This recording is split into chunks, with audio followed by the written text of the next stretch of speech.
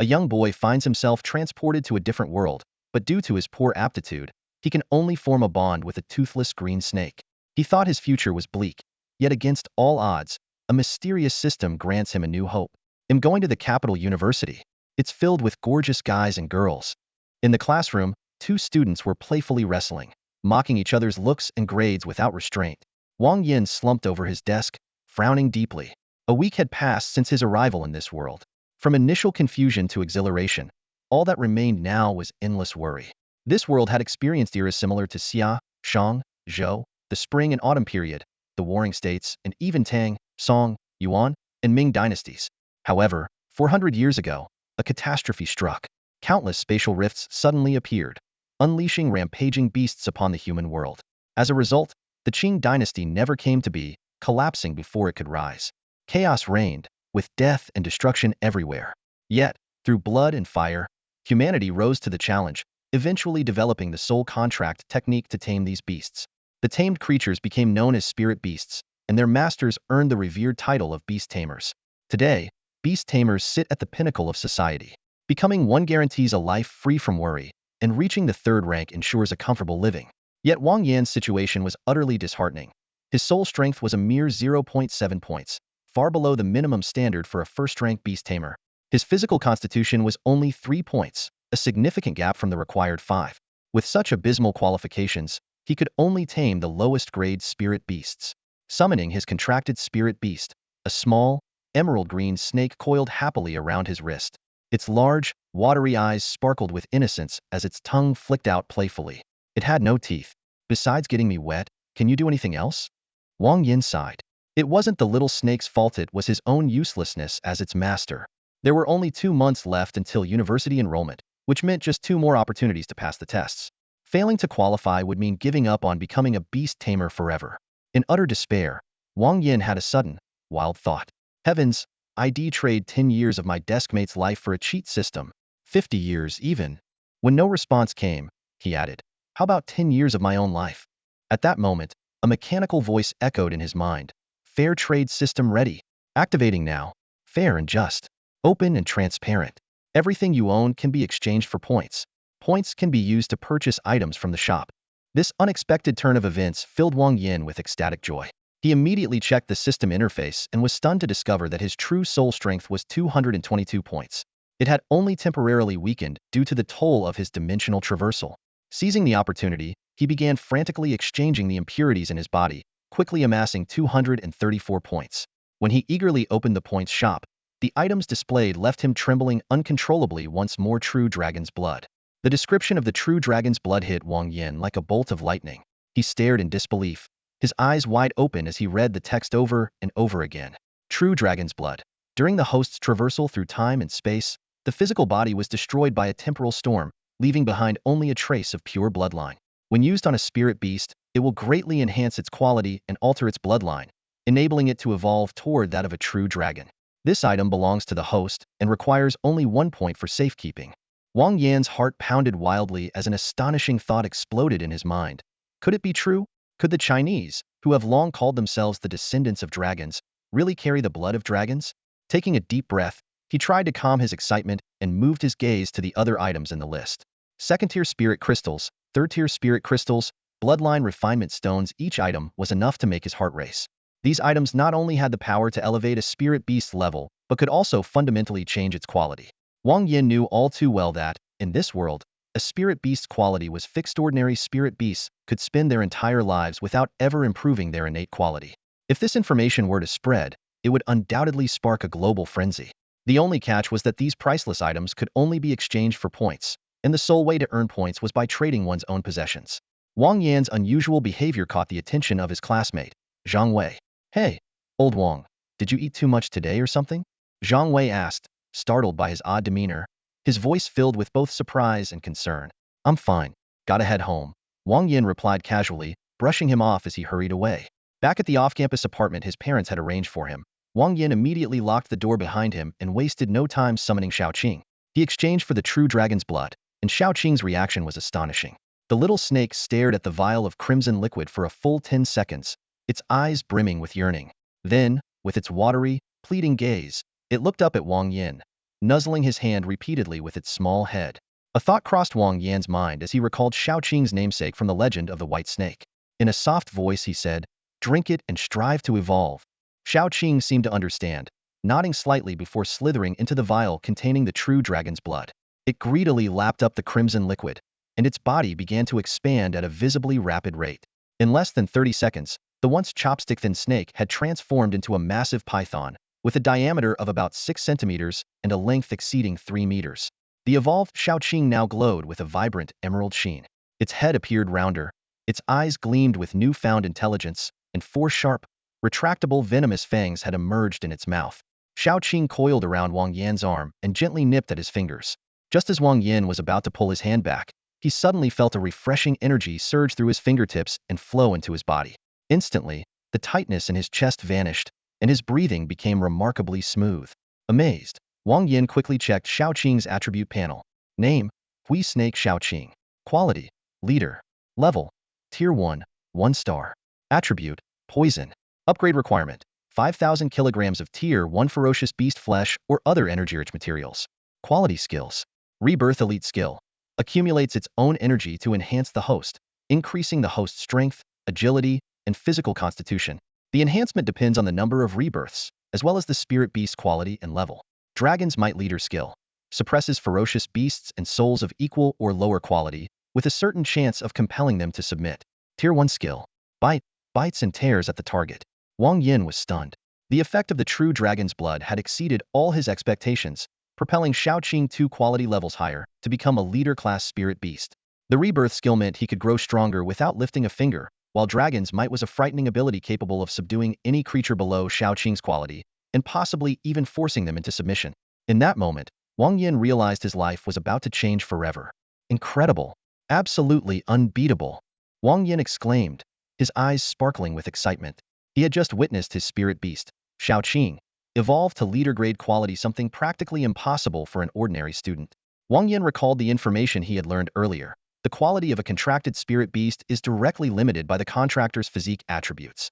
With only 5 points in physique, one could contract a common-grade beast. 20 points were required for elite grade, and an astonishing 100 points were needed for leader grade. Most students could only barely manage to contract common-grade spirit beasts by the time they graduated, as reaching even 20 points in physique before contracting was extremely difficult, let alone achieving the mythical 100 points, something no one had accomplished in over 4 centuries. Wang Yan realized how incredibly fortunate he was. After Xiaoqing consumed his bloodline and returned the favor during its evolution, his physique had undergone a massive improvement. He secretly rejoiced, knowing that as Xiaoqing continued to level up and improve in quality, he too would grow stronger and stronger. Ah, this feels amazing. Wang Yan took a deep breath, relishing the sensation of his long-standing ailments finally disappearing. He reflected on the hardships of his predecessor. Poisoned as a child, he had survived but was left with severe physical damage. Despite consuming large amounts of restorative medicine, his body remained in terrible condition.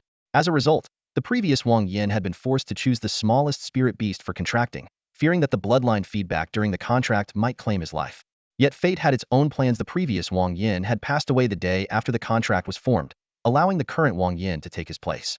After purging all toxins from his body through the system and benefiting from Xiaoqing's leader-grade evolution feedback, Wang Yan was finally free from his chronic illnesses, with his physical attributes steadily improving. About 5 minutes later, the feedback ended, and Wang Yan eagerly opened his attribute panel. Name, Wang Yan. Level, None. Strength, 8 enhances physical attack, carrying capacity, etc. Agility, 8 enhances movement speed, reflexes, dynamic vision, etc. Physique, 6 enhances physical defense, recovery, stamina, etc. Martial arts, none. Soul strength, 0.8222, recovering slowly. Soul techniques, none. Spirit beast, Kuei snake. To his delight, all attributes except soul strength had doubled. Although his soul strength remained unchanged, Wang Yan understood that restoring it required special methods. Thanks for your hard work, Wang Yan said softly as he withdrew his finger from Xiaoqing's mouth, casually wiping off the saliva from its body. The feedback ability from Xiaoqing's evolution was undoubtedly an unexpected blessing. As for the effects of its dragon's aura, that was yet to be tested. Wang Yan noticed that the amount of beast meat required for Xiaoqing's next evolution had skyrocketed from 50 pounds to a staggering 5,000 pounds. But he couldn't care less. We've got money, so eat to your heart's content. Only the best for you, he declared confidently. Ms. Zhou, please get me 100 pounds of third-ear beast meat. Wang Yan instructed as he transferred money to his housekeeper, Ms. Zhou, via his phone. He calculated that until Xiaoqing reached the 7th tier, he could afford to substitute height-ear beast meat. While it would become more challenging later, as height-ear beasts grew increasingly rare and difficult to hunt, Wang Yan was brimming with confidence. By then, I'll just recruit a bunch of underlings and have them hunt for me. Why bother doing it myself? Half an hour later, the ordered meat was delivered to his doorstep.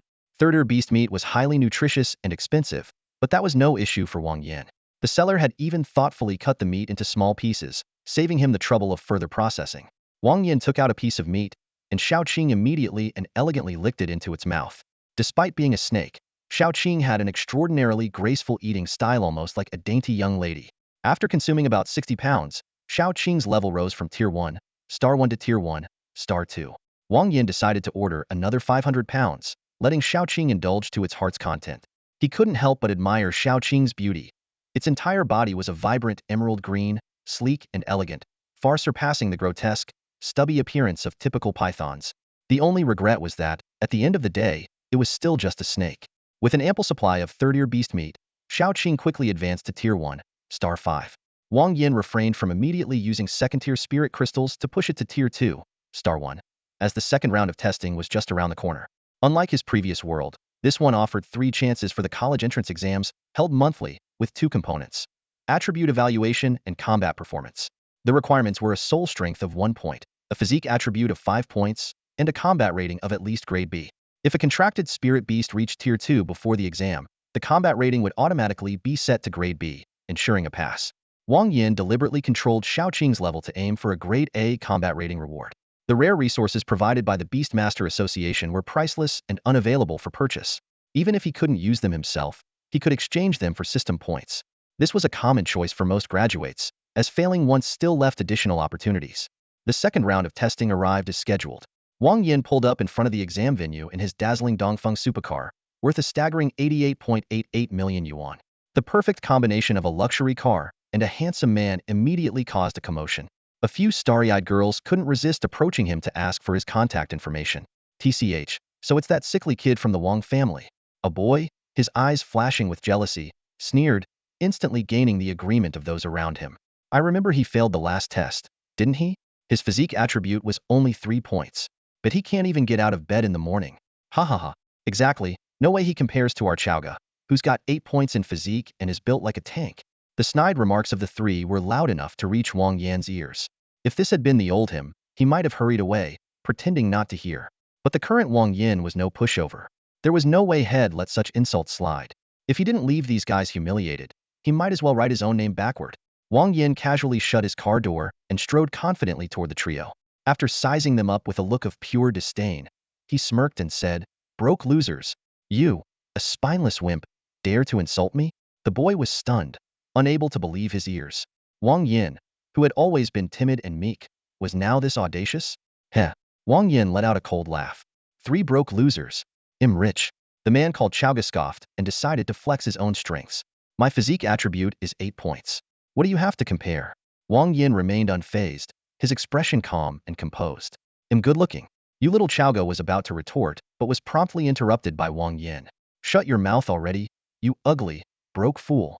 Wang Yan spat, turning on his heel and walking toward the exam hall with his head held high, leaving Xiaoga so furious he nearly choked.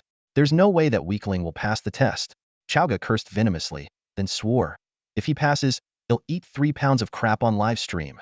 To Wang Yan, this minor episode was nothing more than a small distraction in his new life, not worth dwelling on. He quickly completed the attribute assessment and moved on to the combat exam. The combat exam had the same task for all participants: fight against ferocious beasts. To pass, candidates needed to kill 10 first-tier, 1-star beasts. Those who continued the challenge could earn additional rewards with each level they cleared. The higher the level, the better the rewards, and the higher rank the university they could apply to. Achieving a top-tier grade evaluation could even grant access to a rare and valuable soul skill. The combat exam took place in a circular arena, surrounded by a dense crowd of spectators and parents of other examinees. Overseeing the exam was a 6th-tier beast tamer, responsible for monitoring the candidates and ensuring their safety. The risks of the exam were significant. Higher levels brought greater danger. Without the presence of a high-level beast tamer, most candidates, inexperienced in real combat, wouldn't have the courage to give it their all. Well, The young master himself is here to take the test. The examiner, Wang Guangyao, teased. He was not only the proctor but also a sixth-tier beast tamer responsible for ensuring fairness and safety.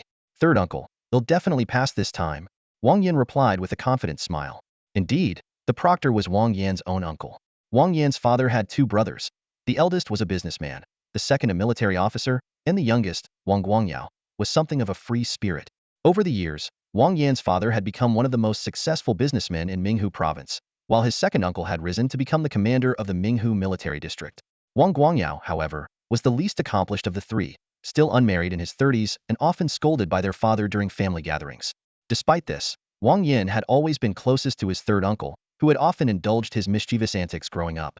A Wang family man doesn't fall short, Wang Guangyao said, giving Wang Yan's shoulder a reassuring pat. Something small and finger-sized slipped down the back of Wang Yan's shirt collar. The first wave of beasts is wild rabbits. Toss this jade radish at them, and they won't kick you. His uncle's faint whisper reached Wang Yan's ears, filling him with gratitude. Helping a candidate cheat was a serious risk for an examiner, but then again, what did the Wang family have to fear? With money and power in abundance, the worst they'd face was some scolding from the family patriarch. Don't worry, I've got this. Wang Yan smiled, pulling out the jade radish and taking a bite. Crispy and delicious, no wonder the rabbits like it. Wang Guangyao froze, momentarily baffled. Something felt off, but the exam had to proceed. He opened the arena gates, and 10 wild rabbits hopped out immediately. These rabbits, with their snow-white fur and long ears, looked harmless, almost adorable. But appearances were deceiving. As the weakest first-tier, one-star beasts, wild rabbits were typically prey for stronger creatures. Yet in groups, they could still be dangerous. A kick from their powerful hind legs could cause bruising or even fractures, posing a challenge for candidates. Of course, only a slight challenge. Any decently sized spirit beast could easily overpower them. As the 10 wild rabbits locked their eyes on Wang Yan, he remained calm, summoning his spirit beast, Xiaoqing. Xiaoqing, a vibrant green snake, was more stunning than intimidating. Its appearance immediately caused a stir among the spectators. But the real shock was yet to come. As soon as Xiaoqing emerged, the once fierce rabbits froze in place, lying flat on the ground. Xiaoqing wasted no time, slithering over and swallowing them one by one as if enjoying a buffet. If the audience had been surprised before, they were now utterly dumbfounded. What's going on? Why are the rabbits just lying there? They're not even running away after the snake starts eating them? Despite its delicate eating habits, Xiaoqing was incredibly fast. In less than 30 seconds, all 10 rabbits were gone. It even let out a contented burp, as if savoring the meal. Well done, kid. I really underestimated you, Wang Guangyao said with a nod of approval. Without hesitation, he released the next wave of beasts. This time, it was burrowing rats, first-tier, 2-star beasts known for their digging abilities. However, the arena floor had been reinforced with enchantments, so escape was not an option. The reward for clearing this round is a martial arts technique. You get to choose the type. Wang Guangyao briefly explained the characteristics of the new challengers, seemingly worried Wang Yan might struggle. Got it, Wang Yan replied confidently. Xiaoqing, a leader-quality spirit beast, could handle anything below third-tier beasts with ease. No matter how many came, they'd all meet the same fate. As expected, the 10 mole rats immediately sensed Xiaoqing's presence and collapsed to the ground, trembling uncontrollably. One particularly timid mole rat was so frightened that it involuntarily released a stream of urine, leaving a yellow stain on the ground. Xiaoqing wrinkled her nose in disgust and stepped around the incontinent rodent, swiftly devouring the remaining 9 in one gulp. Wang Yan watched this unfold and couldn't help but shake his head with a wry smile. His spirit beast was actually picky about its food? Still, out of affection for his beloved pet, he stepped on the timid mole rat, ending its life. Next came a series of increasingly stronger adversaries, a first-tier, 3-star wild dog, a first-tier, 4-star headstrong boar, and a first-tier, 5-star firefox. Yet, without exception, all of them were utterly paralyzed under the oppressive force of Xiaoqing's dragon aura. They collapsed to the ground, trembling uncontrollably, as Xiaoqing effortlessly passed through 5 rounds without breaking a sweat. Wang Yan, accustomed to such displays, remained unfazed. However, the spectators in the stands erupted in an uproar. They furiously accused Wang Yan of cheating and denounced Wang Guangyao for turning a blind eye to the rules. Just then, Wang Guangyao bellowed, "Shut your mouths, all of you!" The commanding presence of a 6th-tier beast tamer swept across the arena like a tidal wave. The crowd fell silent instantly, as if they were startled cats. Wang Guangyao, despite his unorthodox demeanor, was a notorious troublemaker with a fearsome reputation. In his younger days, he was infamous for his mischief-stealing chickens, picking fights, and hurling insults. There was even an incident where he berated an elderly woman for 2 straight hours, causing her to suffer a stroke from sheer anger. Although he had mellowed out in recent years, his fiery nature remained largely intact. Wang Guangyao scanned the crowd with a sharp gaze and declared, "Whether there's cheating or not, that's for me to decide. If any of you have the guts to stop whining and come down here, let's settle it unknown." As his eyes roved across the audience, no one dared to meet his gaze. Heads lowered wherever his finger pointed. Wang Yan sighed softly and said, "Third uncle, no need to get angry. Let me handle this." Though he preferred to keep a low profile, the current situation left him no choice. Wang Guangyao nodded and stepped back, ceding control to his nephew. He was curious to see how this calm-tempered young man would handle the accusations. Wang Yin began, "There's an old saying. 3 people spreading a rumor can make it seem real. If everyone here believes I cheated, no amount of explanation will change your minds." No sooner had he finished speaking than the stands erupted once more. At that moment, a sultry, bone-chilling voice rang out. "So, are you admitting it then?" Wang Yin turned towards the source of the voice and saw none other than his ex-girlfriend Li Yijing. To be precise, she was the ex-girlfriend of his former self, someone who had no real connection to him now. Li Yijing was the 56th daughter of the Li family. Yes, the 56th. The Li family patriarch far outpaced Wang Yan's grandfather in terms of progeny. In her generation, her eldest brother was over 60 years old, while her youngest brother was still nursing. Li Yijing's relationship with his former self had been a sham, orchestrated to steal business secrets from the Wang family. The Li family, a formidable rival in commerce, had the strength to compete with the Wang family on equal footing. Had both sides adhered to fair competition, they could have coexisted peacefully. But the Li family chose underhanded tactics, sending Li Yijing to seduce him. Unfortunately for her, Wang Yan's former self, while infatuated, had no involvement in family business, leaving her empty-handed.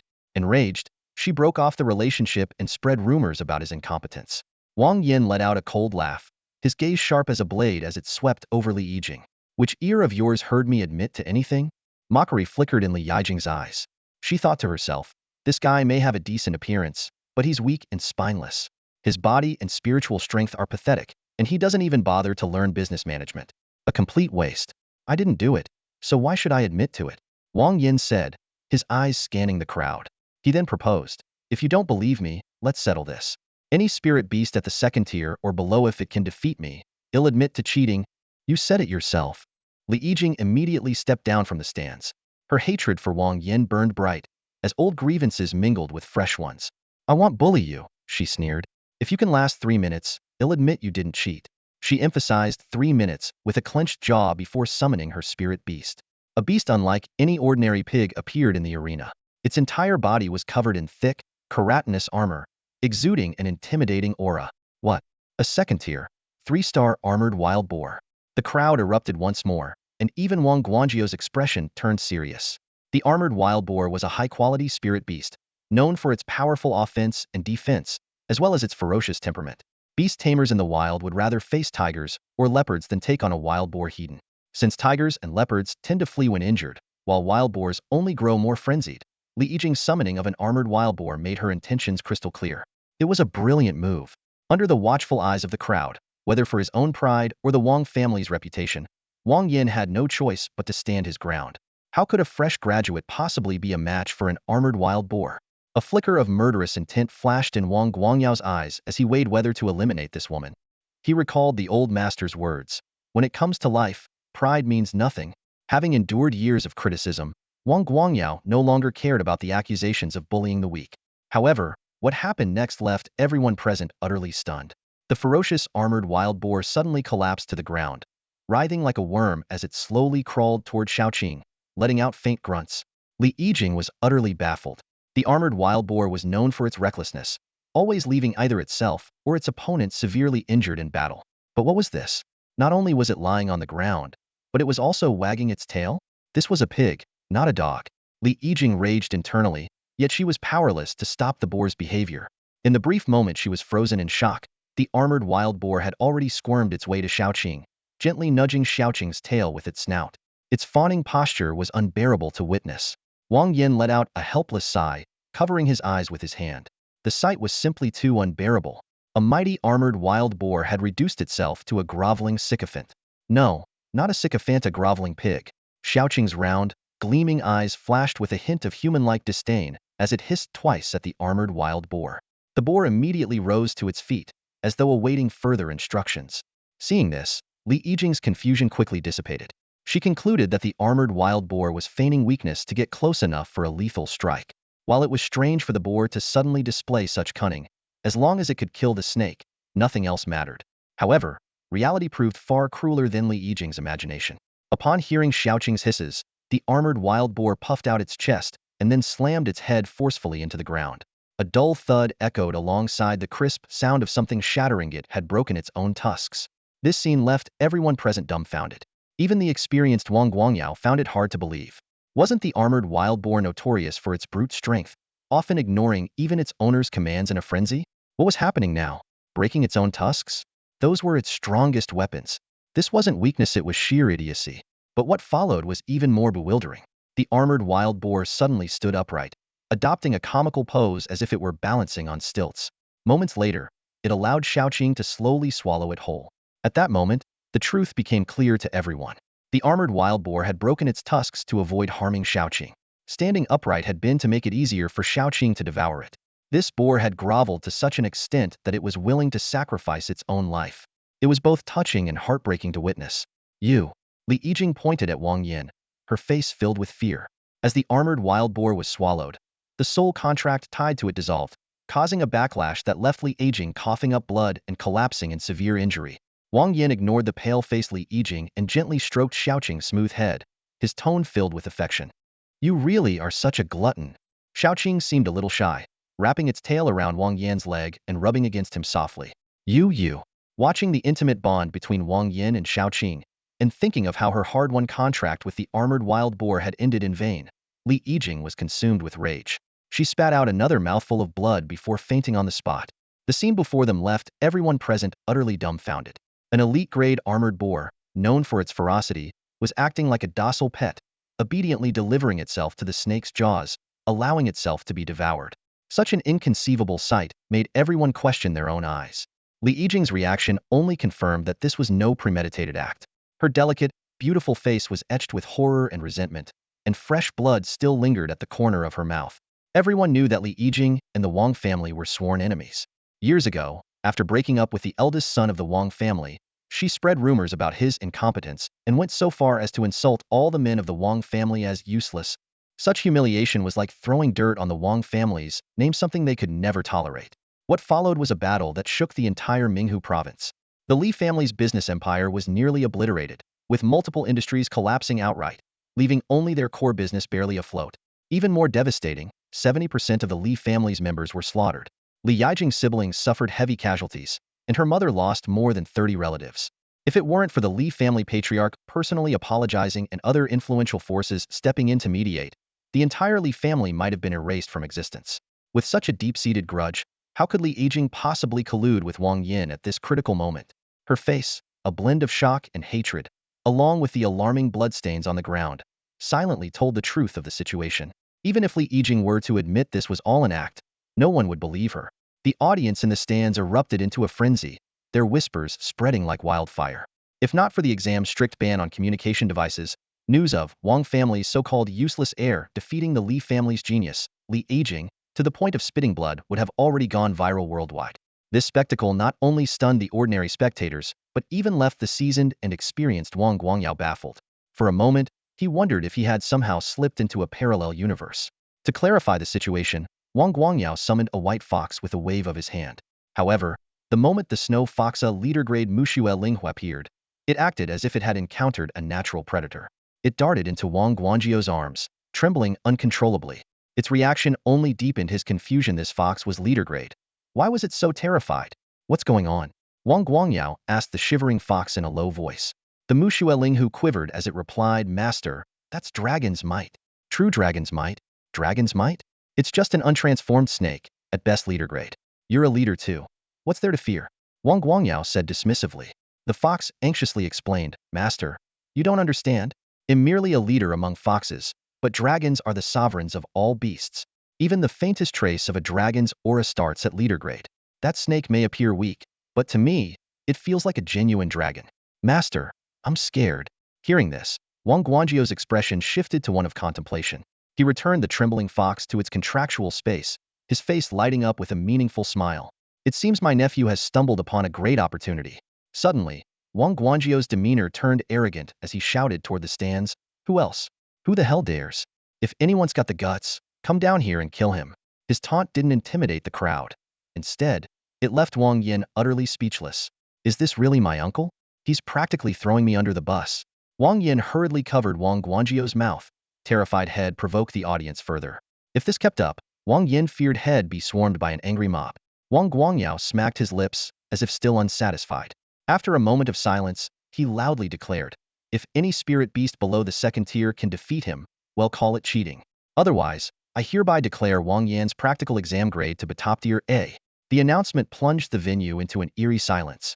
No cheers, no gasps, not even murmurs. Everyone exchanged bewildered looks, unsure how to react.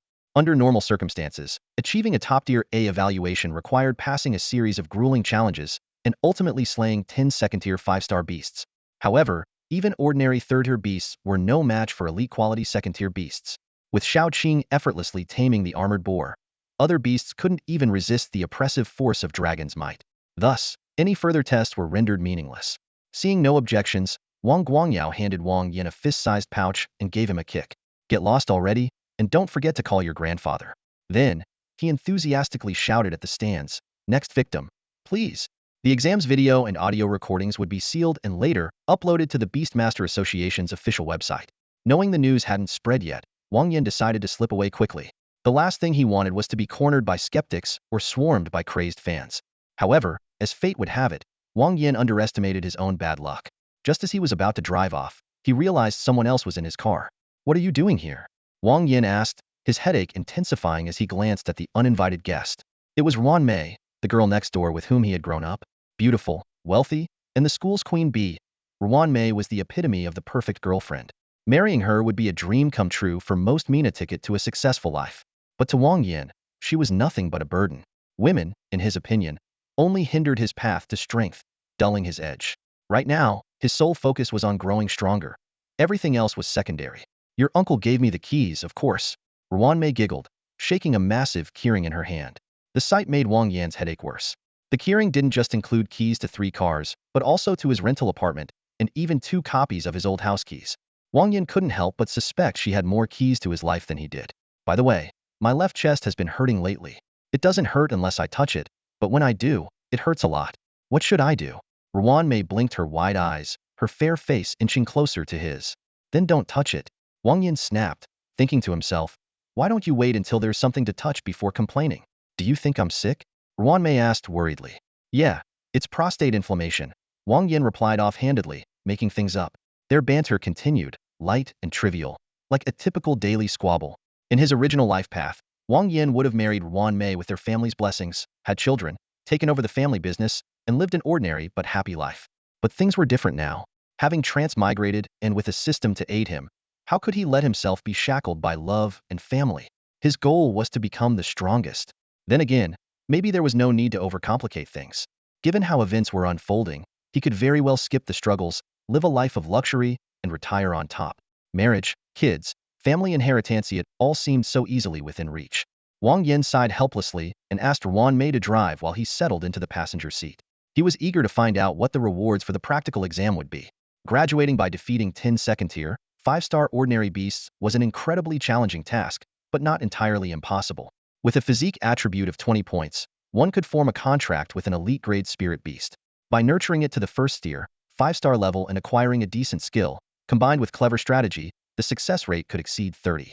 However, this seemingly straightforward plan required a significant investment.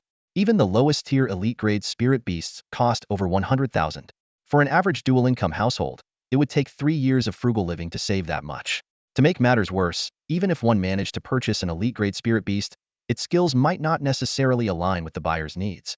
Wang Yan's Xiaoqing was an exceptionally rare case. Its elite skill, rejuvenation, was a priceless treasure that could only be encountered by sheer luck.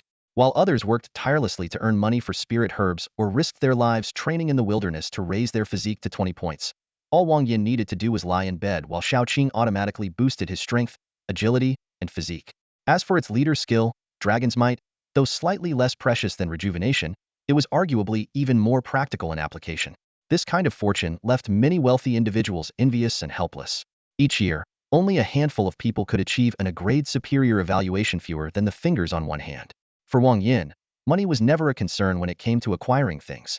What mattered most to him now was whether this reward would grant him access to those strictly regulated, extraordinary items. He channeled his soul energy and immediately saw a 1-meter square space materialize before him. This space, engraved with spatial runes, resembled the storage bags described in novels from his past life. The reward contained 5 items, each a valuable treasure for the current Wang Jiong. The first item was the Imperial Library Key First Layer, which granted access to the first level of the Imperial Library and came with a free martial arts manual. The second was the Eastern Divine Goji Berry, a rare medicinal herb from Chao County that could increase physique by 5 to 10 points. However, it was toxic, and repeated use would lead to toxin buildup and significantly reduced effectiveness. The third was Soul Fragment Powder, a substance formed by a rare chance after the death of 3-star or higher beasts. Using it would increase soul strength by 0.1 points, with a maximum limit of 2 points. The fourth was the Tech Shield Model 3 from Tiangong Technologies, a core product of the company. When activated, it generated a 10-meter diameter spherical shield with no blind spots, capable of withstanding attacks from third-tier elite beasts for up to 10 minutes. The fifth was the Soul Crystal Soul Spike, a precious crystal inscribed with a soul technique. Using it would allow the user to instantly learn the skill. The further down the list, the more valuable the items became. In this world, martial arts were purely physical, devoid of internal energy or true qi. For instance, Eagle Claw technique relied on repetitive training combined with special herbs to strengthen fingers until they were as powerful as an eagle's talons. The Eastern Divine Goji Berry sparked a bold idea in Wang Jiong's mind. The fair trade system allowed him to exchange anything that belonged to him, ranging from skin fragments, bacteria, and viruses to limbs, heads, and even lifespan. Through experimentation, Wang Jiong confirmed that anything originating from his body or obtained through his efforts was considered his. With this in mind, Wang Jiong decided to consume large quantities of spirit herbs.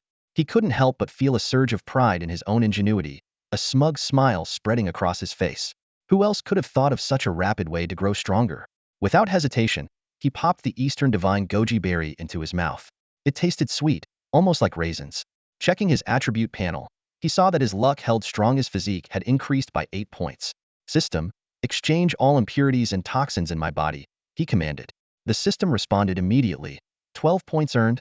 Just as Wang Jiong had predicted, the method worked flawlessly. With the system's assistance, he no longer had to worry about the side effects of spirit herb. He could indulge as much as he pleased. Using the Soul Fragment Powder and Soul Crystal Soul Spike was equally straightforward. He simply pressed them to his forehead, and they were automatically absorbed.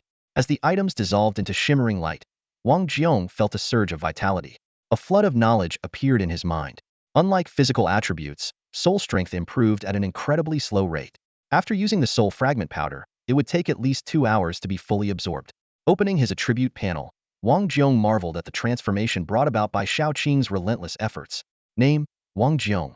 Level, none. Strength, 27 enhances physical attack, carrying capacity, etc.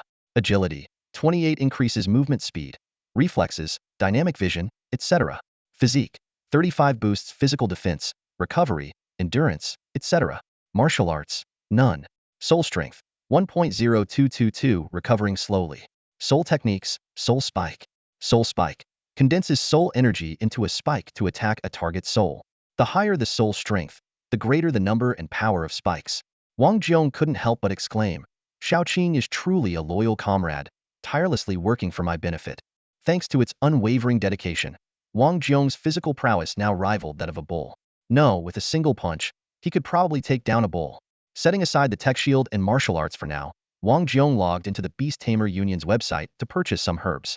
Previously, the toxins in his body had left him too weak to handle supplements, rendering many spirit herbs unusable. But now, with his body fully restored, he was ready to indulge in an array of spirit and magic herbs. However, upon seeing the prices, Wang Jiong couldn't help but curse out loud. What the hell? Are they robbing people? Eastern Divine Goji Berry, 660,000. Six-eyed Flying Fish, 880,000. For an average family of 3, even with dual incomes, it would take 3 years of extreme frugality to save up 100,000.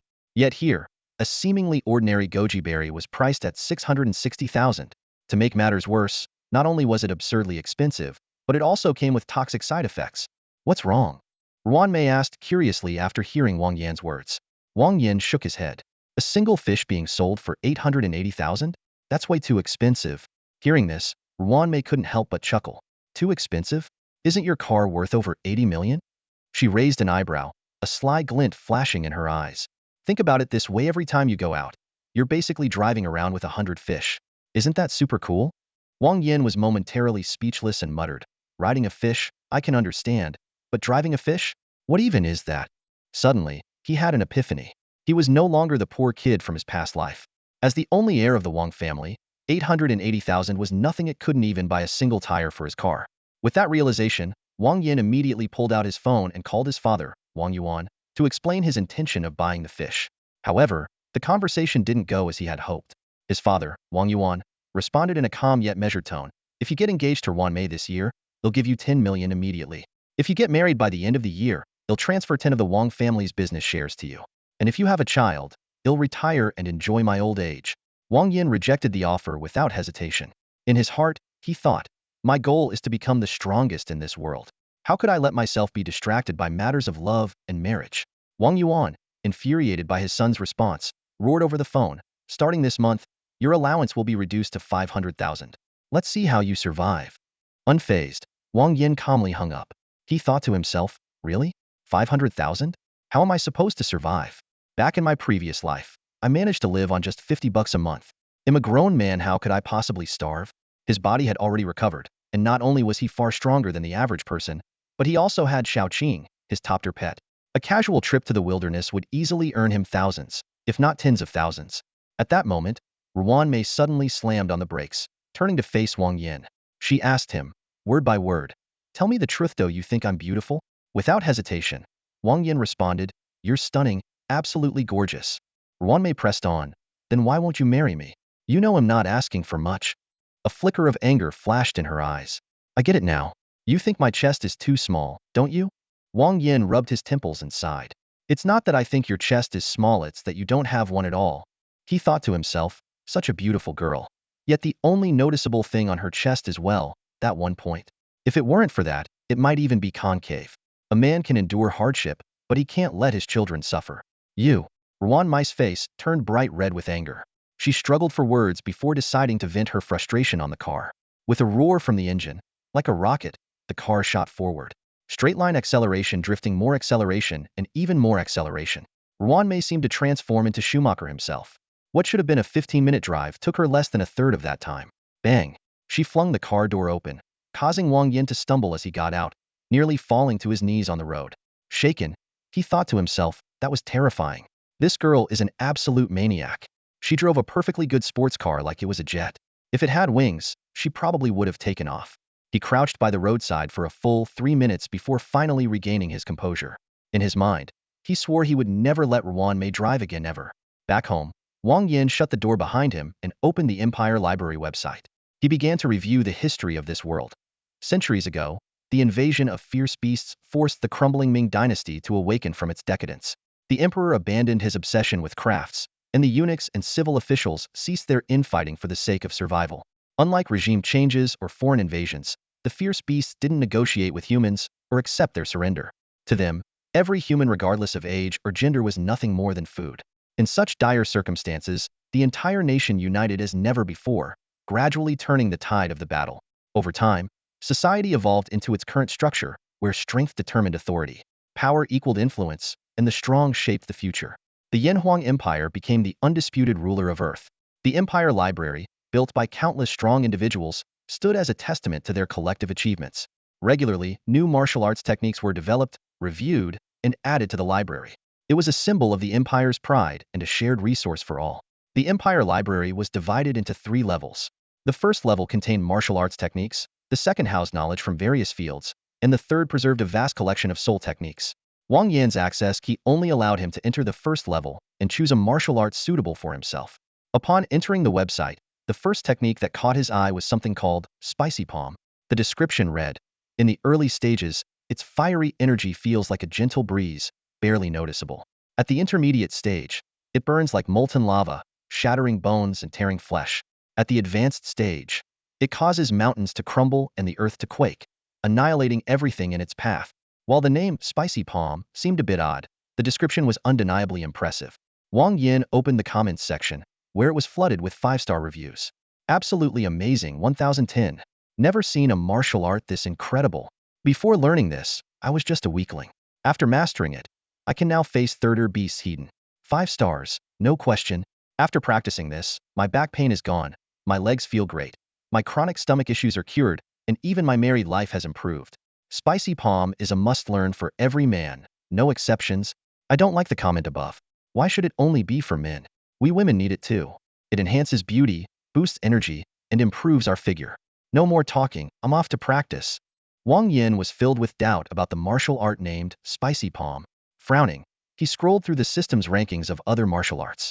Some had bizarre names like Smelly Foot and Cupping Fist, others sounded high-tech like Excavator Fist and Impact Drill Fist, while some appeared overwhelmingly powerful, such as Hydrogen Bomb Fist and Atomic Leg. These martial arts had high ratings and rave reviews, yet something about them felt off to Wang Yan. Continuing to browse, he found more traditional styles like 5 Elements Fist and Bagua Palm. These techniques had average ratings and mixed reviews, which oddly made them seem more credible. After a moment of hesitation, Wang Yan decided to trust the recommendation of his predecessors and entered the key to unlock the training method for Spicy Palm. As he read through the details, Wang Yan's expression shifted dramatically from pale to flushed, then from red to purple, and finally to a dark, stormy shade. He couldn't hold back and cursed out loud. This is outrageous. Worse than Kaibiluo. The training method for Spicy Palm was shocking. Soak both hands in chili water for 10 minutes at a time, consistently and without fail. Once the hands adjusted, switch to chili powder or stronger spicy herbs. When striking an opponent, the spicy essence would penetrate their skin, causing inflammation, swelling, and unbearable pain. Furious, Wang Yan roared. What kind of lunatic invented this martial art? And who are these idiots giving it 5-star reviews? Good for beauty and skincare? Cures split-stream urination? Are you kidding me? Yet, after venting, he gave it a 5-star review himself, thinking, if I fell for it, others should too. Setting aside Spicy Palm, Wang Yan turned his attention to his current predicament. His soul strength was insufficient, and his finances were tight. His father was pressuring him to marry Ruan Mei, but his heart wasn't in it. In a world overrun by ferocious beasts, strength was everything. Without enough power, wealth could be stolen, love could be lost, and even life could slip out of his control. Wang Yan resolved to focus on gaining strength first and then venture into the wilderness to hunt ferocious beasts. With his current abilities, taking down a third-tier ordinary beast wasn't too difficult. After a beast's death, its body might produce soul fragments, and its corpse could be sold for profit. If he hunted enough, he could quickly amass wealth. Opening the system store, Wang Yan was surprised to discover new items available. Among the semi-transparent list, Soul Fragment Granule and Capsaicin caught his eye. Soul Fragment Granule had twice the effect of the powdered version and raised the soul strength cap by 3 points. Although this was negligible compared to his current soul strength of 222 points, such items were strictly regulated, rarely seen on the market, and their black market price was exorbitant. The low cost and high potency of Capsaicin made Wang Yan suspicious, but he still spent some points to exchange for 5 units. Dipping his finger into a small amount, he tasted it. Instantly, his face turned beet red, tears streamed down his cheeks, and his entire body trembled uncontrollably. At that moment, Ruan Mei pushed the door open. Seeing Wang Yan's tear-streaked face, she was alarmed. Brother, what's wrong with you? Struggling to endure the fiery sensation, Wang Yan mumbled incoherently, I'm sad for you. Short, flat, not smart and full of nonsense. Ruan Mei froze for a moment, then erupted in fury. She kicked Wang Yan square in the chest, grabbed a handful of capsaicin, and flung it at his face. Refusing to back down, Wang Yan retaliated, crying as he tossed chili powder back at her. And so, the two of them ended up sobbing uncontrollably, wailing at the top of their lungs, utterly heartbroken. It turns out that while the spicy fist might seem absurd, it can deliver astonishing results when combined with high spice substances. Upon discovering this, Wang Yan immediately set out to devise an ambitious improvement plan. Without hesitation, he sold off 2 expensive sports cars and a pile of flashy but impractical luxury goods, investing all the proceeds into purchasing Oriental Divine Goji berries. In his plan, physical attributes were the top priority. These not only determined his defense and recovery capabilities, but also served as a strict requirement for contracting high-quality spirit beasts. The 70 million yuan he managed to raise, though far less than the original value of the cars, was a rare achievement under the circumstances. Wang Yan understood the frustration of selling second-hand goods at a loss, but silently felt relieved that he hadn't encountered an even more unscrupulous buyer. As the steady supply of Oriental Divine Goji berries entered his system, Wang Yan's physical attributes soared to 80 points. The toxins accumulated in his body were exchanged with the system for 100 valuable points. However, the effects of the spiritual medicine began to show their limits, and Wang Yan estimated it would cease to work once he reached 100 points. Even so, he felt a sense of pride in his ability to absorb such a massive quantity of spiritual medicine, a feat rarely, if ever, achieved. Breaking the 100-point physical attribute threshold meant Wang Yan was now capable of withstanding the bloodline impact of leader-grade spirit beasts. He made a quiet resolution. From now on, any spirit beast he contracted would have to be at least leader-grade. Imagining future battles where Xiaoqing would unleash its dragon aura, causing ordinary, elite, and even leader-grade spirit beasts on the opposing side to crumble in panic, Wang Yan couldn't help but grin with satisfaction. For now, however, his ambitious plans were put on hold due to a lack of funds. After dinner, he took a quick shower and lay down on his bed, planning to visit the Beast Tamer Guild the next day to take on new missions. As night fell, the moonlight draped the room like a silken veil. The room was silent, save for the faint sound of breathing. Wang Yan drifted off to sleep, and in his dreams, a stunningly beautiful woman appeared. Her skin was as smooth as jade, her waist supple, and her features cold yet alluring. Though her touch was cool, the fiery passion she exuded made Wang Yan's heart race. Just as he was about to take things further, the dream abruptly ended. Damn it! Wang Yan cursed under his breath, only to realize something felt off. Cold sweat soaked his back, and he resisted the urge to leap out of bed. Carefully, he reached out to switch on the bedside lamp. The harsh light instantly banished the darkness. Looking down, Wang Yan saw Xiaoqing resting its head on his chest. A wave of complicated emotions washed over him.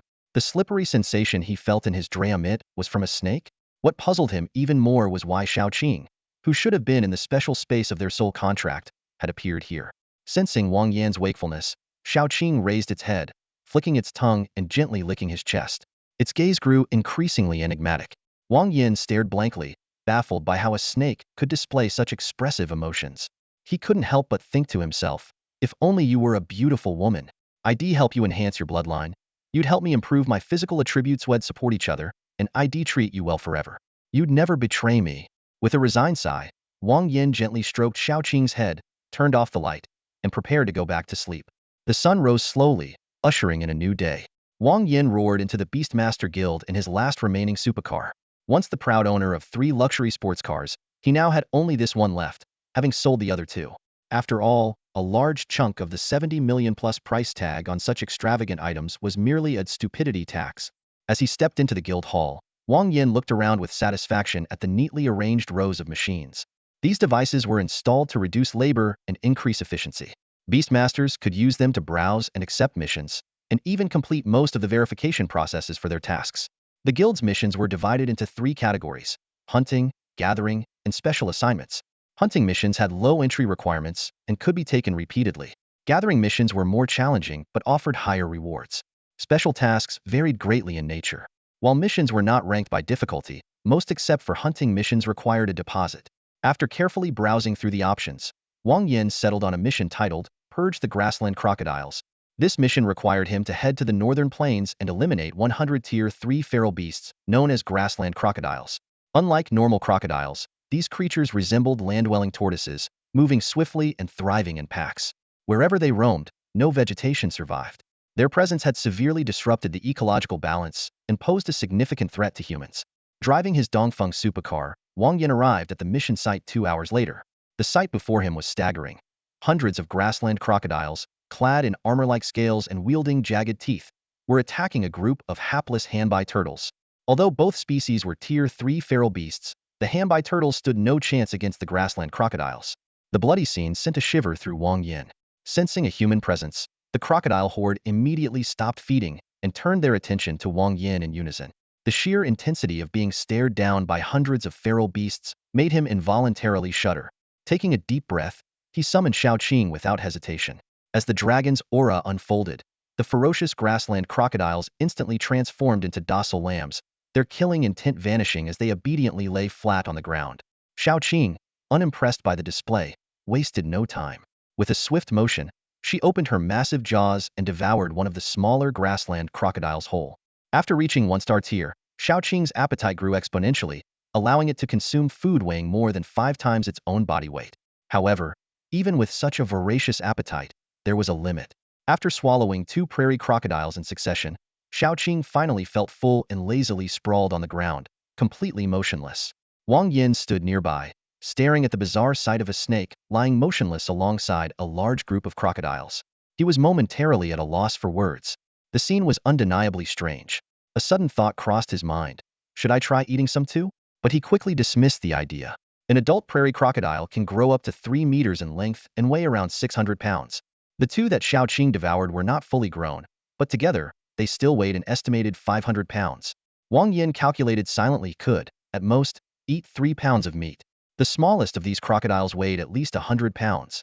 At that rate, he might be eating until next year. Forget it, forget it. Looks like I'll have to handle this myself as the responsible owner. Wang Yan resolved, shaking his non-existent bangs and striding boldly toward the nearest prairie crocodile. Imagining himself as a heroic savior of the world, he unhesitatingly slapped the crocodile right across the face. Thud. A dull yet oddly crisp sound echoed, as if something had cracked. Wang Yan rubbed his slightly numb palm and was stunned to see the crocodile in tears. Its mouth was wide open, its body trembling slightly, and large tears rolled continuously from the corners of its eyes. Suddenly, Wang Yan was overwhelmed by an inexplicable sense of sorrow, a mix of pain and despair that gave him the illusion of sharing the crocodile's anguish. It seemed this prairie crocodile had grievances it couldn't express. As it turned out, this particular crocodile was the king of its group. Though of ordinary quality, its combat strength was comparable to that of a Tier 2 elite beast. Unfortunately, today it encountered Wang Yan. With his physique stat of a staggering 80 points, Wang Yan's slap directly fractured the crocodile's skull. To make matters worse, an intense, fiery sensation seeped into the crocodile's body through its skin. Its eyes and nasal cavity were instantly overwhelmed by the sting. Spiciness is not just a flavor, it's a blend of heat and pain, each amplifying the other, making the sensation even more unbearable. After taking that slap, the crocodile's tears flowed uncontrollably, making it look as if it were crying. In truth, it really was crying. It had once reigned supreme in these wildlands, roaming freely and unchallenged. But today, it inexplicably encountered a snake of leader quality, which devoured 2 of its offspring. That alone was bad enough. But to add insult to injury, this human shattered its skull with a single slap. Where could it possibly go to seek justice for such grievances? The tears of the prairie crocodile king streamed down uncontrollably, the burning sensation continuously irritating its eyes. Wang Yan watched this scene and suddenly realized the ingenious uses of the spicy palm technique. A peculiar image emerged in his mind. During a battle, one slap could send an enemy into a fit of tears, demoralizing their comrades and drastically weakening their fighting strength. It was practically an unbeatable group debuff skill. Feeling proud of his discovery, Wang Yan placed his hands on his hips, a smug smile spreading across his face. He thought to himself, there's no such thing as a useless martial art, only useless practitioners. Having resolved the issue with the spicy palm, Wang Yan turned his attention to the motionless prairie crocodile lying on the ground. Under the intimidating presence of Xiaoqing, these ferocious beasts were like lambs awaiting slaughter. Wang Yan decided to test his newly acquired soul technique on them. Focusing his mind, he condensed his soul energy into an invisible spike and, in an instant, struck a prairie crocodile 3 meters away. Without a sound, the fear in the crocodile's eyes vanished, leaving only emptiness. Its soul had shattered, leaving behind a lifeless body weighing over 600 pounds. Staring at the now soulless corpse, Wang Yan's expression grew solemn. The sheer lethality of soul attacks was staggering. If he were to encounter such a threat in combat, he silently resolved to grow strong enough that no one could ever endanger his life. After using the soul technique several times, Wang Yan felt a wave of fatigue wash over him. He retrieved a dagger from the car's trunk and began the long process of slaughter. Over the course of more than 2 hours, he took down over 300 prairie crocodiles and 400 hardy turtles. At first, he was clumsy, needing half a minute to dispatch one. But soon, he became proficient, taking them down in a single strike. This massacre yielded an unexpected reward. The corpses of the 800 third-tier beasts produced 5 soul fragment powders. This highly regulated item was worth at least tens of millions on the black market. Wang Yan knew that such high-tier materials only circulated within the beast tamer community. Ordinary people wouldn't even have access to them. Despite his prestigious background, the support his family could provide would only allow him to reach the level of a third-tier beast tamer. Beyond that, he would need to seek assistance from his second uncle, Wang Yi, a military district commander, or his unreliable third uncle, Wang Yao. Wang Yan planned to spend the next month or so increasing his soul strength to 3 points, reaching the level of a third-tier beast tamer, and contracting a second spirit beast to bolster his power. The wilderness was fraught with danger, and without Xiaoqing's help, he wouldn't dare venture out alone. As he sorted through the spoils, Wang Yan attempted to extract the most valuable teeth from the prairie crocodiles. These teeth could easily pierce the armor of third-tier beasts and were worth at least 5,000 each. However, lacking the proper tools and techniques, he had no choice but to abandon the idea. Just as Wang Yan was about to leave, a thought struck him. Since he had personally killed these beasts, didn't they technically belong to him? Without hesitation, he commanded the system to convert all the prairie crocodiles and hardy turtles into points. The system's notification echoed in his mind. You have gained 2,301 points. Wang Yan trembled with excitement. He had discovered a completely new method of earning points efficient, reliable, and sustainable even as a 10th-tier beast tamer. This revelation filled him with hope for rapidly increasing his strength. Wang Yan's soul strength had once again increased, now reaching 2,641 points. Without hesitation, he decided to use 5 soul shard particles, each capable of increasing his strength by 0.2 points. After absorbing them, his soul strength would reach 2.7 points. Wang Yan calculated in his mind. If he could naturally recover an additional 0.3 points during this period, that would be ideal. If not, he would use another shard. Every point of improvement in soul strength represented a significant leap in power. Reaching 2 points allowed the soul contract to advance to level 2, 3 points to level 3, and 5 points to level 4. Wang Yan silently pondered his potential, with a maximum limit of 222 points. If he could fully recover to that level, his power would be beyond imagination. At that point, crushing a 10th-tier ordinary-grade fierce beast would be as effortless as squashing an ant, and he might even be able to take on leader-grade beasts hidden. With his decision made, Wang Yan continued sprinting through the wilderness. He carefully avoided beasts above the 4th tier, retreating immediately upon encountering them. However, for those below the 4th tier, he charged forward without hesitation, killing them swiftly. After 3 days of relentless effort, on the morning of the 3rd day, Wang Yan's soul strength finally broke through the 2-point threshold, advancing him to a level 2 beast tamer. He couldn't help but marvel at the greatness of the soul contract, truly one of the most remarkable inventions of the past 4 centuries. This soul-based beast subjugation technique required no additional materials or special cultivation methods. It upgraded itself naturally as soul strength increased, an invention that was nothing short of perfection. Wang Yan immediately redeemed a level 2 soul crystal. With it, Xiaoqing quickly advanced from a level 1 5-star to a level 2 1-star beast, gaining access to 2 new skill options, Whip and Constrict. The Whip skill enhanced the strength of its tail and the hardness of its skin and bones, while Constrict boosted its muscle-coiling power. Recalling the dream he had that night, Wang Yan unhesitatingly chose Whip. Not only would this significantly enhance combat efficiency, but more importantly, Xiaoqing was already clingy enough. If its constriction ability improved further, he feared he might never get a good night's sleep again. After choosing the skill, Xiaoqing's whole body was enveloped in a faint glow, with its tail shining particularly brightly, the tip radiating a light so intense it was almost blinding. About 10 seconds later, the light dissipated, and Xiaoqing immediately coiled affectionately around Wang Yan, its round head nuzzling against his face repeatedly, giving an illusion of tenderness. Unbidden, the dream from that night resurfaced in Wang Yan's mind, but he quickly shook his head to dismiss the thought. He mockingly scolded himself. I must be losing it. Am I seriously thinking about becoming like Su Xian and playing with snakes? That's terrifying. Let's go. For a brighter tomorrow, onward to battle. Wang Yan shouted into the dawn, his fighting spirit renewed as he strode forward with determination. With its advancement to level 2 and the acquisition of a new skill, Xiaoqing's combat prowess saw a dramatic increase. Its tail lashed out with such power that even 3rd-tier spirit beasts were left vomiting blood and dying on the spot, while those below the 3rd tier were reduced to little more than mangled remains. The ferocity of its leader-like presence was truly terrifying. Xiaoqing's combat efficiency improved by leaps and bounds, leaving Wang Yan with little need to personally intervene. When faced with a pack of ferocious beasts, Xiaoqing would first intimidate them with her dragon's might, then dispatch them one by one as effortlessly as swatting a ball. Meanwhile, Wang Yan focused on mastering his spicy palm technique, increasingly marveling at its extraordinary power. However, the technique came with its own set of drawbacks. She couldn't touch food with the affected hand, nor could he rub his eyes or pick his nose. These lessons were painfully learned through personal experience. After trading all the beast corpses with the system, Wang Yan coiled Xiaoqing around his waist and continued driving. With repeated transactions, he gradually uncovered the system's characteristics. The fair trade system truly adhered to principles of fairness, justice, transparency, and openness. Not only beast corpses but also collected spiritual herbs and mind ores could be exchanged. In short, anything earned through his own labor could be traded. After a period of relentless killing, Wang Yan accumulated 4,200 points. He planned to save these points, either to enhance the quality of a new spiritual beast or to discreetly use them on Ruan Mei. Though Wang Yan spoke harshly, he deeply cared for the younger girl who had followed him around since childhood.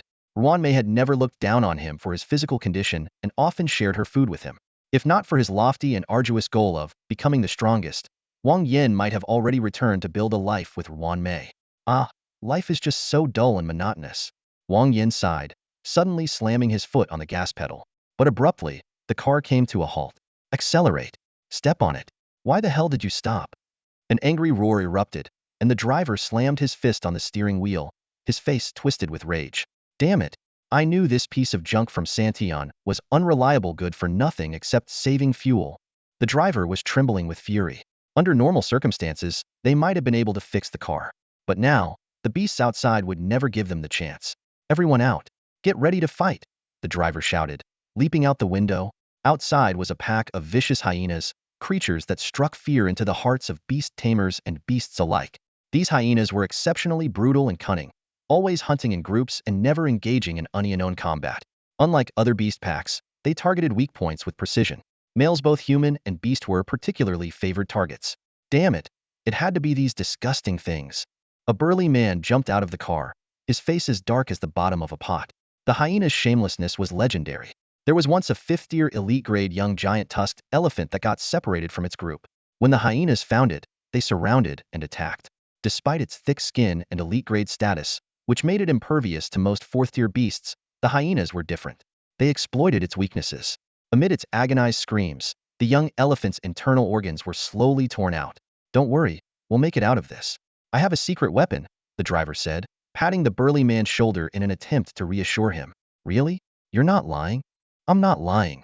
Then look me in the eye and say it in Yinhuang man never lies to another Yinhuang man. The burly man's expression was unusually serious. Stop wasting time. The hyenas are closing in, the driver snapped, immediately summoning his 2 spiritual Biasa common-grade firefox and an elite-grade porcupine. As soon as the beasts appeared, they entered battle mode. But the sheer number of hyenas was overwhelming, far beyond what the 2 could handle. Fine. If I take 1 down, it's worth it. If I take 2, it's a win. The burly man gritted his teeth, his eyes burning with ferocity. In the wilderness, beasts showed no mercy. When encountering humans, one side was destined to fall. Surrender was never an option.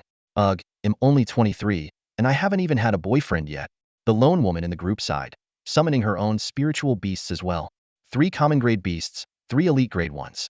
Such a lineup might be decent under normal circumstances, but against hundreds of vicious hyenas, it was woefully inadequate. Typically, a beast tamer could raise their physique attribute to 20 points by level 3, enough to withstand the bloodline pressure of an elite-grade beast. As for leader-grade beasts, a tamer needed to reach level 6 with a physique of at least 100 points. Thus, the standard growth path for most tamers was contract a common-grade beast at level 1, an elite-grade beast at level 3, and a leader-grade beast at level 6. Cases like Wang Yan, who had a leader-grade beast at level 1, were unprecedented in the past 4 centuries. 3 elite beasts might hold them off for 2 minutes. How about we make the most of it and, make sure you don't die with regrets? The burly man raised an eyebrow, smirking suggestively. Screw you. I'd rather get mauled by a dog than let you take advantage of me. The woman snapped back, her fiery temper on full display. The burly man chuckled awkwardly before his expression turned serious. The 2 had known each other for years and were well aware of each other's temperaments. Clearly, saying something like that wasn't meant to be taken seriously, as if they were planning to have one last hurrah before dying. The 3 exchanged glances and burst into laughter, easing the tense atmosphere. Though their fate remained uncertain, facing danger together with close friends was, in itself, a rare bond.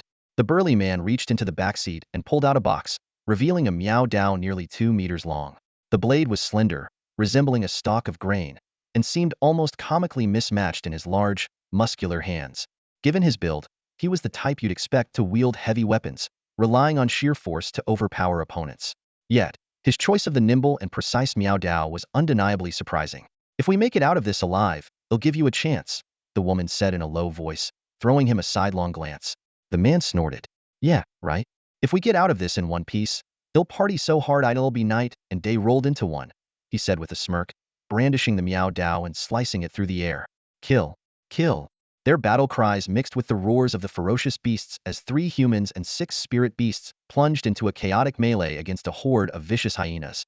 The hyenas, being 3rd-tier ordinary beasts, were not particularly strong individually. However, with their numbers exceeding 100, They were far more than a small team could easily handle.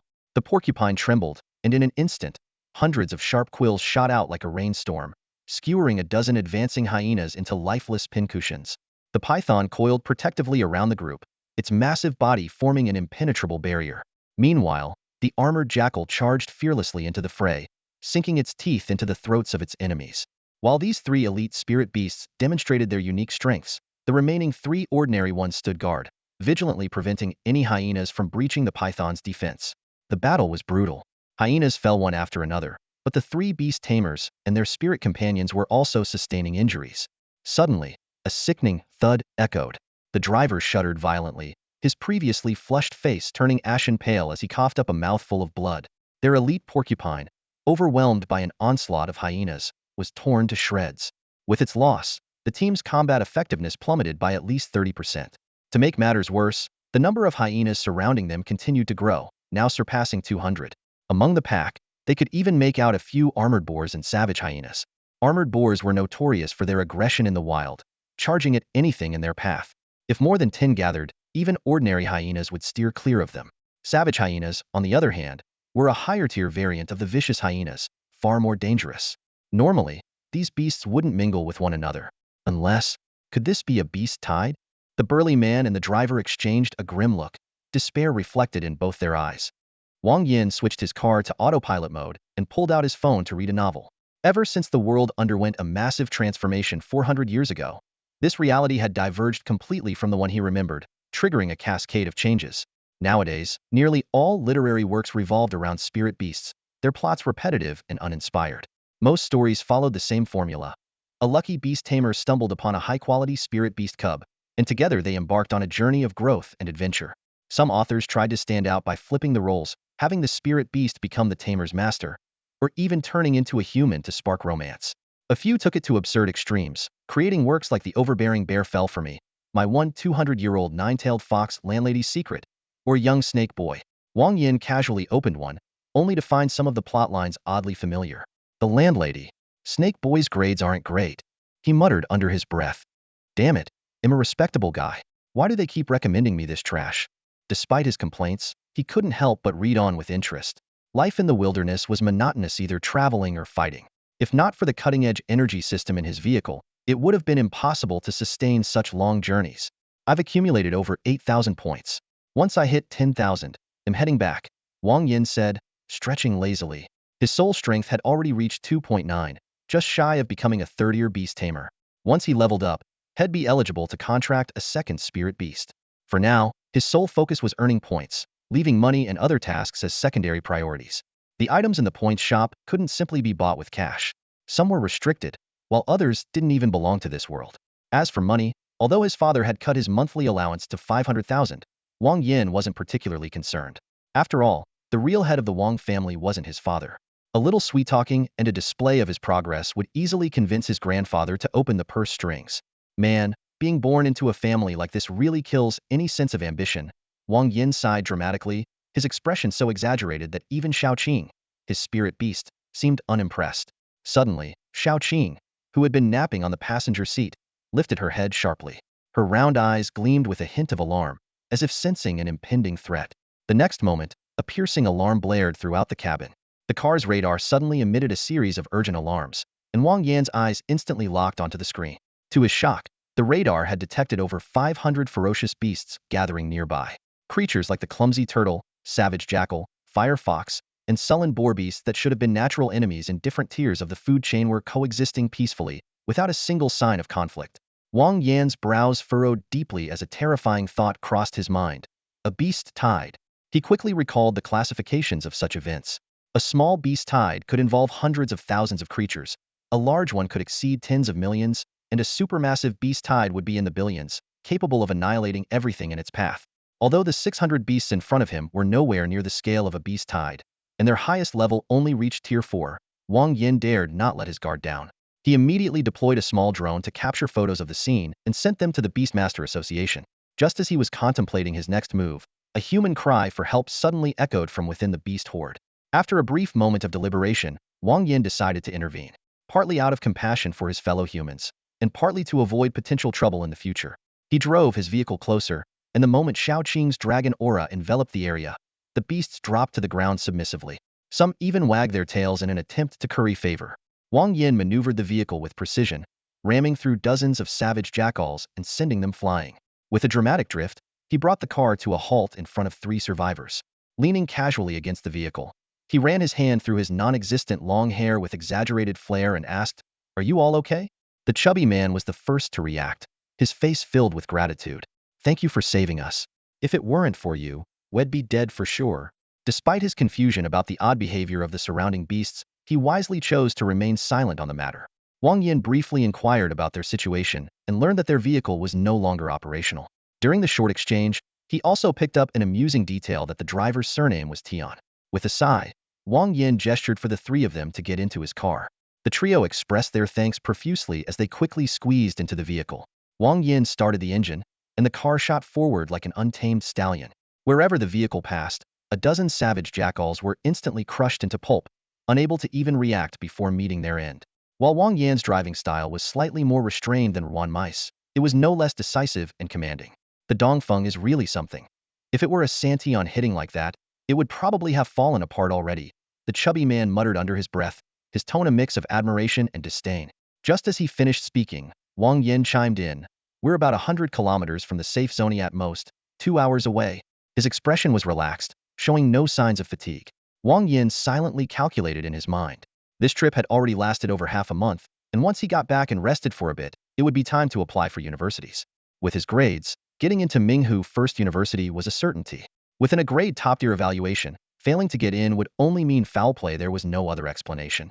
After all, being able to take down 10 second-tier 5-star feral beasts before even graduating high school was a rare level of combat power. While not entirely unheard of, there were typically no more than 5 such individuals each year. What was even more exceptional was that Wang Yan, who had contracted a leader-quality spirit beast while still at Tier 1, was the only one in the past 400 years to achieve such a feat.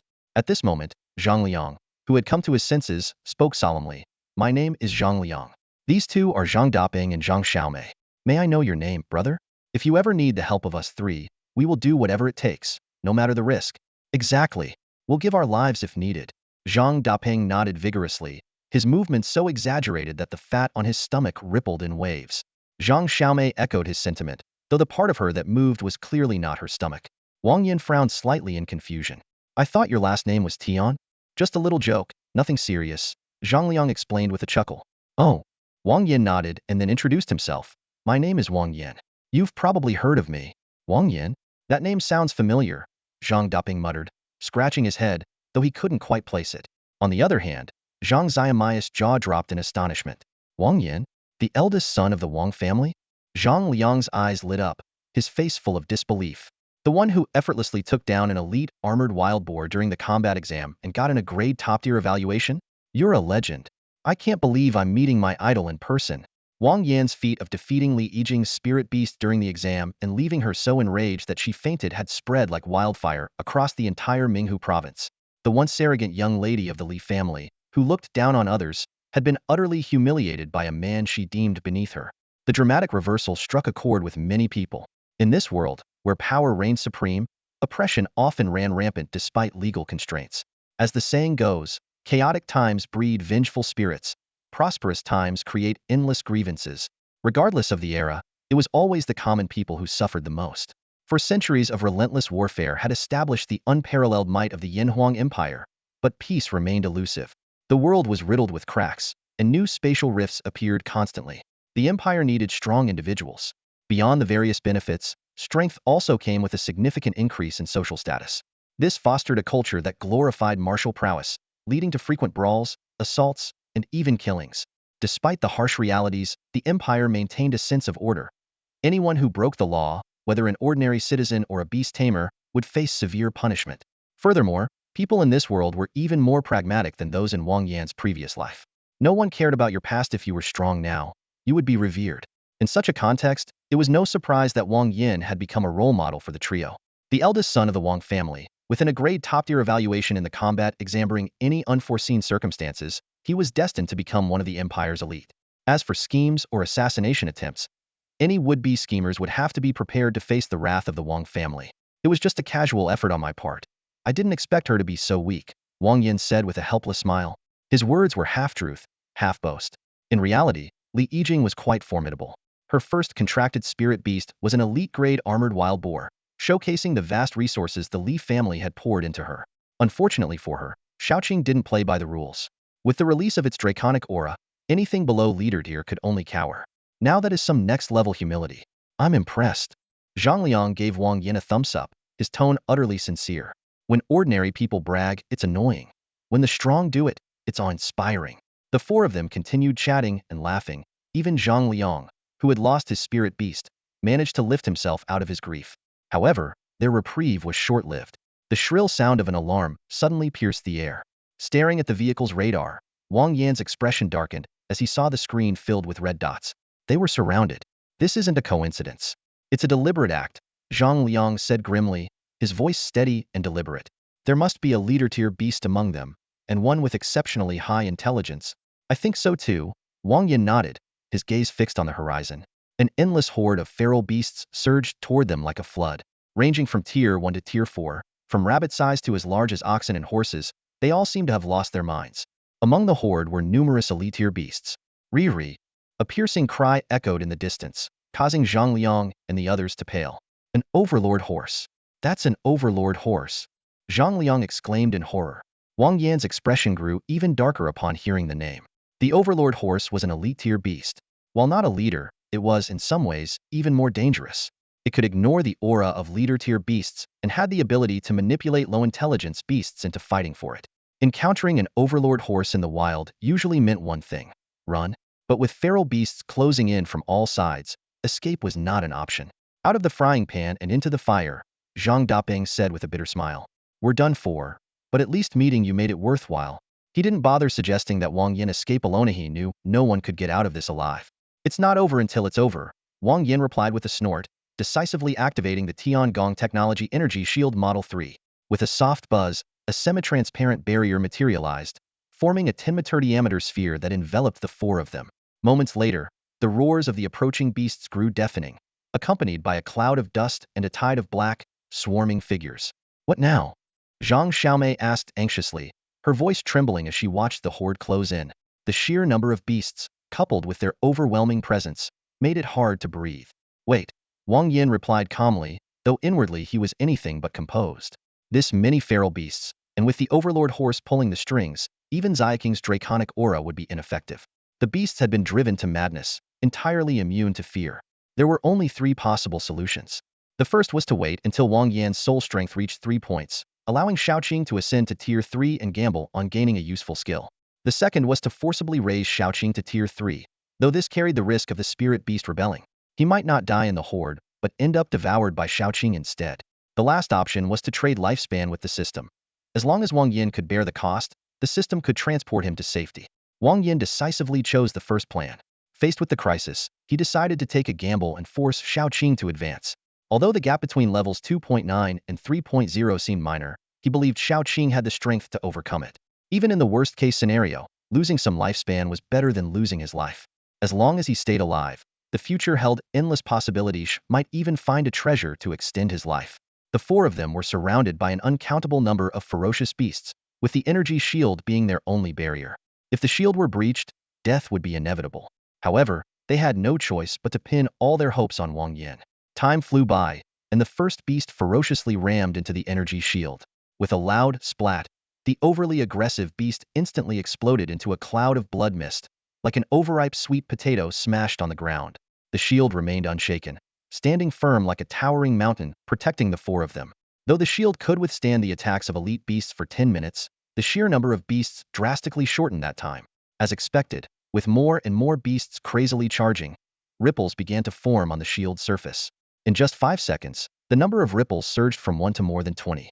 A beast resembling a rhino charged violently, snapping its horn and cracking its head, dying on the spot. However, the shield, now covered in ripples, began to tremble slightly. Wang Yan gritted his teeth, determination flashing in his eyes. Just as he was about to exchange for a third-tier spirit crystal to forcibly raise Xiaoqing's level, he felt something snap in his mind. A refreshing sensation surged through him at this critical moment. His soul strength had finally reached 3 points. Xiaoqing, eat this. Without hesitation, Wang Yan exchanged for the third-tier spirit crystal and fed it to Xiaoqing. A burst of light radiated, concentrating on Xiaoqing's head. Wang Yan quickly checked the attribute panel, and his tense nerves finally relaxed. Two new skills appeared, Venomous Fangs and Toxic Breath. The former was a single target attack, while the latter was an area effect skill. Wang Yan decisively chose Toxic Breath, and Xiaoqing immediately mastered it. Meanwhile, about 500 meters away on a small hill, a black Ao horse stood proudly. This was a special 5th-tier elite beast, just one step away from becoming a leader. It feared no leader's authority and possessed rare abilities. If not for its bloodline limitations, it could have ranked among the top leaders. The Ao horse let out a long, piercing neigh, commanding the surrounding beasts to kill the intruders at all costs. This beast tide had been planned for a long time and must not be discovered by humans. In just one more month, the beast leaders would complete their preparations, and a terrifying existence surpassing even the leaders might emerge. However, the Ao horse quickly sensed something was wrong. The number of beasts was plummeting rapidly.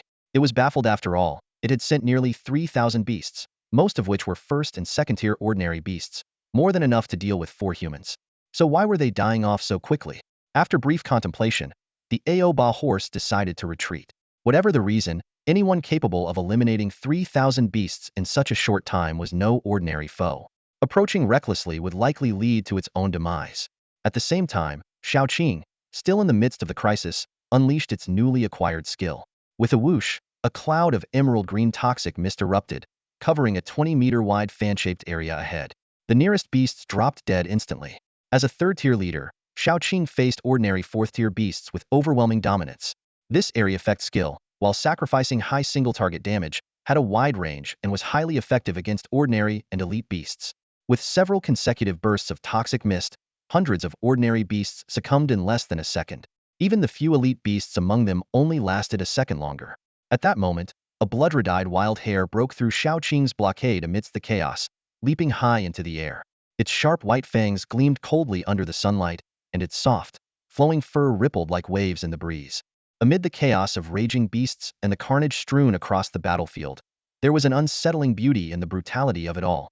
Suddenly, a hand appeared out of thin air, landing heavily on the face of a crazed rabbit that fancied itself a warrior, sending it flying. Wang Yan let out a cold snort, though his heart felt heavy. Xiaoqing's presence kept the beasts from causing too much havoc, but Wang Yan couldn't help but wonder. What if the number of beasts multiplied hundreds, thousands, or even tens of thousands of times? That would be a true beast tide, mad, relentless, and utterly savage. They would fight endlessly, retreating only after suffering catastrophic losses. Over the past 4 centuries, beast tides of varying scales had occurred more than 100 times. Scholars of the Yanhuang Empire had long identified the root cause, the rapid reproduction of these ferocious creatures. These powerful beasts, unchecked by natural predators, bred recklessly, causing their populations to swell uncontrollably. Limited resources couldn't sustain the growing numbers, leading to food shortages and conflicts among species, which ultimately erupted into battles. Though humanity boasted many high-level beast tamers, powerful spells, and advanced technology, the beasts were not easily outmatched. They had high-level leaders and an endless supply of low-level fodder. To alleviate survival pressures, many leaders, even higher-ranking beasts, joined forces to attack human settlements, using these assaults to thin out their lower-tier populations. This was the essence of a beast tide. The response strategy was relatively straightforward. Soldier against soldier, general against general. High-level beast tamers would confront the powerful beasts, and once those were defeated, the remaining fodder would descend into chaos, making them easier to eliminate with concentrated firepower. Although each beast tide resulted in significant casualties and property damage, it remained the most effective method available. At the moment, the surrounding beasts were far from forming even a small-scale tide. Yet there were only 4 of them. If not for Wang Yan's energy shield buying them time and Xiaoqing advancing to the 3rd tier at a critical moment, they might not have survived. Even so, Wang Yan had no intention of risking his life for 3 strangers. Offering a helping hand was already more than enough. After Xiaoqing's advancement, her combat power soared, her venomous breath capable of killing hundreds of low-tier beasts in one strike. Zhang Daping couldn't help but blurt out, "Holy crap, that's insane." Wang Yan turned to glance at him, his tone laced with subtle meaning. "Humph, mind your manners." Zhang Daping froze for a moment, while Zhang Liang burst into uncontrollable laughter. Zhang Xiaomei lowered her head, a faint blush spreading across her cheeks. "I didn't mean it like that. I was just amazed." Zhang Daping stammered, quickly explaining, "The one I love most is Xiaomei, not, you know." Hearing herself being compared to such a phrase, Zhang Xiaomei's face turned red with anger. She delivered a swift kick. Get lost, you idiot. Though the immediate danger had passed, Wang Yan felt no relief. Instead, his anger flared. Putting away his binoculars, he cast a glance at his wrecked sports car, gritting his teeth. That damn beast. Just wait until I get my hands on you. Despite the severe damage to the Dongfeng car, the frame remained mostly intact. Wang Yan pried open the door and gave it a try. It still started. Let's go. We need to report today's events to the Beast Tamer Union. Something big is bound to happen soon, Wang Yan said grimly, his mind repeatedly flashing back to the image of the Aobama. Wang Yan had always known that high-level beasts possessed intelligence comparable to humans. But for a mere fifth-tier elite to achieve such feats was truly shocking. While the quality of beasts couldn't be improved, their levels could increase, much like humans. If the Aobama were allowed to continue growing, reaching the 9th or even 10th tier, it might become unstoppable. What troubled Wang Yan even more was the question. Was it really true, as the books claimed, that the quality of beasts couldn't be improved? If Xiaoqing's case was anything to go by, perhaps it wasn't entirely impossible, just not achievable through conventional means. It reminded him of protagonists in certain underdog novels, who, after enduring hardships and breaking through their limits, would undergo a transformative rebirth. I need to contract a second spirit beast as soon as possible. If I encounter something like this again, I might not be so lucky, Wang Yan muttered with a sigh, deciding to seek out his grandfather. His first spirit beast was a leader, so his second would naturally need to be at least an elite. But whether elite or leader, it would require a significant amount of funding. And with his father pressuring him to marry Wan Mei, Wang Yan saw no choice but to resort to this plan. After bidding farewell to Zhang Liang and the others, Wang Yan handed the car keys to Aunt Zhou, the family housekeeper, and took a taxi back to the old Wang family mansion. Pushing open the heavy, intricately carved wooden door, he called out habitually, "Grandpa, Grandpa." After shouting 3 times, he suddenly felt something was off and muttered to himself, "Why does this feel like I'm in an episode of Calabash Brothers? My dear grandson, you've finally decided to come visit your grandpa," the old man said with a warm smile as he walked out of the study.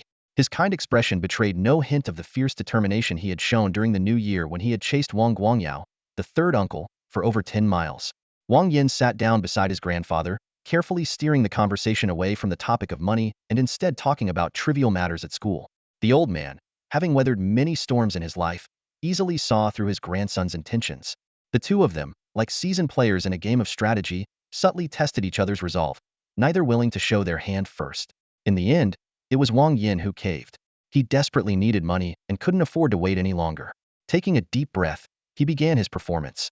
"Grandpa, could you give me some money? My dad's been mistreating me. He only gives me $500,000 a month. I can't even afford to eat or dress properly. To survive, I've had to venture into the wilderness to hunt ferocious beasts. It's been nerve-wracking and dangerous. If it weren't for sheer luck this time, the Wang family might have no heir left." As he spoke, Wang Yan discreetly wiped at his eyes. He had already purchased a potent chili extract from the system store, and now the fiery sting invaded his eyes, causing tears to stream down his face. However, what he hadn't anticipated was that the irritation would trigger not only tears and a runny nose, but also memories of his past life, filled with loneliness and hardship. Before he knew it, he was crying his heart out with genuine emotion. The old man was taken aback by his grandson's outburst. He had assumed Wang Yan was merely putting on an act to get money, but it now seemed like pent-up grievances were spilling over. Reflecting on what Wang Yan had just said, the old man's heart ached, but at the same time, fury flared within him. The Wang family had 3 sons. The third was unreliable, the second was preoccupied with sealing spatial rifts, and all hopes for continuing the family line rested on the eldest's only son. Yet, Wang Yuanwen, the eldest, had not only failed to properly care for his child, but had also cut off his allowance, forcing him to risk his life in the wilderness. The old man, enraged, comforted Wang Yan while dialing Wang Yuanwen's number. The moment the call connected, he unleashed a furious tirade. Caught off guard by the sudden outburst, Wang Yuanwen was left completely bewildered. He had no idea what had happened before the call abruptly ended. Frustrated and in a foul mood, he quickly deduced that this must somehow be related to Wang Yan. Upon learning that his son was at the old mansion, Wang Yuanwen's anger flared. That little brat. Wang Yuanwen gritted his teeth, feeling an urge to crush the cup in his hand. He had thought he could pressure Wang Yan into submission, but the boy had gone straight to his grandfather to complain. As his thoughts turned to Wan Mei, Wang Yan's docile and obedient fiancée, his anger only intensified. For a moment, he even considered taking a more forceful approach, but he soon dismissed the idea as too extreme. Then, another thought struck him. Wang Yan's recent behavior had indeed been unusual. That small snake, which had seemed ordinary, had somehow advanced to a leader-level beast. And the stubborn toxin in Wang Yan's body, which even his second brother had been unable to cure. How had it been eradicated? Could it be a genetic mutation? Or had he encountered some mysterious figure? After much deliberation, Wang Yuanwen finally decided to call his second brother, Wang Yi. Meanwhile, back at the old mansion, Wang Yin was still crying uncontrollably. The old man, at a loss, patted his grandson's shoulder and tried to console him. There, my dear boy. Don't cry, don't cry. But his words only made Wang Yin sob harder. The old man, who had navigated the treacherous waters of life for decades, now found himself utterly flustered. Seeing his grandson's tear-streaked face, he couldn't help but be reminded of his own childhood. At the age of 8, he had lost both parents and been shunned by relatives, forced to fend for himself. He had scavenged for food in trash heaps, fought stray dogs for territory, and endured countless hardships. The old man's nose stung as he suppressed a wave of emotion and let out a soft sigh. Ah, you've been through so much these past years. I'm so sorry, my boy. The old man wiped the dampness from the corner of his eyes, but suddenly frowned. A sharp, pungent sensation hit him out of nowhere, making his tears flow uncontrollably. At that moment, Wang Yin raised his head, and their gazes locked. One looked utterly surprised, while the other wore a stern expression. A peculiar tension instantly enveloped the two of them. The silence dragged on for nearly 2 minutes. Wang Yan's eyelids began to twitch nervously, a sense of impending danger creeping over him. He realized the situation was taking a turn for the worse. Grandpa, Wang Yan called out softly, preparing to slip away unnoticed. Right now, money or no money didn't matter anymore. Getting out of there in one piece was the real priority. You little rascal. You think I'm your grandpa? The old man roared furiously, yanking off his leather shoe and delivering a swift, solid smack to Wang Yan's backside. Wang Yan grimaced in pain, clutching his sore rear with one hand while holding a bank card in the other. The localized bruising wasn't something he could heal with the system's exchange options, so he had no choice but to endure the pain, silently cursing the old man for his heavy-handedness. Though his cover had been blown, Wang Yan's goal was ultimately achieved. Stuffing the bank card into his pocket, he gritted his teeth, straightened up, and strode toward the loving heart pet breeding center with determination. In this world dominated by beast tamers and spirit beasts, the trade and breeding of spirit beasts were booming industries. Over centuries of development, countless shops specializing in spirit beasts had sprung up like mushrooms after the rain. Among them, the Loving Heart Pet Breeding Center stood out as one of the best. It had everything one could ask for. Close combat beasts, long-range attackers, all-rounders, offensive types, defensive types, and even healing types. As long as you had enough money, you could obtain the spirit beast of your dreams. Rare and obscure spirit beasts? You could find traces of them here too. Hoping for a stroke of luck, Wang Yan decided to check out the center first. If he couldn't find anything suitable, he would try his luck at the Beast Tamers Union next. As he stepped through the door, a sharp voice greeted him. Hey there, brother. Looking to buy a spirit beast? Yeah. Wang Yan replied casually, his eyes scanning the surroundings. The Loving Heart Pet Breeding Center wasn't particularly large, less than 1,000 square meters, but it was packed with variety. Dozens of custom-made metal cages housed young spirit beasts, while rows of incubators held colorful eggs. Around the room were piles of hundreds of different types of feed and food. Though the quantity of spirit beasts wasn't overwhelming, their quality was undeniably high. From the plump and clumsy armored wild boar to the loud-mouthed white-horned bullfrog, and even the charmingly adorable snow spirit fox, the selection was impressive. As Wang Yin wandered among them, his attention was suddenly captured by a creature in a large water Tonka spirit beast with a jade-like, translucent green body. The jade crystal frost toad? I can't believe such a rare spirit beast is here. Wang Yin exclaimed in amazement, silently congratulating himself on coming to the right place. The sharp voice called out again. So, brother, what kind of spirit beast are you looking for? If you're here, you must know the reputation of the Loving Heart Pet Breeding Center. There's nothing you can imagine that we don't have. Wang Yin glanced around but couldn't locate the source of the voice. He replied while continuing to search. I'm looking for a combat-capable one, the stronger, the better. Strong in combat? Any specific type? I'm a pragmatist. The species doesn't matter to me. As long as it's powerful in battle, I'll take it. Wang Yin explained while moving toward the east side of the shop, as the voice seemed to be coming from that direction. For strength in combat, I'd recommend the giant Fong elephant. Thick-skinned and tough, it can withstand a beating like no other elite spirit beast. Wang Yin kept walking as he replied. The giant Fong elephant is durable, but it's too slow. On the battlefield, it would easily become a moving target. Got anything else? The ironhide rhino grade quality. It's strong, resilient, and fast enough to tear through the giant Fong elephant's hide with ease. The ironhide rhino has speed, but its agility is lacking. Once it charges, It's hard to change direction. I'll keep it as a backup option. Any other suggestions? Wang Yan asked while weaving through the aisles, getting closer to the source of the voice. If you want a balance of attack, defense, speed, and agility, your options are quite limited. Most elite spirit beasts excel in one area, while leader grade ones can cover 2 or 3. For a true all-rounder, you'd probably have to look for a legendary dragon-type beast. After turning 2 corners and passing a massive water tank, Wang Yan finally found the shopkeeper. It was a parrot, small, colorful, and plump, with a tuft of feathers sticking up from its head. At that moment, the parrot was lounging on a pile of dried fruits, cracking open nuts with its sharp claws as if they were paper. It tossed a piece of nut into its beak, exuding an air of mischief and swagger. The parrot's chatter came to an abrupt halt as it met a pair of skeptical, scrutinizing eyes. After a moment of hesitation, the parrot tentatively spoke. I'm the shop owner. Do you believe me? Sure, I believe you. Wang Yan nodded seriously, then shifted tone abruptly. But I've changed my mind. I want to buy a macaw. It has to stay within 1 meter of me, and must be able to speak human language. The parrot froze, thinking, within 1 meter, speaks human language. Isn't that describing me? It remained silent for a while, then suddenly turned its head and shouted behind it, Boss, someone wants to buy your bird. Amid the sound of hurried footsteps, the shop owner finally appeared. Standing at 2 meters tall with a burly frame, his arms exposed under his short sleeves were thicker than Wang Yan's thighs. His unruly black beard and greasy, curly hair gave him an unkempt appearance, but the sharp gleam in his eyes hinted at an extraordinary character. The shop owner sized Wang Yan up and down, his brows furrowing gradually. You want this bird? That's right. Name your price. Wang Yan responded decisively. He was already calculating in his mind. Macaws, as elite spirit beasts, were not only exceptional in close combat, but also possessed intelligence comparable to humans, along with 2 self-learned abilities. Though he initially intended to purchase a leader-level spirit beast, the appearance of this macaw made him change his plans on the spot. Wang Yan silently reviewed the macaw's attributes. Name, macaw. Quality, elite.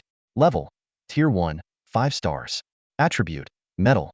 Upgrade requirement, 1 fully matured King Kong Bodhi seed. Quality skill, bone reinforcement greatly enhances bone hardness, improving both defense and attack. Tier 1 skill, Heartrending Claw performs 3 consecutive attacks. A spirit beast this powerful and intelligent should have been sold long ago. However, its unsold status had a rather lamentable explanation. The shop owner noticed Wang Yan's determination but still offered a warning.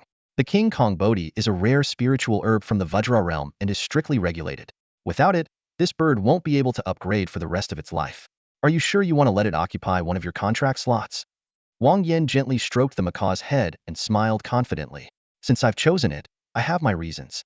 Just because you can't do it doesn't mean I can't. Boss, someone's touching your bird, the macaw grumbled, tilting its head away in annoyance. The shop owner gave Wang Yan a thoughtful look and suddenly asked, Are you by any chance surnamed Wang? My name is Wang Yan, he replied. Ah, I see. The shop owner exclaimed in realization. The eldest young master of the Wang family. No wonder you're so confident. This bird is yours, free of charge. Just do me a favor and send my regards to your father. Wang Yan nodded in agreement and grabbed the macaw without hesitation. He didn't bother asking about the connection between the shop owner and his father, dismissing it as old grievances of the previous generation that he didn't want to get involved in. Boss, you're giving your bird away. The macaw put on a pitiful act, trying to wiggle free, but it was no match for Wang Yan's strength. The shop owner waved his hand dismissively and added, His father is the richest man in Minghu province, and his uncle is the commander of the Minghu province military district. If even he can't get his hands on a King Kong Bodhi, then you're doomed for life. Take good care of it. This silly bird is great in every way, except for its sharp tongue. Thanks a lot. Wang Yan expressed his gratitude and turned to leave. As soon as they exited the pet breeding center, the macaw's demeanor changed completely. It happily hopped onto Wang Yan's shoulder, tilting its head and asking, Hey buddy, can you really get a King Kong Bodhi? Wang Yan chuckled softly, shutting the car door with a casual motion. Why bother with a King Kong Bodhi? I've got something even better. Is there anything better than a Vajra Bodhi? You sure know how to brag. The parrot sneered mockingly as it hopped nimbly to the edge of the windshield, using its claws to rummage through the scattered trinkets below. Wang Yan's lips curled into a confident smirk. We'll see if I'm bragging in just a moment, he said calmly, focusing his energy as he began channeling his soul power. Slowly, he sketched a complex array of runes in the air. The minimum requirement to become a Beastmaster is the ability to independently draw a soul contract. Typically, as long as one's soul strength reaches 1 point, a bit of practice is enough to master this skill. However, Wang Yan's previous self had such poor aptitude that when he contracted Xiaoqing, his uncle Wang Guangyao had to assist him.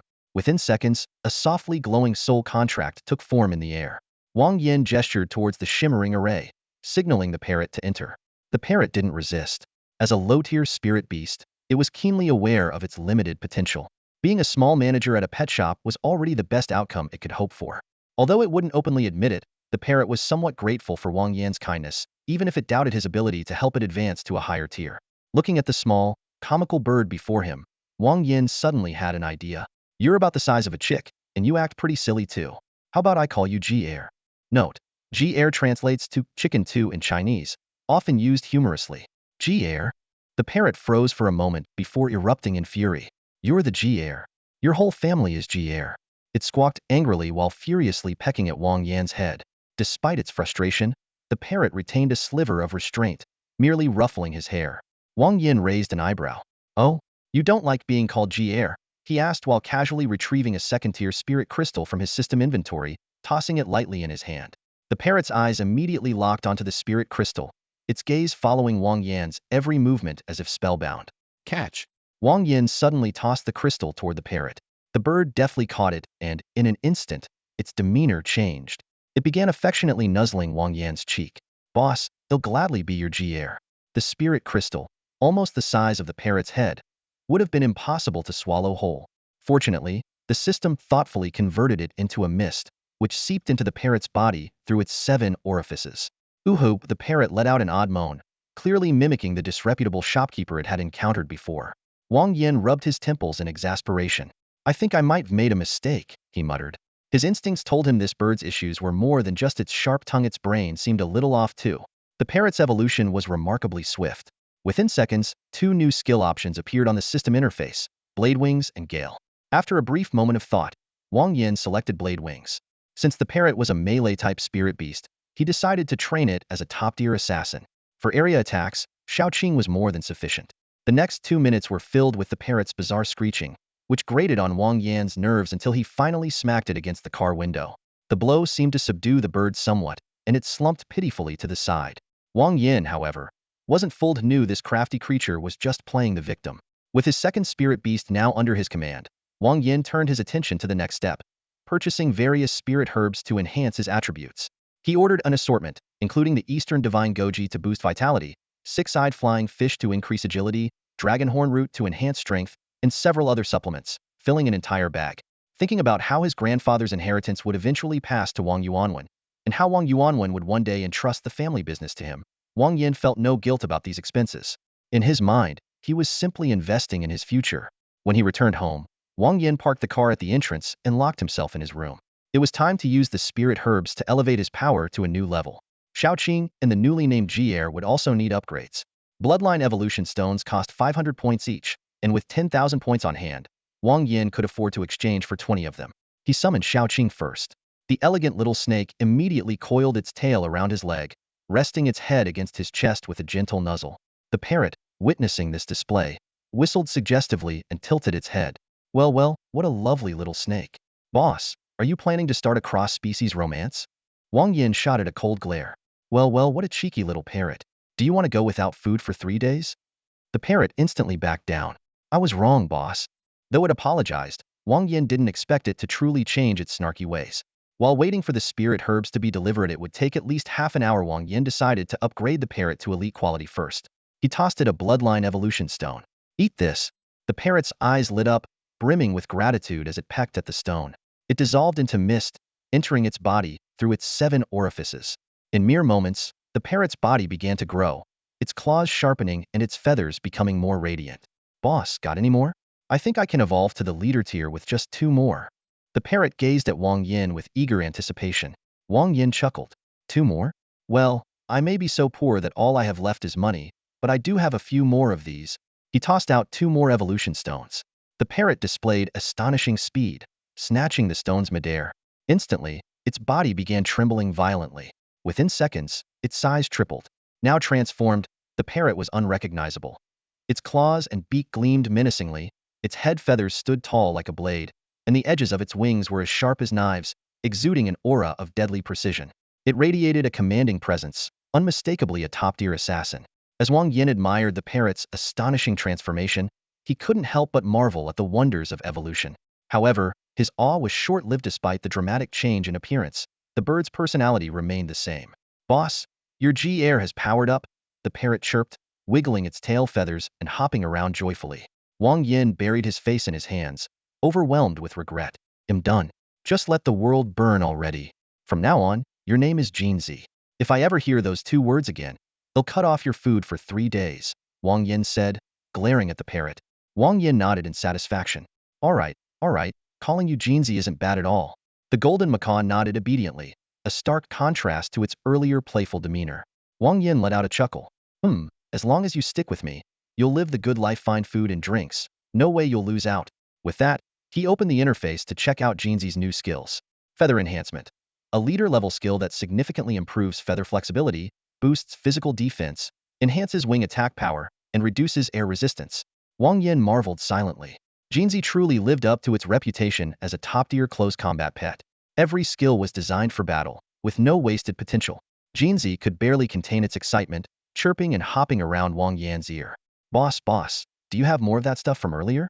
I feel like I haven't reached my full potential yet. Maybe I can evolve again." Wang Yan gently patted Jinzi's smooth little head, marveling at its silky, feather-soft texture. "No rush. Take a break for now. Let Xiaoqing try it first." "Got it," Jinzi chirped, hopping onto a bookshelf and pulling out a book with its claws, quickly engrossed in it. Surprised, Wang Yan asked, "You can read?" Jinzi replied earnestly, "I can't read words, but I can understand the pictures." Wang Yan blinked in surprise and turned to inspect the bookshelf. That's when he noticed that the books actually did have illustrations of a rather suggestive nature. He sighed, shaking his head. This silly bird wasn't just cheeky. It was apparently a little pervy too. Shaking off the thought, Wang Yan exchanged for 10 bloodline refinement stones and held them up to Xiaoqing's mouth. Xiaoqing hissed softly, affectionately licking Wang Yan's face before swallowing 5 stones in one go. It coiled itself on the bed and stopped moving.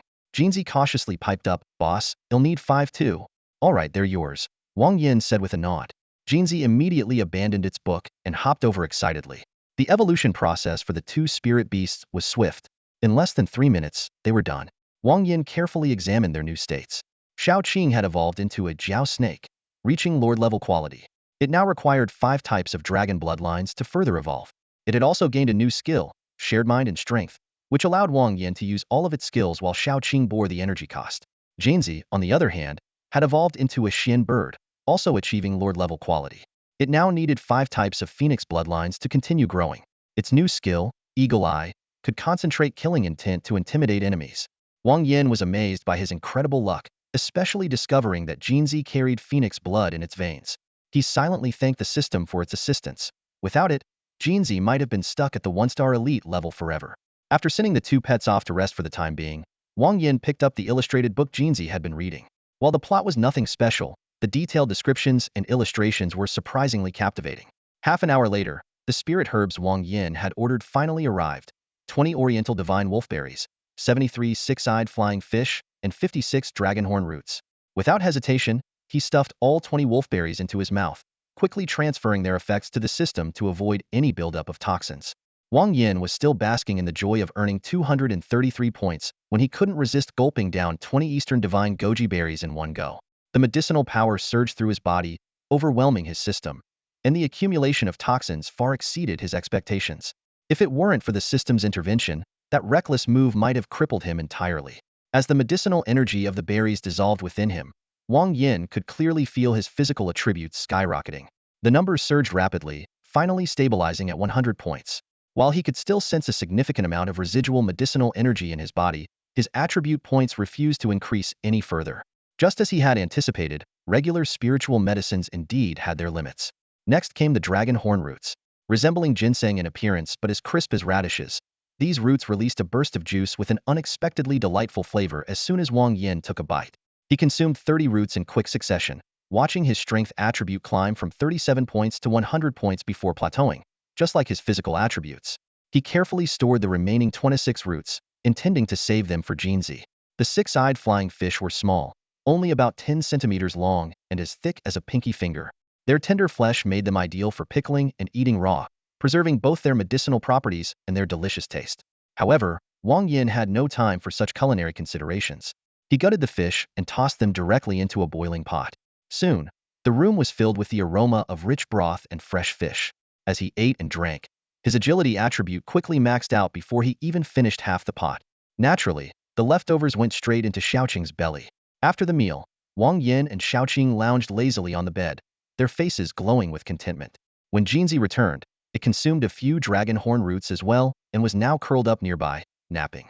As a spiritual beast of lord quality, its physique was more than capable of withstanding the toxins within these spiritual medicines, making toxin accumulation a non-issue for it. Time flew by, and before long, only 10 days remained until the start of the new school term. With all 3 exams concluded, qualified students began filling out their applications while those who didn't pass scrambled to find alternative paths. As Wang Yan approached the classroom door, he was greeted by a cacophony of voices. Peering inside, he saw a lively group of students animatedly discussing something, while others sat gloomily packing their belongings. The room felt like it was split into 2 distinct worlds. Old Wang, you're amazing. His deskmate Zhang Wei suddenly appeared out of nowhere, slapping Wang Yan on the shoulder with a heavy hand. Judging by Zhang Wei's smug expression, his exam results must have been excellent. You managed to piss off Li Yijing so much that she nearly coughed up blood. That's why you're my deskmate. Ha ha ha. Zhang Wei's boisterous laughter drew a round of eye rolls from the surrounding students. Wang Yan sighed and discreetly shuffled 2 steps to the side, not wanting to be associated with this loudmouth. Give me a break. You swallowed her elite spirit beast whole, and now you're calling her petty? It's a miracle she didn't retaliate right here and now. Otherwise, Zhang Wei's words trailed off mid-sentence, and an awkward expression overtook his face. Following Zhang Wei's gaze, Wang Yan spotted Li Yijing standing not far away, her face ashen. Looks like you're recovering well. Wang Yan greeted her with a faint smile, his tone as warm and casual as if they were old friends.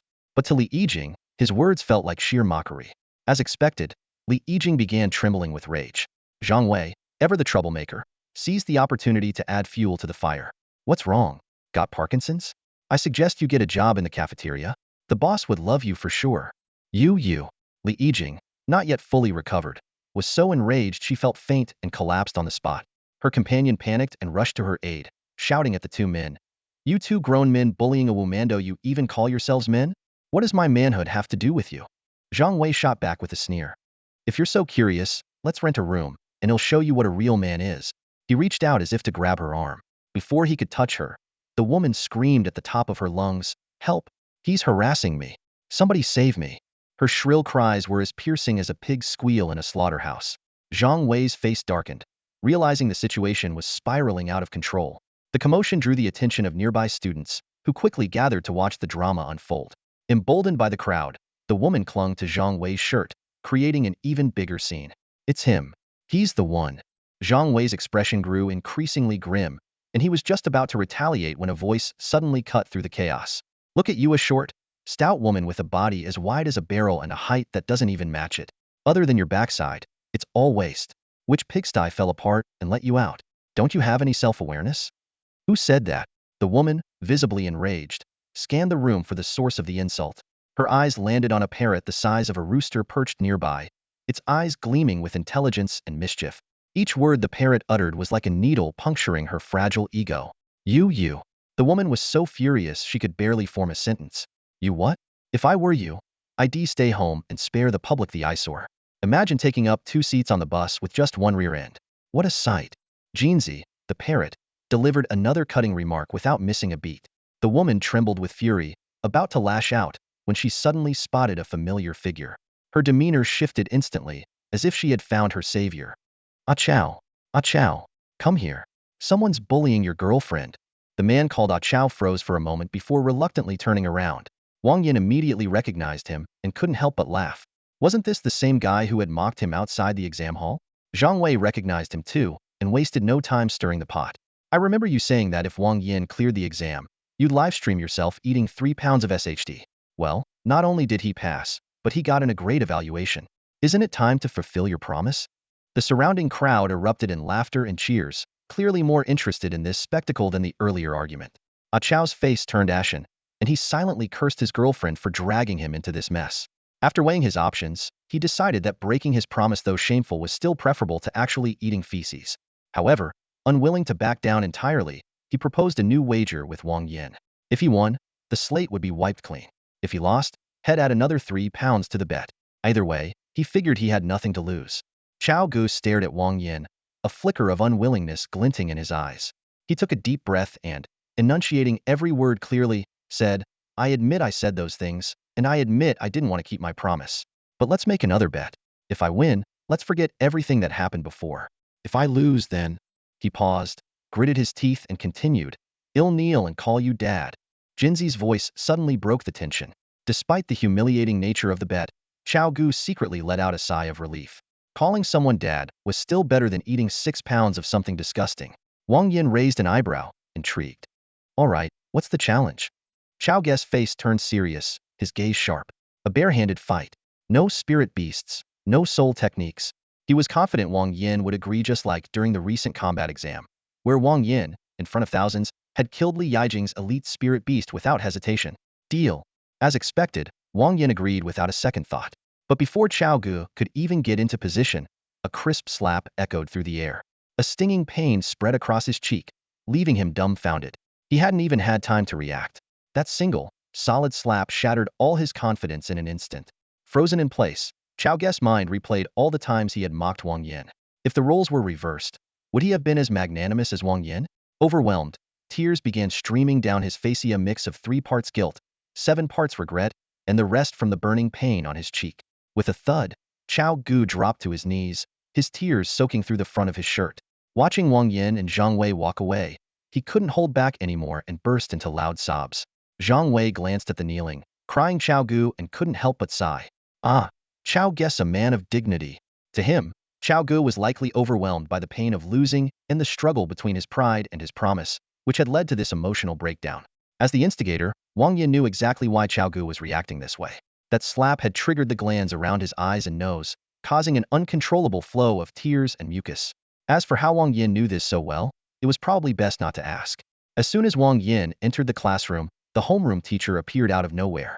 Wang Yan, come to my office. Wang Yan nodded and followed the teacher to the office. When they entered, 3 people were already inside.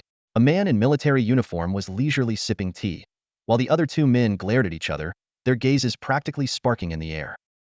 Uncle Luo? Wang Yan greeted the man in uniform. This was Luo Zhu, the secretary and bodyguard of his second uncle, Wang Yi, as well as his most trusted confidant. Luo Zhu's presence here could only mean he was representing Wang Yi. Luo Zhu waved a hand and smiled. No need to be so formal. Today, I'm just an ordinary recruitment officer. These 2 gentlemen are Yu Wenhao from Capital University and Wu Liqiang from Minghu First University. You received an upper tier a grade evaluation in the combat exam, so the 3 of us are here to invite you to join our institutions. He raised an eyebrow at Wang Yan, subtly hinting that this was a good opportunity to negotiate. Wang Yan nodded, understanding the cue. Hello, professors. I'm Wang Yan.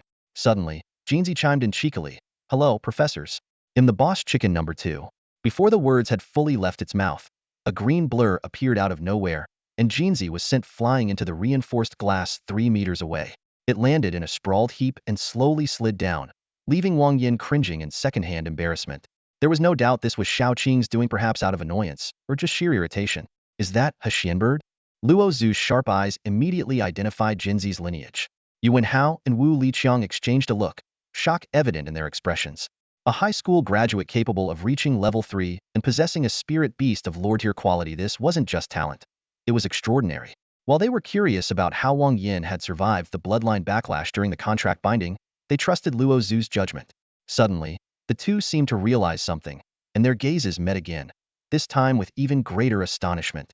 For a creature with phoenix bloodline to be swatted away so easily, that snake must also be at least lordier, with a bloodline no weaker than a phoenix's. Recalling the combat exam, where the armored boar had been swallowed without resistance and numerous fierce beasts had cowered in submission, both men came to the same startling conclusion. Could that snake be a dragon? Hiss. Both of them drew in a sharp breath. Yu Wenhao's expression turned grave. We'll need to report this to our respective principals for further discussion. Go ahead, Wang Yan said, gesturing that he didn't mind waiting. Luo Zhu patted the seat next to him. Come sit.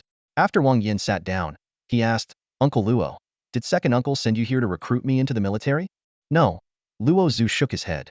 The commander sent me to pressure the others into revealing their best offers. These 2 universities are on a similar level, so naturally, it'll come down to who offers the better deal. I see. Wang Yan nodded, impressed by his second uncle's foresight. About 10 minutes later, Yu Wenhao and Wu Liqiang returned. Yu Wenhao got straight to the point. Let's cut to the chase.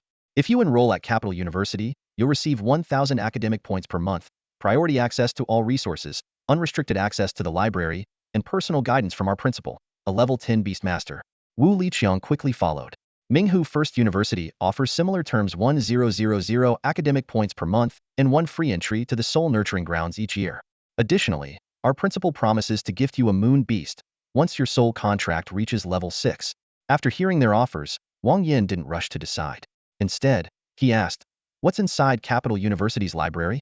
And what are the Soul Nurturing Grounds and the Moon Beast? Luo Zhu explained in detail. Capital University's library is essentially the first floor of the Imperial Library, housing all the martial arts knowledge of the Yanhuang Empire. The Soul Nurturing Grounds are a spatial rift cleared out by several level 10 Beastmasters, now used as a training sanctuary. It's excellent for soul technique cultivation and significantly enhances soul strength. The Moon Beast is a rare Yin-aligned spirit beast specializing in healing, even more potent than wood-aligned beasts. Having clarified Wang Yan's questions, Luo Zhu fell silent, waiting for his decision. After listening to Luo Zhu's explanation, Wang Yan fell into deep thought. His mission was to secure the greatest benefits for himself, but the current situation seemed to require little effort on his part. Uncle Luo, which university do you think would be best for me? Wang Yan asked, looking up with a curious gleam in his eyes. Luo Zhu pondered for a moment before speaking slowly. That depends on what you're aiming for. If you want to enhance your physical strength, the Capital University is the obvious choice. The principal there is a true martial arts master, and his personal guidance can save you a lot of detours. He paused briefly, then continued. But if your goal is to strengthen your soul, then Minghu First University is the way to go. They have a soul nurturing ground there, with a special energy that recovers very slowly, so only 3 students are admitted each year. Moreover, there's a moon beast there, a remarkable spirit beast that can offer significant protection. Wang Yan nodded in understanding, his mind already made up. He didn't need to focus too much on martial arts, as Xiaoqing was already helping him enhance his 3 fundamental attributes. What others considered lethal poison was, for him, a powerful tonic. Against enemies, he could even stand still and remain impervious to their attacks. Combined with the ability to use Xiaoqing's skills, his combat power had already advanced significantly. In this situation, strengthening his soul was the priority, everything else was secondary. I choose Minghu First University, Wang Yan declared firmly. Hearing this, Wu Liqiang's face lit up with joy, while Yu Wenhao let out a resigned sigh. With Luo Zhu supervising, no one dared to play any tricks. Besides, top-tier universities like Capital University and Minghu First University had no need to resort to underhanded tactics. Yu Wenhao cupped his hands respectfully toward Wang Yan, his tone sincere. Since that's your choice, I can only wish you success in your martial path and hope you ascend to the sacred seat soon. With that, he turned and left. Luo Zhu also prepared to leave. I should be going as well. Don't forget to send my regards to your father. Oh, and when you meet the principal, you should, he hesitated, his expression suddenly becoming conflicted. After a brief pause, he waved his hand dismissively and left without finishing his sentence. Wang Yan was puzzled, muttering to himself, what does that mean? Could it be that the principal of Minghu First University is difficult to deal with? Wu Liqiang patted Wang Yan on the shoulder, beaming. Get ready. Well set off in 3 days. He was secretly overjoyed. This student was truly exceptional. With a soul contract already at level 3 before even starting university and 2 spirit beasts of Lordier, or higher, one a dragon type, and the other a phoenix type, Wang Yan's abilities surpassed those of many third-year students. Coupled with his impressive family background, his father being the leading businessman in Minghu province, and his uncle the commander of the province's military district, Wang Yan's future as a sacred seat holder seemed almost guaranteed. As long as he focused on strengthening his soul, Wang Yan nodded in acknowledgement and left, carrying a drooping Jinzi in his arms. 3 days later, Wang Yan encountered a rather amusing problem. He stared at Jinzi with a scrutinizing gaze. So you're just a flightless bird? When he first saw Jinzi hopping around, Wang Yan thought it simply disliked flying or was limited by the confined indoor space. But now he realized that this so-called phoenix-type spirit beast couldn't fly at all. Jinzi sheepishly spread its wings and tried to explain. Boss, I can fly, just not very far or very high. Wang Yan let out a helpless sigh. Despite advancing to Lord tier through bloodline refinement, Jinzi's essence remained that of a golden macaw. Unless it devoured the bloodlines of 5 phoenix-type beasts and fully evolved into a true phoenix, it would remain a flightless bird. From now on, don't go around telling people you're a phoenix type. It's embarrassing for birds everywhere, Wang Yan said, covering his face, feeling a bit exasperated. Then again, he thought, ostriches and penguins couldn't fly either. Oh well, a flightless bird is still a bird. It's not that big of a deal. With that, he gently stroked Xiaoqing, who had poked its head out from inside his clothes and prepared himself for the university life that awaited him. Neither of the two spirit beasts was willing to be confined within the special space of a soul contract, so Wang Yan had to come up with another solution. He slung his backpack over his shoulders, allowing Xiaoqing to coil around him, while Jinzi happily trotted along on the ground. Before long, the admissions director, Wu Liqiang, approached with a warm smile. This year's incoming class was relatively small, with just over 200 students, and a few buses were enough to accommodate them. Wang Yan was given a special seat in the front row, sitting next to Wu Liqiang. To put it bluntly, in Wu Liqiang's eyes, the value of all the other students combined paled in comparison to Wang Yan's. In the event of an emergency, he would undoubtedly prioritize ensuring Wang Yan's safety, leaving the others to fend for themselves. This wasn't because Wu Liqiang was heartless, but rather because the Yinhuang Empire's need for powerful individuals had become desperate.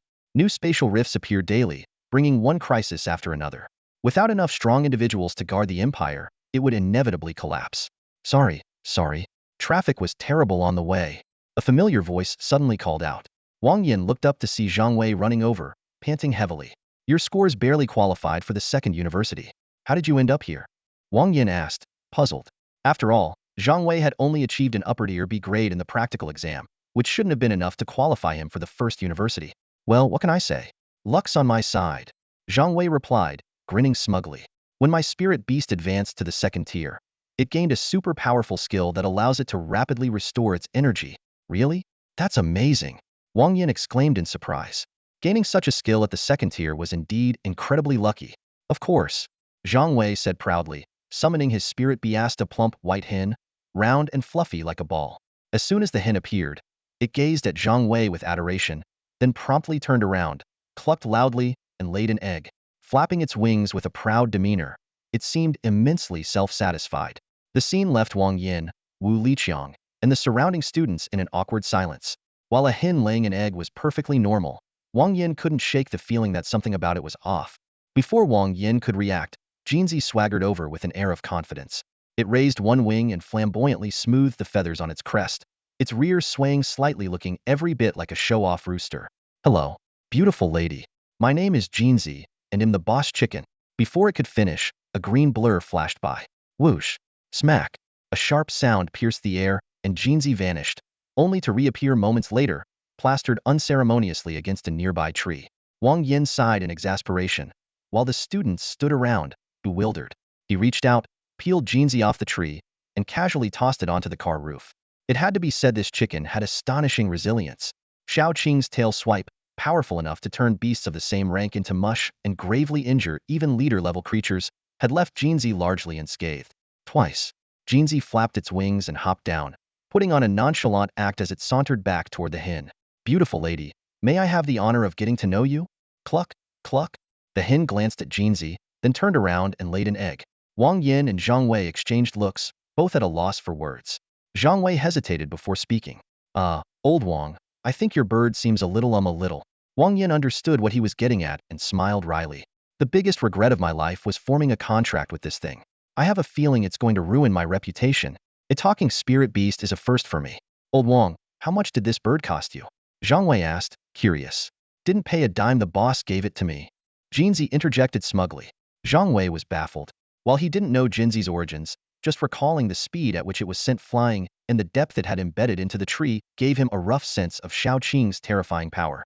Yet despite enduring such a monstrous attack, Jinzi was completely fine. Its physical resilience was simply unfathomable.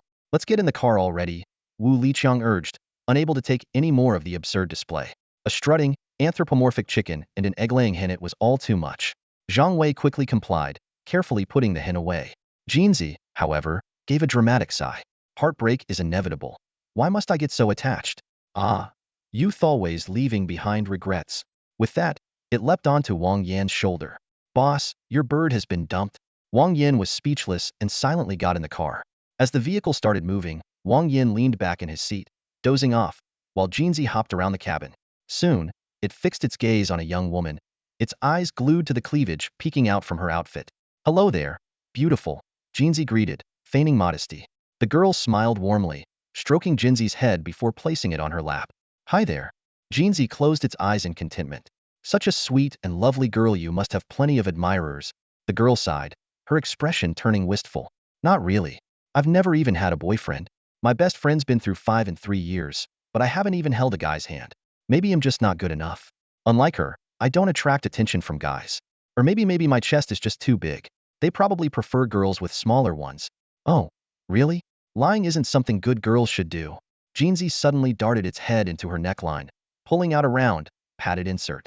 With the motion, her chest deflated from an A cup to an A cup. The girl's face turned beet red, her expression darkening as she looked from the foam pad in Jinzy's beak to her now uneven chest. Furious, she screamed, "You're dead meat!" Her shriek, filled with murderous intent, startled Wang Yan awake. He instinctively drew a dagger from his pocket and hurled it toward the source of the danger. Whoosh! With a strength score of 100, the dagger flew with immense force, capable of piercing even the tough hide of a Tier 3 beast. Wang Yan's reaction was so swift and intense that Zhang Wei, sitting nearby, barely had time to process it. A gust of wind grazed his nose, leaving a shallow cut. Had the students' physical constitutions been ordinary, all those in the dagger's path including the screaming girl would have been fatally wounded. Fortunately, things didn't escalate to that point. A green tail emerged from a backpack, intercepting the dagger midair. Clink. The crisp sound echoed faintly. Wang Yan broke out in a cold sweat. If not for Xiaoqing's quick reaction, this could have turned into a catastrophe. What just happened? Zhang Wei asked, bewildered. He glanced at Wang Yan, then at the dagger on the ground. He had no idea what had transpired, had only heard Wang Yan's sudden shout, followed by the rush of wind. Feeling a slight itch on his nose, Zhang Wei touched it and found blood. What the hell? I closed my eyes for 1 second, and it's the apocalypse? Nothing, just a pesky fly, Wu Liqiang said nonchalantly, retracting his outstretched hand back into his sleeve. The more he observed Wang Yan, the more impressed he became. Such sharp instincts, this kid would definitely hold his ground in a world full of dangers. Thank you, teacher, Wang Yan said gratefully. He had noticed Wu Liqiang's subtle movements. If Xiaoqing hadn't stopped the dagger, Wu Liqiang would have stepped in. On top of that, Wu Liqiang's offhand comment had deftly defused the situation, shifting the blame onto the girl. Though unfair to her, it was the best solution under the circumstances. Wang Yan sighed, resolving to make it up to her in the future. She shouldn't have to take the fall for this. Boss, I was wrong. Jinzy hung its head, its eyes darting around nervously. It was clear that either it didn't truly understand its mistake, or it didn't intend to change. No food for 2 days, Wang Yan declared. Boss, no. Please, Jinzy wailed, wrapping its wings around Wang Yan's leg and crying dramatically. But Wang Yan wasn't having it. Crocodile tears won't work on me, he said coldly, preparing to send Jinzy into the contract space. Suddenly, an idea popped into his mind. If you're going to cry, at least make it convincing. With that, Wang Yan swiped a finger over Jinzy's eyes. Jinzy froze, and then real tears began streaming down its face uncontrollably. This time, it cried for real loudly and pitifully.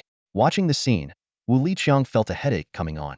He couldn't shake the feeling that recruiting Wang Yan to Minghu First University might have been a mistake. While the boy was undeniably a rare talent graduating high school with a Tier 3 soul contract and 2 Lord-class spirit beasts, his knack for causing trouble was equally extraordinary. Once he enrolled, peace and quiet would likely become a distant memory for the teachers and principal. Wu Liqiang muttered under his breath, feeling an unexpected sense of relief. As the admissions director, dealing with student troubles was certainly outside his job description.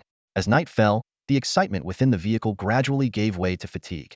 The moonlight faded, the stars dimmed, and the wilderness outside was eerily silent, broken only by the faint sound of tires skimming the ground in the darkness. Inside the vehicle, it was a completely different world.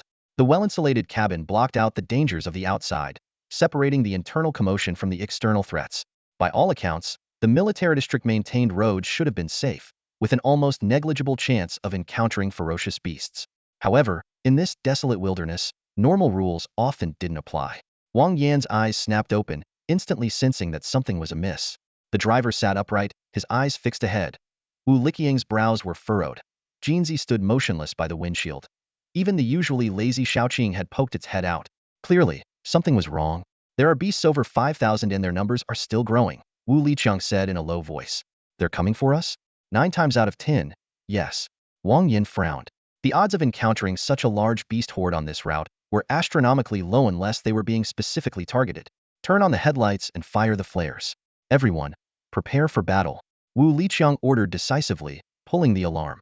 The cabin erupted into chaos. Most of the students were panic-stricken, while a select few remained calm and observant. Wu Liqiang silently took note of these composed individuals. Though they weren't quite on Wang Yan's level, they showed potential worth cultivating. The roars of the beasts grew louder. The group of prodigious students quickly composed themselves, ready for combat in less than 30 seconds. Take care of the elites, leave none alive, Wang Yan instructed Jinzi in a low voice. Jinzi nodded, understanding the command. The battle was imminent. At Wu Liqiang's signal, hundreds of spirit beasts clashed with the ferocious horde. Jinzi vanished like a bolt of lightning, leaving a trail of fallen beasts in its wake. Its movements were both fierce and graceful, like a dancer on the edge of a blade or an assassin in the shadows. Suddenly, a deep, guttural roar echoed from within the beast horde. An iron-armored rhinoceros charged toward Jinzi with reckless abandon.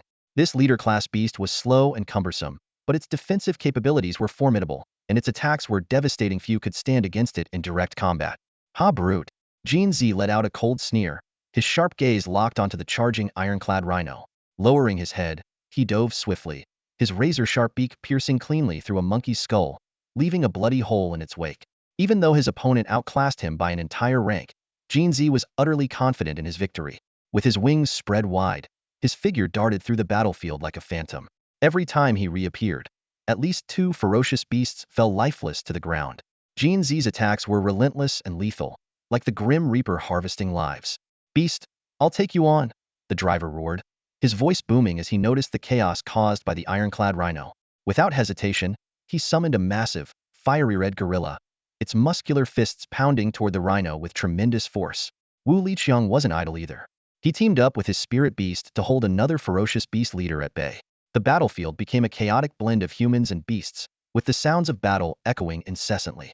Old Wang, something feels off, Zhang Wei said, leaning his back against Wang Yan. Holding a shield in his left hand and a gun in his right, he scanned their surroundings warily. Although Zhang Wei's spirit beast wasn't strong in direct combat, its first-tier skills specialized in support, perfectly complementing his own weaknesses. This human-beast synergy was forming a cohesive battle strategy. The spirit beast provided support while the human focused on offense. Though humans weren't as physically powerful as spirit beasts, as long as they could stall their opponents and wait for reinforcements, victory was assured. Zhang Wei understood this principle well and had relied on it during his practical exams, earning himself a top-tier grade evaluation. His strategy was simple yet effective. Play it safe, focus on defense, and wait for the right moment to strike. Against 10 first-tier, 1-star beasts, he held out for 10 minutes. Against 10 first-tier, 2-star beasts, he lasted half an hour.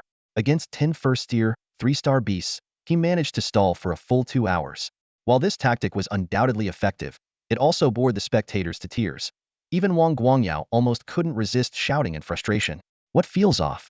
Wang Yan asked, kicking a pouncing leopard away with a powerful strike. He then swung his blade, decapitating a sneak-attacking duck from the side. Glancing at the corpse of the 4th-tier duck, he couldn't help but think about how delicious roast duck would taste. Think about it, could it be possible?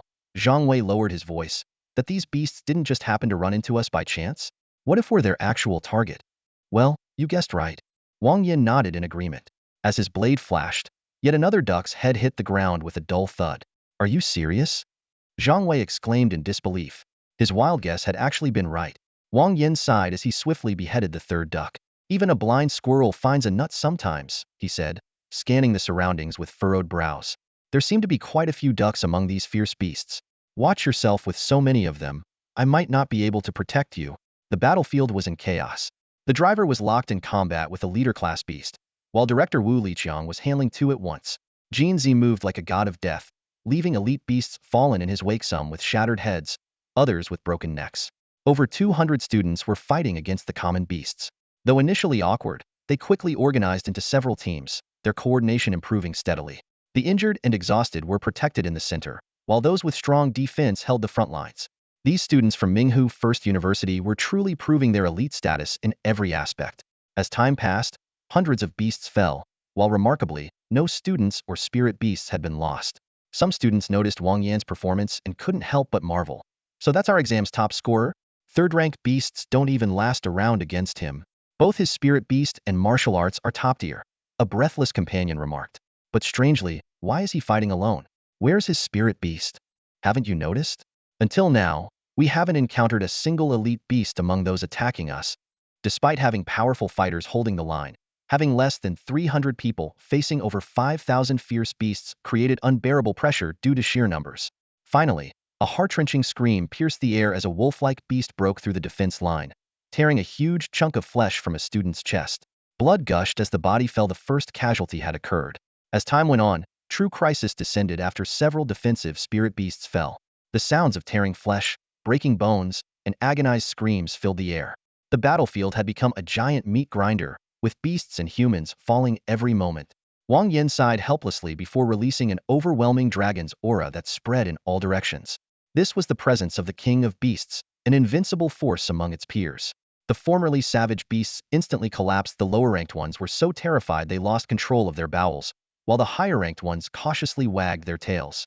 The students stared in amazement at the scene before them. It's Wang Yan.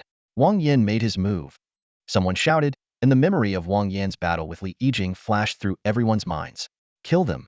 Kill all these cursed beasts. Angry roars erupted everywhere, and even exhausted students forced themselves to stand. One side was exhausted, the other immobilized.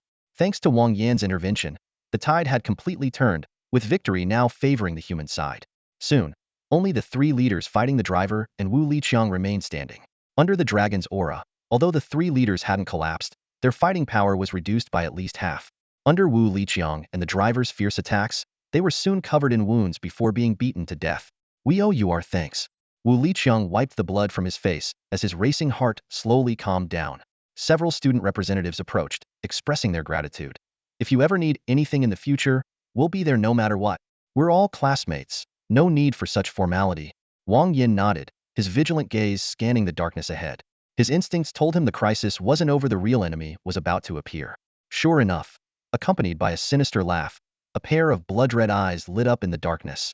Then, a fierce tiger head bearing a black character 4 king emerged, followed by its massive, muscular body. The blood-eyed demon tiger. You're from the World Destruction Brotherhood, the driver exclaimed in disbelief. Not bad. You have some knowledge. The sinister voice spoke again amazingly. It was the blood-eyed demon tiger speaking. I am Earth Demon Star, ranked among the 72 Earth Fiends. Are you human or beast? Wang Yan demanded coldly, his brows furrowed. This spirit beast gave him an extremely strange feeling. Savage, ruthless, crazy, and chaotic.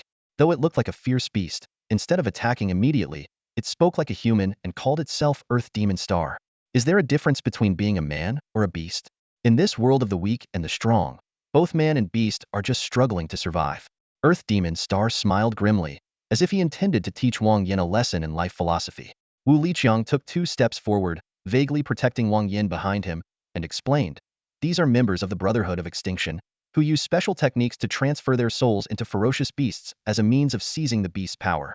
The Brotherhood of Perdition is an anti-human evil organization with 4 sections under its banner: the Big Dipper's 7 stars, the Southern Dipper's 6 stars, the 36 Big Dipper stars, and the 72 Earthly Fury stars. Among them, the 7 stars of the Big Dipper and the 6 stars of the Southern Dipper are mysterious and have been hiding in the shadows, while the 36 stars of the Big Dipper and the 72 stars of the Earth's Furies have been wreaking havoc everywhere.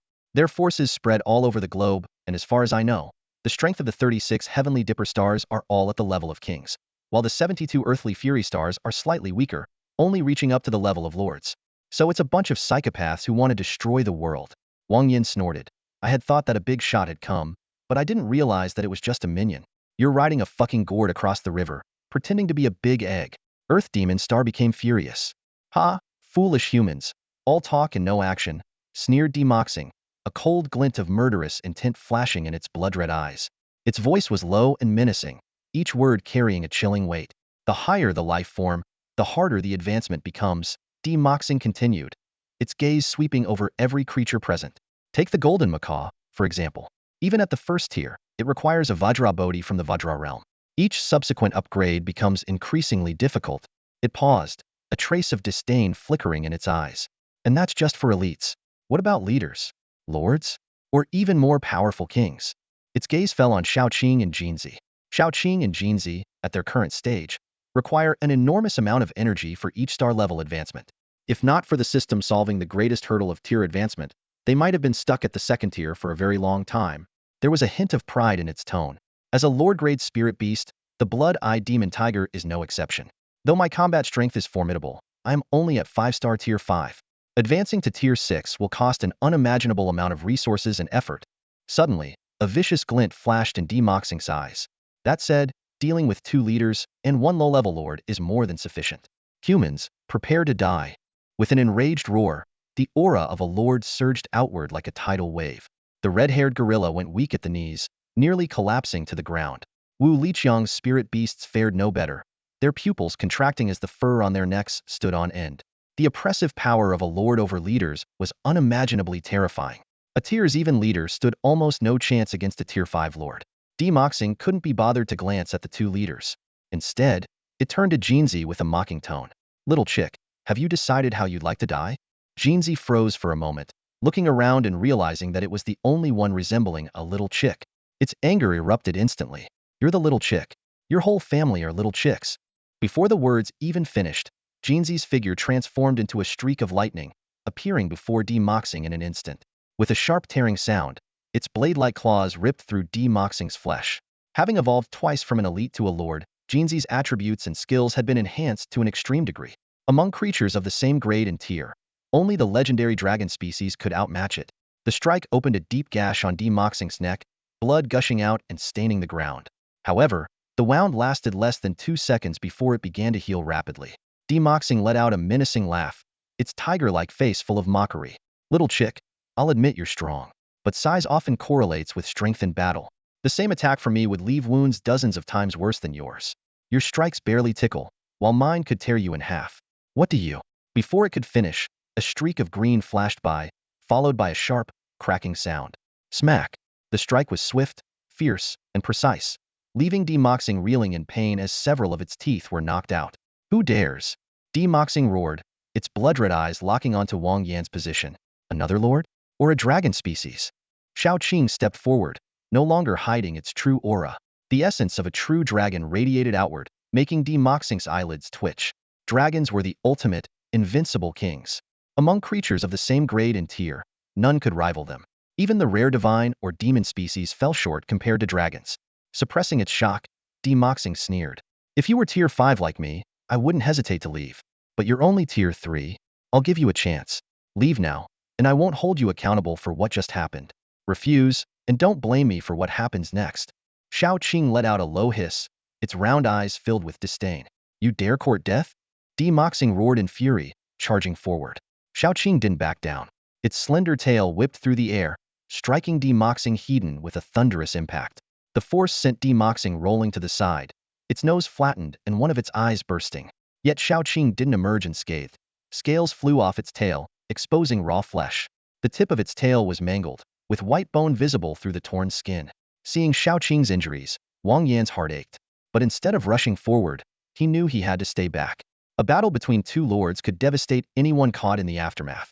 Approaching would only hinder Xiaoqing. Damn it! Wang Yan clenched his fists, hating Demoxing's cruelty and his own helplessness. Roar! Hiss! The growls and hisses of the two lords clashed as they engaged once more. Demoxing bit down on Xiaoqing's tail, while Xiaoqing coiled its body around Demoxing. At the same time, Xiaoqing unleashed a cloud of toxic green mist and sank its fangs deep into Demoxing's neck. For a moment, it seemed Xiaoqing had the upper hand.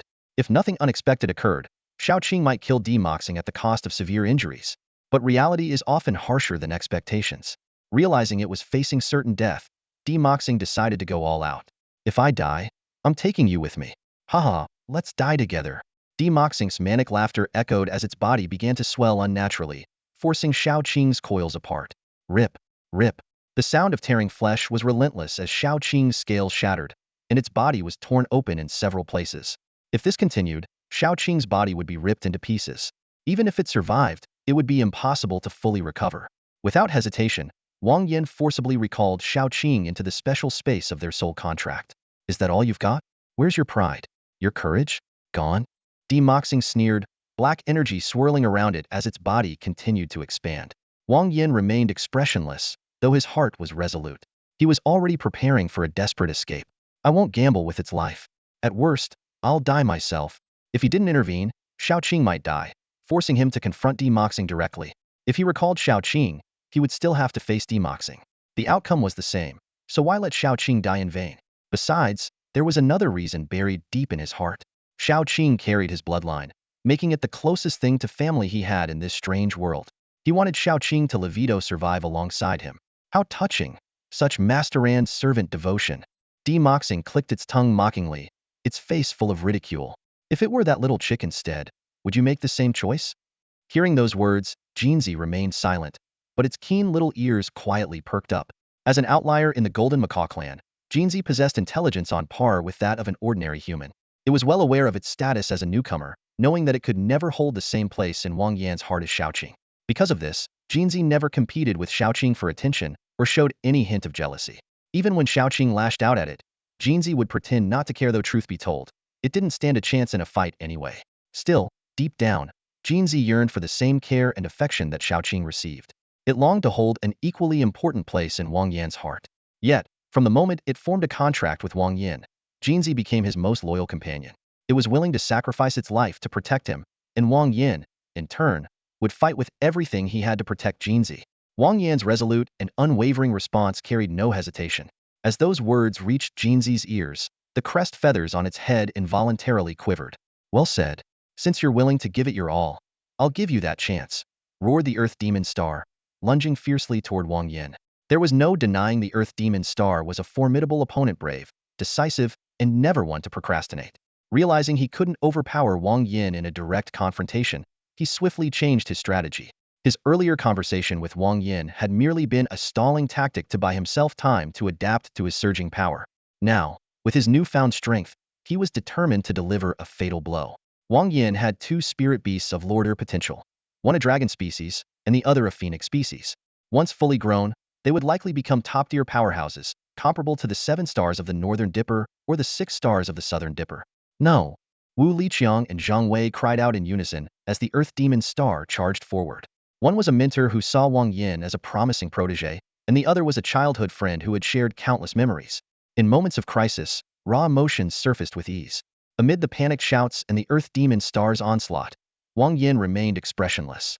Internally, he began calling upon the system, ready to trade his lifespan for a chance to escape. But just as the situation reached a critical point, a vibrant, multicolored figure suddenly darted in front of Wang Yan. Like a moth to a flame, it leapt forward with fearless determination.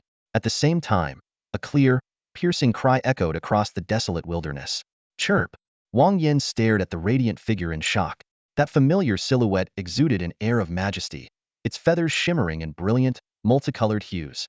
The crest on its head resembled budding branches, its outstretched wings rippled like water in motion, and its robust frame exuded the strength of solid earth. Its sharp talons gleamed like blades, and the long, flowing tail feathers behind it burned with flames capable of distorting space. This was the king of birds, the legendary symbol of auspiciousness phoenix. In this life-or-death moment, Jinzi had chosen to ignite its bloodline, sacrificing its own life to save Wang Yan. A dazzling, fleeting brilliancy, a decision made without hesitation or regret, only unyielding resolve. Feathers scattered like rain, and countless rays of multicolored light converged behind Jinzi before transforming into swords that shot toward the Earth Demon Star. Harnessing the power of the 5 elements, the attack unleashed forces of tearing, freezing, corrosion, incineration, and assimilation all at once, gravely wounding the Earth Demon Star. "Are you insane? Burning your bloodline will reduce you to a mere mortal beast, weaker than a sparrow," the Earth Demon Star roared in disbelief, his face a mask of shock. But what awaited him was not a reprieve, it was a blazing white beam of light. The golden essence soared chi. The light coalesced into a blade, piercing straight through the Earth Demon Star's forehead. Boom! The massive body collapsed, sending up clouds of dust. Meanwhile, the brilliant 5-colored light in the sky dimmed like a dying flame, leaving only faint remnants drifting to the ground. Wang Yan reached out to catch Jinzi, his eyes brimming with unshed tears. "Boss, your bird broke?" Jinzi murmured weakly before slipping into unconsciousness. "Don't worry. As long as I'm here, you won't stay broken," Wang Yan said as he returned Jinzi to the soul contract. His face hardened with killing intent. "The Apocalypse Brotherhood, huh? If I don't annihilate every last one of you, if I don't tear you apart piece by piece, how can I ever rest?" Boom! Crack! Thunder rumbled suddenly, and dark clouds had unknowingly blanketed the sky. The pale lightning illuminated Wang Yan's face, making him appear even more fearsome and unrelenting. The group fell silent, helping their injured companions back into the vehicle without a word. The battle had been devastating. Over 30 students were dead, more than 100 were severely injured, and nearly everyone bore some form of wound. Over half of the spirit beasts had perished, and those that survived were barely clinging to life. Even the driver and Wu Liqiang's spirit beast were gravely wounded and in urgent need of treatment. Wang Yan's 2 spirit beasts were no exception, one critically injured, the other on the brink of death. Fortunately, the soul contract offered immense restorative benefits to spirit beasts. Though complete recovery might not be immediate, it would at least prevent further deterioration. To Wang Yan, as long as Jinzi was alive, nothing else mattered. So what if it fell to the first tier? So what if it reverted to ordinary quality? Just a few measly points she would earn them back in no time and restore Jinzi to its former glory as a mighty phoenix. Inside the vehicle, the mood was somber. No one spoke, and only a few students skilled in healing quietly tended to the wounded. Darkness loomed, rain poured relentlessly, and the atmosphere was desolate. The battle cast a shadow on everyone's hearts. For some, it might become a lifelong nightmare. For others, overcoming it could mark the first step on the path to greatness. This was a hurdle they would have to face on their own. No one else could help them. Wang Yan, by contrast, remained composed. After carefully examining Jinzi and confirming it was no longer in mortal danger, he finally breathed a sigh of relief. Once we get back, I'll request some resources from the school, Wu Liqiang said, patting Wang Yan on the shoulder. We owe you our lives. If it weren't for you, none of us would have made it out alive. I just wanted to survive, Wang Yan replied with a shake of his head. You could have chosen to walk away unscathed, but in the end, you stayed. If you ever need help in the future, don't hesitate to ask. I'm sure the others will be willing to give their all for you as well, Wu Liqiang said with a small smile, his gaze shifting behind Wang Yan. Following his line of sight, Wang Yan noticed the looks of admiration and gratitude in his classmates' eyes. The warmth in their expressions stirred something within him, softening his cold and steely heart. In his previous life, he had been alone fighting beasts for scraps, competing with humans for profit, and battling the heavens for survival. His heart had long frozen into ice, and he lived for no one but himself. In the end, it had all been an empty dream, a fleeting illusion. This time, he had loving family members, loyal spirit beasts, a mischievous neighbor, and a goofy childhood friend. Compared to his past life, he was infinitely more fortunate. Wang Yan gazed ahead, rain pouring and wind howling. Yet within his chest, his heart beat fiercely, burning with an unyielding fire. The rest of the journey was smooth, with only a few scattered ferocious beasts posing no real threat. The group finally arrived at Minghu First University, where 3 medical teams were already stationed at the gate, fully prepared. This had been arranged in advance by the admissions director, Wu Liqiang. The injured received prompt treatment, and everyone else was properly accommodated, all completed in under half an hour. By noon the next day, the compensation plan was announced. Wang Yan received 10,000 academic credits and a rare opportunity to access the soul-nourishing grounds. According to Luo Zhu, only 3 people are granted access to the soul-nourishing grounds each year. With Wang Yan claiming 2 of those spots, it inevitably sparked envy, but he paid no mind. It was a reward he had rightfully earned. Academic credits function similarly to points in an in-system store and can be used to exchange for restricted items. Xiaoqing's injuries were minor and healed quickly. Jinzi, having burned its bloodline, regressed to ordinary quality, but its level remained at Tier 2, 3 stars. These were minor setbacks that would recover in time. Due to the significant impact of the Dimoxing incident, along with other factors, the start of the semester was postponed by half a month. With nothing better to do, Wang Yan logged onto the school's website to browse items available for credit exchange. The array of rare spiritual herbs, advanced tech products, and spirit beast food was dazzling. But what caught Wang Yan's attention most were items that could enhance soul strength. One such item was Soul Fragment Shard, formed by a rare chance after the death of Tier 5 or higher ferocious beasts. Each shard could increase soul strength by 0.3 points, up to a maximum of 5 points.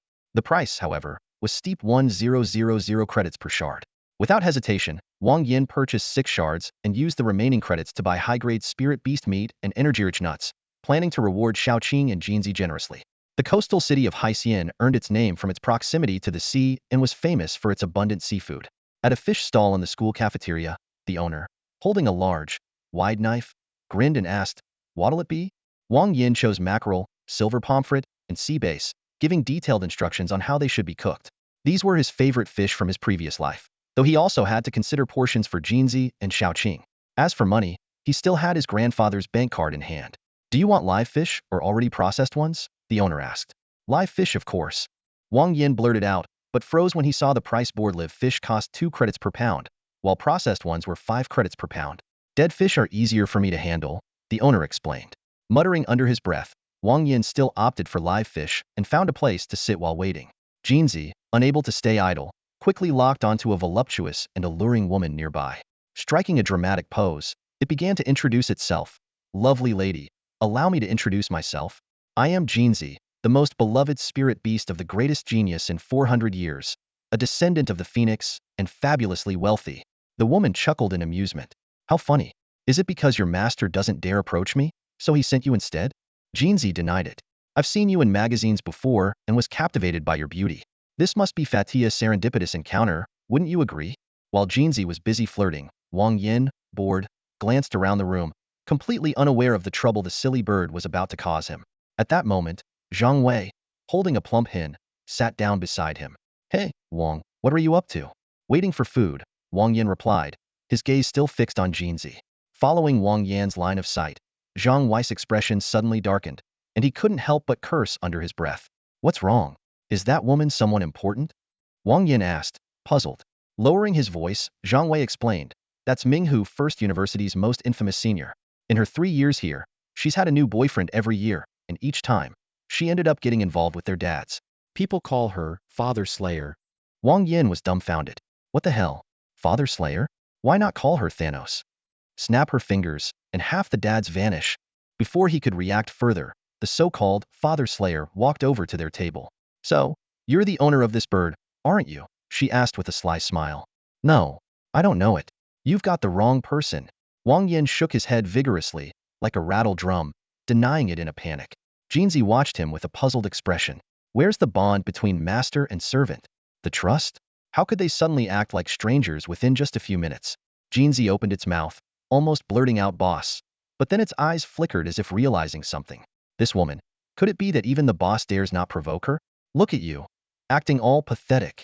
Jinzi mocked without hesitation, as if it truly didn't know Wang Yan. The woman turned her gaze to Zhang Wei. What about you? I'm an orphan, Zhang Wei declared firmly, then after a 2-second pause added, he's also an orphan. Wang Yan sighed helplessly and was about to speak when the woman interrupted him with a light laugh. All right, drop the act. Your exploits have already spread throughout the university, she said leisurely. The sole heir of the Wang family, whose clan holds sway over both the military and commercial sectors in Minghu province. This year's top prodigy, contracted with 2 lord-rank spirit beasts, a dragon and a phoenix. As long as you don't meet an untimely end, you're destined to ascend to greatness. Her gaze shifted to Zhang Wei. And you're no slouch either, possessing a rare skill among support-type spirit beasts. With proper training, you'll have plenty of influential figures vying for your talents in the future. They'll take that as a blessing, Wang Yan nodded, giving Jinzi a meaningful glance. Jinzi immediately leapt out of the woman's arms. Heh, what a boring man. The woman teased, throwing a flirtatious glance his way. But I'm not in a rush, we'll meet again.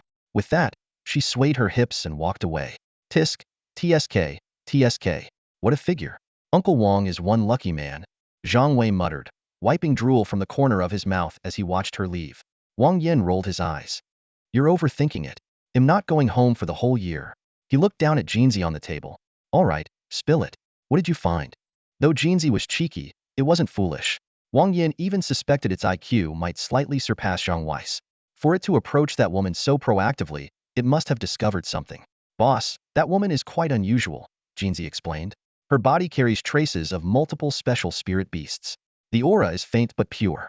I sensed one of those auras resonating with my own bloodline. Wang Yan's eyes lit up in realization.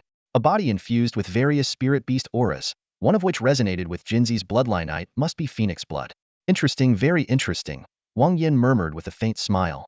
I've been wondering where to find a phoenix bloodline, and here it comes, delivered right to my doorstep. He decided to change his approach and play along with this troublemaker to see what trick she had up her sleeve. Not long after, the shop owner brought out 3 plates of fish. Say what you will about the eccentric owner, but his cooking skills were undeniably superb. The rich aroma lingered in their mouths, even attracting a stray cat. Wang Yan, ever generous, picked out the fish bones for the cat while he, Jinzi, and Xiaoqing devoured the meat and drank the broth. Once they were full, Wang Yan used the cat to wipe his mouth and stood up, heading for the principal's office. Earlier, the admissions director, Wu Liqiang, had called, saying the principal had something important to discuss with him. Remembering Luo Zhu's conflicted expression when mentioning the principal, Wang Yan felt a twinge of unease. His gut told him this principal might not be an easy person to deal with. But on second thought, Wang Yan reassured himself. He had a clear conscience, and as the saying goes, a guilty mind fears no accusation. Surely, the principal wouldn't beat him up for no reason. With that mindset, Wang Yan strolled unhurriedly to the principal's office. Just as he arrived, a man stepped out. The man was in his early 20s, slim, with a gloomy demeanor. When his eyes met Wang Yan's, a flicker of killing intent flashed within them. Wang Yan kept his face expressionless, suppressing the urge to act, and stepped aside. He didn't know who this person was or why he bore hostility, but that palpable killing intent alone gave Wang Yan enough justification to strike first if necessary. Watching the man walk away, Wang Yan knocked lightly on the door. Knock, knock, knock. Come in. A gentle female voice called from inside. Wang Yan pushed the door open and stepped in. The principal looked up, and upon seeing her face, he blurted out, "Second aunt?" But he quickly realized something was off. "No, you're not second aunt. She passed away years ago, and she had a tear mole under her left eye. You don't." Wang Yan's mind raced. Suddenly, he understood the source of Luo Zhu's earlier hesitation. The issue wasn't that the principal was difficult, it was her connection to his second aunt. If there were no surprises, they must be sisters. "You guessed right. I am indeed your second aunt's younger sister," the principal said with a smile. "You can call me auntie." She gestured for Wang Yan to take a seat nearby. "This time, we owe you. Without your help, things could have gotten really messy. Not only would we have lost a group of outstanding students, but the Brotherhood of Annihilation would have taken advantage of the situation." "I was just doing what I had to," Wang Yan replied calmly. "I was looking out for myself as well." Wang Yan humbly accepted the praise without a hint of arrogance. His gaze sharpened as he asked, "Principal, what's the truth behind this attack? And the earlier beast tied something about it doesn't sit right with me." The principal took a deep breath and began to explain. "Your instincts are sharp. The beast tide was merely a distraction. The true target of the Brotherhood of Apocalypse was the Molten Core." "The Molten Core?" Wang Yan frowned slightly. It was a name he had never heard before. Noticing his confusion, the principal elaborated. "The Molten Core is a secret realm under the control of the Minghu Provincial Military District. It's rich in molten ore, a resource essential for crafting advanced battle armor and weapons. It's the lifeblood of the military district and a place your second uncle holds in the highest regard. Secret realms like this are incredibly rare and are typically controlled by major powers. For instance, there's our university's soul nourishing grounds and the Beast Tamer Association's forest of myriad spirits." The principal paused briefly before continuing.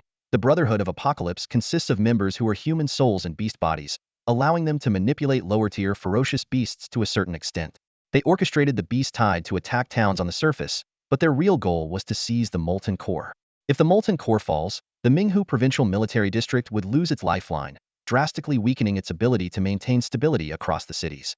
The entire province would be left vulnerable." Wang Yan's expression shifted as realization dawned. He nodded and said, "I see." The principal went on, "In this battle, even the elusive 7 stars of the north and 6 stars of the south made an appearance. After a fierce fight, we managed to repel the Brotherhood of Apocalypse and eliminate some of their members. It's a temporary victory, but a significant one." Then, shifting the conversation, the principal asked, "What are your plans moving forward?" Wang Yan's gaze turned resolute as he replied without hesitation, "I plan to head to the soul-nourishing grounds to improve my strength as quickly as possible. If it weren't for Jinzi burning his bloodline, I would have already been killed by DMO Xing. If just one of their members is so powerful, I wouldn't stand a chance against the 7 stars of the north or the 6 stars of the south." The helplessness he had felt facing DMO Xing had left a deep impression on him. Determined, Wang Yan resolved to become stronger and gain the power to protect himself and others. The principal nodded in approval. "That's certainly a wise choice." As she spoke, she waved her hand, and 2 white flowers materialized in her palm. "These are the keys to enter the soul-nourishing grounds. When you reach the entrance, crush one, and it will transport you inside." "Thank you, Annie." Wang Yan accepted the keys, then suddenly remembered something. "When I was outside earlier, I ran into someone who seemed to have an issue with me." The principal explained. "This year, there were 3 spots for the soul-nourishing grounds, and one of them was initially meant for him. But you killed DMO Xing and saved hundreds of students' lives. Considering the significant boost the soul-nourishing grounds can provide at this stage, I decided to give the spot to you instead." She waved dismissively and reassured him, "Don't worry about it. This is my territory, no one will dare say anything." Their conversation gradually shifted to more personal topics. The principal asked about Wang Yan's second uncle, but with little knowledge on the subject, Wang Yan gave vague answers to gloss over the questions. By the time Wang Yan left the office, the sky had already darkened. Wasting no time, he immediately set off. After half a month of idleness, he didn't want to delay even a single minute. As she watched Wang Yan leave, the principal pulled out her phone and dialed a number. His soul and body are perfectly aligned, with no signs of rejection. There's no trace of decay or corruption, it's not one of those half-dead old relics. I'm almost certain his soul hasn't been tampered with. It seems he's simply stumbled upon some kind of fortuitous opportunity." A voice on the other end expressed gratitude, even teasing. "What's the point of just saying thanks? Why not treat me to a meal?" The principal politely declined. The Brotherhood of Apocalypse has been stirring up trouble again lately. Let's save it for another time. On his way to the entrance of the soul-nurturing grounds, Wang Yan made a call to Luo Zhu, finally unraveling the complicated web of relationships. It turned out that the second aunt and the principal were twin sisters, and both had fallen in love with the second uncle. However, during a great battle over a decade ago, the second aunt was ambushed and killed by the vile members of the Brotherhood of Destruction. This tragedy utterly shattered the second uncle's emotional world, and he devoted his life to seeking revenge. Over the years, countless enemies fell under the second uncle's blade, and his heart grew colder with each relentless fight. The principal tried repeatedly to help him let go of his pain, but her efforts were always met with rejection, leaving their relationship at an impasse. As the second uncle's bodyguard and secretary, Luo Zhu secretly wished for the two to reconcile, but the second uncle's stubbornness made it nearly impossible for the principal to get through to him. After hearing all this, Wang Yan let out a deep sigh, his heart filled with emotion. What is love, that it drives people to life and death? How tragic, how lamentable, he murmured to himself, a flicker of complex emotion crossing his eyes. The entrance to the soul-nurturing grounds lay just behind the office building, guarded by the principal herself, a level 10 beast tamer. Unless 3 of the 7 stars of the Beidou constellation and 6 stars of the Nandu constellation joined forces, no one could take even half a step closer. Wang Yan gripped the key tightly in his hand. With a sharp click, the key shattered. A ripple of spatial energy followed, and in the blink of an eye, Wang Yan vanished. The teleportation process was eerily calm. As the dizziness in his mind gradually subsided, Wang Yan realized he was in an entirely different world. The atmosphere was dim and oppressive, devoid of animals, plants, wind, sun, moon, or stars. The air carried an indescribable yet oddly soothing substance. This place lives up to its name, the soul-nurturing grounds. Wang Yan exclaimed in awe. He could clearly feel a subtle but genuine increase in the strength of his soul. He summoned Xiaoqing and Jinzi, his 2 spiritual beasts, who curiously looked around. Jinzi began digging at the ground with his claws, creating a small pit, when suddenly, a white shadow slowly emerged from the hole. What the? Jinzi yelped, flapping his wings in an attempt to slash the figure in half. Yet, his wings passed through it as though it were a phantom, leaving it completely unaffected. Wang Yan frowned, scrutinizing the half-meter-tall, translucent white figure aimlessly floating in the air. It resembled a ghost from Western folklore and showed no signs of hostility. Xiaoqing spat out a cloud of venom, but the result was the same as Jinzi's, completely ineffective. Hissing in confusion, Xiaoqing prepared to strike with his tail, but Wang Yan stopped him. This is a soul entity. You can't touch it, nor can you attack it, Wang Yan explained. He fired a soul spike at the ghostly figure, and sure enough, the spirit, composed of soul energy, instantly dissipated into a wisp of white smoke upon contact. To Wang Yan's delight, the soul energy he had expended was replenished at an astonishing speed, fully recovered in less than 10 seconds. Not only that, but he also felt a slight enhancement in his soul energy. What an incredible place! Wang Yan marveled. He quickly grasped the unique properties of the soul-nurturing grounds. Martial arts and spiritual beasts were useless here, but soul techniques could harm the ghosts. Moreover, this place rapidly restored consumed soul energy and could even raise the upper limit of one's soul strength. In short, it was a sacred ground for honing soul techniques. The realization filled him with excitement.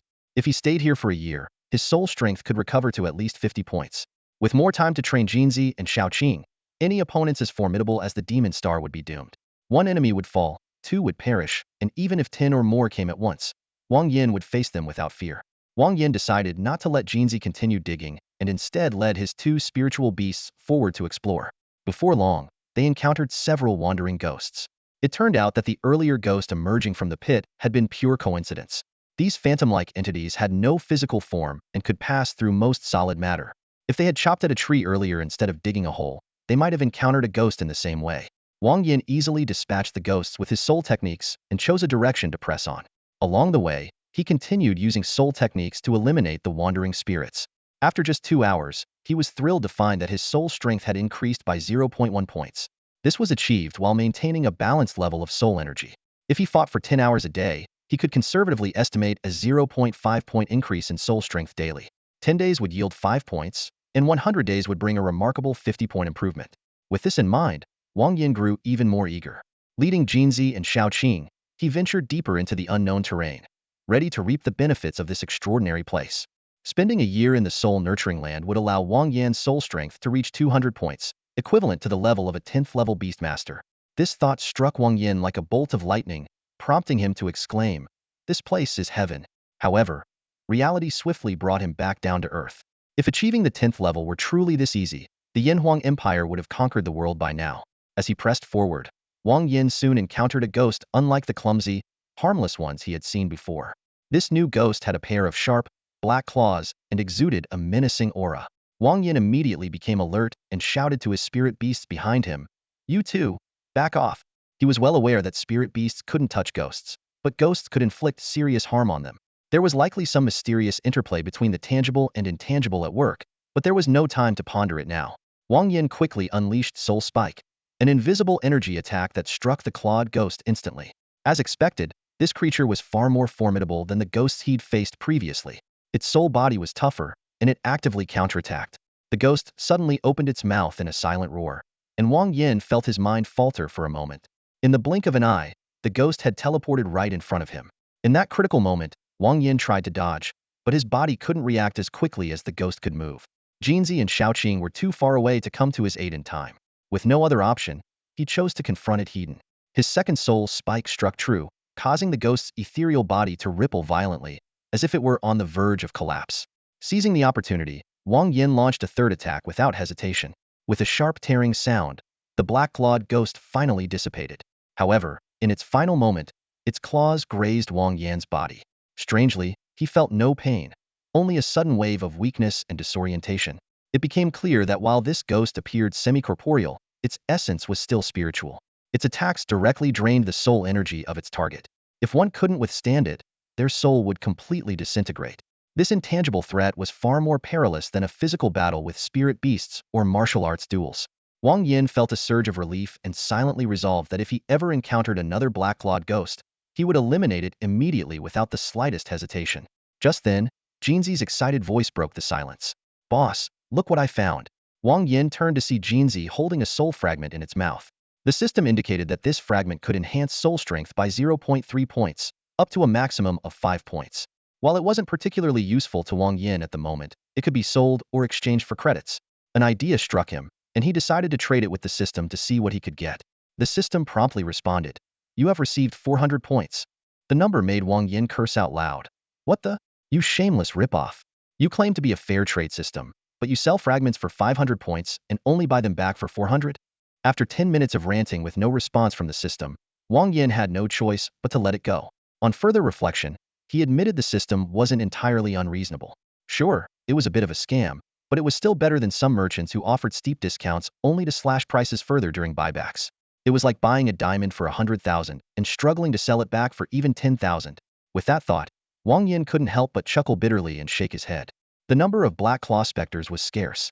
Wang Yan had to defeat more than 30 ordinary specters before encountering a second one. Having learned from his previous experience, he was especially cautious this time. From a distance, he unleashed a soul spike, taking down the black claw specter before it could get close. Unfortunately, no soul shards dropped this time. However, Wang Yan remained undeterred, firmly believing that as long as he defeated enough of them, rewards would eventually come. Day after day, apart from necessary meals and rest, Wang Yan devoted himself entirely to combat. Time flew by, and his soul strength finally broke through to 5 points. At the same time, he accumulated enough points to upgrade Jinzi back to Lordier quality. Even more exciting was that during this period, Jinzi had been feasting on various energy-rich nuts and successfully advanced from Tier 2, 4 stars to Tier 2, 5 stars. Without hesitation, Wang Yan spent 300 points to exchange for a Tier 3 soul crystal.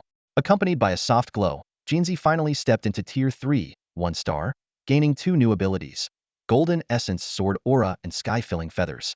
The former condenses golden essence into sword energy, dealing massive damage to enemies, while the latter allows him to infuse golden essence into his feathers, striking enemies in an area. Recalling his battle with the Earth Demon Star, Wang Yan decisively chose Golden Essence Sword Aura.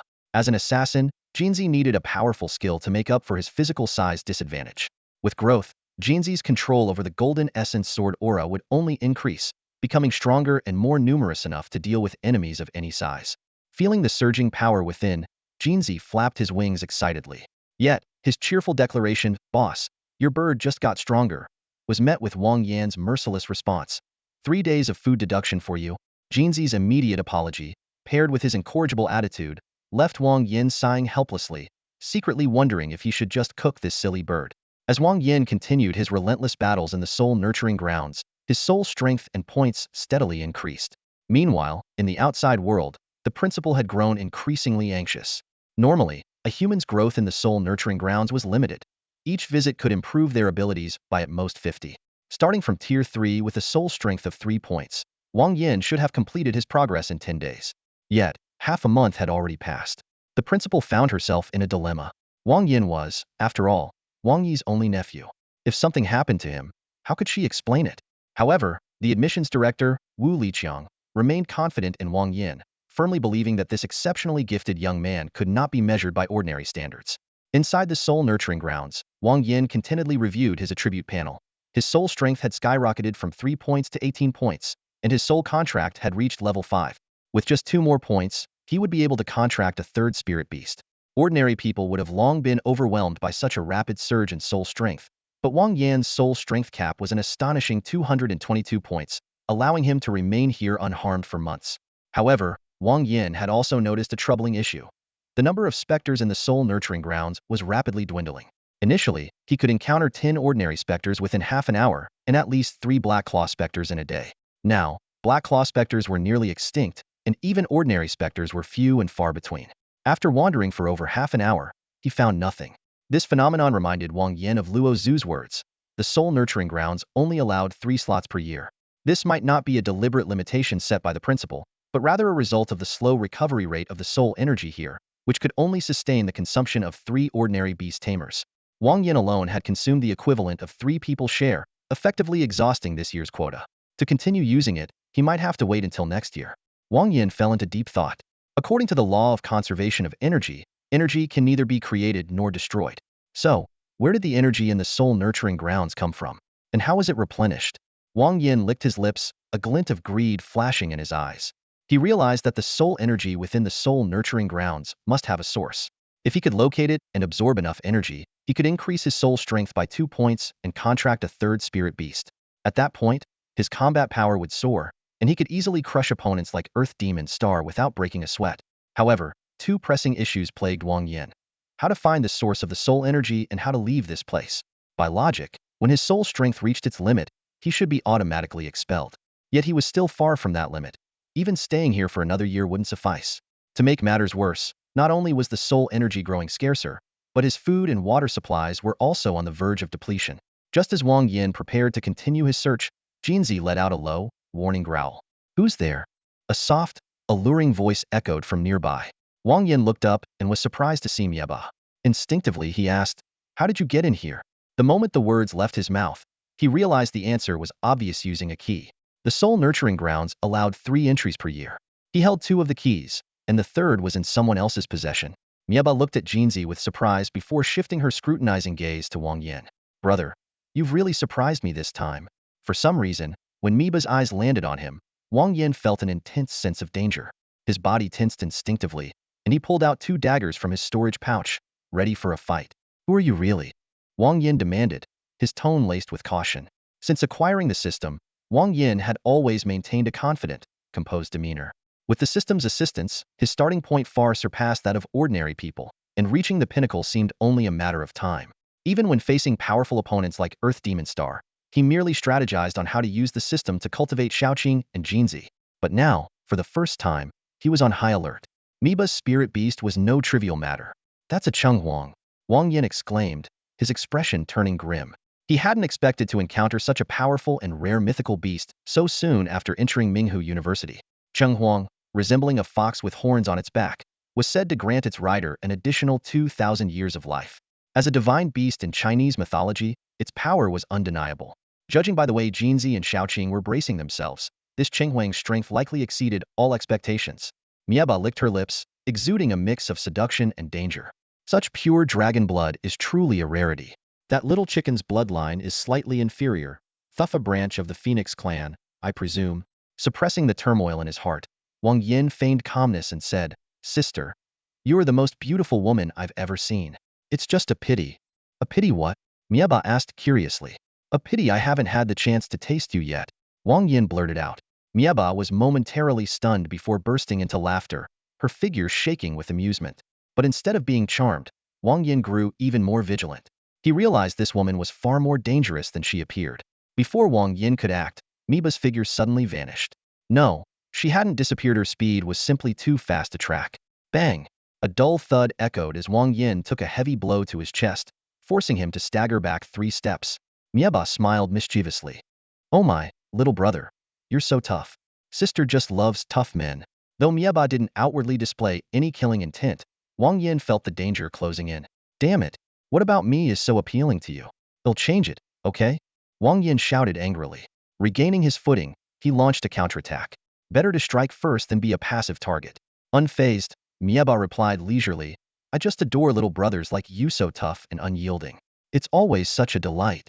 Can't you pick someone else, sister? I'm still a virgin. Wang Yan retorted, driving his dagger straight toward Miba's chest. But Miba's reaction was even faster.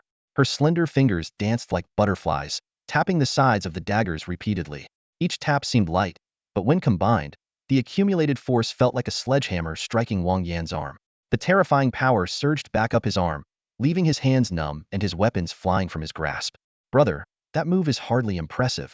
After disarming Wang Yan, Mieba didn't press the attack. Instead, she gave a playful smile. The dagger lay quietly on the ground 3 meters away, but Wang Yan dared not make a move. The woman's speed was like lightning, and any rash action could provoke a devastating counterattack.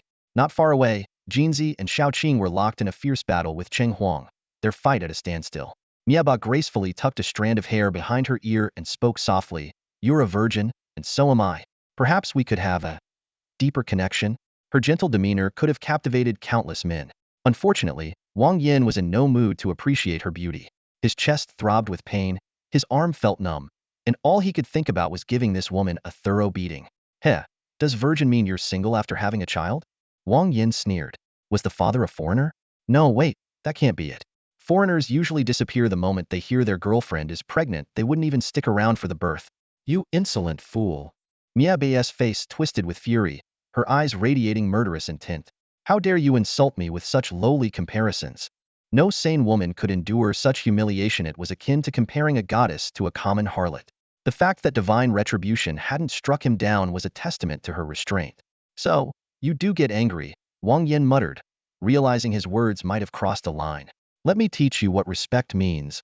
Before her words even settled, Miaba moved like an arrow loosed from a bow.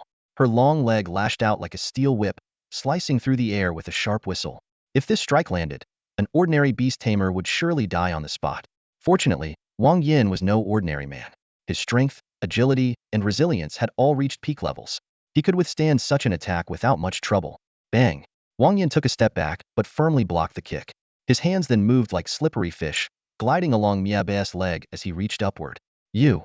Miaba gasped, attempting to pull her leg back, but Wang Yan's grip was like suction cups, holding her firmly in place. Heat burned like fire, and an electric shock coursed through her body. As Wang Yan's hands moved higher, Miaba trembled, her fair face flushing red.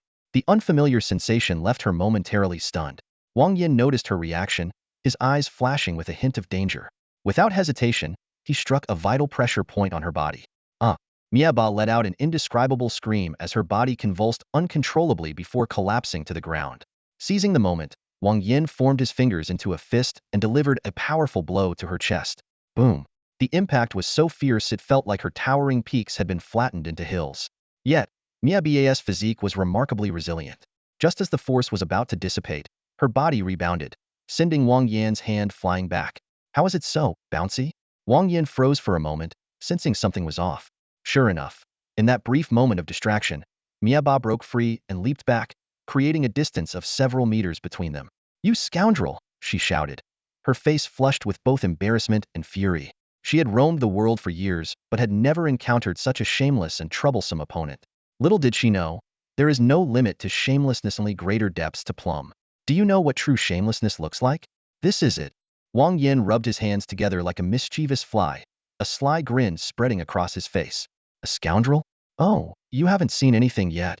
Miaba's strength and martial skills far surpassed Wang Yan's, and with the spiritual beast Cheng Huang aiding her, victory seemed impossible for him without resorting to underhanded tactics.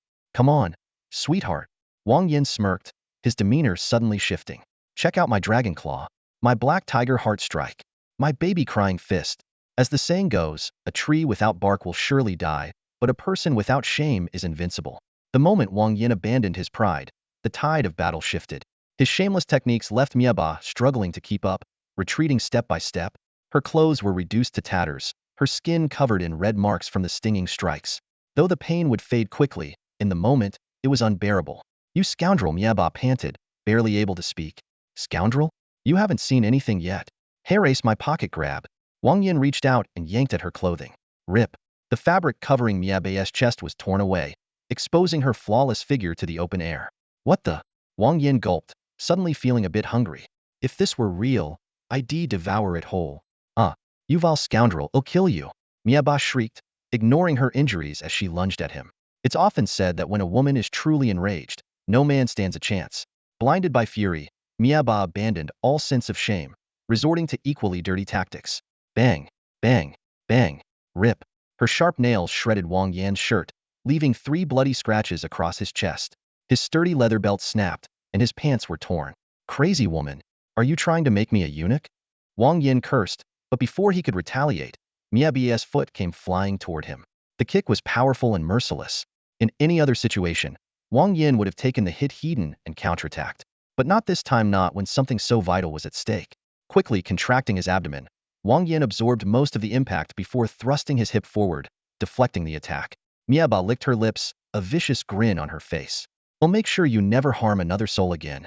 Meanwhile, in the school office, the principal sat with a troubled expression, his brow furrowed. Most people reached their limits within 10 days and were automatically transported out. Yet, Wang Yan had been inside for a month with no sign of activity. This was the sole heir of the Wang family, the nephew of Wang Yi. No risks could be taken. Resolving to act, the principal decided to forcibly extract him. With a series of intricate hand gestures, glowing runes appeared in the air. After about 30 seconds, the principal's eyes lit up. "Got him." As soon as he spoke, the space in front of him distorted, and 2 figures tumbled out completely naked. It was none other than Wang Yan and Mieba, still locked in their heated battle. "Go to hell." Mieba straddled Wang Yan's stomach, raining punches down on his face like a storm. Wang Yan struggled, twisting his body in an attempt to break free from Mieba's hold. The two were locked in a desperate brawl, their minds consumed solely by the fight.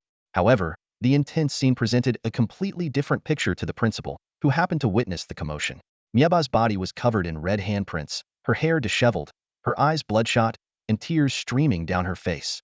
Wang Yan, pinned beneath her, was writhing uncontrollably, his body marked with scratches. The principal muttered to himself, "These young people nowadays, is this how they play?" Quietly, he tiptoed out of the office, mentally convincing himself, "I saw nothing. Carry on, carry on." Bang! The door slammed shut, jolting the two back to their senses. As they sat there, caught off guard and unsure of what to do, the door creaked open again. The principal peeked his head in, his voice lowered conspiratorially. "Do you need protection?" "No." The two shouted in unison. "All right then." The principal nodded and shut the door once more. By now, continuing the fight seemed pointless. Both were equally exhausted, their physical abilities evenly matched. While Mieba held a slight edge in combat skills, killing Wang Yan would still be no easy feat. Dragging it out any longer might lead to real trouble. "Let's call a truce on the count of 3, Wang Yan suggested seriously. "Fine." Mieba agreed without hesitation. 1, 2, 3.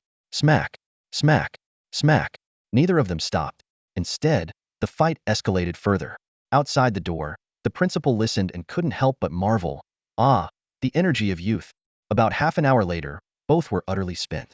Mieba waved her hand, and a full set of clothes appeared out of nowhere. Without any hesitation, she dressed herself right in front of Wang Yan. At this point, nothing was left to the imagination. What should have been seen was seen. What shouldn't have been touched was touched. Modesty seemed pointless now. Seeing her nonchalant attitude, Wang Yan didn't bother pretending to be bashful either. "You shameless scoundrel. Next time we meet, I'll take your life."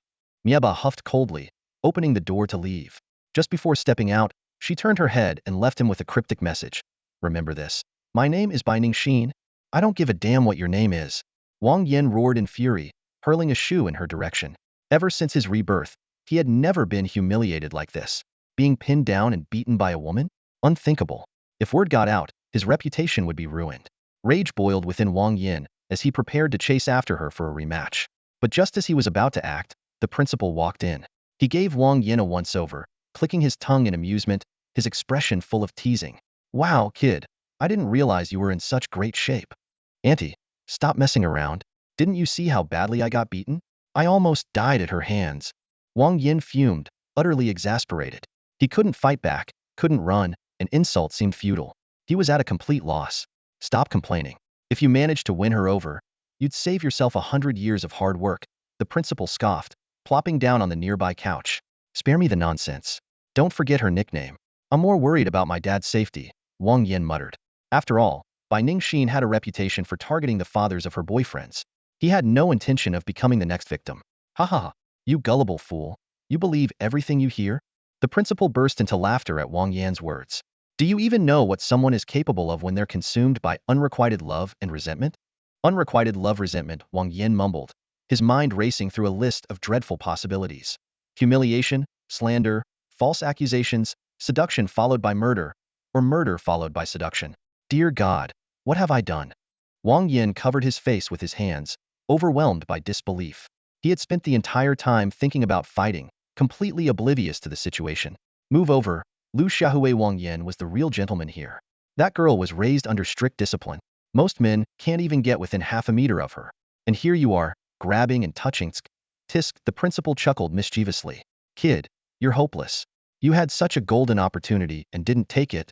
She's just a woman. I don't need anyone to reach the pinnacle of power on my own. Wang Yan snorted disdainfully. Save 100 years of effort?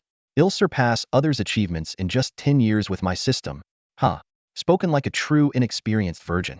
Once you've tasted it, you'll never look at things the same way. The principal quipped, smirking. Wang Yan raised an eyebrow, retorting, Oh, I haven't. Have you? The principal replied smugly. I've sniffed the scent. Wang Yan. Though he wasn't entirely sure what sniffing the scent entailed, the principal's slightly embarrassed expression prompted Wang Yan to quickly change the subject. Anyway, if there's nothing else, they'll be heading back. Wang Yan sighed, preparing to leave. Thanks to the soul contract, his spirit beasts, Jinzi and Xiaoqing, had been automatically summoned back to their designated space during the dimension shift. He didn't need to worry about them causing trouble. Honestly, the soul contract was a genius invention, convenient, stable, multifunctional, and even capable of auto-upgrades. Hold on, don't leave just yet. I have something to discuss. The principal patted the seat beside her, signaling Wang Yan to sit. According to the schedule, after leaving the soul nurturing grounds, you were supposed to participate in the freshman ranking competition. But thanks to you, it's been delayed for half a month. If we don't hold it soon, those old geezers might try to impeach me. Freshman ranking competition? What's the point? Win first place, show off, and attract a bunch of jealous people to cause me trouble? Or worse, catch the attention of petty individuals trying to recruit me, only to make my life miserable if I refuse. Wang Yan scoffed. He had no interest in such meaningless contests. With his system, slow and steady progress was the key to success. He kept quiet about the soul nurturing grounds. His gut told him that the depletion of wandering souls and soul energy might be linked to him. Better to stay silent and avoid unnecessary trouble. The rewards for the freshman ranking competition are quite generous, the principal said meaningfully. Treasures to enhance soul strength, elixirs to break the 100-point attribute limit, and even leader-grade spirit beast. I'm in. For the glory of the school and to make my aunt proud, I'll definitely take first place. Wang Yan's eyes gleamed with determination. The rewards were far too tempting. A little trouble was nothing anyone who got in his way would be dealt with. The principal smirked. That's more like it. Wang Yan stepped out of the principal's office, a smug smile spread across his face. The principal shook his head helplessly, thinking to himself that this young man was just too pragmatic. Classic, no rabbit, no hawk. Without tangible benefits, he wouldn't take action so easily. I'm just trying to improve my strength, Wang Yan shamelessly defended himself. Without strength, how can I protect myself and my family, especially my aunt? The principal rolled his eyes and reminded him, the ranking competition starts tomorrow. Don't forget to be on time. Got it. Wang Yan saluted with exaggerated enthusiasm and marched out confidently. I'll definitely take first place and live up to my aunt's expectations. Watching Wang Yan's retreating figure, the principal couldn't help but chuckle.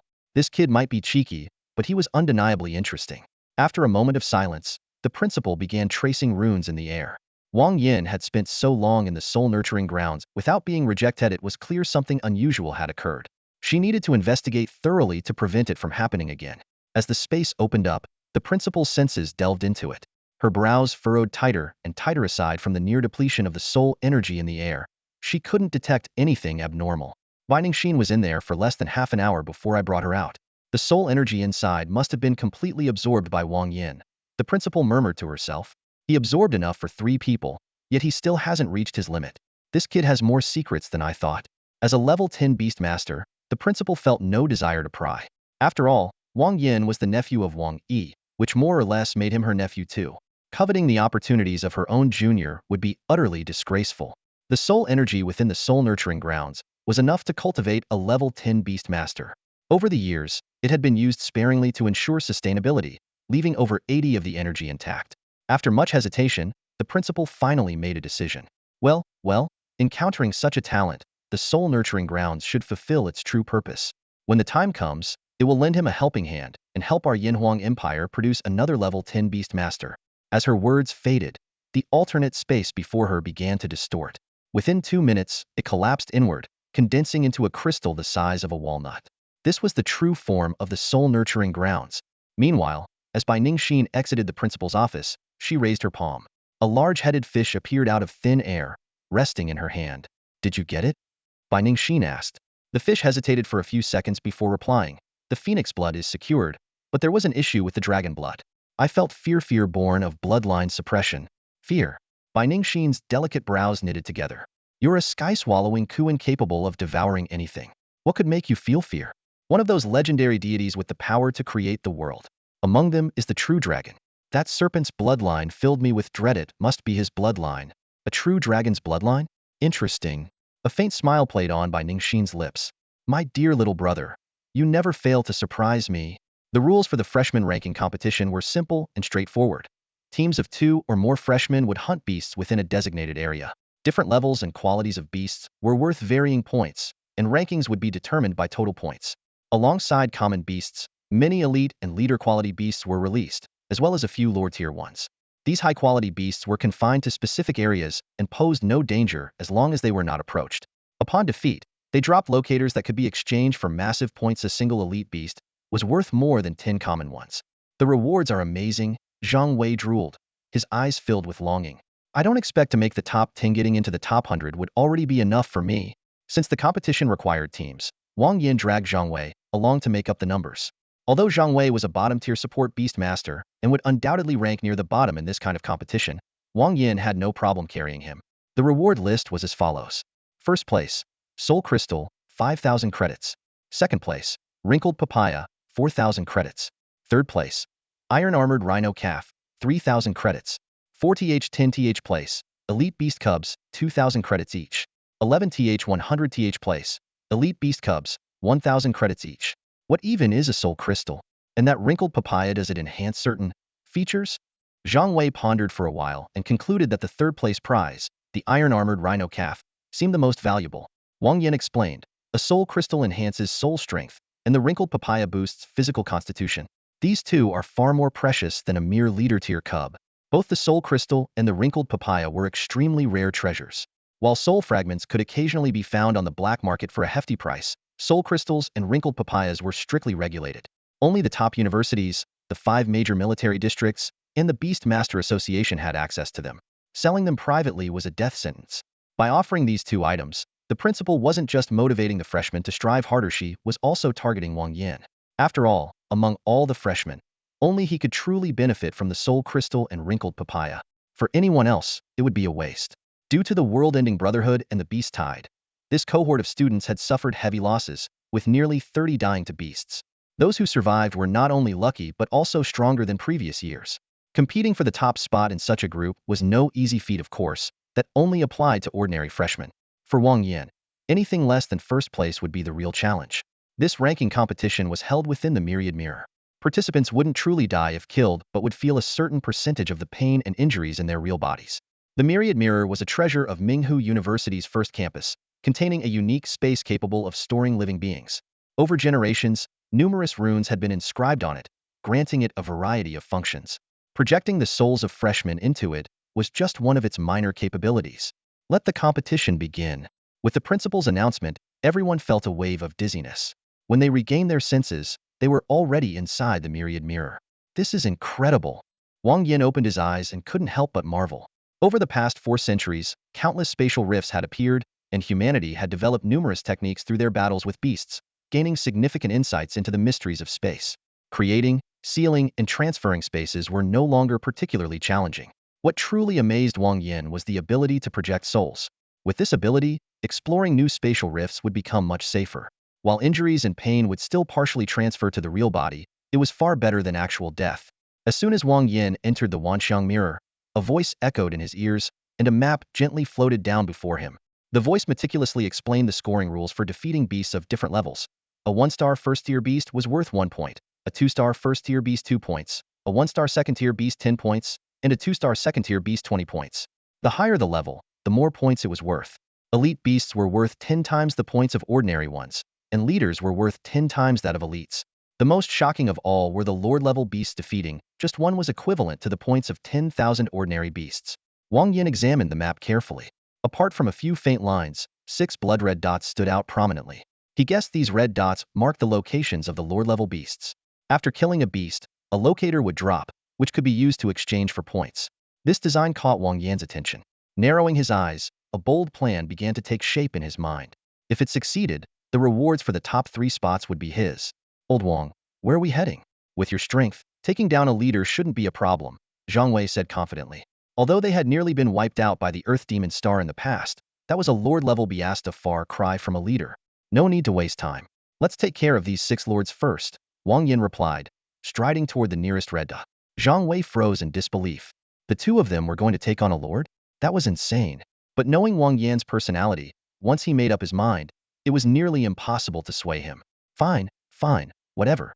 At worst, we'll just die and get kicked out, Zhang Wei muttered as he followed, unaware that Xiaoqing and Jinzi had already fully recovered.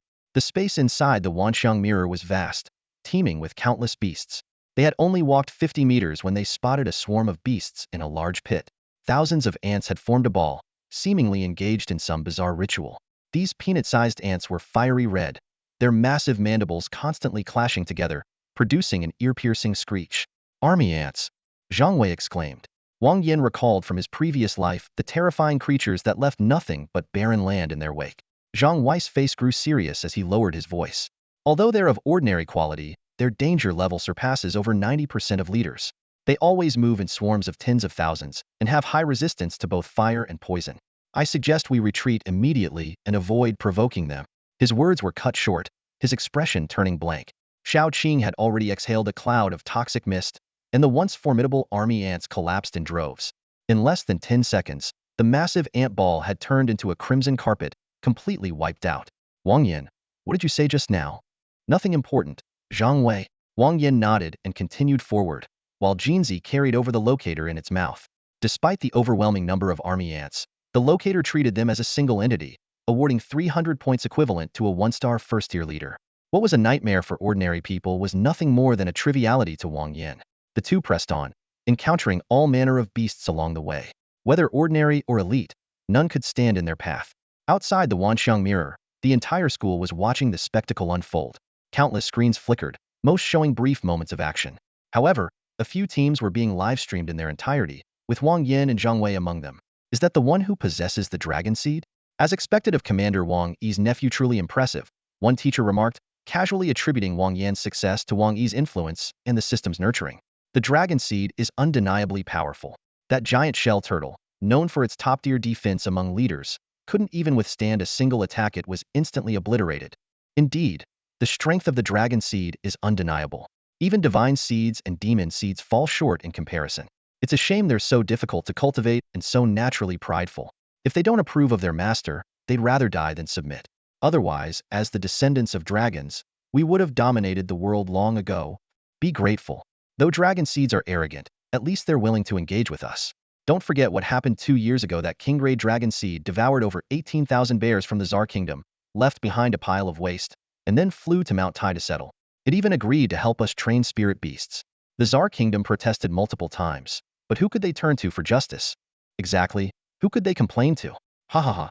The teachers continued their discussion, veering from dragon seeds to global politics, and then to the Great War of 4 centuries ago. Ultimately, they arrived at a unanimous conclusion. The Yanhuang Empire was absolutely incredible. Back inside the Wanxiang mirror, Zhang Wei stared at the beast ahead, his body trembling uncontrollably. Even the hen he was carrying seemed on the verge of fainting. Old Wang, are we really going to fight that thing? Is it too late for me to run? The creature before them was called the Blazing Galehound, nicknamed the 3-headed dog.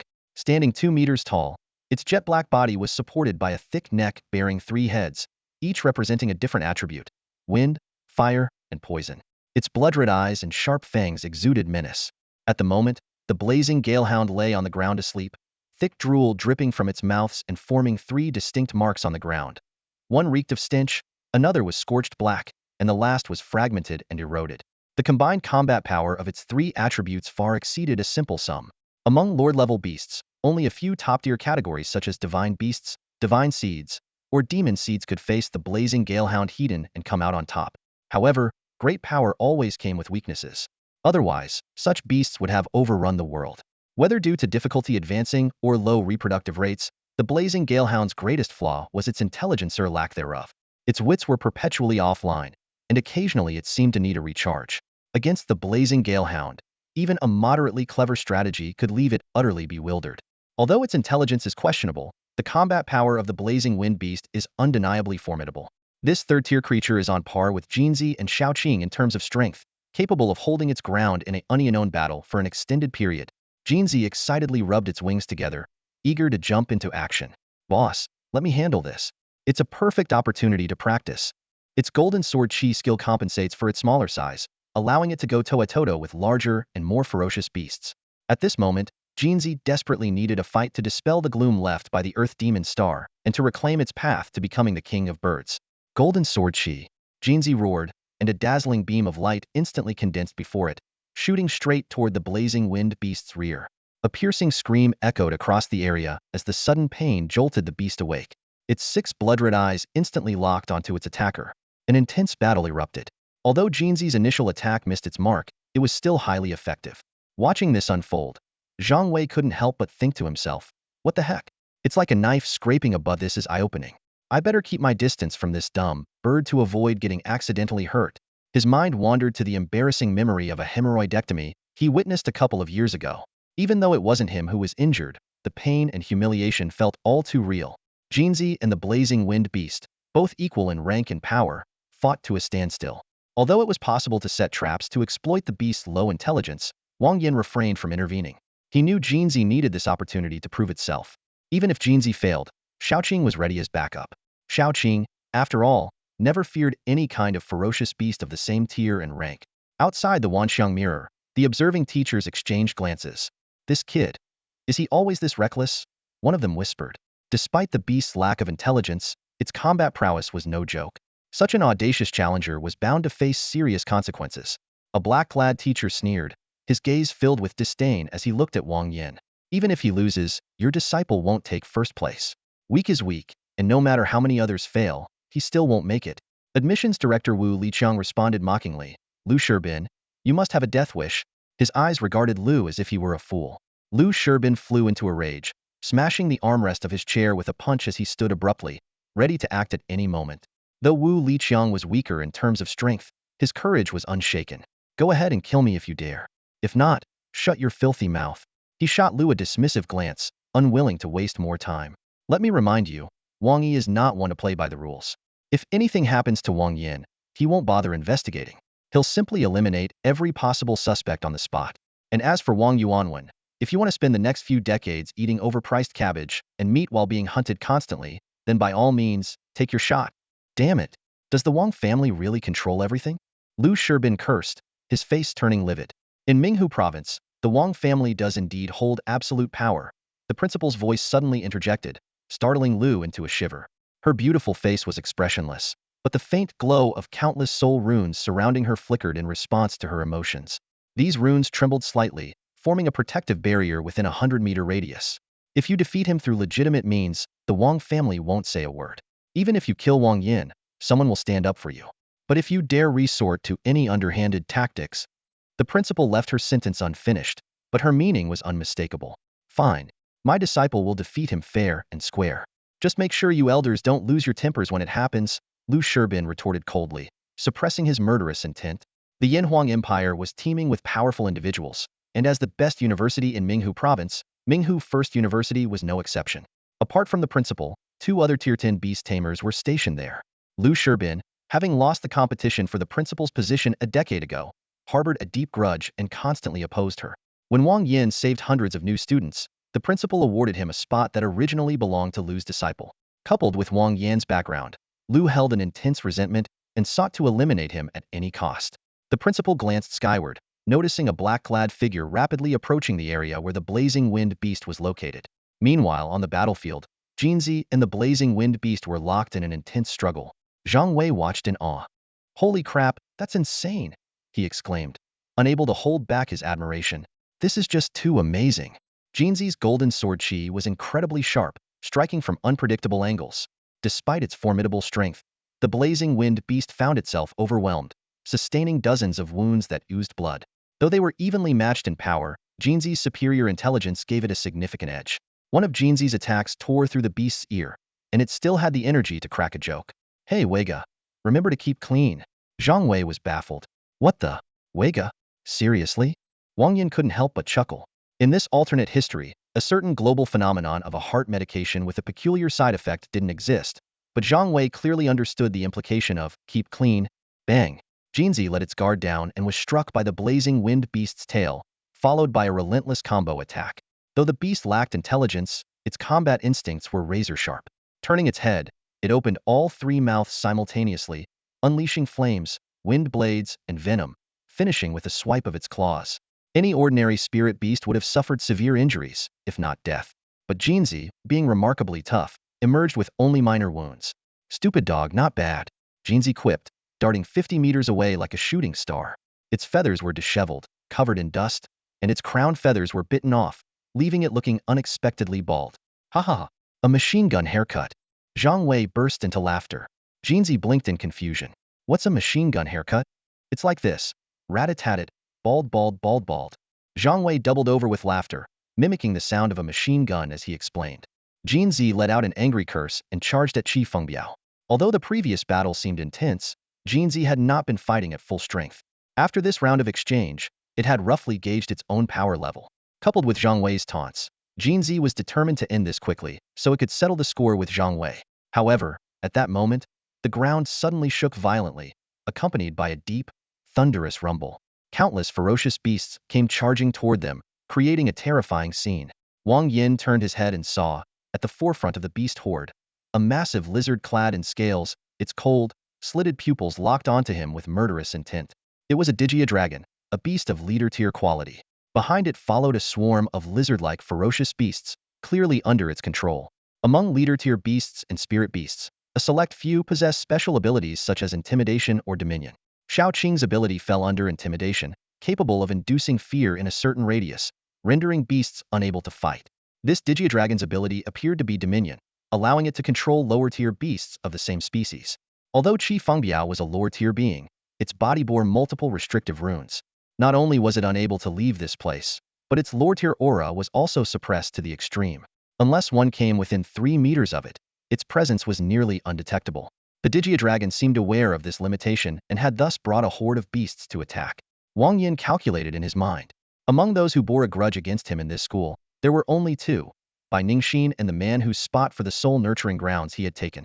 Bai Ningxin's spirit beast was the lower-tier Changwang, which likely wouldn't be interested in something like a Dragon. That narrowed things down, and the sequence of events became clear. Wang Yan gazed expressionlessly in the direction of the Dragon. He had seen such scenarios before. Compared to the time with the Demon Star, this was child's play. A simple release of his dragons would be enough to make all the beasts grovel on the ground. Dominion over beasts? It wouldn't matter unless they had gone completely berserk. All would be subdued by his dragon's might. But reality often defies expectations. Just as Jinzi and Qi Fengbiao clashed, the ground suddenly cracked open, and a massive creature burst out, sending both of them flying. It was an iron-clad dragon, around 10 meters long, its entire body covered in tough, bony armor. Its tail, resembling an iron whip, was segmented like interlocked rings. Its protruding snout was filled with sharp teeth, and its razor-sharp claws were tucked beneath its body. Although the ironclad dragon and the Dragon belonged to the same general category, they had no actual connection to true dragons. After emerging from the ground, it didn't attack Qi Fengbiao or Jinzi. Instead, its gaze locked directly onto Wang Yan. There was no question it had come specifically for him. Wang Yan sighed deeply, feeling a mix of annoyance and exasperation. How had a simple freshman ranking competition turned into such a chaotic mess? As the rumbling grew louder and the ground tremors intensified, Over 1,000 beasts closed in to within 100 meters. Wang Yan glanced at them, and an invisible wave of dragons might radiated outward. The beasts at the front immediately dropped to the ground, while those behind continued to surge forward, resulting in utter chaos. Even the leader-tier Digidragon was reduced to a rolling mess along with the rest. Wang Yan couldn't be bothered with these creatures. He summoned Xiaoqing and took a few steps back. With his strength, ordinary beasts were no match. Elites could be dealt with in 3 moves, and he could hold his own against leader-tier ones, perhaps even achieve mutual destruction if luck was on his side. But when it came to lower-tier opponents, he was out of his depth. Just as Wang Yan retreated less than 10 meters, a sinister voice suddenly rang out. Heh, scared already? The speaker was a man dressed in black, his clothes covered in dust with a tear at his right hip. His hair was disheveled, blood dripped from his nose, and his speech was slightly slurred. Clearly, he had been riding one of the beasts when Wang Yan's dragons might caused it to collapse, resulting in an unceremonious fall. Wang Yan replied calmly, I have a fear of giant creatures. With that, he took a few more steps back. The man in black froze for a moment, seemingly caught off guard. Wang Yan continued, I also have a fear of big idiots like you, so I need to keep my distance. Idiocy is contagious, and I'd rather not end up like you. With that, he stepped back a few more meters, casually straightening his clothes. You are courting death, the man in black roared, his swollen face twisting with rage, his eyes filled with murderous intent. He had come here specifically to kill Wang Yan, and now, after hearing Wang Yan's words, his fury reached a boiling point. Attack! Kill that snake, he shouted, charging toward Wang Yan. At the same time, the ironclad dragon shifted its focus to Xiaoqing. Qi Fengbiao versus Jin Zi, the ironclad dragon versus Xiaoqing, and the man in black versus Wang Yan. A fierce battle was about to erupt. Outside the Wanxiang mirror, the faces of many students and teachers were filled with astonishment. What's going on? Wasn't the ironclad dragon sealed by the runes? How did it escape? And it's under control? Wu Liqiang shot to his feet, his expression one of utter disbelief. Although the Wanxiang mirror was controlled by the principal, other school leaders and teachers had access to it. Making some covert adjustments inside wasn't impossible. Realizing this, Wu Liqiang immediately turned to glare at Lu Shibin. Huh. Lu Shibin smirked mockingly in response to Wu Liqiang's murderous gaze. He neither confirmed nor denied anything, but his expression said it all. The principal remained calm. To bypass my perception, disable the ironclad dragon's runes, and guide it into combat clearly. You haven't been idle all these years, she remarked. She knew Wang Yan's capabilities. A mere third-tier Qi Fengbiao and an ironclad dragon were no match for him. As for Lu Shibin's disciple, he was even less of a concern. You don't seem worried at all, Lu Shibin said, frowning. The principal's composure made him suspect something was amiss. He mentally reviewed every detail of his plan but found no flaws, concluding that the principal was merely putting on a brave front. The show's about to begin, Lu Shibin declared confidently. Indeed, the show is about to begin, the principal replied with a knowing tone. Bang! The man in black was sent flying like a kite with a broken string, landing heavily on the ground and kicking up a cloud of dust. This self-proclaimed powerhouse couldn't even withstand a single move from Wang Yan, suffering a crushing defeat. Standing off to the side, I couldn't help but shake my head in disappointment. I had been looking forward to an exhilarating battle, but instead, it turned out to be so one-sided. Wang Yan, too, seemed uninterested in the fight. He frowned slightly, his gaze revealing a hint of nostalgia for his past intense clashes with Bai Ningxin. Though he often ended up at a disadvantage back then, those battles were at least thrilling and satisfying. Impossible. How are you this strong? This can't be real. The man in black roared in disbelief, his face twisted with frustration. Gasping for air, he forced himself into a sitting position and continued shouting. I grew up bonded with an earth armor dragon, used secret techniques to fuse with its bloodline, and barely survived the process to gain 20 of its power. How can you possibly be this strong? How? Faced with his frenzied questioning, Wang Yan's lips curled into a mocking smile. How? My dad is the richest man in Minghu province. My uncle is the commander of the provincial military district. You tell me how? His words hit the man in black like a hammer, shattering what little pride he had left. Trembling, he pointed a finger at Wang Yan and stammered. If you're so great, don't rely on your family. Hearing this, Wang Yan began walking slowly toward him, each step landing like a weight on the man's heart. Don't rely on my family? Sure. I have 2 lower-tier spirit beasts, 1 dragon type, 1 phoenix type. I'm a martial arts master who can defeat you in a single move. I'm better looking than you. I have a childhood sweetheart, and I'm richer than you name it. Each word was like a sharp blade, cutting away the man in black's last shred of hope.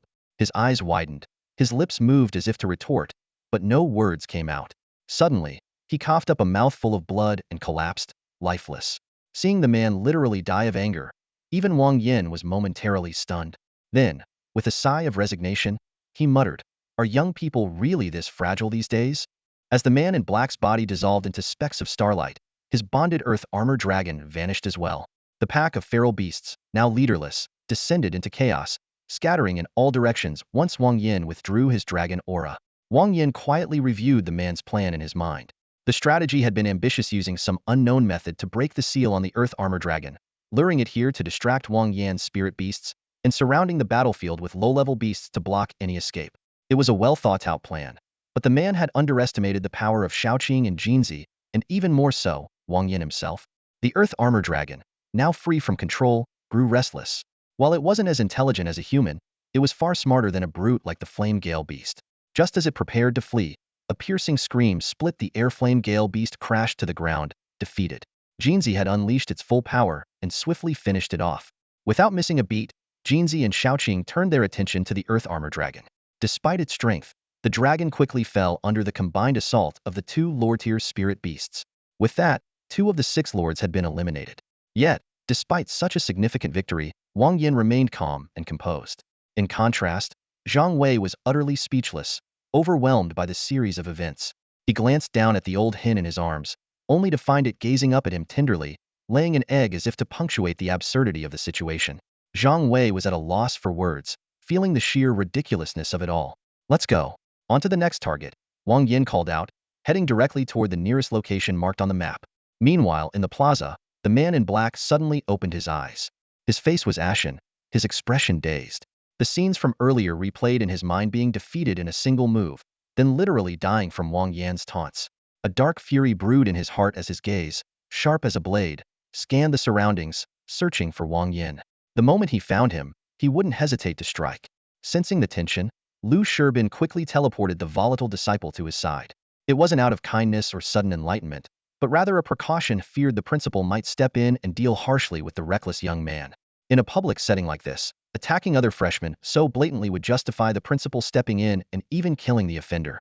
The man in black thought to himself that if he were the principal, he would never let the enemy's disciple go unpunished. Just as this thought crossed his mind, his vision blurred, and he was instantly transported to another location. "Teacher!"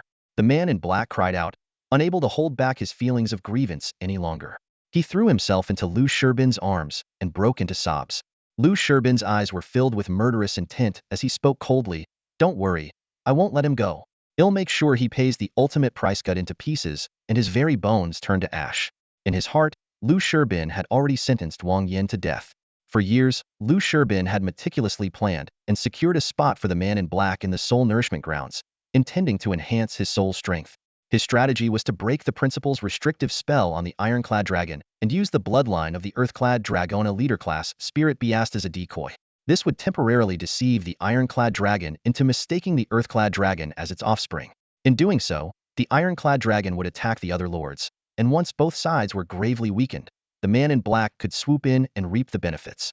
The soul enhancement from the grounds, combined with the rewards from the freshman ranking tournament, would provide him with significant gains. However, plans rarely keep up with unforeseen changes.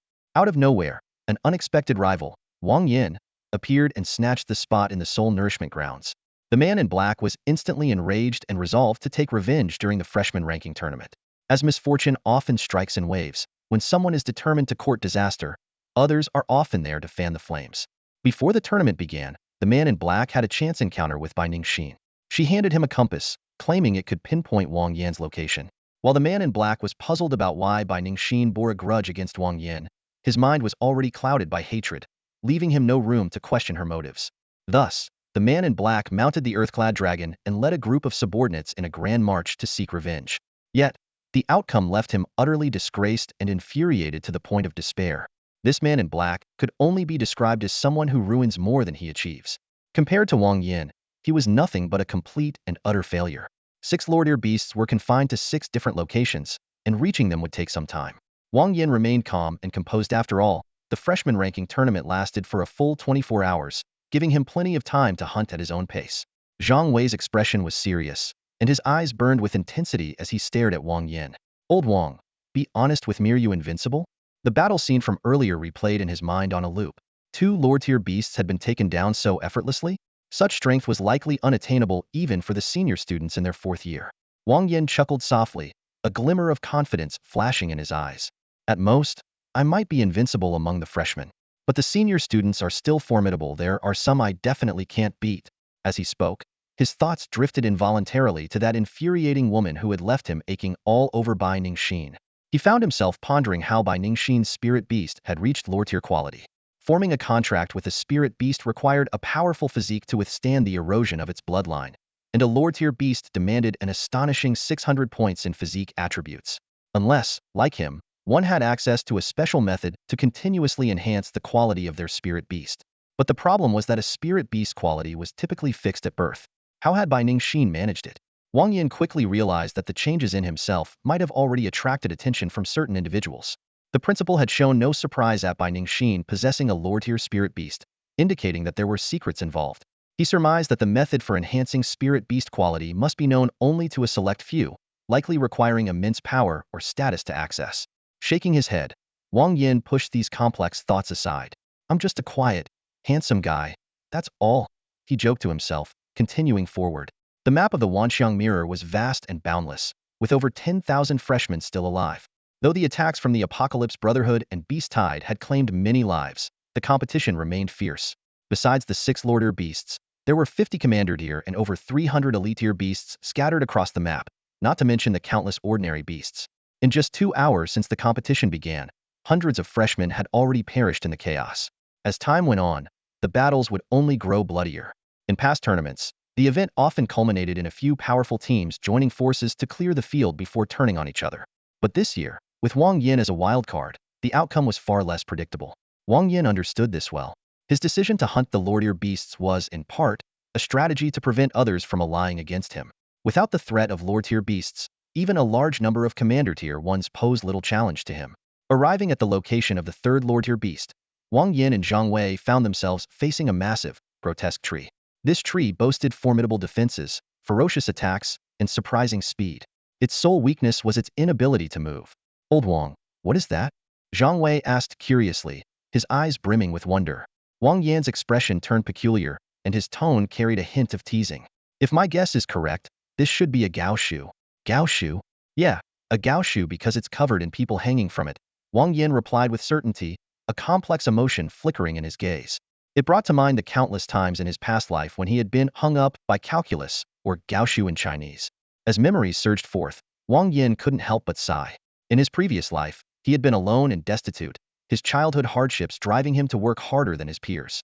Yet, no amount of effort could outshine the brilliance of natural talent.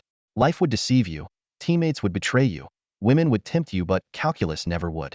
It would simply, mercilessly hang you out to dry, leaving you to wail in despair. Some things are just impossible to learn, no matter how hard you try. Wang Yan's gaze settled on a towering tree about 10 meters high in front of him. Its thick, sturdy trunk and lush foliage were impressive, but what truly sent chills down his spine were the countless bodies dangling from its branches. Swaying gently in the breeze, they seemed to writhe in some eerie, unnatural struggle. A mix of emotions flashed through Wang Yan's mind. In the outside world, he might have felt pity and even tried to help. But in this realm composed of soul projections, everything was different. Here, death only meant dissolving into starlight, and these so-called corpses were undoubtedly some kind of deadly bait. Let me give it a shot, Zhang Wei said in a low, determined voice. He, too, had sensed the lurking danger. He lightly patted the old hen beneath him, and the bird immediately understood, laying an egg with a quick motion. Zhang Wei grabbed the egg, aimed at the nearest corpse, and hurled it with all his strength. The white egg traced a graceful arc through the air, heading straight for its target. Just as it was about to make contact, the seemingly lifeless corpse abruptly shattered into pieces, transforming into a gaping maw lined with razor-sharp teeth that devoured the egg in an instant. Ugh, that's disgusting, Zhang Wei grimaced, his face filled with revulsion. This was no corpse, it was a horrifying predator resembling a man-eating plant. Disguised in human form, these creatures revealed their monstrous true selves the moment prey drew near. Even a high-level warrior would struggle to escape once caught in their jaws. Worse still, the tree was teeming with these creatures, at least 200 of them by a conservative estimate. Without effective long-range attacks, approaching the tree was tantamount to suicide.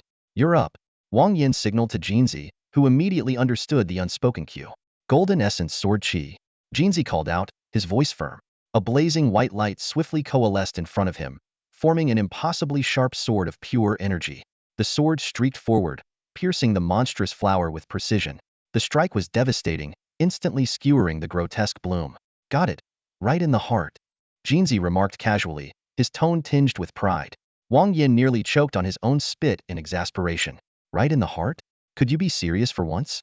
The way you say it, people might think I'm some kind of pervert, he snapped, feeling his noble image tarnished. Jinzi tilted his head, his expression brimming with disdain. Aren't you, though? For a moment, Wang Yan was at a loss for words. All he could do was shake his head and sigh in resignation. Jinzi's mocking laughter broke the silence. It had finally seen through Wang Yan's facade outwardly proper, but deep down, they were cut from the same cloth. The only difference was that Jinzi was unapologetically brazen, while Wang Yan was the reserved type who hid his true nature. Wang Yan cleared his throat awkwardly, his expression slightly embarrassed. He had to admit that he was indeed a bit of a flirt, but he still defended himself, saying, I'll admit I'm a bit of a pervert, but I'm not old. Years of carefully maintaining a pure image crumbled in an instant, leaving him wondering how he would face the world after this. After the battle, Jinzi was utterly drained, collapsing weakly to the ground. It opened its mouth to speak, but immediately fell silent under Wang Yan's warning gaze. Past experiences had taught it that pushing things too far would likely result in going hungry tonight. Since following Wang Yan, Jinzi had truly experienced what it meant to live a life of luxury. Its storage pouch was packed with a variety of nuts, ready to be eaten at any time. But if it angered Wang Yan, its favorite snacks would be completely out of reach. Let's move on to the next target, Wang Yan said with satisfaction, nodding as he led Jinzi forward. They had already taken down 3 of the 6 Lord-level beasts. The points from just these 3 locators alone had surpassed 3 million. Unless the remaining 3 lords were also defeated, even gathering all the elites and leaders in the Wanxiang Mirror wouldn't come close to matching their score. Wang Yan calculated his next move and decided on a clever strategy selling the locators. He planned to emulate the protagonist of a certain classic adventure story. After defeating 6 Lord-level beasts, he would sell the locators to others. This way, he could claim the top 3 rewards while ensuring the buyers wouldn't leave empty-handed. Just as Wang Yan was feeling smug about his brilliance, Jinzi suddenly issued a warning. Boss, someone's approaching. Moments later, a young man riding a large, colorful dog appeared before Wang Yan, panting heavily.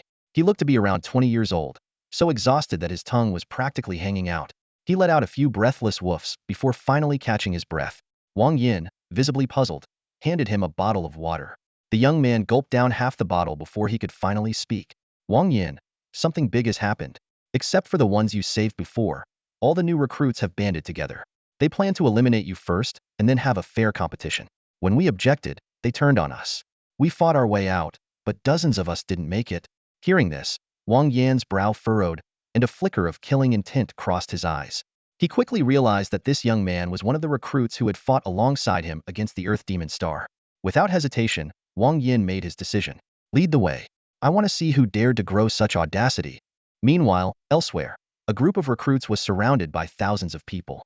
The crowd buzzed with discussion. Some doubted whether Wang Yan would come to their rescue, while others believed that regardless of his decision, his fate was sealed. The recruits in the center were seething with anger. A tall, clean-cut young man was about to charge forward in desperation when his companions held him back. They knew that with fewer than 100 people against at least 2,000, there was no chance of victory. Despite their dire situation, they still held on to hope that Wang Yan would come. With his 2 spirit beasts capable of killing Lord-level Earth Demon Stars in a single strike, they believed rescue was possible. The young man lifted his head, his hope rekindled, as he awaited Wang Yan's arrival. In his heart, he vowed to make the traitors pay. This year's freshman ranking competition is absolutely fascinating. What could have possibly provoked such outrage that over 10,000 freshmen would unite against one person? Wang Yan's situation has sparked heated discussions. Some are certain of his doom, even going as far as to bet, if he manages to survive until the end of the competition, I'll confess my love to a dinosaur-looking girl. Others offered absurd suggestions. I suggest you livestream yourself doing a handstand while having diarrhea. Sure, it's humiliating, but it's better than losing your happiness for the rest of your life. However, a true man stands by his word. Someone insisted, if he said he'd confess to a dinosaur-looking girl, then he will absolutely follow through. What unfolded within the Wanxiang Mirror surprised everyone. Who would have thought that a group of complete strangers would band together to target one of their own? Perhaps it was jealousy, or maybe there was another reason. Regardless, the situation was spiraling out of control. The principal observed coldly, a murderous glint flashing in her eyes. She sneered. Are these old geezers trying to provoke me? Minghu First University had 3-tier 10 beast tamers. Lan Bowen, a reclusive scholar with no interest in worldly affairs, the principal herself, who was transferred from the military district, and Lu Sherbin, a veteran and senior figure at the university. While the principal was the strongest of the three, many faculty members still saw her as an outsider and leaned towards supporting Lu Sherbin. Backed by the Minghu Provincial Military District, these individuals dared not act openly against her, but they schemed in the shadows. First, Lu Sherbin released the restraints on an ironclad dragon. Then, over 10,000 freshmen united against Wang Yan. The depths of this conspiracy were far too intricate to explain in just a few words. The principal snorted. If you want to play, let's play big. Hundreds of spell formations materialized around her before shattering into fragments. Simultaneously, 3 deafening roars echoed from within the Wanxiang mirror. The restraints on the Lord-level beasts had been lifted. Wang Yan, running alongside a panting freshman, felt a nagging sense of unease. Why did this person's tone carry a hint of excitement? Suddenly, the freshman shouted, "Everyone, Wang Yan is here. We're saved." His voice was loud and full of energy. Before Wang Yan could ask any questions, the freshman abruptly turned around, as if he had more to say. But in the next moment, a sharp dagger pierced his heart. Confusion, resentment, realization, and regret flickered across his face before settling into acceptance. In his final moments, he seemed to understand betrayers never meet a good end. Wang Yan immediately grasped the situation and barked an order. "Jinzi, Xiaoqing, kill them all." There was no need for negotiation or to discern their intentions. The fact that they lured him here in such a manner was proof enough of their malice. Golden Sword Qi. At Wang Yan's command, Jinzi and Xiaoqing darted into the crowd like arrows. 2 Lord-level spirit beasts against a group of freshmen was complete overkill. Even if they stood still and allowed themselves to be attacked, they wouldn't sustain a scratch. Screams filled the air as the freshmen fell one by one, their bodies dissolving into specks of light. In less than a minute, the battle was over. Wang Yan frowned, deep in thought. Why are there so few of them? The group before him numbered no more than 500, far fewer than the 10,000 plus he had anticipated. At that moment, a frantic voice called out from among the survivors. "Wang Yan, head southeast. They're trying to release the restraints on the Lord-level beasts. These people are just pawns left behind to stall you." Realization struck Wang Yan. With 2 Lord-level spirit beasts by his side, no amount of freshmen could pose a threat. But what about Lord-level beasts of the same rank? As long as they could pin down Xiaoqing and Jinzi, even sacrificing countless lives would be enough to end him. And would the beasts cooperate? Almost certainly.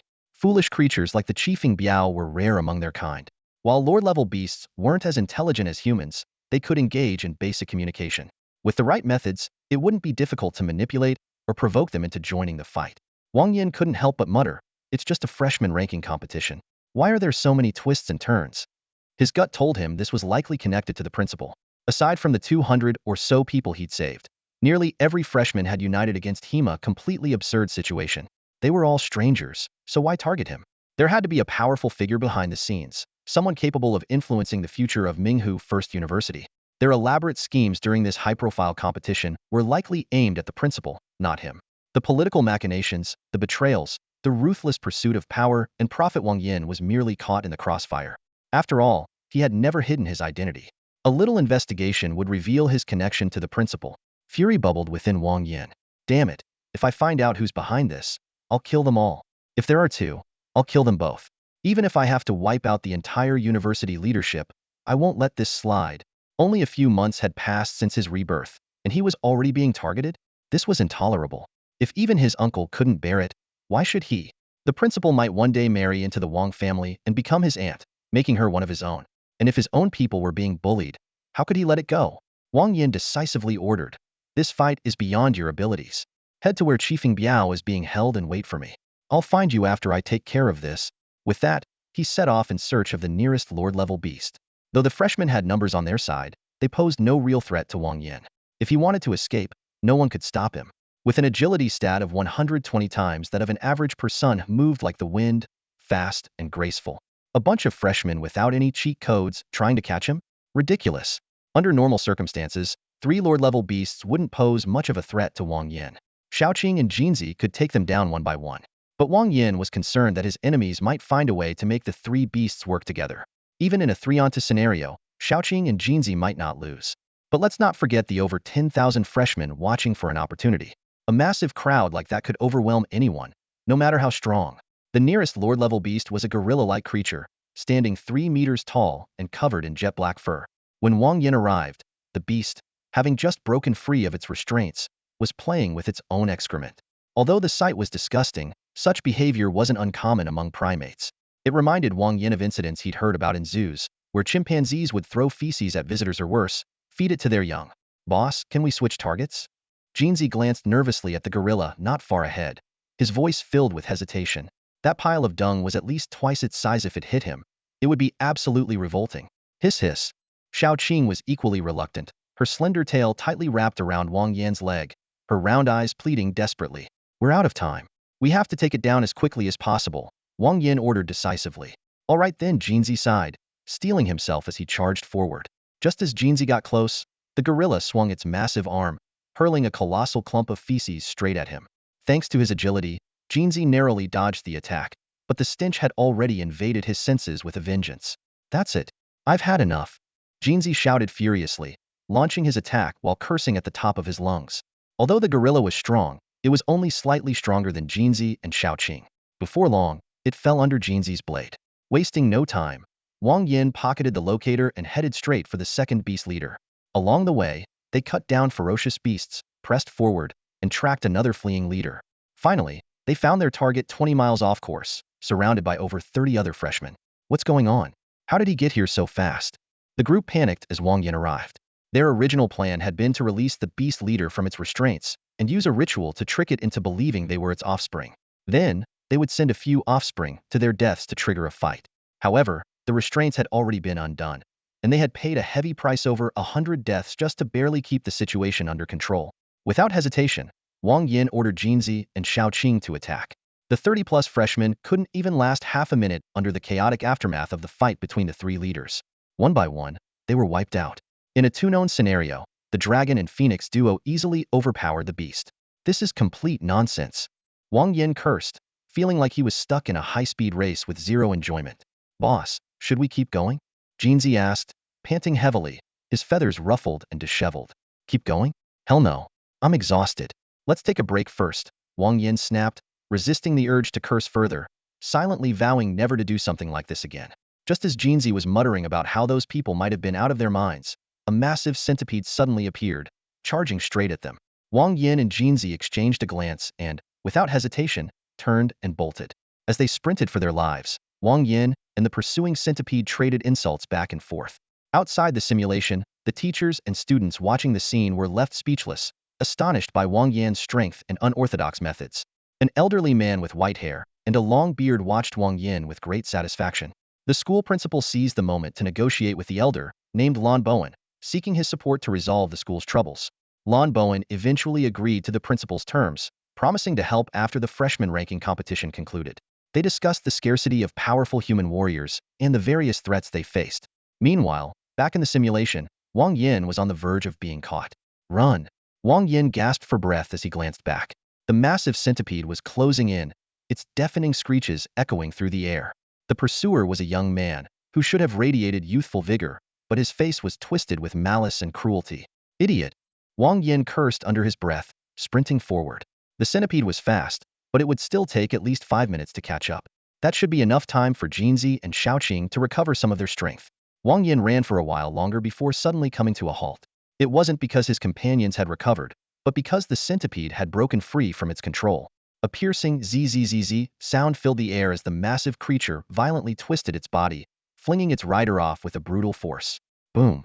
The ground shook, and blinding light erupted. The young man didn't even have time to scream before being blown to pieces. Wang Yan inwardly sighed. Attempting to wield power beyond one's limits only leads to utter destruction. The centipede fixed its gaze on Wang Yan, ready to strike at any moment. As a lord-level beast, its intelligence wasn't as sharp as Jinzi's, but it far surpassed that of the Chiefing Biao.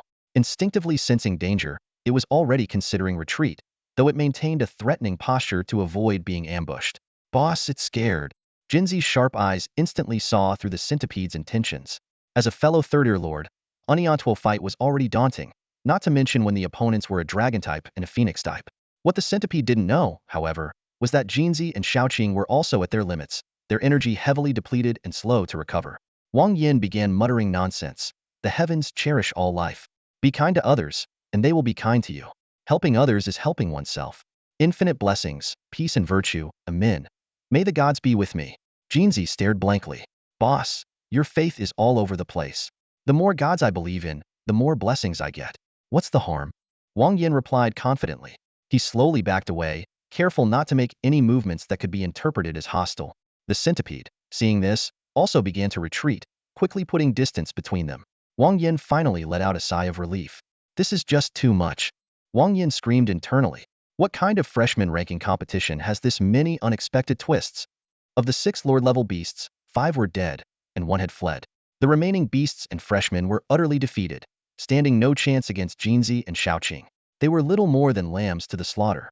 With 7 or 8 hours left in the competition, Wang Yan returned to where the Chiefing Biao was being held and found the remaining few dozen freshmen. After a discussion, he selected 2 representatives and gave them 3 and 2 Lord-level beast trackers, respectively, securing the first and second places in the rankings. Wang Yan, what's your plan now? Wait for the time to run out? Someone asked. Of course not. Wang Yan responded with a sinister grin, his eyes glinting coldly and wickedly. If they chose to oppose me, then they'll have to face the consequences. His expression sent chills down the spines of the surrounding freshmen. Jinzi covered his face with a wing, thinking to himself, here he goes, showing off again. Outside the Wanxiang mirror, all the instructors and students were stunned, some looking visibly pale. On the screen, Jinzi and Xiaoqing rampaged like beasts among a flock of sheep, slaughtering indiscriminately. The 2 Lord-level spirit beasts were up against over 10,000 freshmen, but instead of being overwhelmed, they dominated completely. The freshmen couldn't even scratch Jinzi and Xiaoqing's defenses, and every minute, scores of them were dying. This freshman ranking competition had started with over 20,000 participants, but at this rate, fewer than 1,000 might survive until the end. Outrageous. Absolutely outrageous. A teacher, looking to be in his 40s, suddenly stood up, his face flushed red with fury. He shouted angrily, such a cruel and violent individual will inevitably bring countless disasters to our Yinhuang Empire in the future. His fists were clenched tightly, his knuckles pale, clearly enraged to the extreme by Wang Yan's actions. I propose we immediately disqualify him from the competition and expel him from school. The teacher's suggestion was met with immediate support from others. Exactly, this is too much. He should be expelled. Voices of agreement echoed one after another, and the atmosphere in the meeting room suddenly became tense and confrontational. The freshmen at Minghu First University were no ordinary students. They were either geniuses or individuals with wealth and influence. Around 20% of the new students had close ties with the faculty. Wang Yan's ruthless behavior had sparked outrage among these teachers. They understood all too well that only those who survived until the end could secure rankings, while the deceased would gain nothing.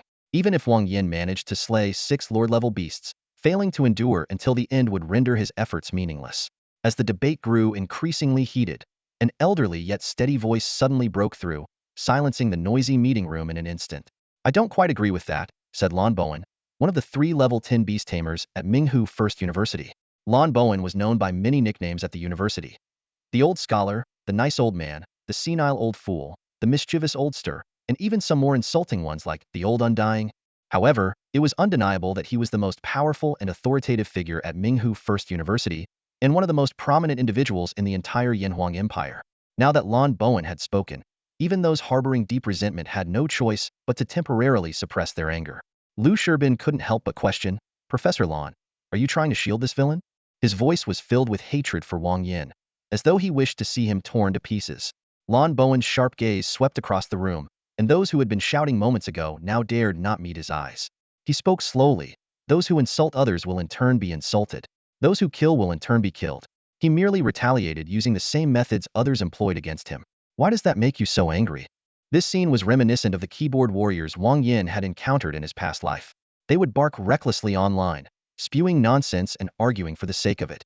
Yet when asked to reveal their real names and addresses, they would instantly fall silent, not because they recognized their mistakes, but simply out of fear of retaliation. Wrong is wrong, no matter how many people support it. Lon Bowen's words struck like a hammer, hitting everyone present squarely in the heart. The teachers lowered their heads, their expressions complex, unsure whether they were pondering deeply or simply cowering in fear. Teacher, I disagree. Lu Sherbin suddenly raised his head, his eyes flashing with defiance. His voice was low and firm. A lie told 1,000 times becomes the truth. When everyone mispronounces a word, even the language itself changes. An individual is nothing compared to a crowd of 20,000. Sacrificing one for the many is perfectly justified. Lon Bowen's calm gaze settled on the student he had once taught, without the slightest ripple of emotion. He spoke slowly, his voice carrying a chilling edge. You're right. There is no comparison. The Yanhuang Empire is desperately short of true strength. Sacrificing a mere 20,000 weaklings? Entirely acceptable. The words landed like a thunderclap, reverberating in the ears of everyone present. Even Lu Shirbin looked up in disbelief, as did the other teachers. They could hardly fathom that Lan Bowen, the oldest and most respected teacher at Minghu First University, a revered level 10 beast tamer, could utter such cold-blooded words. 2,000 freshman lives, worth less than one Wang Yan. This thought exploded in their minds, leaving them speechless with shock. Lan Bowen said no more, instead turning his gaze to the screen showing the ongoing carnage. The conference room plunged into dead silence, broken only by the screams echoing from the screen. Some reflected, some stayed silent, some burned with anger, and some harbored murderous intent. But no matter their feelings, the outcome was already sealed. Of the more than 20,000 freshmen, only 871 survived to the end of the competition. Wang Yan and his team claimed the top 3 spots, 9 of the top 10, and 47 of the top 50. This year's freshman ranking competition became both the greatest tragedy and the most spectacular event in Minghu First University's history. 6 Lord-level beasts had fallen, 5 slain, and 1 scared away. Over 20,000 freshmen had been reduced to fewer than 1,000 survivors. This ranking competition underscored the paramount importance of strength. Faced with Wang Yan, the freshmen were as helpless as chickens before a hawk, utterly incapable of resistance. As Lan Bowen had said, the Yanhuang Empire was in dire need of powerful individuals. Sacrificing 20,000 weaklings for one genius? Worth it. Wang Yan slowly opened his eyes, his consciousness returning to his body. The battle had left him exhilarated.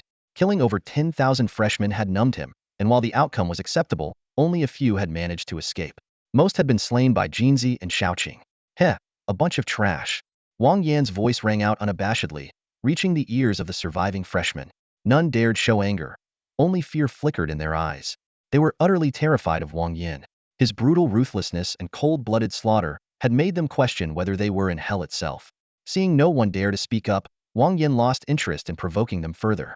His gaze swept the crowd, finally locking onto a black-clad man standing behind Lu Shirbin. Wang Yan's expression twisted into a snarl as he suddenly shouted, "Coward! Do you dare to face me in a fight to the death?" The sudden roar startled the freshmen so much that many nearly jumped out of their skin. The black-clad man, however, collapsed to his knees, his legs giving out entirely. Having once been severely injured by Wang Yan and humiliated to the point of coughing up blood, his anger had burned brightly. But after witnessing Wang Yan single-handedly take on thousands in a bloody battle, his courage had completely crumbled. A lord-level beast could easily slaughter thousands. Against Jinzi and Xiaoqing, the black-clad man was as insignificant as dust. A duel with Wang Yan would mean certain death. A man should fear no defeat. Without your schemes and tricks, do you not even have the courage to stand? Wang Yan sneered with disdain. Pathetic. You, the black-clad man trembled violently with rage. He wanted to charge at Wang Yan, but his fear held him rooted to the spot, immovable. Is that it? Where's your courage? Your pride?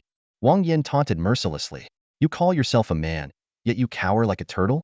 That thing between your legs is useless.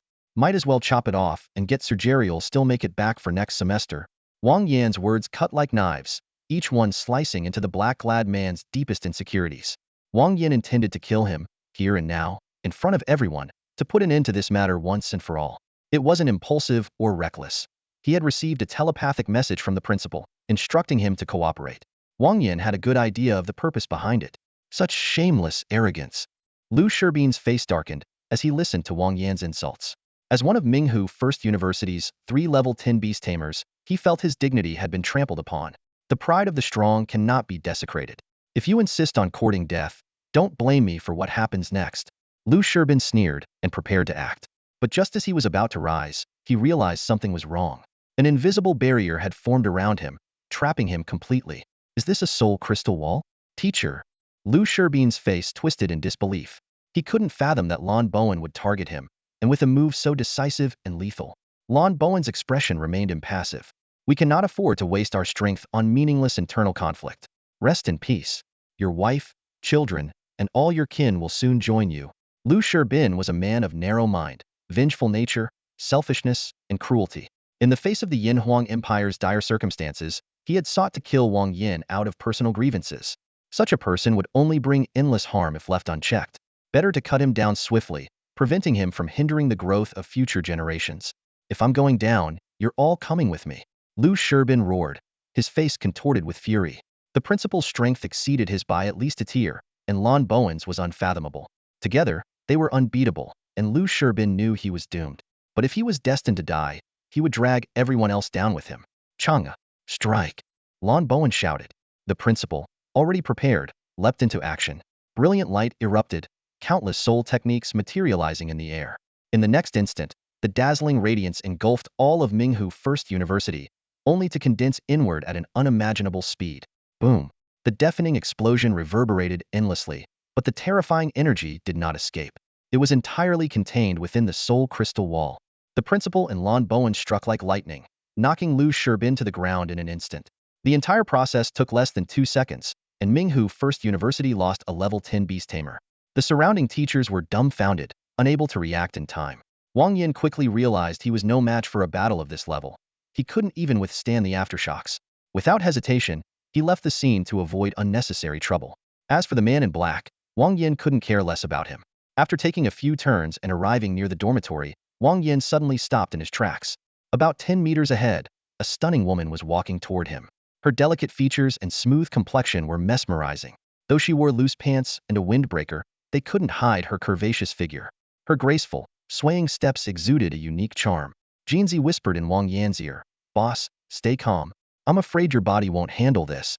Wang Yan chuckled inwardly. The grown-up has long been ready for this. His eyes locked onto by Ningxin, and a flame of revenge ignited in his heart. He silently vowed to teach this woman, who had once pinned him down and beaten him, a harsh lesson. Bai Ningxin scanned Wang Yan up and down, her bright eyes full of intrigue. She spoke, "I didn't expect someone so young to be so ruthless. Over 10,000 freshmen, and you wiped them out completely." Wang Yan snorted coldly. "If people don't provoke me, I won't provoke them. Since they dared to gang up on me, they had to face the consequences." He had no desire to engage too much with this crazy woman. 3 days later, the chaos in the school had completely subsided, and the rewards were distributed as promised. Wang Yan took the first place Soul Crystal and the second place Wrinkled Papaya, leaving the rest to the others to divide among themselves. He claimed all the third place rewards as well, but the leader quality ironclad rhino calf had turned into a puppy. Looking at the small dog whining in the crate, Wang Yan felt utterly speechless. This was the offspring of a blazing galehound, but due to being born prematurely, its quality had dropped from leader to commander. While quality wasn't Wang Yan's primary concern, the sight of this husky-like mixed-breed pup filled him with reluctance. After checking its stats, Wang Yan was even more exasperated. The dog, named Habiao, seemed to have no redeeming qualities other than being fast. But upon further thought, Wang Yan realized he did need a spirit beast capable of rapid movement. Even so, Wang Yan was still reluctant to form a contract with this silly dog. He decided to keep it as a pet and mount for now, naming it Rice Bucket. Wang Yan ordered various types of dog food and spirit beast supplies. Half an hour later, the food arrived. He discovered that Rice Bucket had a particular fondness for high-grade spirit beast milk, devouring it ravenously as if someone might take it away. Looking at Rice Bucket's dirty and goofy appearance, Wang Yan sighed helplessly. This dog, a mix of the blazing galehound and a husky, had inherited the low intelligence of both breeds. It was undeniably, hopelessly stupid. Ferocious beasts roamed the wilderness, battling their kind for food and defying the heavens for survival, possessing an extraordinary vitality. Despite being a premature runt, Fantong displayed astonishing resilience. It greedily absorbed the nutrients from the fifth-tier spirit beast's milk, growing at a speed that left Wang Yan utterly speechless. In less than 2 minutes, Fantong's tightly shut eyes suddenly opened. Wang Yan gasped, staring at the pair of intelligent, glimmering little eyes. He couldn't help but wonder about the epic love story between the Chiefing Biao and the husky that could have produced such a clever offspring. Fantong let out a few soft cries and wobbled its way toward Wang Yan. As the first living being it saw upon opening its eyes, Wang Yan was naturally deemed its mother. The little creature clearly couldn't understand why its mother wasn't feeding it, holding it, or even showing any affection. Wang Yan sighed helplessly, placing Fantong on his lap and gently stroking its soft fur. Feeling the motherly touch, Fantong let out a contented hum and quickly drifted off into a peaceful slumber. "Well, even if it's a bit dumb now, maybe it'll grow smarter later," Wang Yan muttered as he began to inventory the gains from the recent freshman ranking competition. He pulled out 2 items, a small soul crystal and a wrinkled papaya. The soul crystal, a rare product of 7th tier or higher beasts upon death, could increase soul strength by 1 point, up to a maximum of 30. The wrinkled papaya, a precious spirit herb from the giant wood realm, could enhance constitution by 10 to 20 points but carried toxicity. Repeated use could lead to toxin buildup and reduced effectiveness. Wang Yan quickly consumed both items and converted the toxins through the system, earning 222 points in return. He silently thanked the system for its assistance. Without it, obtaining such rare resources would typically require at least a year of saving credits, not to mention the effort needed to expel the toxins. Just as Wang Yan was about to take a short nap, his phone suddenly rang. Seeing Grandpa on the caller ID, he felt an inexplicable sense of unease. Sure enough, as soon as he answered, his grandfather's angry voice roared through the speaker. "You little rascal. Can't you stay out of trouble for a few days? I just heard you stripped the girl's clothes off." The bi-family patriarch himself came knocking. How am I supposed to explain this? Wang Yan remained silent in the face of his grandfather's fury. He dared not admit that he was the one who had been beaten up and stripped. Otherwise, it wouldn't end with just a scolding. 10 minutes later, the shouting ceased, leaving an awkward silence on the line. Just as Wang Yan wondered if the signal had cut out, his grandfather suddenly spoke in a conspiratorial tone. "Kid, tell me the truth, did you really take that girl's clothes off?" Wang Yan mumbled a vague response, but before he could process the shift in his grandfather's tone, laughter erupted from the other end. "Huh, after 50 years, I've finally gotten my revenge. That old bastard never saw this coming. His precious granddaughter has been claimed by my grandson. Serves him right for tattling to the teacher back then." A burst of noise followed, and Wang Yan faintly heard someone yelling, "Wang, you bastard. I'll fight you to the death." Wang Yan was utterly dumbfounded, suddenly realizing that this wasn't about seeking justice, it was an arranged match. Recalling how the principal had described Bai Ningxin's strict upbringing, Wang Yan couldn't help but cringe. Not only had he stripped her, but he had also groped and grabbed her inappropriately. Now, he was faced with two options. Either be beaten to death by Bai Ningxin or marry her. Under normal circumstances, the former seemed more likely. But considering how familiar his grandfather and the Bai family patriarch seemed to be, am I doomed to be tied to that crazy woman for life? Wang Yan clutched his head as images of Bai Ningxin's soft, alluring, fierce and violent face flashed through his mind. No, absolutely not. Women will only sap my willpower and dull my blade. My goal is to become the strongest. I can't let myself be distracted by such temptations. Wang Yan reaffirmed his resolve, though he couldn't stop a bit of drool from escaping his lips. Slurp. Too tempting, no. Too infuriating. Whatever, that's enough for now. Bye. Wang Yan sighed and prepared to hang up. Kid, do your best. Try to give me a great-grandchild by next year. His grandfather's voice chimed in from the other end. Like hell I will. Wang Yan cursed internally. Just as he was about to end the call, a mischievous idea popped into his head. Grandpa, don't worry. I'll make sure to spend all your retirement money before I come home. Oh? You ungrateful brat. Doesn't your conscience hurt? Tossing the phone aside, Wang Yan chuckled to himself. Old man, you're still a long way from outsmarting me. Having stirred up so much trouble right at the start of the school year, Wang Yan had become infamous. The entire campus knew of the freshman who owned 2 lower-grade spirit beasts, a dragon type, and a phoenix depend fought with ruthless precision. Freshmen avoided him like the plague, while upperclassmen eyed him with curiosity, some even extending olive branches. To steer clear of unnecessary problems, Wang Yan decided to buy a house in the faculty residential area. Why leave so much money unspent? Save it for Grandpa's retirement? No thanks, he thought with a smirk. Time flowed like a rushing river. With a steady supply of high-grade beast meat and nuts, Xiaoqing and Jinzi finally broke through to Tier 3, 5 stars. Wang Yan didn't hesitate to spend 1,000 points to exchange for 2 Tier 4 spirit crystals. Bathed in a faint glow, Xiaoqing advanced first, gaining 2 new skills, Flying Scales and Toxic Burst. Flying Scales allowed her to launch her scales like blades at targets, capable of both single and area attacks. However, the drawback was that it consumed the scales on her body. Toxic Burst, on the other hand, was an upgraded version of her poisonous breath, releasing a large amount of toxic liquid that splashed upon impact and gradually vaporized, covering a wider area and delivering stronger toxicity. After weighing the pros and cons, Wang Yan chose Toxic Burst. He thought to himself that in the upcoming freshman ranking battles, this skill could quickly bring fights to an end. Jinzi's new skills were equally impressive. Sword Wings allowed him to condense metallic energy into his wings, which could be adjusted in size and length. Myriad Swords Return gathered metallic energy into his feathers, turning them into sharp swords that could be fired in all directions. Without hesitation, Wang Yan chose Sword Wings.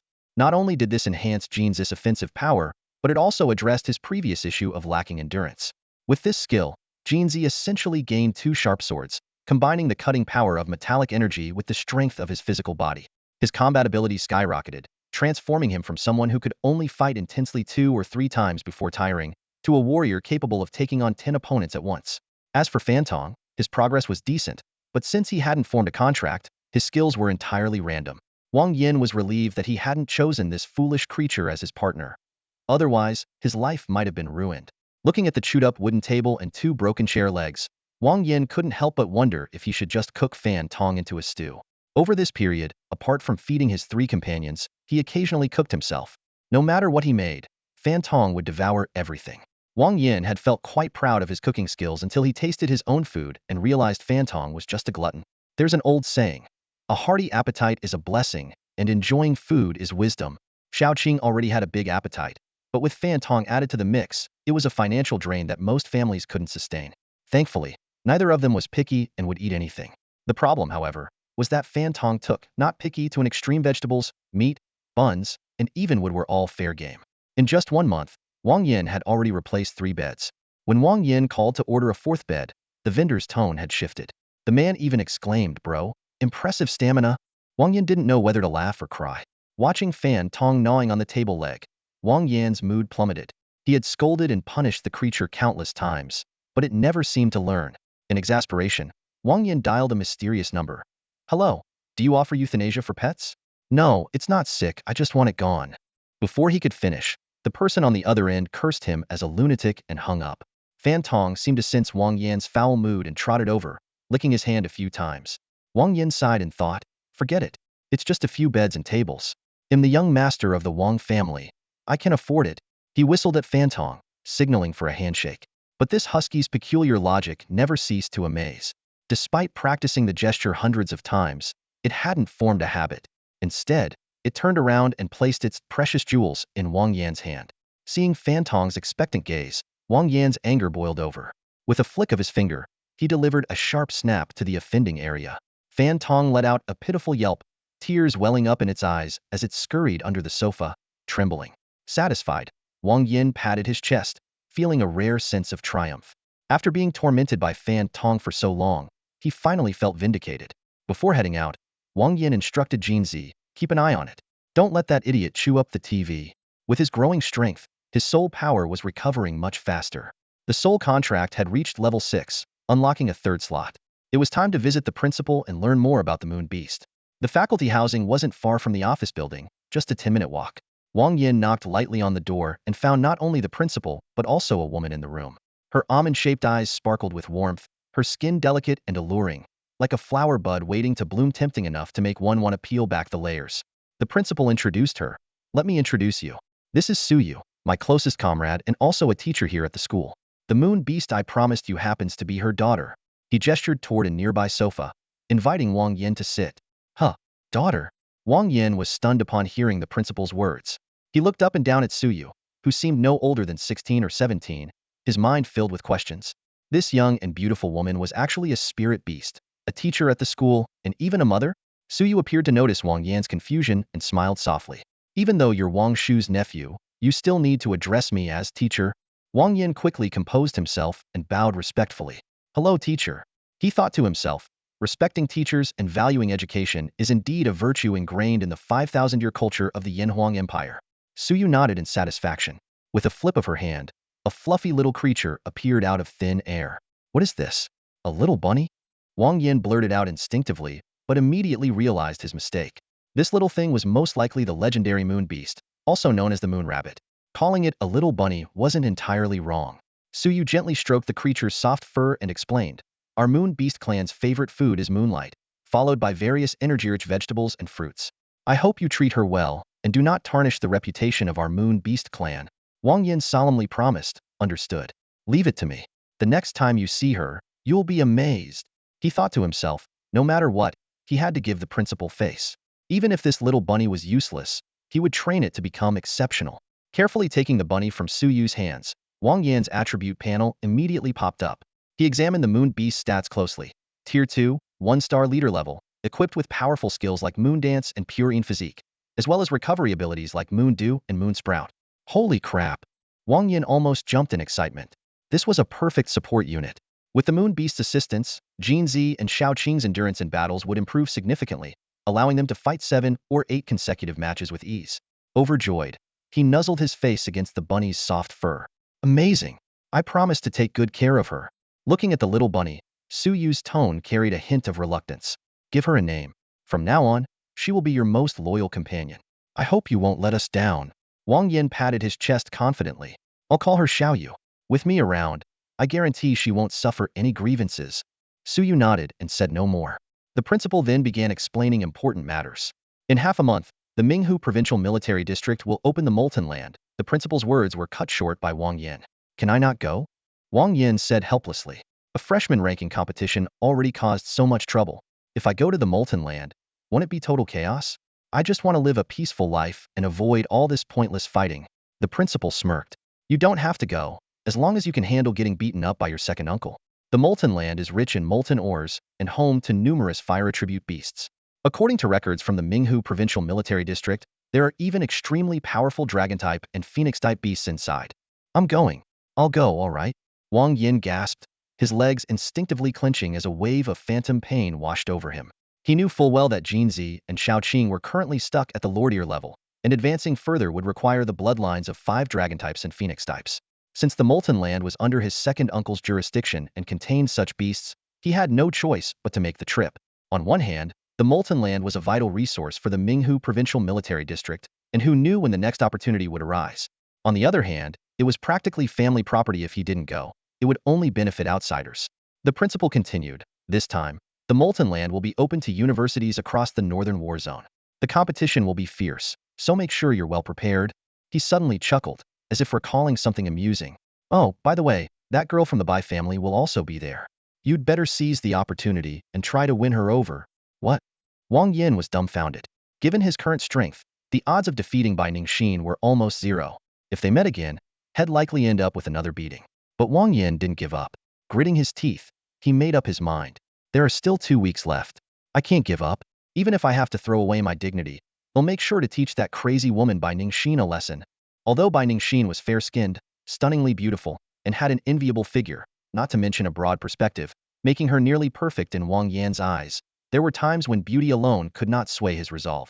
When it came to a man's dignity, everything else had to take a back seat. Clenching his fists, a flicker of determination flashed in Wang Yan's eyes. He couldn't swallow his anger without teaching Bai Ningxin a serious lesson. Suppressing the fury in his heart, Wang Yan took a deep breath and turned to the principal, asking, Auntie, I have another question. When can spirit beasts take on a human form? Hearing this, the principal's lips curved into a knowing smile. She spoke slowly, her voice carrying a hint of deeper meaning. Taking on a human form? In this beast tamer-dominated world, there's always one topic we can't escape: the question of whether spirit beasts in human form should be granted human rights. The principal began to explain, outlining the ethical and moral debates this issue had sparked. After years of intense discussion, the Empire had finally provided a clear answer. Spirit beasts were considered the private property of their tamers. Even after taking on a human form, they did not possess independent human rights but remained dependent on their tamers. In short, the rights they enjoyed were determined by their tamer's status. In addition, the principal continued, imperial law also states that spirit beasts with human bloodlines are entitled to the same rights as humans. In other words, the offspring of spirit beasts and humans are recognized by the Empire as humans and enjoy all human rights. Wang Yan nodded thoughtfully, calculating his next steps in his mind.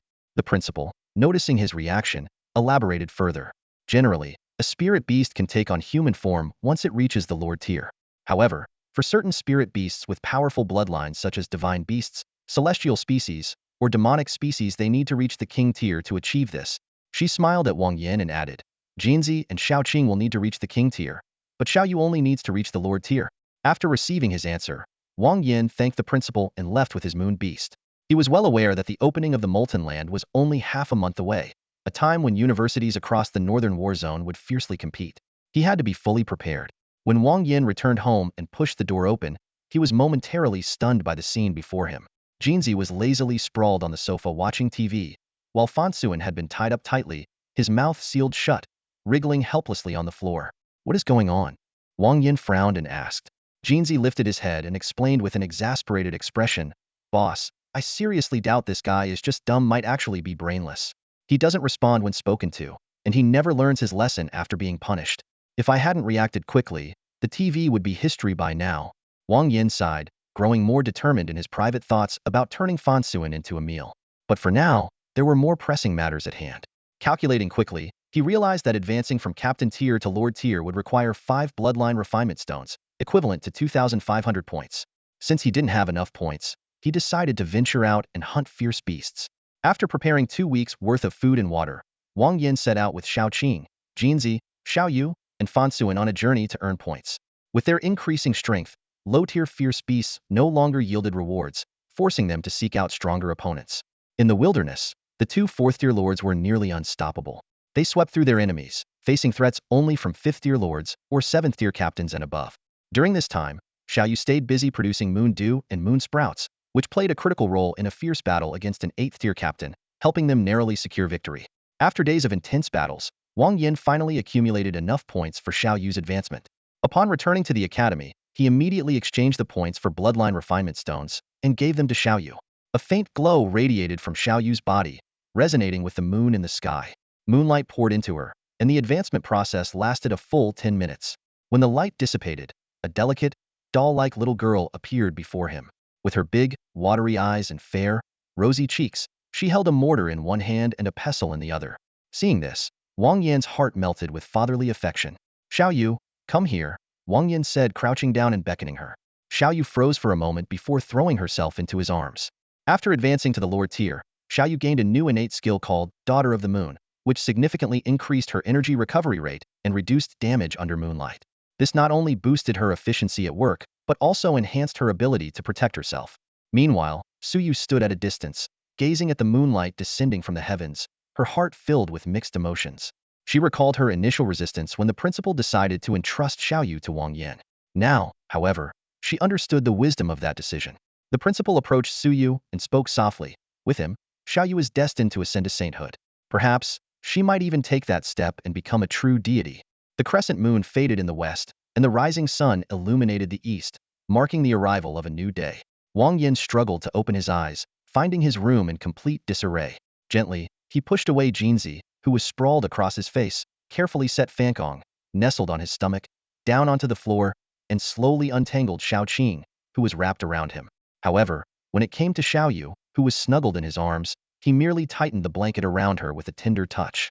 The night's sleep had felt like a grueling battle, leaving Wang Yan utterly drained. He let out a helpless sigh, but his gaze soon fell upon Xiaoyu's delicate and angelic face. Watching her serene expression as she slept, all his exhaustion seemed to melt away.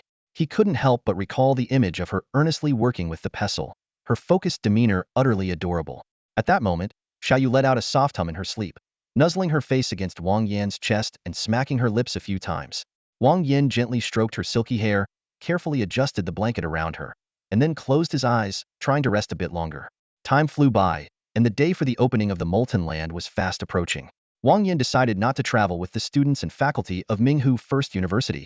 Instead, he set off a day earlier. He had to meet Wang Yi and pick up some essential supplies. Wang Yi's office was imposing and dignified, perfectly reflecting his status as the commander of the Minghu Provincial Military District. He bore a striking resemblance to Wang Yuanwen, sharing about 80% of his features, but his demeanor was far more intimidating. Wang Yan greeted him respectfully with a second uncle, though inwardly, he had already prepared himself for the inevitable challenges to come. Sure enough, Wang Yi got straight to the point. I heard you've been getting involved with that girl from the Bai family? Wang Yan's heart sank, but before he could respond, Wang Yi continued, good. Keep it up. Try to give me a grandchild by next year. The words hit Wang Yan like a heavy blow, leaving him momentarily speechless. He stammered, I'll do my best, while inwardly groaning in despair. He had thought being reborn into a prestigious family would spare him some trouble, but now it seemed like the entire family was pressuring him to get married. His goal was to become the strongest, not to be sidetracked by matters of romance. Sure, Binding Sheen was incredibly capable, stunningly beautiful, with a fiery figure and an impressive vision. Wang Yan shook his head vigorously, banishing those thoughts from his mind. He silently vowed to overcome this obstacle as soon as possible. While Wang Yan was momentarily lost in thought, Wang Yi had already begun assigning tasks. This mission comes with significant risks. Once you enter the Molten Land, your primary objective is to hunt down that dragon species and help your spirit beast ascend to the king level. After that, deal with the phoenix species. This will give you the strength to protect yourself. As for what comes next, you'll have to decide on your own. Just don't go on a rampage like you did during the rookie ranking competition.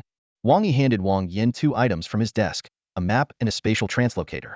He explained, the spatial translocator is a life-saving device. Once activated, It will tear through space and send you directly to my office. No matter what kind of enemy you're facing, activating this means you'll be safe. Taking the items, Wang Yan couldn't help but feel a twinge of doubt. Wang Yi had said that killing a single dragon species would be enough for Xiaoqing to ascend to the king level, but this didn't align with the information provided by his system. According to the system panel, 5 types of dragon bloodlines were required. Was the dragon species in the Molten Land unique, or was there a discrepancy between the system's requirements and this world's common knowledge? Keeping his doubts to himself, Wang Yan chose not to question further. The system was his greatest secret, something he couldn't share even with his uncle. He simply nodded to show his understanding, and then followed Luo Zhu to the temporary dormitory for some rest. The Molten Land opened on schedule. Amid intense spatial distortions, figures began to appear out of thin air. This was the effect of the directional teleportation devices, which were so costly that they were only set up between universities and military districts for rapid wartime deployment. Wang Yan recalled the past incident when the Brotherhood of the Apocalypse attacked the Molten Land. A traitor had destroyed the spatial coordinates, delaying reinforcements from arriving in time. Let's begin. Wang Yi's command rang out, and the space ahead began to twist violently. With a sound like tearing fabric, a fiery red world unfolded before them. This was the Molten Land, the lifeblood of the Minghu Provincial Military District. The air was thick with a menacing fire toxin, which even a 10th-level beastmaster would struggle to withstand for long. While spirit beasts and fierce beasts had stronger constitutions and higher resistance to the toxin, only those at the lord level or above could endure it for extended periods. Even so, they couldn't completely ignore its corrosive effects. Over time, the fire toxin would seep into their bones, organs, and even cells, making it increasingly difficult to expel. When the Minghu Provincial Military District first conquered the Molten Land, the cost was devastatingly high. Countless resources were later poured into researching effective methods to resist fire poison. Fortunately, with support from multiple parties, the Minghu Provincial Military District managed to endure, and the benefits they reaped far outweighed their investments. As Wang Yan stepped into the Molten Land, a wave of scorching heat rushed toward him. His skin immediately began to itch, making him want to scratch it. He knew well that this itching would intensify over time, starting as a mild itch, then escalating to a stinging pain. Once the stinging pain set in, he would have to retreat immediately. If it advanced to a burning sensation and excruciating agony, there would be no saving him. The terrifying aspect of fire poison lies in its dual nature. It combines the destructive properties of both fire and poison, making it incredibly invasive. Even with Wang Yan's physical attributes reaching an astonishing 112 points, he still couldn't fully resist the discomfort. For an ordinary person, it would be nearly impossible to last more than 5 or 6 hours in such conditions. Suddenly, an idea struck Wang Yan. If fire poison had already invaded his body, then according to the system's rules, it technically counted as his property now. A sly smile crept onto his face. System, convert fire poison, Wang Yan silently commanded in his mind. 2 points awarded. The system's prompt appeared instantly. Wang Yan's eyes lit up, and he continued to instruct, System, keep converting fire poison. The notification sounds came one after another. 2 points awarded. 2 points awarded. 2 points awarded. Soon, the messages filled his entire field of vision. Taking a deep breath, Wang Yan felt an unprecedented sense of satisfaction. This was like earning points while doing nothing. If it weren't for the risk of arousing suspicion, he would have considered staying here for years. Then, another idea flashed through his mind. Since his spirit beasts were also considered his property, could the fire poison in their bodies also be converted? With this thought, Wang Yan immediately summoned Xiaoqing and Jinzi, while keeping Xiaoyu temporarily within the soul contract. As divine beasts, Xiaoqing and Jinzi were tough and resilient, able to withstand the fire poison for a short period without harm. However, they clearly didn't enjoy the environment. Jinzi muttered, "It's so hot. My feathers are curling," before hopping onto Wang Yan's shoulder. Xiaoqing slithered up his pants and into his clothes, poking its head out at his collar. Wang Yan tried again. System, keep converting the fire poison from these two. 1 point awarded. 1 point awarded. Seeing the results, Wang Yan was so excited he almost jumped for joy. His hypothesis was correct. This place was indeed a goldmine for earning points. To maximize his gains, he summoned Xiaoyu as well. Although Xiaoyu was also a lord-level beast, her physical attributes were weaker compared to Xiaoqing and Jinzi, allowing her to generate 3 points per conversion. Wang Yan quickly did the math. 2 points for himself, 1 point each for Xiaoqing and Jinzi, and 3 points for Xiaoyu. That totaled 7 points per conversion. The system processed conversions every 5 seconds, which meant 84 points per minute, or a staggering 5,040 points per hour. This efficiency far surpassed hunting fierce beasts. Doing absolutely nothing, he could easily rack up over 5,000 points per hour. It was like manna from heaven. With victory seemingly assured, Wang Yan tucked the rabbit-formed Xiaoyu into his pocket and marched confidently toward the direction of the fire element dragon species. He could hardly wait to see just how powerful this dragon really was. Deep within the land of molten fire, Wang Yan sprinted forward, his sword aura slicing through the air with deadly precision. Ferocious beasts barely had a chance to approach before being cut down on the spot. Jinzi's formidable strength allowed him to effortlessly eliminate ordinary beasts below the 9th tier, elite beasts below the 7th tier, and even leader-tier beasts below the 5th tier. Even 6th or 7th tier leaders were severely wounded if they took a direct hit. The disparity in quality was like a chasm. Ordinary beasts seemed destined to become mere fodder. However, this was not entirely the case. Wang Yan had learned from his second uncle that a level 10 beast tamer wasn't the end of the road, but rather the start of a new journey. They possessed the ability to enhance the quality of spirit beasts, gradually evolving ordinary beasts into lords, kings, or even higher forms. Furthermore, level 10 beast tamers could control more advanced soul techniques, with combat prowess that could potentially surpass that of their spirit beasts. Equally terrifying were 10th tier spirit beasts. They could awaken the faint traces of ancient bloodlines within them, tracing their ancestral power and growing increasingly intelligent. In the history of the Yanhuang Empire, there was once an ordinary fire fox that evolved to an unimaginable level of power. It battled the Empire's strongest warriors several times before eventually being outwitted by a beauty trap, leaving behind 6 offspring. Wang Yan arrived at the edge of a massive lava pool and put away his map. The area was filled with fire toxins, and fire attribute beasts were even stronger here. To make matters worse, his target was a Lord-class dragon species, ensuring an arduous battle ahead. But he had no choice. This was an opportunity he couldn't afford to miss. With a sinister grin, Wang Yan opened the storage pouch at his waist. Thud, thud, thud. Over 50 storage bags piled up into a heap more than half a meter high. He casually picked one up and began pouring its contents into the lava pool. Metal containers sank to the bottom, and 5 seconds later, they exploded with a loud boom. The lava quickly solidified into ice and floated to the surface. One after another, over 100 metal containers filled with liquid nitrogen were emptied into the pool. The continuous explosions created a chain reaction, with chunks of ice rising to the surface.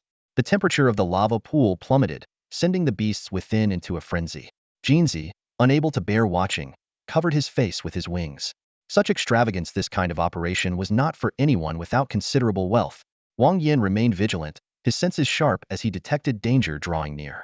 Sure enough, a half-meter-wide pillar of fire erupted, scattering molten rock in every direction. He rolled to the side to dodge it and, in the same motion, tossed another storage bag into the pool. Jinzi caught on immediately, unleashing a burst of sword energy infused with golden essence to detonate the bag. Hundreds of liquid nitrogen canisters exploded, further lowering the pool's temperature. At last, a deafening roar both deep and piercing echoed through the area. A crimson creature leapt out of the water. To Wang Yan's astonishment, it was a fish dragon. His eyes widened as he blurted out, "Well, there'll be damned a fish dragon living in molten lava?" Wang Yan never expected that this ichthyosaur was actually living in the lava. He couldn't help but ponder silently. Although lava might somewhat resemble water, such an extreme environment seemed far too hostile for any living creature. However, there was no time to dwell on it, as the ichthyosaur launched a fierce attack. Jinzi reacted immediately, its blazing white sword energy gathering on its wings. With a powerful leap of its legs, it shot like lightning to the top of the ichthyosaur's head.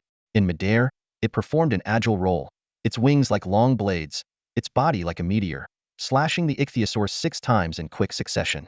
Crimson blood spurted from the wounds, and waves of scorching heat spread rapidly in all directions. Seeing this, Wang Yan quickly retreated, tossing out several storage bags as he moved. Although Jinzi's movements were swift, it couldn't fly and had to rely on the lava for support. The moment its claws touched the molten surface, its previously dashing and graceful demeanor instantly vanished. Jinzi's wings flapped desperately, and it let out piercing cries of distress. At the same time, Wang Yan noticed that the points on his exchange panel had skyrocketed from 1 to 50 in an instant. This was undeniable proof of the deadly toxicity within the lava. Wang Yan couldn't help but entertain a thought: what if he soaked in it for a few hours? But he quickly suppressed this dangerous idea, realizing that jumping in might leave him alive, but stripped of a layer of skin. Jinzi finally scrambled out of the lava pool's range but continued hopping frantically on the ground, crying out, "Hot, hot, hot." It looked pitifully at Wang Yan and complained, "Boss, this is too tough." Clearly, the lava pool was the ichthyosaur's home turf, which was grossly unfair to a bird. Wang Yan reassured it, "Don't worry. I've prepared over 30,000 cans of liquid nitrogen, enough to turn this lava pool into a block of ice." With that, He let out a sinister laugh and pulled out another storage bag. Hearing this, Jinzi instantly perked up, shouting excitedly, "Boss, you're amazing. So powerful and fearless." Without hesitation, it unleashed a beam of golden sword energy, breaking the storage bag. With a resounding explosion, over 2,000 liquid nitrogen cans spilled out of the shattered bag. Jinzi abandoned any idea of engaging the ichthyosaur in close combat, and instead switched to using sword energy to detonate the liquid nitrogen cans. As the ultra-cold liquid nitrogen burst forth, it began freezing the surrounding lava. While a few cans couldn't make much of a difference, what about thousands or tens of thousands? Unless the king-level beast intervened, no mere lord-level creature could hope to reverse this situation. As time passed, more and more ice formed in the lava pool, and the temperature plummeted. Though the fire-attributed ichthyosaur had never seen such a phenomenon before, it didn't stop its growing fury. Several pillars of fire erupted, but Wang Yan dodged them one after another. Finally, the ichthyosaur could bear it no longer. With a powerful leap, its fiery red body soared out of the lava pool, tracing a graceful arc in the air. The remaining liquid lava flowed out with it, forming a new, smaller lava pool where it landed. The ichthyosaur intended to end things quickly, engaging Wang Yan in close combat at this spot, planning to kill him and then return to its domain. As one of the most fearsome beasts in the molten land, the ichthyosaur had ample experience fighting humans. It knew that powerful spirit beasts were not the true target. Eliminating the human would naturally lead to the spirit beast's disappearance. The ichthyosaur's logic was sound, but it underestimated Wang Yan's cunning. There was no way Wang Yan would pit his fragile human body directly against a lord-level beast. After tossing out the storage bags, he had already begun sprinting away at full speed. With so many liquid nitrogen cans, the ichthyosaur's defeat was inevitable. The battlefield was now left to Xiaoqing and Jinzi to handle. As a competent beast tamer, Wang Yan knew that when he couldn't defeat an enemy on his own, the best way to help was simply not to get in his spirit beast's way. The ensuing battle was filled with roars, explosions, and anguished cries. Without its home field advantage, the ichthyosaur quickly found itself outmatched and was ultimately struck down by a powerful tail swipe from Xiaoqing. Looking at the ichthyosaur's lifeless body, now unrecognizable as a fearsome predator, Wang Yan was in high spirits. The first objective was complete. This initial victory filled him with confidence for the challenges ahead, making him believe that nothing too unexpected would stand in his way. The massive size of the ichthyosaur forced Wang Yan to dismember its corpse so that Xiaoqing could enjoy it piece by piece. The outcome of the battle left him deep in thought. Both were Tier 4 Lord-level dragon species, yet Xiaoqing's strength seemed to far surpass that of the ichthyosaur. The ichthyosaur's fiery pillar attacks barely phased Xiaoqing, while Xiaoqing's tail strikes effortlessly shattered the ichthyosaur's scales. Could the disparity between dragons really be this vast? After pondering for a moment, Wang Yan decided to set the perplexing question aside. The Molten Grounds, under the jurisdiction of the Minghu Provincial Military District, had undergone numerous purges. The remaining elite, leader, and lord-level beasts were either of rare species or possessed unique bloodlines. Among them were creatures like the lava stone beasts, whose bodies nurtured high-purity molten, or one of the primary targets of the students on this expedition. The territory of the phoenix-type beasts lay far from that of the ichthyosaur. Wang Yan sprinted for over an hour before finally entering their domain. The stronger the beast, the larger the territory it commanded. If not for the ichthyosaur being confined to its lava pool, the distance between the two territories might have been tens of times greater. As he prepared for the imminent challenge, Wang Yan felt a tinge of unease. Phoenix-type beasts were far more troublesome than ichthyosaurs. Most of them could fly, and if one were determined to flee, Wang Yan wasn't entirely confident he could stop it. He cast a frustrated glance at Jinzi. How could a phoenix-type creature not be able to fly? Just as Wang Yan was munching on some nuts and strategizing, a loud explosion suddenly echoed from up ahead. Quickening his pace, he soon saw a cylindrical volcano with a gaping hole blasted into its side, molten lava cascading down the sloped rock walls. "Looks like we've got company," Wang Yan remarked, a hint of admiration flickering in his heart. He couldn't help but feel a sense of camaraderie. To deal with the ichthyosaur, he had frozen an entire lava pool. Yet this mysterious expert had directly blown apart a volcano. However, since phoenix-type beasts could fly, the effectiveness of such a tactic seemed limited. Exchanging a glance with Jinzi, the two shared a silent understanding. Since they had encountered someone else here, why not seize the opportunity to gain an advantage? Resources were scarce, and ambition was boundless. To survive in this world, one had to learn to fight for what they wanted. It was a fair game. If Wang Yan took from others, others would, in turn, try to take from him. At the volcano's summit, an intense battle was unfolding. A fiery bird spread its wings, spewing flames from its beak as it desperately defended a nest made of haphazardly arranged branches. Inside the nest lay a single egg, about the size of a watermelon. Surrounding the firebird were 10 humans and over 20 spirit beasts, relentlessly attacking. To protect its egg, the firebird endured the onslaught, countering with fire breath attacks it wasn't particularly adept at. The egg was fragile, and large-scale attacks might not only harm the enemies but also shatter the surrounding rocks. If the egg fell into the volcano, it would be incinerated in an instant. While the firebird hesitated, the humans grew increasingly aggressive. "Ha ha ha, try this on for size," one man shouted, pulling out a bomb and tossing it. The explosion left the firebird covered in soot and ash, yet it stood its ground. "Keep attacking. Don't stop. If we can't kill this Xuanchu, then at least get the egg. And if we can't take the egg, destroy it." The man's face twisted into a sinister grin, his tone dripping with malice. At that moment, a mocking voice rang out from nearby. "Ha, I thought I was shameless, but compared to you, I'm a saint." The man's expression darkened, his eyes flashing with murderous intent. "Who's there?" he roared. His answer came in the form of a blazing white sword aura that tore through the air, aiming straight for his throat. The man barely dodged, but his right arm was severed at the base. Blood gushed like a fountain as he let out a piercing scream. Wang Yan wasn't one to casually take lives. In the myriad mirror realm, where he had slain thousands, it was partly because death wasn't permanent there, and partly because those people had provoked him. But this time was different, truly intended to kill. People like this man, who would rather destroy what they couldn't have, were twisted to the core. Leaving him alive would only harm more innocents. Wang Yan didn't see himself as a hero, but he would never stoop to such despicable behavior. Without personal enmity, if he couldn't have something, he would leave it for others. Who knows? His decision might one day lead to the rise of a new powerhouse in the Yanhuang Empire. As for people like this man, it would be a blessing if they didn't drag others down with them. "Who are you?" the man croaked, his voice weak from blood loss. Before he could hear an answer, he collapsed to the ground, unconscious. Just then, Jinzi's voice came in a low whisper. "Boss, something's not right. That human's about to die, but his spirit beasts aren't reacting at all." Jinzi scanned the surroundings warily. At some point, the spirit beasts that had been attacking the firebird had all retreated, forming a loose encirclement around them. "Retreat," Wang Yan ordered without hesitation, spinning on his heel and bolting. It didn't matter who these people were, or what they wanted. Escaping was the smartest move for now. Fighting in the dark against an unknown enemy was unwise. There was plenty of time. Retreat now and plan later. Wang Yan wasn't worried about delays. He could neutralize the fire poison within himself, but others couldn't.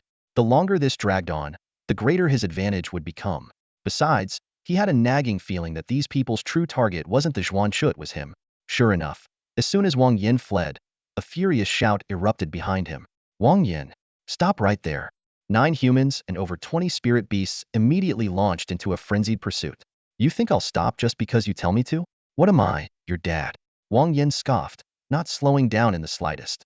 In fact, he picked up speed. "Brat, you're asking for it." One of the pursuers snarled, hurling curses as they unleashed a barrage of skills. Not to be outdone, Jinzi retaliated while shielding Wang Yan, spitting out a stream of insults. "Idiots! Look at you with your toad heads and bug eyes, chasing like a pack of fools. What, chasing your dad now? Good for nothing except eating. What use are you? Give it up. If your mom couldn't catch me back then, what chance do you have?" The relentless string of taunts echoed through the valley as the chase continued. Jinzi sneered as he unleashed the golden sword aura, the blade's light streaking across the night sky like a shooting star. In an instant, a woman was cleaved in two. However, he quickly realized something was off. None of the 20 or so spirit beasts following her disappeared. This defied all logic. Could it be that the woman didn't have any spirit beasts? Wang Yan and Jinzi exchanged a glance, their silent understanding needing no words. Jinzi continued to wield his sword aura, felling an opponent every few seconds. After taking down 4 people in quick succession, Wang Yan finally identified the problem. None of the 20-plus spirit beasts had vanished. The students who entered the Molten Land were all from various academies. No matter how talented they were, it was impossible for them to reach level 10. This meant each person could own, at most, 3 spirit beasts. But here they were 5 people with over 20 spirit beasts. Something was seriously wrong. Wang Yan's mind raced with questions until a chilling thought flashed through his head, sending cold sweat down his back. What if the spirit beasts were the true beast masters, and the humans were the ones being controlled? Could that explain everything? This horrifying hypothesis reminded Wang Yan of the Earth Demon, Star, the deranged human who had taken over the body of a blood-eyed demon tiger, a lunatic bent on destroying the world. If this was the same scenario, things were about to get very serious. Can't I just live my life as a peaceful, good-looking guy? Why do these ridiculous disasters keep showing up? Wang Yan cursed internally, feeling utterly drained. It seemed the world always had it out for handsome men like him, never allowing a moment of peace. Xiaoqing, poison blast. Wang Yan commanded decisively. Xiaoqing instantly raised its head and spat out several globs of venom behind them. The viscous liquid splattered upon impact, rapidly vaporizing into a toxic mist. Within moments, the area within 100 meters was shrouded in the poisonous fog. Anyone who wanted to pursue Wang Yan would either have to take a detour or charge straight through it. Neither option was appealing. This group had called out Wang Yan's name the moment they appeared, making it highly likely they had been lying in wait for him. Everyone knew Wang Yan's two spirit beasts were a dragon type and a phoenix type. To evolve into a king-tier beastmaster, he would need to absorb the bloodlines of similar fierce beasts. However, they never anticipated Wang Yan's decisiveness. Sensing the unfavorable situation, he turned tail and ran without hesitation, leaving no room for error. Suddenly, a piercing neigh echoed through the air. The eyes of the humans and the 20-plus spirit beasts turned bloodshot, and they charged headlong into the poisonous fog without a second thought. Thud, thud. The sound of bodies hitting the ground came in rapid succession. Within 2 seconds, every human and spirit beast that inhaled the toxic mist had succumbed, their lives snuffed out. Even the leader-level beasts couldn't withstand Xiaoqing's venom, let alone these second-rate opponents. With the small fry wiped out, the true enemy finally revealed itself.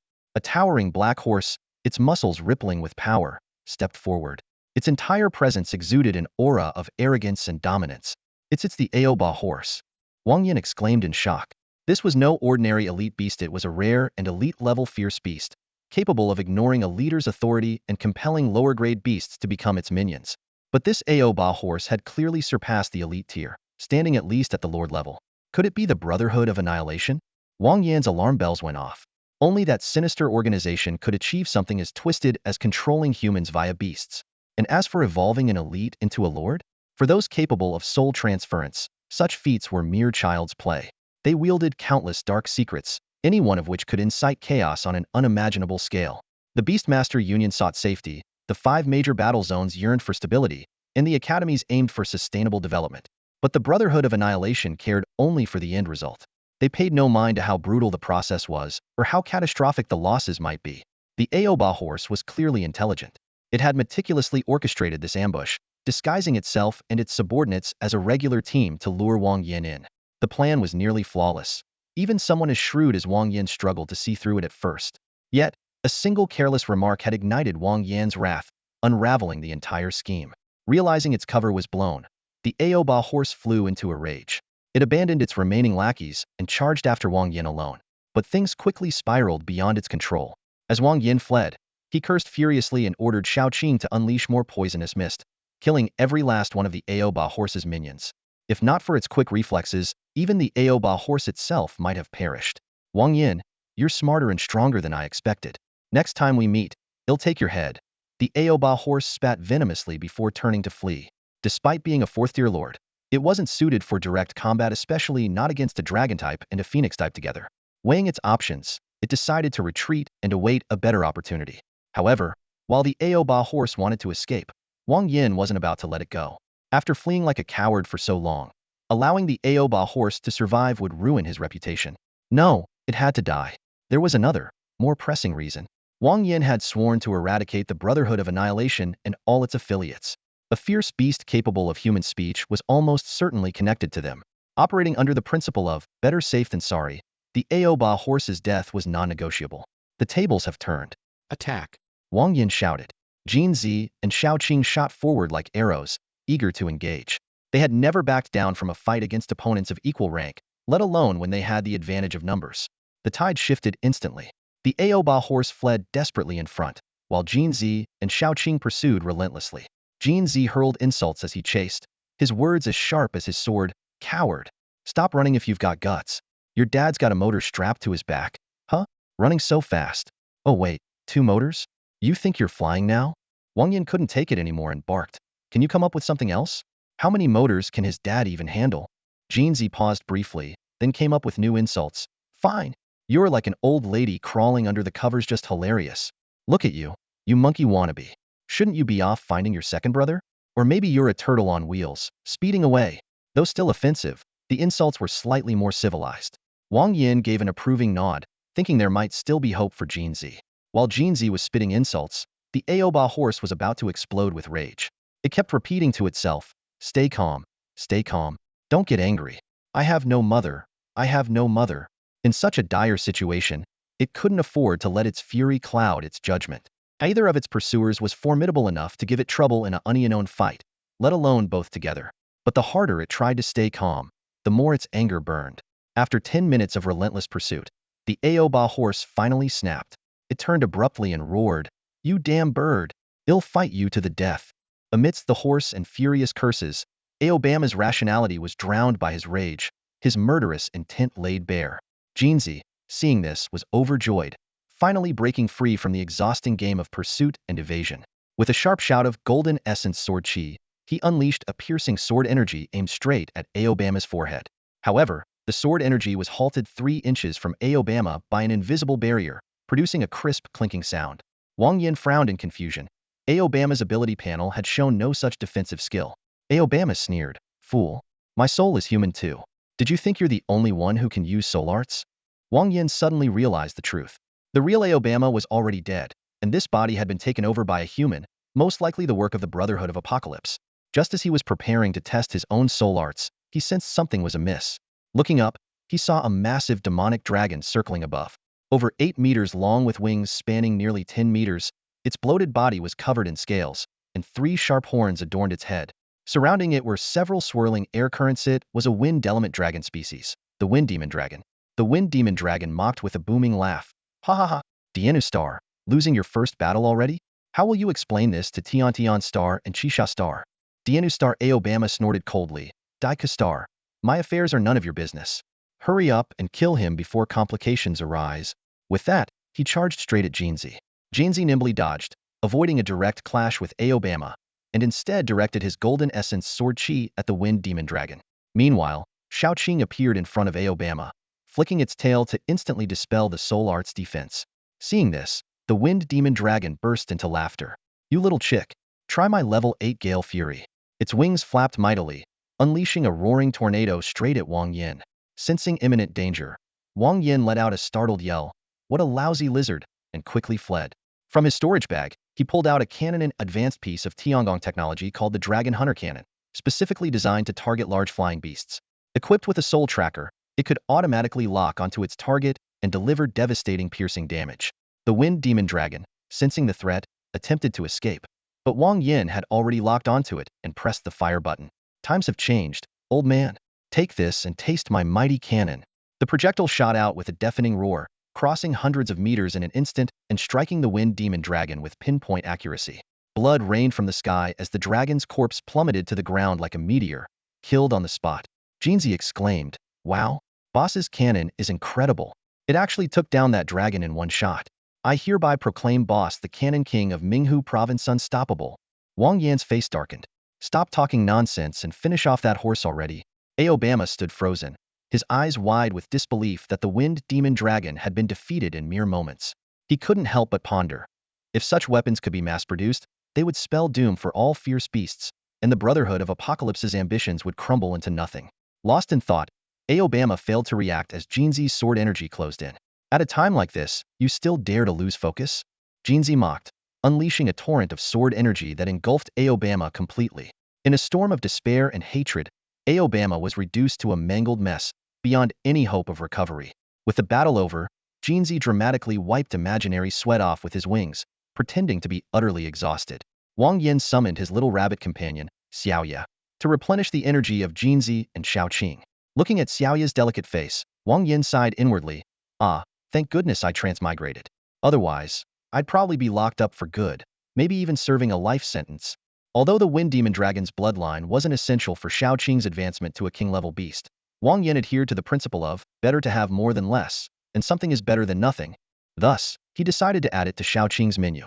After 3 hours of exploration in the Molten Land, Wang Yan had already slain 3 lower-tier ferocious beasts, skyrocketing his points to over 14,800. This significant gain boosted his confidence, and he set his sights on the legendary Yuan Chu. Retracing his steps, he found the volcano crater completely empty. Wang Yan wasn't surprised. The earlier battle must have alarmed Yuan Chu, prompting it to flee quickly with its egg. As Wang Yan pondered his next move, Jinzi suddenly spoke up, "Boss, I can sense its location." "Oh, you have this ability?" Wang Yan raised an eyebrow in surprise. "Is this unique to you?" Or do all lords possess it? Leaping onto Wang Yan's shoulder, Jinzi explained, all beasts above the lord ear can sense bloodlines of the same origin.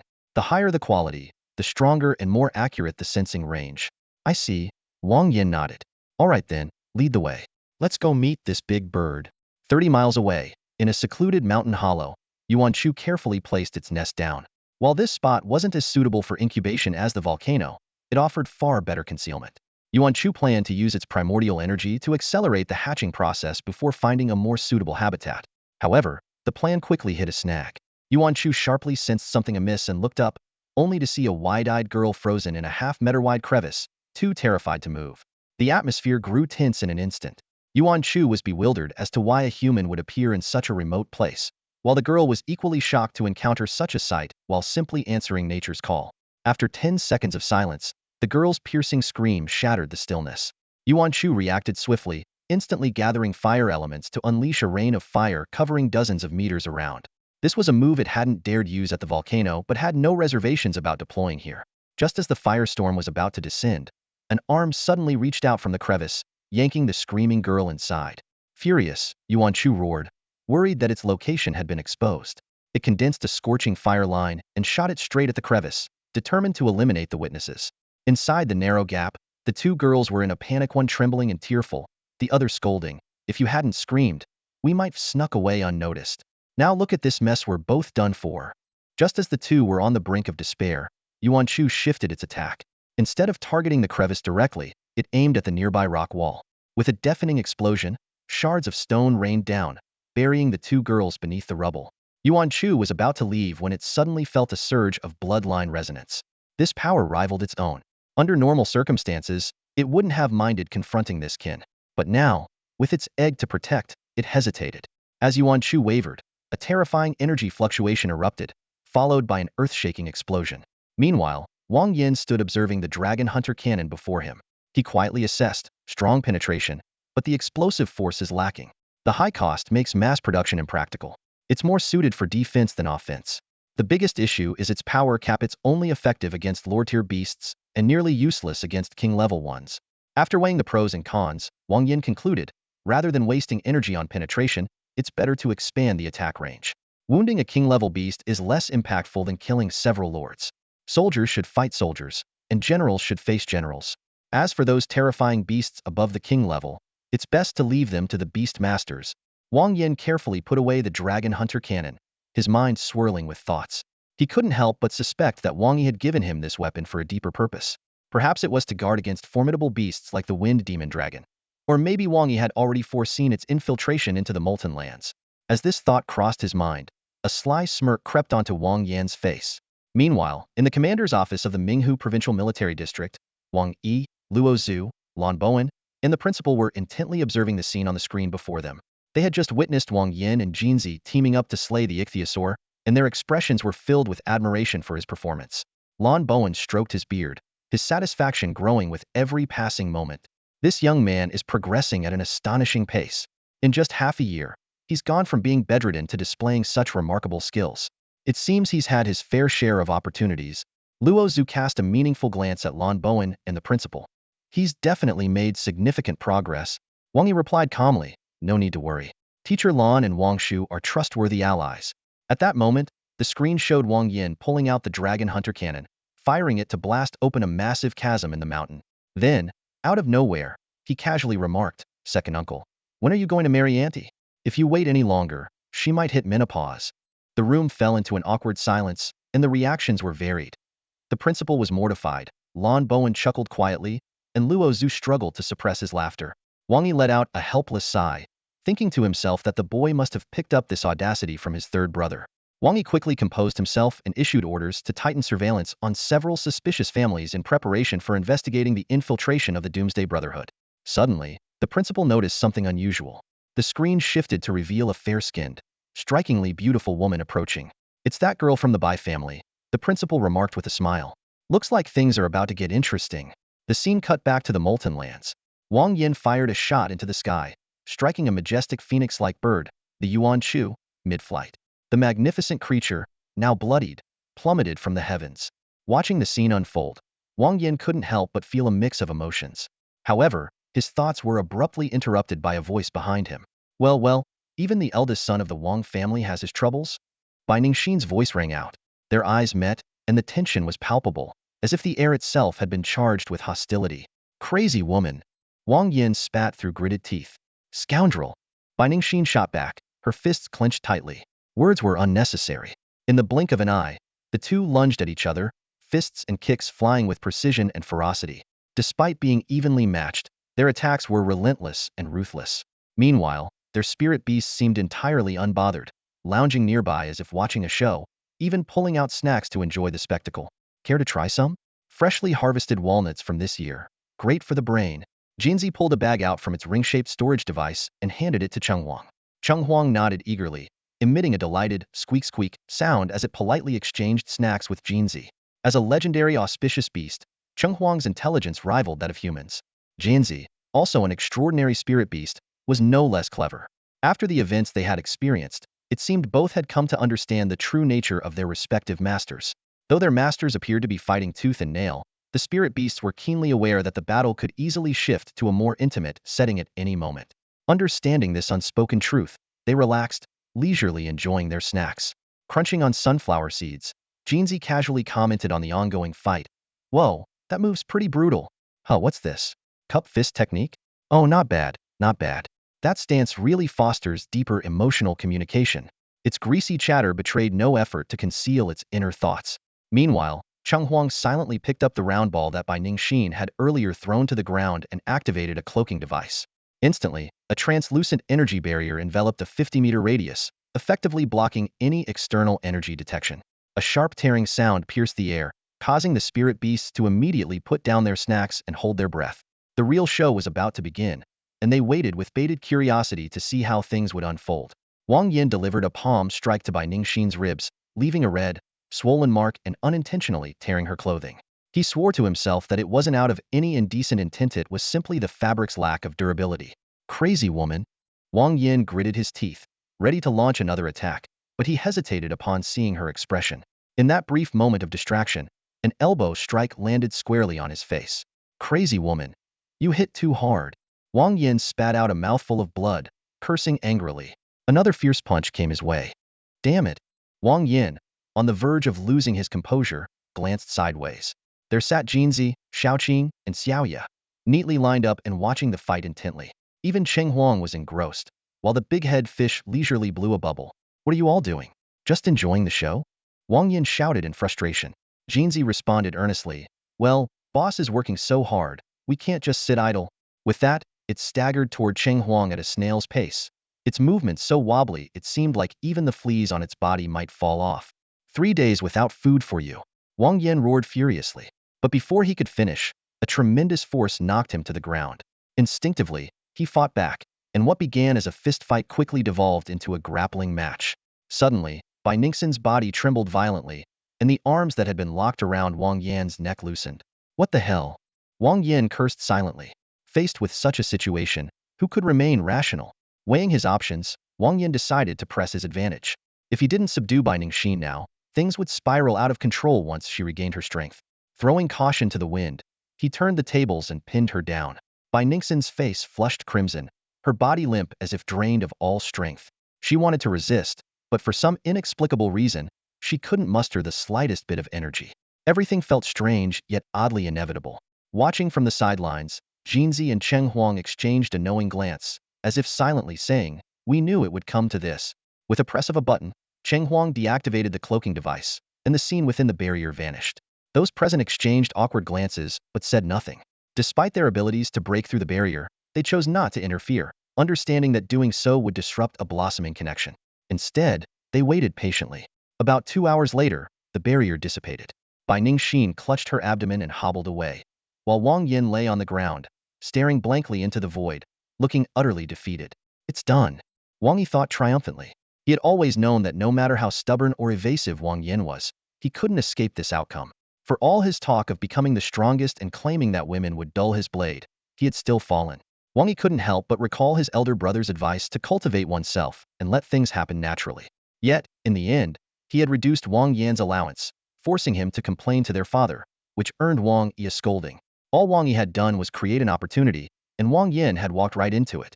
As Wang Yi reveled in his satisfaction, he noticed the principal's gaze soft and expectant like autumn waters and felt a chill run down his spine. His nephew's matter was resolved, but now it seemed his own turn to face marriage pressure was fast approaching. Groaning inwardly, Wang Yi devised a plan. Wasn't there still Wang Yao, the youngest brother? Surely, he could push him to the forefront and buy himself a few more years. Back in the fiery grounds, Wang Yan lay motionless, like a corpse. Jinzi scratched its head with a wing, puzzled. What's wrong with boss? Got drain dry? As a bird, it couldn't possibly comprehend the complexities of human emotions. Xiaoqing shook its head with a soft hiss, also at a loss. Xiaoya, meanwhile, pulled out a tissue from its storage bag and carefully wiped away the dried blood and other marks from Wang Yan's body. Ah, I'm ruined. Wang Yan sighed deeply, looking at the obedient Xiaoya with a complicated expression. He couldn't help but think that in his previous life, such behavior would have been punishable by death. His aunt was right by Ningxin's upbringing was indeed strict. His thoughts drifted to the 10th-tier fox that had once caused countless disasters, wondering if its battles with human heroes had ended the same way as his starting with a fight and ending on a bed. Life is so ironic. The more you want to avoid something, the more it happens. All I wanted was to be a quiet, handsome man. But now there's always some vixen stealing my energy. Wang Yan gently stroked Xiaoya's soft hair and pinched her delicate cheeks. Once he had cleaned himself up and dressed, Wang Yan decided to search for the egg of the Yuansu phoenix. As a lower-tier phoenix species, every part of its body was a treasure. Even if he couldn't form a contract with it, the benefits would be immense. Just its blood for alchemy or its bones for soup would be worth the effort. Guided by the connection in his bloodline, Jinzi quickly located the egg of the Yuanchu bird. Handling it with extreme care, he picked it up, secretly considering the possibility of hatching it back home might just become his new mount. Time passed quietly. Nearly 6 hours had slipped by since entering the Molten Lands. Wang Yan had been so focused on slaying ferocious beasts that he hadn't even had the chance to search for a single piece of molten ore. Not that it bothered him, mining wasn't his primary goal. 6 hours and 30,000 points this kind of haul left him quietly pleased. However, good times are always fleeting. Wang Yan realized it was time to leave this perilous place. Prolonged exposure to such an environment had likely caused a dangerous buildup of fire poison in his body.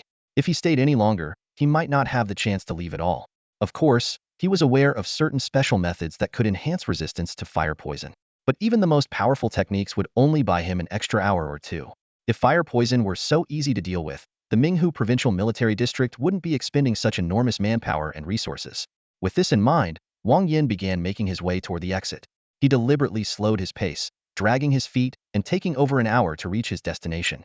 Despite carrying a space converter as a life-saving tool, he knew such a precious item should be reserved for truly critical moments. As Wang Yan finally stepped out of the Molten Lands, he noticed that other students were also emerging. Playing the part of the connected insider, he joined the others in soaking in the detoxifying bath to expel the fire poison from their bodies.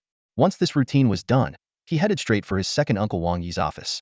The moment Wang Yan pushed open the door, he sensed something was off. Lan Bowen and Luo Zhu were nowhere to be seen. Only Wang Yi and the principal remained in the office. The principal's piercing gaze was so intense it sent a chill down Wang Yan's spine. Sorry, did I come at a bad time? Wang Yan asked cautiously.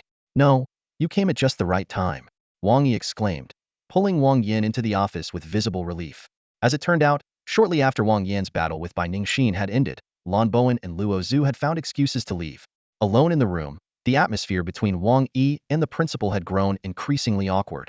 The principal's glare was so menacing it seemed like something catastrophic was about to happen. Wang Yan's timely appearance likely spared Wang Yi from an uncertain fate. Clearing his throat, Wang Yi began to explain the rules. According to the regulations, the 3 students who collect the most molten ore and the 3 who gather the highest purity ore are each entitled to a piece of armor or a weapon. Since you didn't mine a single piece, technically, you're not eligible for any rewards. He paused, then added, however, given your outstanding performance, I've decided to personally reward you with something. Wang Yan stared at his second uncle with a blank expression, already piecing together what was going on. He adopted a let's see how this plays out demeanor, leaving Wang Yi visibly uncomfortable. An entire set of molten armor, a weapon of your choice, 2 wrinkled papayas, and 5 soul crystals. Wang Yi finally offered, the conditions generous enough to reflect the wealth of someone in his position as the commander of the Minghu Provincial Military District. Still, Wang Yan appeared unimpressed. He raised an eyebrow and replied flatly, is that all? Wang Yi felt a pang of anxiety. His instincts told him this was going to cost him dearly. Yet he had no choice. He had to silence Wang Yan, or the consequences of the old man finding out about today's events would be unimaginable. All right, 2 Vajra seeds, 3 golden cauldron fruits, and half a pound of Star River sand. Wang Yi hurriedly added, his heart aching at the thought. These were all from his personal collection, and the Star River sand in particular was something he hadn't even given to Suyu despite her repeated requests. Is that all? Wang Yan's inner delight didn't show on his face, which remained as indifferent as ever. He deliberately brought up his grandfather. It's been a while since I last visited. I wonder how Grandpa is doing. Fine. The latest sniper rifle from Tiangong Tech. Wang Yi finally snapped, pulling out an exaggeratedly designed gun from his storage pouch and tossing it onto the desk. Turning away, he avoided looking at Wang Yan. Take your stuff and get out. Thank you, second uncle. I'll leave right away. Wang Yan cheerfully packed up his spoils. Just as he was about to close the door behind him, he reopened it slightly, poking his head back in. Good luck, second uncle. I look forward to calling her second aunt. Get out. Wang Yi roared. A teacup flew through the air, shattering against the wall into 4 pieces. After leaving the office, Wang Yan strolled along, pondering how he might squeeze even more from his miserly second uncle. After all, as the sole heir of the Wang family, wasn't his uncle's treasure trove essentially his own? Feeling pleased with himself, Wang Yan began examining the treasures he had acquired. The more he looked, the happier he became. Among all the items, the golden cauldron fruits and the Star River sand stood out as the most valuable. The golden cauldron fruit was a legendary elixir said to grant Herculean strength. It could enhance strength attributes by 20 to 50 points and add an additional 1,000 pounds of physical force, all without any side effects. Star River sand, on the other hand, was the remnants of a shattered star, capable of harnessing celestial energy and condensing it into liquid form with a wide range of applications. As for the Tiangong Tech sniper rifle, it was a cutting-edge weapon powered by elemental crystals, capable of channeling ambient elemental energy into a lethal strike. Though the molten or equipment would take some time to forge, the other treasures were already in his possession. While the wrinkled papayas, soul crystals, and Vajra seeds were decent, they paled in comparison to the true treasures he had obtained. Satisfied, Wang Yan carefully stored his newfound treasures. His mind was already racing with ideas on how to use them to boost his strength. The trip to the Molten Lands had proven to be exceptionally rewarding indeed. The stardust sand shimmered with an otherworldly light in Wang Yan's hand, as if it truly possessed the power to summon the strength of the stars. A sense of joy welled up within him. This was the treasure Xiaoyu had longed for the most. Although Xiaoyu had joined the group last, with the stardust sand, she might soar to new heights and be the first to achieve the rank of a true ruler. Wang Yan carefully considered the treasures in his possession. The golden cauldron fruit not only enhanced one's strength attributes, but also provided an extra boost in physical power. This meant that with equal strength, his punches would pack an even greater punch. He decided to keep the wrinkled papaya and golden cauldron fruit for himself, use the soul crystals personally, gift the Vajra seed to Jinzi, and reserve the stardust sand for Xiaoyu. Brimming with joy, Wang Yan turned the corner, but his smile froze instantly. Standing before him was the one person he least wanted to see at that moment, Bai Ningxin. At this moment, Bai Ningxin was dressed in a tightly wrapped outfit, leaving no part of her body exposed. Yet despite her modest attire, Wang Yan couldn't help but recall the images that had flashed through his mind earlier. Had seen everything that should and shouldn't have been seen, touched everything that should and shouldn't have been touched, and even explored the most private corners with reckless abandon. Hand over the phoenix egg, Bai Ningxin demanded, extending her hand with a tone that brooked no argument. How do you even know I have the phoenix egg? Wang Yan asked, his voice tinged with suspicion as he grew increasingly wary. That's none of your concern. Just tell me, are you giving it to me or not? Bai Ningxin's tone grew even more assertive. Fine, I'll give it to you, Wang Yan replied, a hint of guilt creeping into his voice. He recalled how their first encounter had been so rough, had subjected her to 2 hours of relentless torment. The fact that she hadn't killed him was a miracle in itself. Carefully, Wang Yan placed the phoenix egg into Bai Ningxin's hands. After a brief moment of hesitation, he reached into his pocket and pulled out a golden cauldron fruit and a Vajra seed. He calculated silently to himself this encounter had left things too strained. He'd have to find a way to make amends. At least you know your place, Bai Ningxin remarked, a smug smile spreading across her face at the sight of Wang Yan's guilty expression. She swiftly stashed away the items, then made a quick motion with her wrist, producing 3 soul crystals as if by magic. Consider this a reward for me. Now, leave, she declared haughtily. A reward for me? Wang Yan scoffed at her condescending tone, his expression darkening.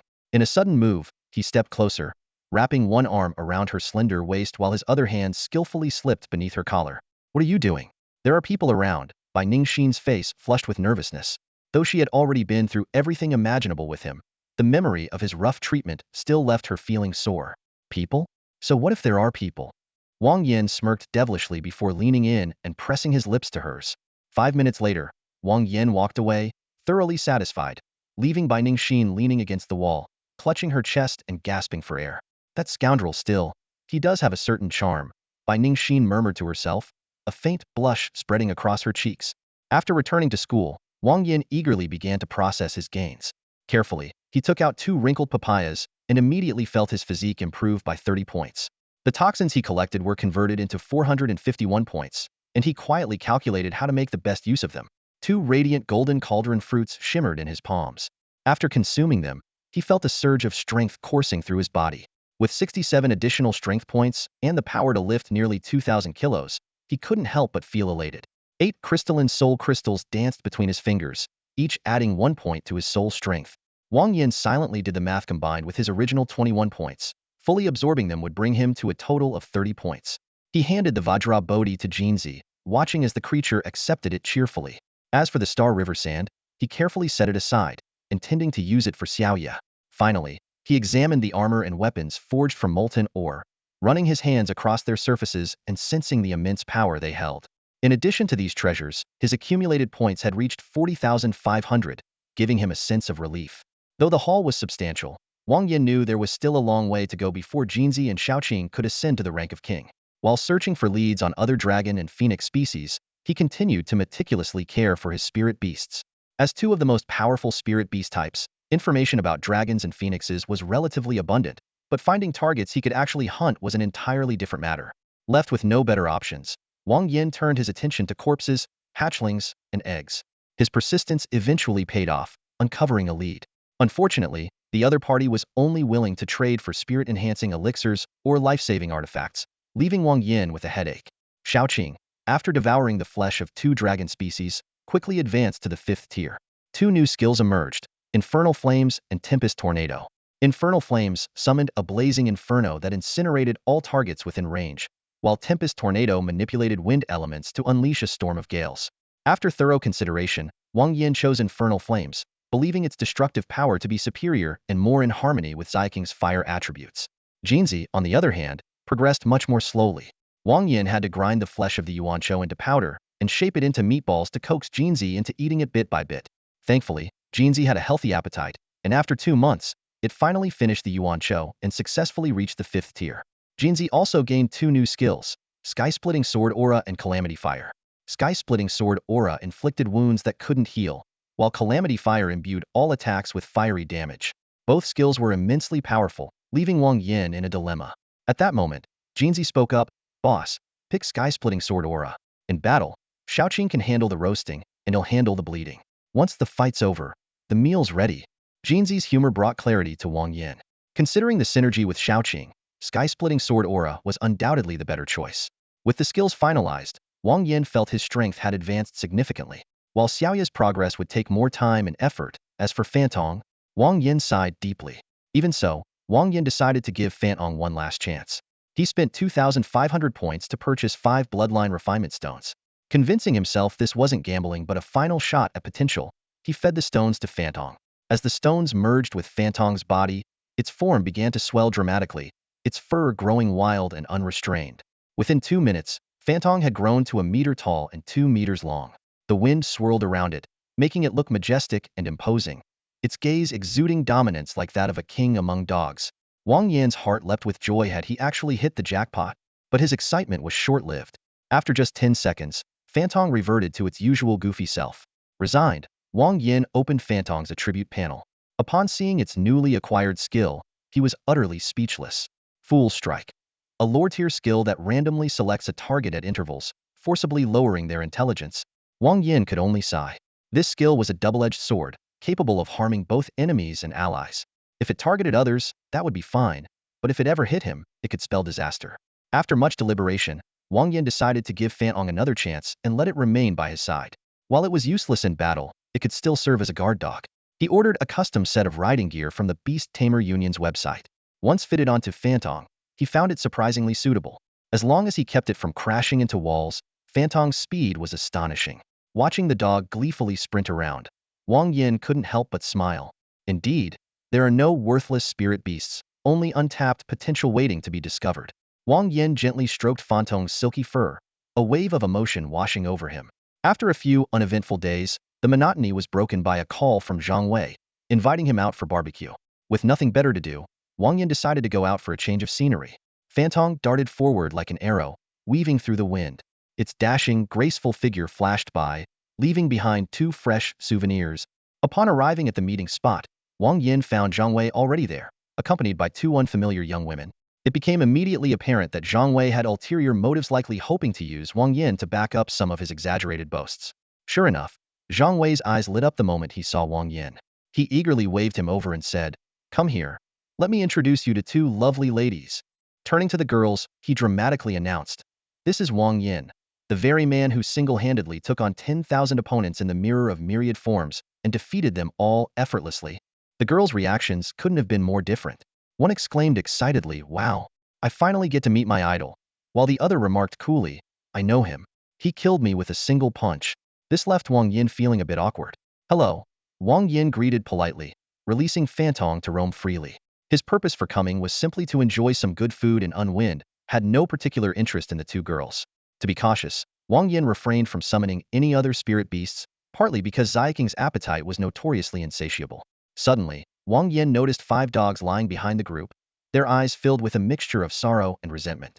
"What's going on here?" he asked, puzzled. The aloof girl, her expression unchanged, explained calmly, "I recently took a medical class and decided to neuter these stray dogs as a side project."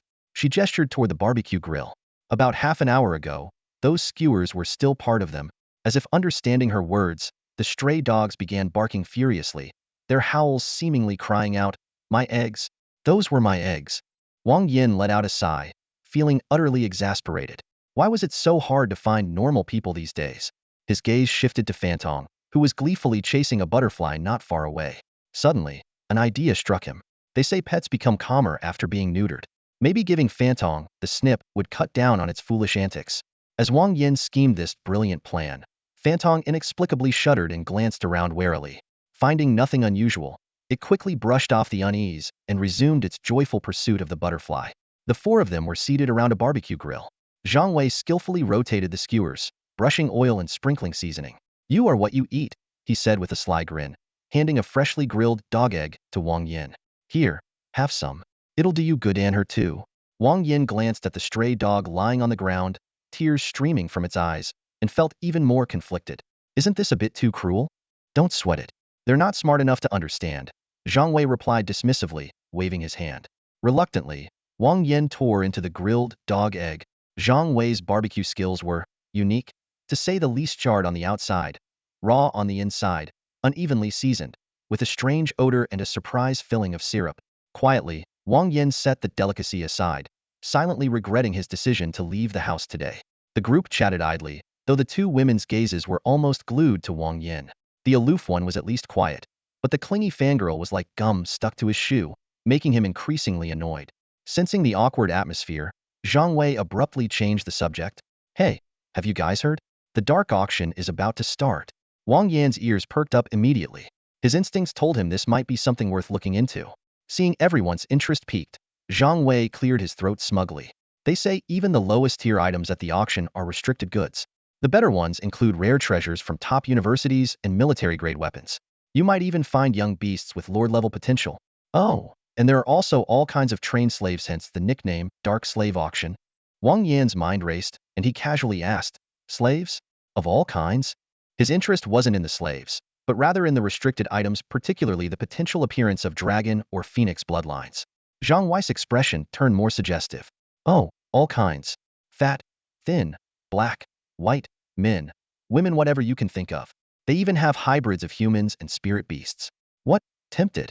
"Yeah, I am," Wang Yan replied with a nod.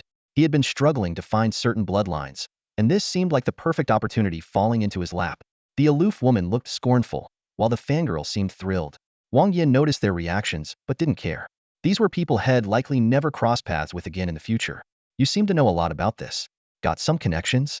Wang Yan threw an arm around Zhang Wei's shoulder. Zhang Wei chuckled awkwardly. "Come on, you know my background.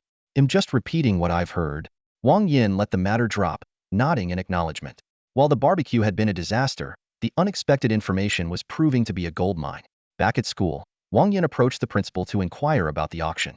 The principal confirmed its existence but seemed curious about Wang Yan's interest. Looking for something you can't get through legitimate means? Just curious, wanted to broaden my horizons, Wang Yan replied casually. The principal chuckled knowingly. Broaden your horizons, huh? He gave Wang Yan an amused look. Kids your age are naturally curious. We older folks don't need to pry too much, we've all been there, haven't we? He continued. The dark auction isn't exactly public, but it's tacitly allowed by the military and universities. It's where things with murky origins or difficult logistics are sold. As he spoke, the principal pulled out a crystal card from his storage pouch. There's a balance of 10,000 soul coins on this. That should be enough for you. Soul gold coins? What are those? Wang Yan took the crystal card handed to him by the principal, his brow furrowing in confusion. The principal chuckled and patiently explained. They are a universal currency used among various factions, divided into 3 types. Soul copper coins, soul silver coins, and soul gold coins, exchanged at a ratio of 10,000 to 1. Typically, students only encounter these in their senior year. But for you, starting now isn't too early. Pausing briefly, he continued. In 2 months, the Northern Battle Zone will host a challenge competition. Any Beastmaster below level 8 can participate. By the time the auction ends and you've absorbed your gains, you'll be just in time for it. Wang Yan was about to respond when the principal cut him off, saying, don't even think about slacking off. Your second uncle said that if you dare to skip it, he'll drag you back home and marry you off to Wan Mei. And you won't be let out until you've had 3 kids. All right, I'll go. Wang Yan grimaced, feeling like he was on the verge of breaking down. Internally, he grumbled. Why is it so hard to just be a decent guy these days? Why can't people coexist peacefully and lovingly? Why does everything have to involve fighting and killing? Reflecting on his past experiences, Wang Yan couldn't help but fall into deep thought. The soul-nourishing grounds, meant for a maximum of 3 participants, had gone wrong. The freshman ranking tournament had gone wrong. The Molten Land event, involving all universities in the Northern Battle Zone, had gone wrong too. Each incident was larger in scale and more chaotic than the last. This upcoming challenge, open to all Beastmasters below level 8 in the Northern Battle Zone if nothing went wrong this time. Wang Yan was willing to write his surname backward. A thought struck him. Perhaps Wang Yi and the principal already knew something would happen. Maybe the true purpose of the challenge was to lure out the hidden troublemakers and catch them all in one go. Alternatively, it could be that Wang Yan's presence itself would provoke those lurking in the shadows. Perhaps Wang Yi and the principal were using him as bait, orchestrating numerous plans around him. The more he thought about it, the more Wang Yan felt he'd been set up. But he had no choice. If he refused to go, he'd face punishment, with no one to argue his case. He had to console himself. Sometimes life is like being forced into a corner. You just have to grit your teeth and pretend nothing happened. Resigned, Wang Yan decided to cooperate for now, planning to demand a hefty reward once it was all over. With some time left before the next auction, Wang Yan busied himself trying to improve his own strength through various channels. However, the strict control exerted by the military district and university over their subordinate resources meant that most purchasable items were of no use to him at this stage. Still, there was some good news. After using the starry sand, Xiaoqing, his moon beast, had advanced again, becoming Wang Yan's first king tier pet. Name, Moon Beast Xiaoqing. Quality, king tier. Requirement, high concentration of lunar energy. Level, tier 4, 1 star. Attribute, Een. Upgrade needs, various energy-rich fruits or vegetables. Quality skills, Moon Dance Elite Skill. Absorbs lunar energy to rapidly restore its own energy. Pure Een Body Leader Skill. Absorbs surrounding Een energy to quickly heal itself. Daughter of the Moon Lord Skill. Under moonlight, increases energy recovery speed up to 10-fold and reduces incoming damage. Moon Spirit King Skill. Each crafting attempt has a chance to summon the Moon Spirit, greatly enhancing the product's effects. Level skills. Tier 1 skill. Moon Doo infused with lunar energy, rapidly restores energy. Tier 2 skill. Moon Sprout Buds cultivated with Een energy, quickly heal wounds. Tier 3 skill. Osmanthus Brew Sweet Wine made from freshly bloomed osmanthus flowers and moon dew. Instantly restores energy and calms the mind for 30 minutes, reducing fear. Tier 4 skill. 5-nut mooncake made with premium almonds, peach kernels, olives, sesame seeds, and melon seeds, mixed with moon sprouts.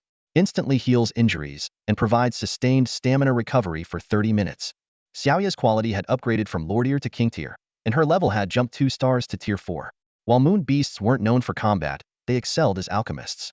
With 1 quality skill and 2 level skills, Xiaoya significantly enhanced Wang Yan's overall combat capabilities. As she continued to level up, she would unlock more recipes and create even more powerful items. Fantastic! Wang Yan exclaimed, hugging Xiaoya tightly and planting a kiss on her soft cheek. Her velvety fur and delicate appearance made Wang Yan marvel. No wonder some people love keeping rabbits theory, so gentle and endearing. Delighted, Wang Yan immediately bought Xiaoqing a heap of her favorite fruits and vegetables, along with materials for brewing osmanthus brew and crafting 5-nut mooncakes. He then dialed a number to contact the person selling the spirit beast corpse, hoping to find out whether it had already been sold. After the call, Wang Yan sighed. There was good news and bad news. The good news: the spirit beast corpse was still available. The bad news: the seller's terms hadn't changed. It could only be exchanged for items that boosted strength or ensured survival. After some haggling, Wang Yan managed to reach a tentative verbal agreement. If it hasn't been sold by next Tuesday, then agree to the deal with Wang Yan. But if it is sold, the agreement will be void. The dark auction is scheduled for next Monday, so it seems like they're planning to try their luck there. Wang Yan stood by the window, his brows furrowed. It had been less than 6 months since he arrived in this world, and his resources were nearly depleted. All that remained were a few precious items, which were classified as restricted goods. He knew very well that if he sold them recklessly, his second uncle, Wang Yi, would be furious, possibly furious enough to break his legs. Left with no other choice, he could only place his hopes on Xiaoyu. In less than half an hour, a delivery from the Beastmaster Union arrived at the door. Wang Yan took the package eagerly and opened it without delay. Xiaoyu quickly devoured a carrot and got to work. Her petite figure moved swiftly around the kitchen, her actions deft and precise, as though she had done this countless times before. Leaning against the door frame, Wang Yan watched the entire process with curiosity. Xiaoyu began by thoroughly washing the osmanthus flowers, carefully removing the calyxes and keeping only the petals and stamens. Then, she poured moon dew into a prepared container. Suddenly, Xiaoyu clasped her hands together in front of her chest and began to chant a strange melody. Her soft and gentle voice echoed throughout the room, carrying an almost magical quality. Wang Yan found himself captivated, feeling an inexplicable urge to pull her into his arms. As the song continued, the moon in the sky began to emit a faint glow. The light gradually condensed, forming a tiny humanoid figure the size of a bee. The little moon spirit circled around Xiaoyu once before descending into the wine jar. Wang Yan stared in awe at the miraculous scene. Yet he had no intention of capturing the moon spirit. He understood that it was merely a unique manifestation of moonlight essence, not a true living creature. Attempting to seize it would likely cause it to dissipate back into moonlight. Xiaoyu sealed the wine jar and began preparing 5-nut mooncakes. Although this time she didn't summon the moon spirit, the enticing aroma of the mooncakes soon filled the entire room. Wang Yan wrapped one arm around Xiaoyu while holding a freshly baked mooncake in the other, savoring it with satisfaction. Time flew by, and the dark auction was about to begin. Just then, the armor and weapon promised by Wang Yi finally arrived.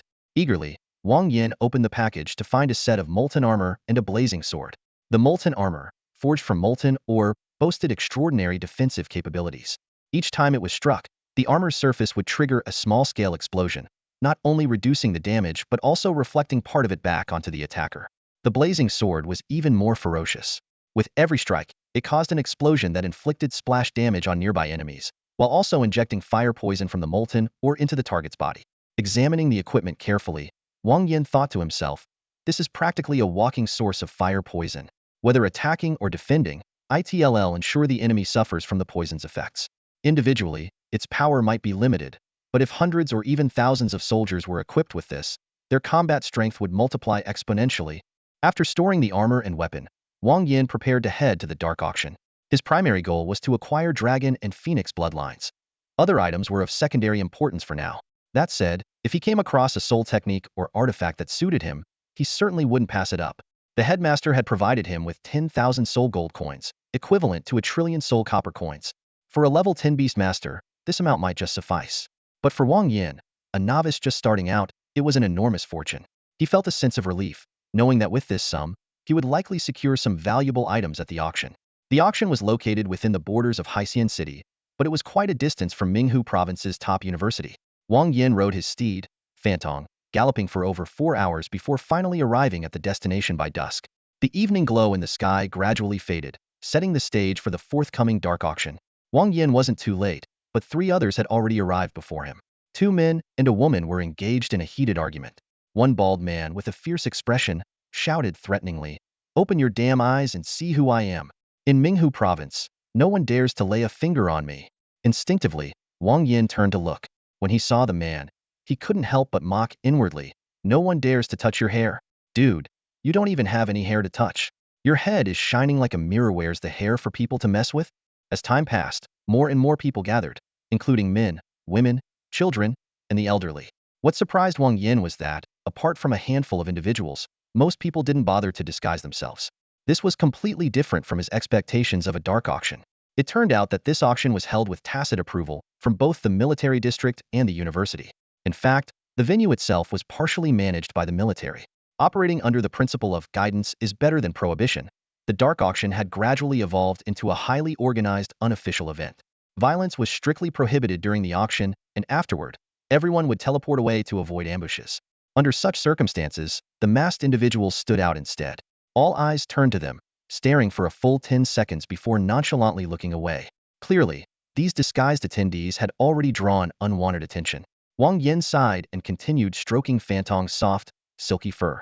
This dashing and majestic husky, surrounded by a powerful aura of wind elements, quickly became the center of attention, drawing even more eyes toward Wang Yan. As the son of Minghu Province's wealthiest man, the nephew of the military district's commander, and the sole heir of the Wang family, Wang Yan was essentially a walking nuclear bomb. No one dared to provoke him lightly. The crowd soon recognized Wang Yan, as footage of the freshman ranking competition at Minghu's top university had already gone viral across the Yanhuang Empire. People's gazes shifted to Fantong, attempting to match him with known spirit beasts, only to realize they couldn't identify him at all. Wang Yan explained, his father is a husky, and his mother is a blazing wind galehound. He was born prematurely, so he only inherited the wind attribute powers, and well, he's not the brightest. This explanation sparked a series of bizarre reactions and questions. Some marveled at how Fantong's charm and elegance were apparently linked to his lack of intelligence. Others praised the husky for managing to impregnate a blazing wind galehound. There were even those who wanted their spirit beasts to breed with Fantong. Wang Yan was utterly baffled by these odd remarks and could only respond half-heartedly. As the sun fully set and moonlight bathed the land, a silver door materialized 50 meters in front of the crowd. Someone called out, "Let's go," and everyone surged forward. Wang Yan, however, took his time, waiting for the crowd to thin before strolling in leisurely. Passing through the door, Wang Yan felt a brief wave of dizziness before his vision cleared. He found himself standing in a spacious, well-lit hall, with a faint scent of orchids lingering in the air. So this is the dark auction? Wang Yan murmured to himself, finding the venue far better than he had imagined. Just then, a crisp voice spoke beside him. "Is this your first time here, sir? Would you like me to give you a brief introduction?" Wang Yan turned to see a tiny, palm-sized fairy speaking to him. "A spirit beast?" Wang Yan asked instinctively. The little fairy giggled and explained, "I'm not a spirit beast. I'm a companion creature of the tree spirits. We are born from tree spirits, possessing independent consciousness but not independent life. If we die, we'll simply be reborn inside the tree spirit." The fairy proceeded to explain the origins of tree spirits in detail. Apparently, when a world collapses, the remnants of its consciousness can sometimes condense into a seed. This seed takes root and grows, eventually becoming a tree spirit. Their original world, called the tree-born world, had left its will to the tree spirits, making them its inheritors. The fairy also mentioned that, apart from unique beings like itself, there was another type of creature also called fairies. These were independent beings born from natural elements and plants. After listening, Wang Yan nodded in understanding. He then took out some ordinary osmanthus wine and 5-nut mooncakes, asking the fairy if it could help appraise their value. The rare items infused with lunar essence, however, he planned to keep for himself. As soon as the fairy saw the osmanthus wine, it lit up with excitement. "Oh, this is osmanthus wine brewed by a moon beast. It's been ages since I've seen this." Without hesitation, it dove headfirst into the wine jar. When it emerged, its tiny face was smeared with wine. Such a familiar taste. "The last time I had this was a long time ago," the fairy murmured contentedly, savoring the lingering flavor of the wine. The little sprite wiped the wine stains from its mouth, revealing an endearing, clumsy expression. Seeing this, Wang Yan curiously asked, "Is osmanthus wine that rare? With the methods of the dark auction, getting you some wine shouldn't be difficult, right?" The sprite sighed and explained, "Osmanthus wine itself isn't rare, but wine brewed by a moon beast is extremely hard to come by. Moon beasts are incredibly rare spiritual creatures.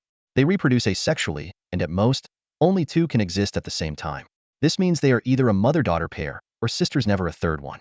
Given this, obtaining wine brewed by a moon beast is extraordinarily difficult." It paused for a moment, a glint of insight flashing in its eyes. "If my guess is correct, your third spiritual beast must be a moon beast Suyu's child, isn't it?" Wang Yan didn't respond directly but countered with a question, "Is wine brewed by a moon beast that valuable?" The sprite's eyes lit up with excitement as it eagerly explained, "Extremely valuable. Moon beasts are the embodiment of lunar essence, representatives of the moon god. The wine they brew and the food they create are closer to nature itself. For us sprites, nothing is more delicious than the taste of the natural world. As it spoke, it sniffed the air and displayed a blissful expression on its face. Suddenly, the sprite proposed, "I have an idea. Let's sell just one jar of this wine, and I'll buy the rest at double the price." Its eyes were full of anticipation, clearly craving the wine. If it weren't worried that Wang Yan might misunderstand its intentions, it probably wouldn't even want to sell that one jar. After a moment of thought, Wang Yan nodded in agreement. All right, that works. This wine wasn't particularly rare for him. Xiaoyu could brew plenty of it every day, and the rest just needed time to ferment. Although the sprite was merely a companion entity of the tree spirits, it could, to some extent, represent them. Building a good relationship with it, using something so trivial seemed like a worthwhile investment. Hearing Wang Yan agree, the sprite was so thrilled it began darting around in midair. It took a full half-minute to calm down before continuing. As for the 5-nut mooncakes, ID suggests setting the base price at 3,000 each. Items that can heal injuries and restore stamina at the same time are quite rare. They should easily sell for at least 3 times that price. Wang Yan frowned and asked, 3,000? You mean soul copper coins? The sprite replied matter-of-factly, of course. Even a spiritual beast of commander quality starts at just 20,000 soul copper coins.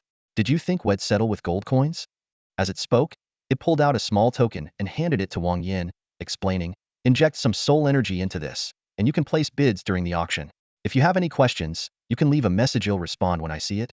Glancing at the time, it urged, the auction starts in 10 minutes. You'd better head inside. As soon as it finished speaking, the sprite disappeared. Suddenly, a cacophony of noise filled Wang Yan's ears. Following the number on the token, he found his seat and sat down, scanning the surroundings to take in the layout of the venue. The auction hall was enormous, capable of seating 3,000 people, though fewer than 1,000 were present now. To Wang Yan's right, 3 robed and masked individuals were exchanging glances. Seeing this, Wang Yan internally groaned, I'm just here to buy a few things. Please don't let anything go wrong. At that moment, Fan Tong's large head popped out from under the seat, looking around curiously. For some reason, it locked eyes with one of the robed figures. The two stared at each other, and it felt as if sparks flew in the air.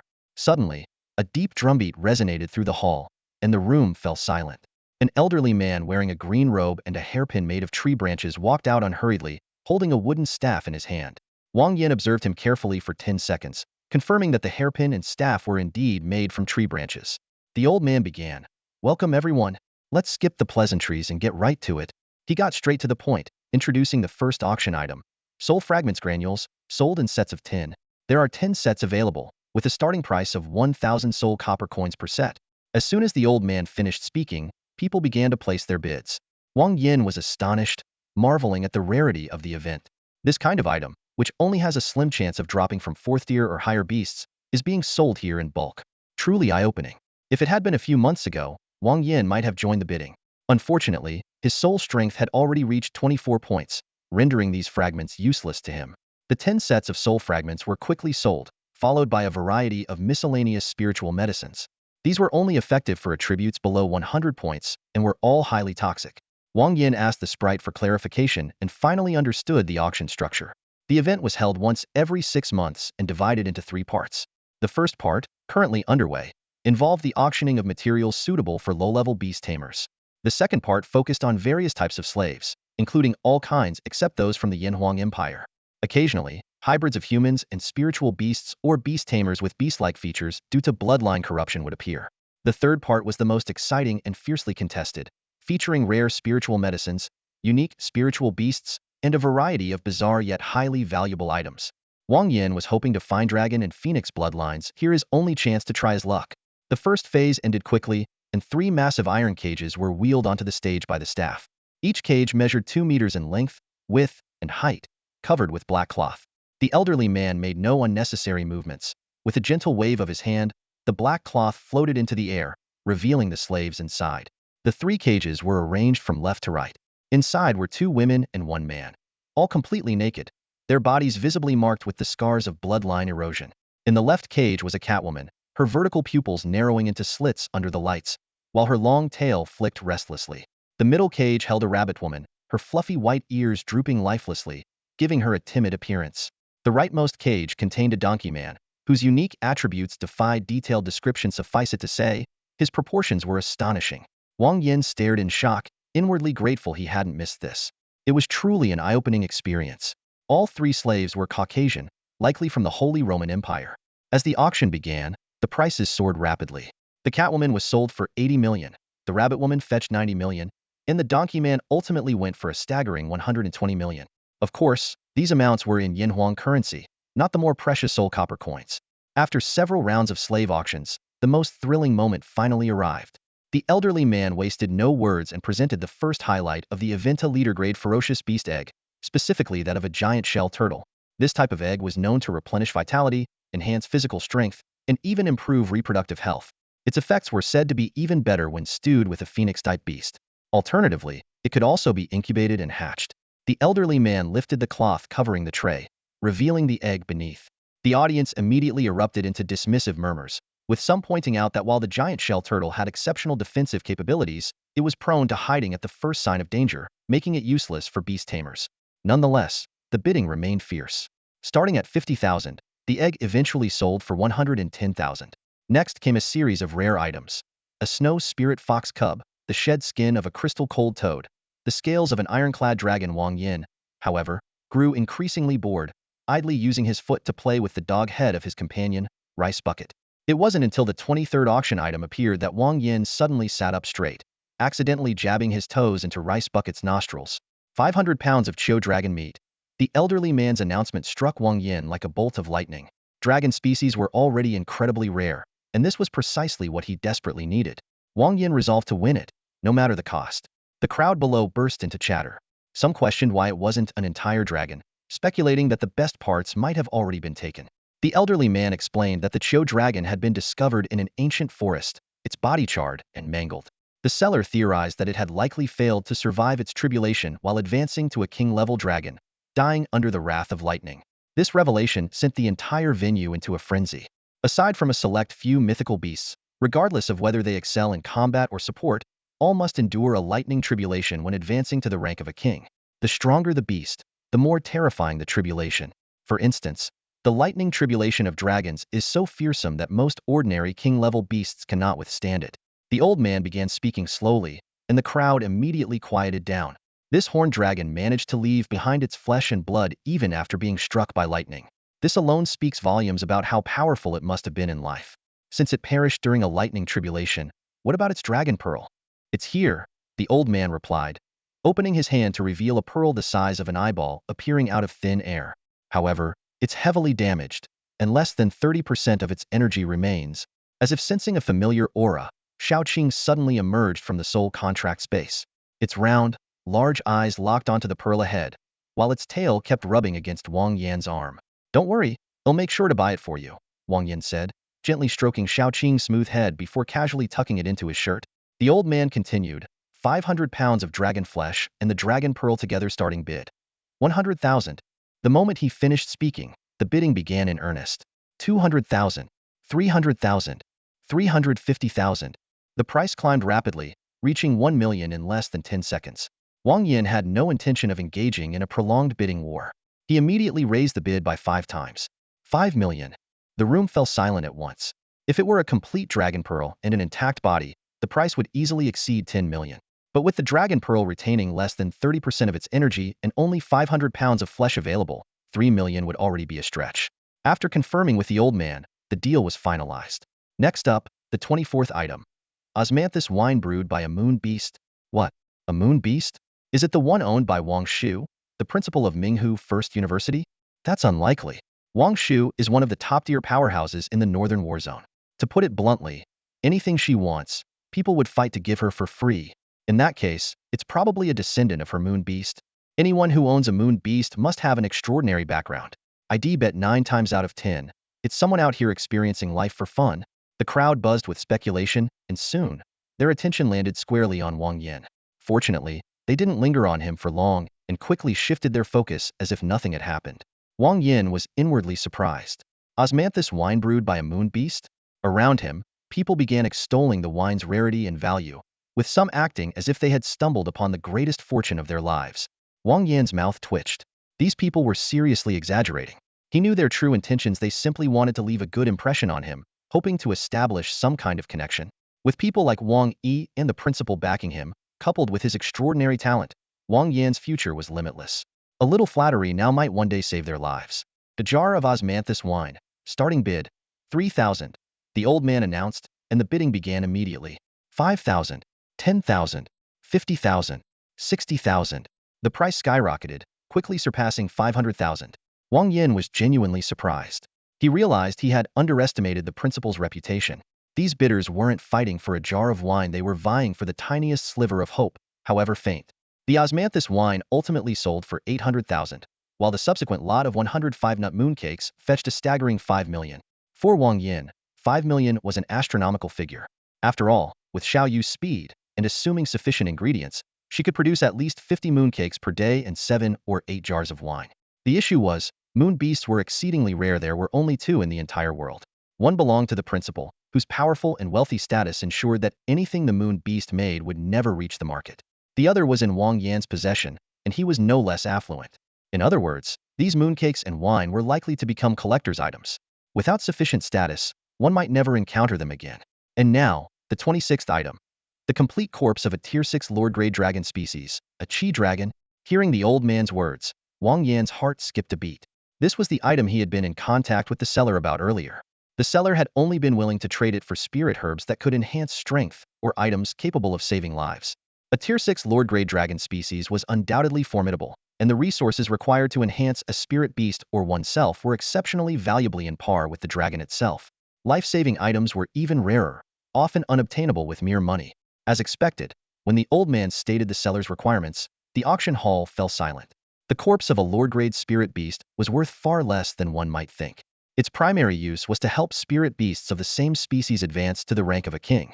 However, the problem was that dragon-type spirit beasts were exceedingly rare, and market demand was low. No matter how precious the item, if no one needed it, what could be done? Just as Wang Yan had anticipated, the corpse failed to sell. It wasn't that the attendees lacked the items the seller wanted. They simply didn't think the corpse was worth it. The auction continued, offering many more valuable items. Wang Yan purchased a few things he needed and left with Fantong once the event ended. Thank goodness. Nothing went wrong this time. Wang Yan let out a sigh of relief as he exited the shadowy auction. The incidents from previous events had left him scarred. Everywhere he went, trouble seemed to follow, each time worse and more troublesome than the last. He had even begun to suspect he was some sort of walking disaster. Let's hope everything stays this smooth from now on. Infinite Taoist Sovereign, Amitabha, and may the gods be with me. Wang Yan clasped his hands together in silent prayer. But just then, about 10 meters ahead of him, the space began to distort. 3 figures dressed in black robes and wearing masks appeared out of thin air. This isn't good, they're after me. Without wasting a moment, Wang Yan pulled out a spatial converter to escape. However, what happened next left him utterly dumbfounded. A collar, a cage, and a bag were swiftly thrown by the black-clad figures, all aimed at Fantong. Dozens of soul-based techniques erupted in an instant, sending sparks of energy scattering through the air. In a series of lightning-fast maneuvers, the 3 black-robed figures and Fantong vanished without a trace, leaving Wang Yan standing there, utterly bewildered. Wang Yan stood there, utterly perplexed, as if his brain had frozen for 2 whole minutes before he finally snapped out of it. He couldn't help but grumble inwardly. After all that effort, it was just to steal away Fantong? Why didn't you say so earlier? I would have handed him over without a fuss. To Wang Yan, Fantong was like a tasteless piece of chicken rib, neither satisfying to keep nor easy to discard. Sure, he had raised the creature himself since it was little and had some affection for it, but if someone was willing to take it off his hands, he'd happily pay them a service fee. Seeing how much effort those 3 had gone through, they must really cherish Fantong. With that thought, Wang Yan actually felt relieved. He thought to himself, take good care of him. I'll miss you, buddy. Pretending to wipe away non-existent tears, he felt a wave of joy wash over him. Just then, his phone buzzed with a notification. Wang Yan pulled it out, only to find a ransom text. If you value your life, bring 100 million in cash to the Xinxiang dog meat restaurant in 3 days.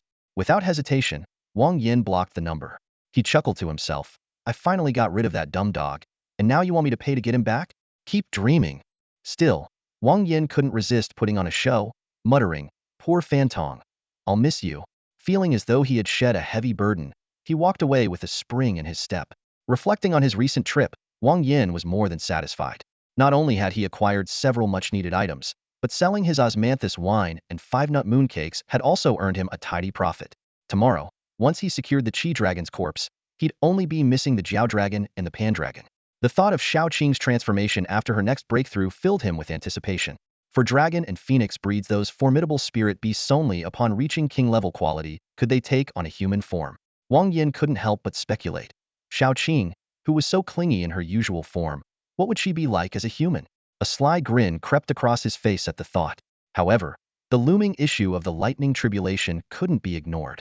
Most spirit beasts only needed a single dragon bloodline to evolve, but Xiaoqing required 5.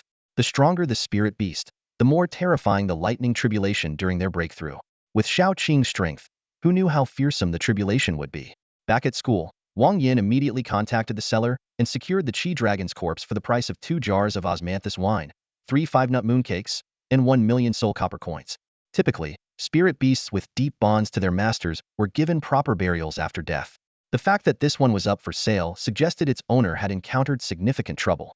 Of course, it could also have been a trophy from a battle, where the seller's own spirit beast perished, and they themselves were gravely injured in the process. But none of that mattered to Wang Yan, only cared about accomplishing his goal. Time flew by, and before he knew it, 2 weeks had passed. One early morning, just as the sun was peeking over the horizon, a frantic knocking jolted Wang Yan awake. Opening the door, he was met by a strange man. Before Wang Yan could say a word, the man dropped to his knees with a loud thud, clutching Wang Yan's leg as he bawled, "Please, I beg you, take it back, please." Completely bewildered, Wang Yan pulled the man up and got the full story. It turned out this tearful man was one of the 3 who had kidnapped Fantong. Too afraid to kidnap Wang Yan himself for fear of provoking the principal or Wang Yi, they had targeted Fantong instead. Their plan was simple. Taking Fantong would surely leave Wang Yan frantic. The plan did succeed, but the consequences far exceeded their expectations. True to its reputation, Fantong lived up to its name, wiping out their 2 weeks' worth of food in just a single day. If that were the end of it, they might have managed. But when Fantong wasn't fed enough, it howled incessantly, driving them to the brink of madness. Tables, chairs, even the walls, nothing was spared. They tried tying Fantong up, but the dumb creature squirmed around like a worm. It farted, defecated everywhere, and wailed through the night, leaving them utterly exasperated. They didn't dare harm Fantong or even scold it, as they only wanted to extort money. After a few days of this torment, the trio was on the verge of a breakdown. They had expected Wang Yan to be desperate to get Fantong back. Imagine their shock when he blocked their number instead. Left with no other choice, they pulled every string they could to track him down, eventually finding their way here. After hearing the story, Wang Yan cursed inwardly. Unbelievable. I finally got rid of Fantong, and now he's being dumped back on me. His face remained impassive, but his mind was filled with curses. He figured he must have done something terrible in a past life to deserve such a nuisance in this one. While Wang Yan was feeling down, the 3 kidnappers were utterly shattered. They swore they'd never encountered such a maddening spirit beast before. It was enough to drive anyone insane. With a cold smirk, Wang Yan said threateningly, "You went through all that trouble to steal that dumb mutt, and now you want to just dump him back on me?" Though he was eager to rid himself of Fantong, he couldn't bear to let the creature starve. If they couldn't take care of him, he'd take Fantong back, but not without compensation. You can't just take him and then return him whenever you please. Without proper compensation, I don't mind letting Fantong stay with you a few more days, he added. The man, looking utterly dejected, pleaded, "Big brother, we're so broke we had to resort to kidnapping. Where would we get the money for compensation?" They were already struggling to make ends meet, and their plan to kidnap for ransom had backfired spectacularly. Fantong's arrival had drained their resources, leaving them unable to even afford their next meal. Wang Yan scratched his head. He couldn't help but feel a twinge of pity for the man. Just as he was about to let it slide, the man suddenly stood up and said, "I have something valuable I can offer as compensation." He pulled a book out of his storage bag and handed it to Wang Yan. Wang Yan took one look and exclaimed, "What? The Dark Bible?" Internally, he cursed, "What kind of luck is this? First a dark slave auction, now the Dark Bible? What even is this nonsense?" He was an upstanding, pure-hearted young man, always walking the righteous path. Why did he keep running into this kind of thing? Clearing his throat, Wang Yan tucked the Dark Bible away and said, "Bring Fantong over. And I better not see you again." The man, overjoyed, promised profusely, "Absolutely.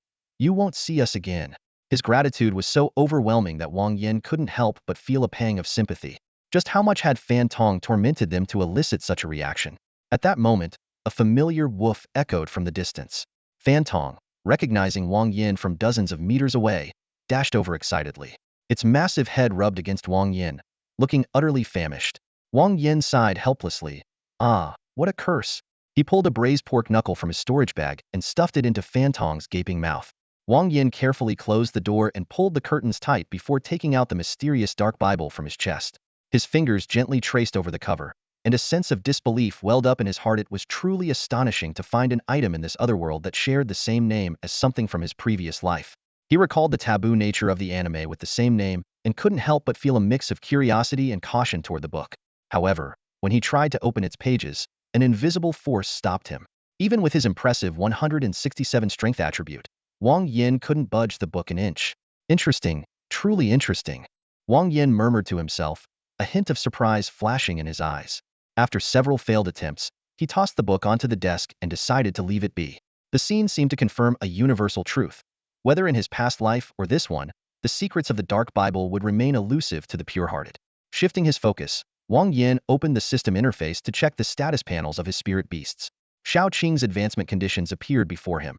She only needed the bloodlines of two ferocious beasts, the Horned Dragon and the Coiling Dragon, to ascend to king-tier quality. Wang Yan had a strong premonition that once Xiaoqing completed this advancement, her strength would skyrocket, far surpassing that of other dragon species. Jin's advancement requirements, on the other hand, were more complex. She needed the bloodlines of the Phoenix, the Yuzhua, the Azure Luan, and the Honghu. Comparatively, Xiao Yu's conditions were the simplest. She could evolve continuously, as long as there was an ample supply of moonlight energy. After weighing his options, Wang Yan decided to prioritize helping Xiaoqing advance before turning his attention to acquiring the Phoenix bloodlines. However, both the Horned Dragon and the Coiling Dragon were extraordinarily rare dragon species. Given his current foundation in this world, finding them on his own could take 3 to 5 years or more. Who says everything has to be done alone? Wang Yan smirked as he picked up his communicator and dialed the principal's number. 10 minutes later, he hung up with a thoughtful expression. The principal's information pointed to a potential location for dragon species, the Xianbing realm. This was a space entirely opposite to the molten firelands, a haven for water, ice, and snow attribute beasts. However, the Xianbing realm was filled with a deadly cold poison in the air, which eroded the bodies of beast tamers over time. Without timely detoxification, the accumulated poison would eventually freeze a person solid. The Xianbing realm was also known for producing a rare spiritual herb called ice mist flower, which could calm the mind and reduce the impact of the harsh environment on one's spirit. Highly sought after by alchemists and artifact forgers, it came with a hefty price tag. Despite the allure, multiple military districts and universities had shelved development plans for the realm due to the unresolved issue of the cold poison.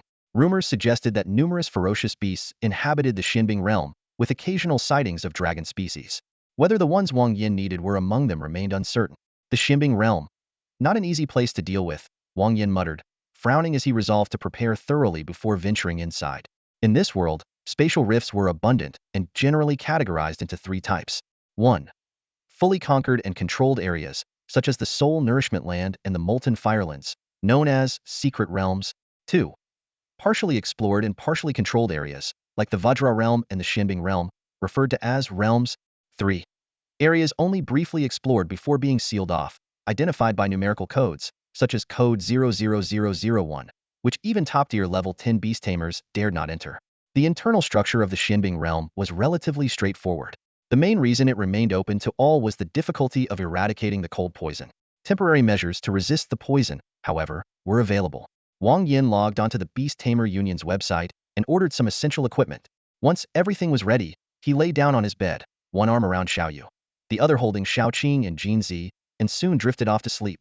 As for Fantong, it had long been kicked to the floor. Wang Yan couldn't help but marvel at the freedom of life in this other world. If he had dared to share a bed with lawless and nationally protected animals in his previous life, he'd have been behind bars in no time. The next morning, Wang Yan rode Fantong to the Xianbing realm's entrance. The open spatial rift had given rise to a bustling commercial area nearby, offering all manner of food, drink, and entertainment. Beast tamers returning from the Xianbing realm often indulged here, enjoying a moment of warmth and relaxation. Hand warmers. Keep your hands warm and your heart warmer. Ginseng and red sugar ginger tea.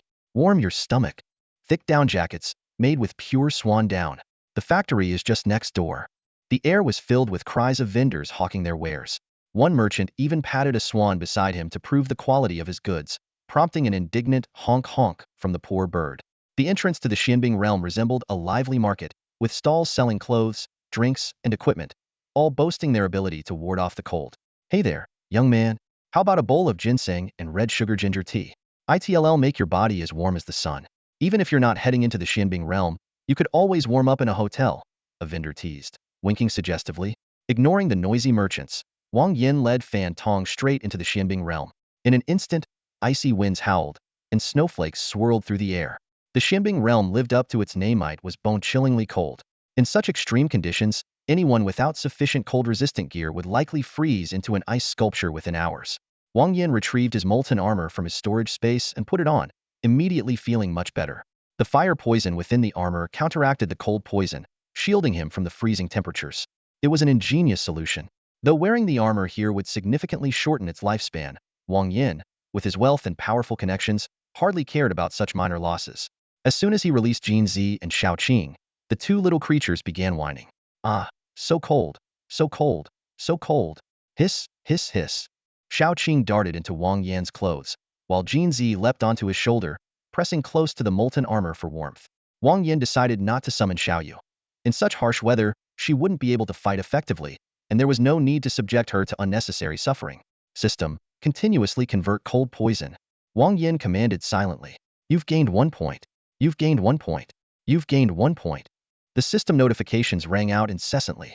Thanks to the molten armor's protection, only a small amount of cold poison entered his body. Still, Wang Yan knew that once he entered combat, the situation could quickly deteriorate. He glanced at Fan Tong, considering letting it leave if the cold became unbearable. If it got lost, well, so be it. To Wang Yan's astonishment, Fan Tong showed no signs of discomfort. On the contrary, it seemed revitalized. The silly look in its eyes was replaced with sharpness and determination. Wind elements swirled around its body, lifting snowflakes into the air. At that moment, Fan Tong stood proud and majestic, exuding the aura of a king commanding a pack of wild wolves. Its foolish demeanor from before was nowhere to be seen. Wang Yan had to admit that he had underestimated Fan Tong's abilities. As the temperature dropped, the husky seemed to shed its usual foolishness and revealed a surprising level of intelligence. Anyone who calls a husky dumb again, I'll fight them. Wang Yan silently vowed to himself. At that moment, Fan Tong tilted its head back and let out a long, resonant howl that echoed through the snow-capped mountains.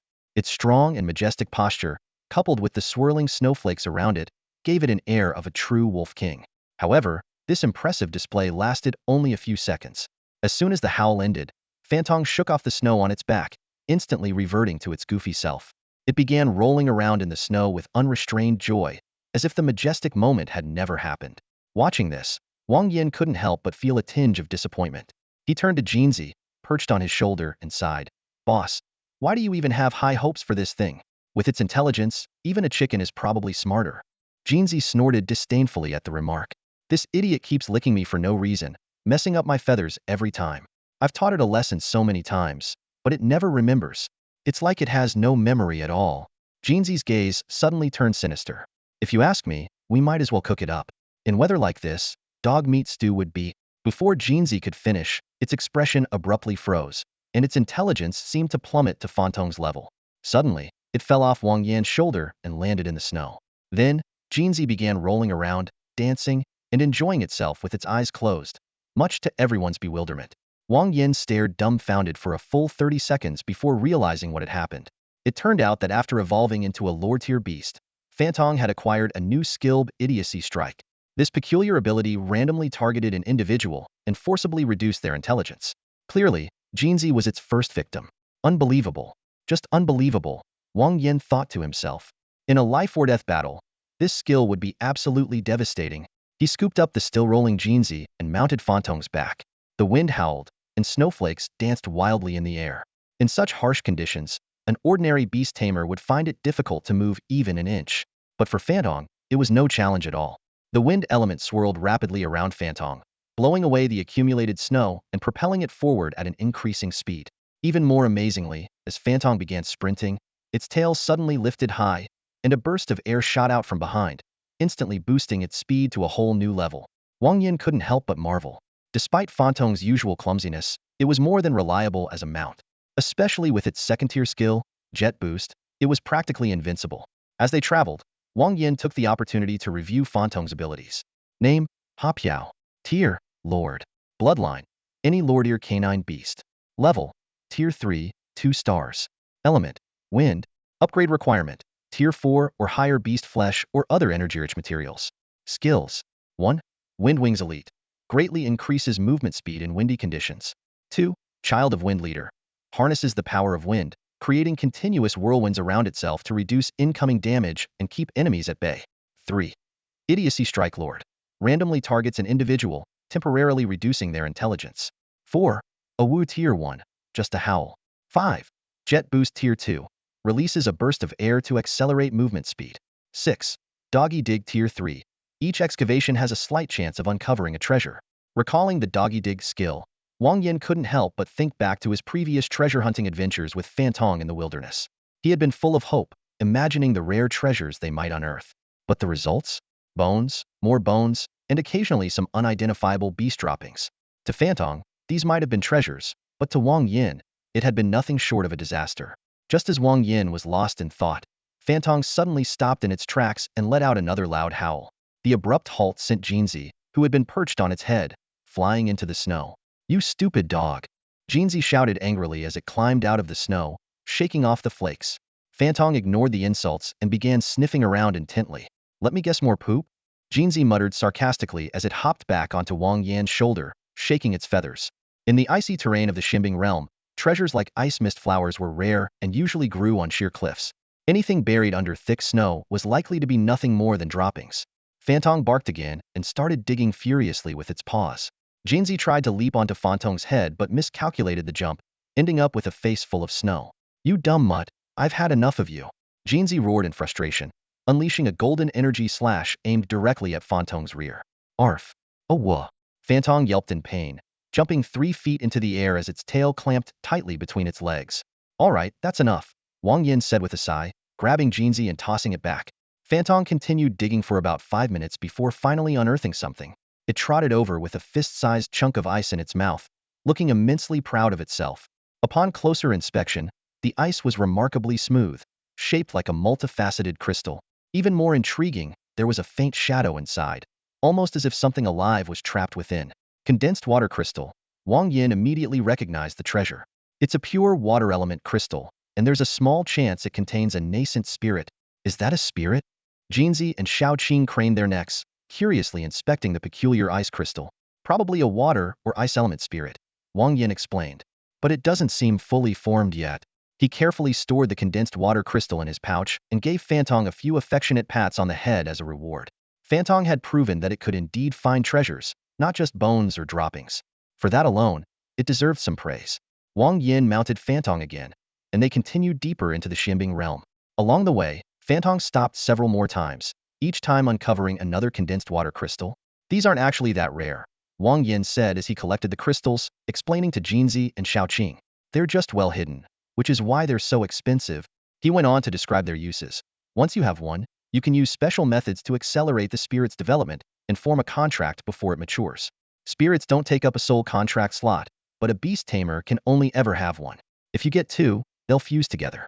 If you're lucky, you'll get a new spirit. If not, you could lose both and end up with nothing." Wang Yan had already made up his mind. He would keep a high-quality spirit for himself and sell the rest. If he managed to find a top-tier one, even if he didn't discover a dragon species on this trip, it would still be worth it. The Ximbing realm stretches endlessly, home to countless ferocious beasts. However, human activity has cleared the entrance area of any such creatures. Wang Yan and Fantong raced through this icy world, snow spraying beneath their feet. At last, they encountered their first Beast Yeti. The Yeti is a peculiar creature, ranging from a 4th-tier elite to a 9th-tier lord. Composed of both elements and matter, it is not truly alive and acts purely on instinct. Similar to the molten stone beasts of the Inferno lands, Yetis are not bound by bloodlines. As long as they absorb sufficient and pure elemental energy, they can continuously improve in quality and level. Although Yetis are easier to enhance compared to other beasts, very few beast tamers are willing to form contracts with them. The reason is simple: they lack intelligence. Even a 9th-tier lord-level Yeti operates solely on instinct. A Yeti spotted Wang Yan and immediately charged at him. Living in icy environments, Yetis are instinctively hostile to all forms of light and heat. Naturally, Wang Yan, clad in his molten armor, became its target. Swish! A gust of wind, sharp as a blade, tore through the air. Before the Yeti could get close, it was shredded to pieces. To Wang Yan, a 4th-tier elite was nothing more than an ant. He didn't even need to lift a finger. Fantong's aura alone was enough to obliterate it. Fantong dashed swiftly across the snowy terrain, pausing every so often. Scattered on the ground were large quantities of condensed crystal water and various miscellaneous items. While Wang Yan's primary goal was to find a dragon-type beast, he was in no hurry and instead relished the process of exploration. The Xianbing realm is vast, and the military had already cleared a 100-mile radius around the entrance to prevent beasts from invading the outside world. Beast tamers typically use fixed teleportation devices to reach forward outposts established by the military deeper inside. Both the military and universities have long coveted the Xianbing realm, but the inability to resolve the issue of cold poison has temporarily stalled comprehensive development plans. Wang Yan opted for solo exploration instead of heading to the outposts, mainly to avoid drawing attention. In this desolate and lifeless world, robbery and murder were common occurrences. To ensure his safety, he chose to steer clear of potentially dangerous areas. After trekking across the vast snowy plains for a long time, even Fantong was panting with his tongue out. Suddenly, in the distance, a team with a dog sled appeared, 6 dogs and 3 people racing across the snow. Upon seeing other dogs, Fantong immediately perked up and sped toward them. The 6 sled dogs, sensing Fantong's aura, froze in place, lying down submissively. The sled and its 3 passengers were flung forward by inertia, leaving a long trail in the snow. The 6 dogs gazed at Fantong with admiration, their tails wagging furiously, sending snow flying everywhere. Fantong let out a long howl, as if delivering a lecture to his newfound followers. Wang Yan and Jinzi exchanged puzzled looks, unsure of what to make of the situation. The 3 humans, who had been thrown into the snow, got up, and their reaction took Wang Yan by surprise. They knelt down and began chanting, "Dog King and Fire God." After some communication, Wang Yan learned that these individuals were natives of the Xianbing realm, having lived for generations in this frozen wilderness. In their culture, many legends are passed down, including tales of a dog king who commands all dogs and a fire god who descends to the mortal world with immense divine power. Their close relationship with sled dogs had given rise to numerous dog-related myths, while their reverence for fire stemmed from its vital importance in the extreme cold. To these primitive natives, Wang Yan, clad in his molten armor, appeared as if the fire god himself had descended. Besides the fire god, they also worshipped the water god, the ice god, and the snow god. According to their mythology, when the world was first formed, 2 primordial deities, ice and fire, existed. The water god, ice god, and snow god, united as one, waged a great war against the fire god. In the end, the fire god was defeated, leaving the world as it is today. Those who worship the ice god inhabit the central regions of this world, while the followers of the fire god were exiled to its outskirts to struggle for survival. However, the ice god's followers did not completely annihilate the fire god's believers. They seemed indifferent to their survival, preoccupied instead with internal conflicts of their own. Wang Yan couldn't help but sigh inwardly. These cult followers must have lost their minds. The water god sect, the ice god sect, and the snow god sect, 3 factions split over different forms of the same substance. He speculated that this division might simply be a guise for political struggles, using the name of deities to vie for power and control. From what the 3 locals had said, the followers of the fire god were nearly extinct. Most of the indigenous people in the Xianbing realm worshipped the water god, ice god, or snow god. These 3 religions were relatively amicable toward outsiders, as long as their deities were respected. They also respected other customs and traditions, a stark contrast to an extremist sect from Wang Yan's previous life. Overall, the situation within the Xianbing realm was not overly complicated. As long as one avoided causing trouble, personal safety was mostly assured. Wang Yan's goal was clear: to find the dragon breed, slay it, and let Xiaoqing devour it to ascend to a king-level being. To achieve this, he needed to gather information from the locals. Fortunately, the 3 natives he had encountered earlier happened to know the general area where the dragon beast roamed. 6 sled dogs sprinted across the vast snowfield, with Wang Yan and his companion, Fantong, sitting leisurely on the sled. Time seemed to blur as Wang Yan almost drifted off to sleep. Suddenly, the sled dogs slowed their pace and eventually came to a halt. Their bodies trembled, tails tucked tightly between their legs, and their eyes were filled with fear. Wang Yan looked up and saw a towering snow-capped mountain standing majestically before him. It loomed high, steep, and imposing, exuding an invisible sense of oppression. Fantong immediately howled, urging his subordinates to press forward. However, the dog seemed utterly paralyzed by fear, refusing to move an inch despite Fantong's frantic barking. They must have sensed the presence of the dragon beast. Wang Yan patted Fantong on the head and said, "Wait here. I'll take care of the problem and come back for you." Fantong instantly bit onto Wang Yan's pants, his large eyes brimming with reluctance, as if pleading, "Don't leave me behind." Wang Yan sighed, a strange emotion welling up inside him. This creature, though silly and clumsy, seemed to have genuine feelings and was somehow unwilling to part with him. Just as Wang Yan hesitated about whether to take Fantong along, Jinzi, standing nearby, pulled out a braised pork knuckle from its ring-shaped storage device and tossed it into the distance. Without a moment's hesitation, Fantong vanished and reappeared with the meat clamped firmly in his jaws. Wang Yan was speechless, letting out a bitter chuckle. So much for being unwilling to part. It was just hungry. He couldn't help but feel a little drained. Why did he even entertain such sentimental thoughts about this brainless creature? Jinzi spread its wings, wearing an expression of smug foresight. Let's go, boss. Wang Yan sighed deeply, casting one last glance at Fantong, who was now devouring the meat with complete disregard for him. Once again, the thought of eating dog meat crossed his mind. The snow mountain towered over 1,000 meters high, its sheer presence daunting. It would be nearly impossible for an ordinary person to climb, but Wang Yan was far from ordinary. He donned spiked boots and clawed gloves, navigating the icy rocks as if walking on flat ground. Jinzi perched behind Wang Yan's hat, scanning their surroundings and murmuring anxiously, "Boss, I have a bad feeling about this."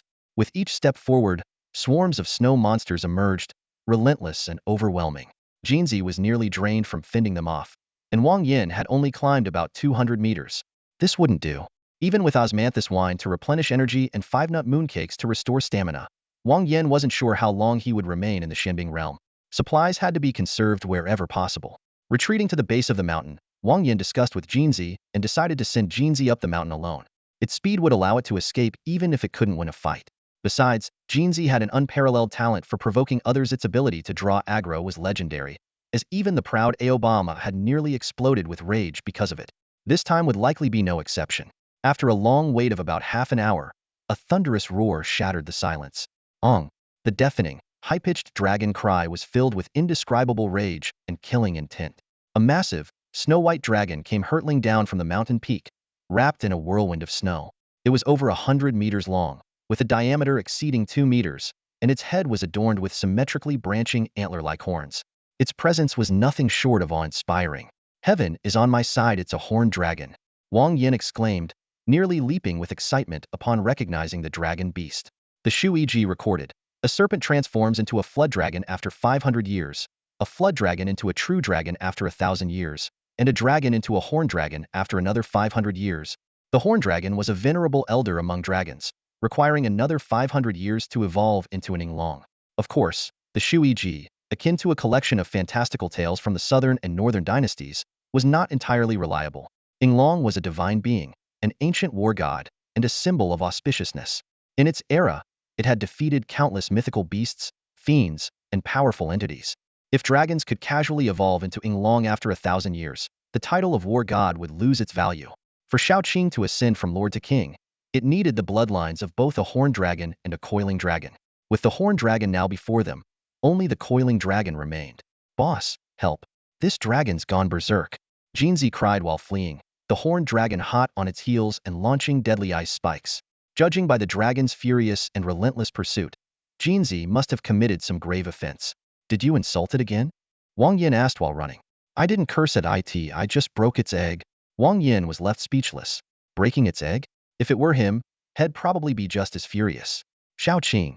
Wang Yan called out, and Xiaoqing shot out from his clothing like a streak of lightning. The horned dragon was a formidable Foya 6th-tier dragon beast of lord quality, fighting on its home turf. This was bound to be a brutal battle. Though Wang Yan had armor and weapons forged from molten ore, giving him the confidence to face 5th-tier leaders, he wouldn't last a single move against the horned dragon. His best contribution was to stay out of Jinzi and Xiaoqing's way. A fierce battle erupted as the two 4th-tier lords faced off against the 6th-tier horned dragon. Snowstorms raged, ice spikes flew, and blindingly bright sword energy shot through the air. Scorching flames engulfed the surroundings. The sheer destructive power of the battle was terrifying. Even the shockwaves alone turned the area into a hellscape, shredding any snow monsters that came too close. Ice clashed with fire, sword energy battled snowflakes. Despite their combined efforts, Jinzi and Xiaoqing were pushed to the brink by the enraged horned dragon. So this was the true power of a dragon beast? It was terrifying. Amid the howling blizzard, Xiaoqing stood firm, while Jinzi was blown about like a leaf in the wind. The previous enemies had all been relatively weak, and Jinzi's combat abilities seemed to be a cut above the rest. However, when faced with a terrifying beast like the horned dragon, the difference in strength became glaringly obvious. As one of the most powerful among ferocious beasts, the strength of dragonkind was no exaggeration. The higher the level and quality, the greater the disparity. Coupled with the difficulty of advancing to higher ranks, once Xiaoqing reached the level of a king, it would undoubtedly trample all other beasts underfoot.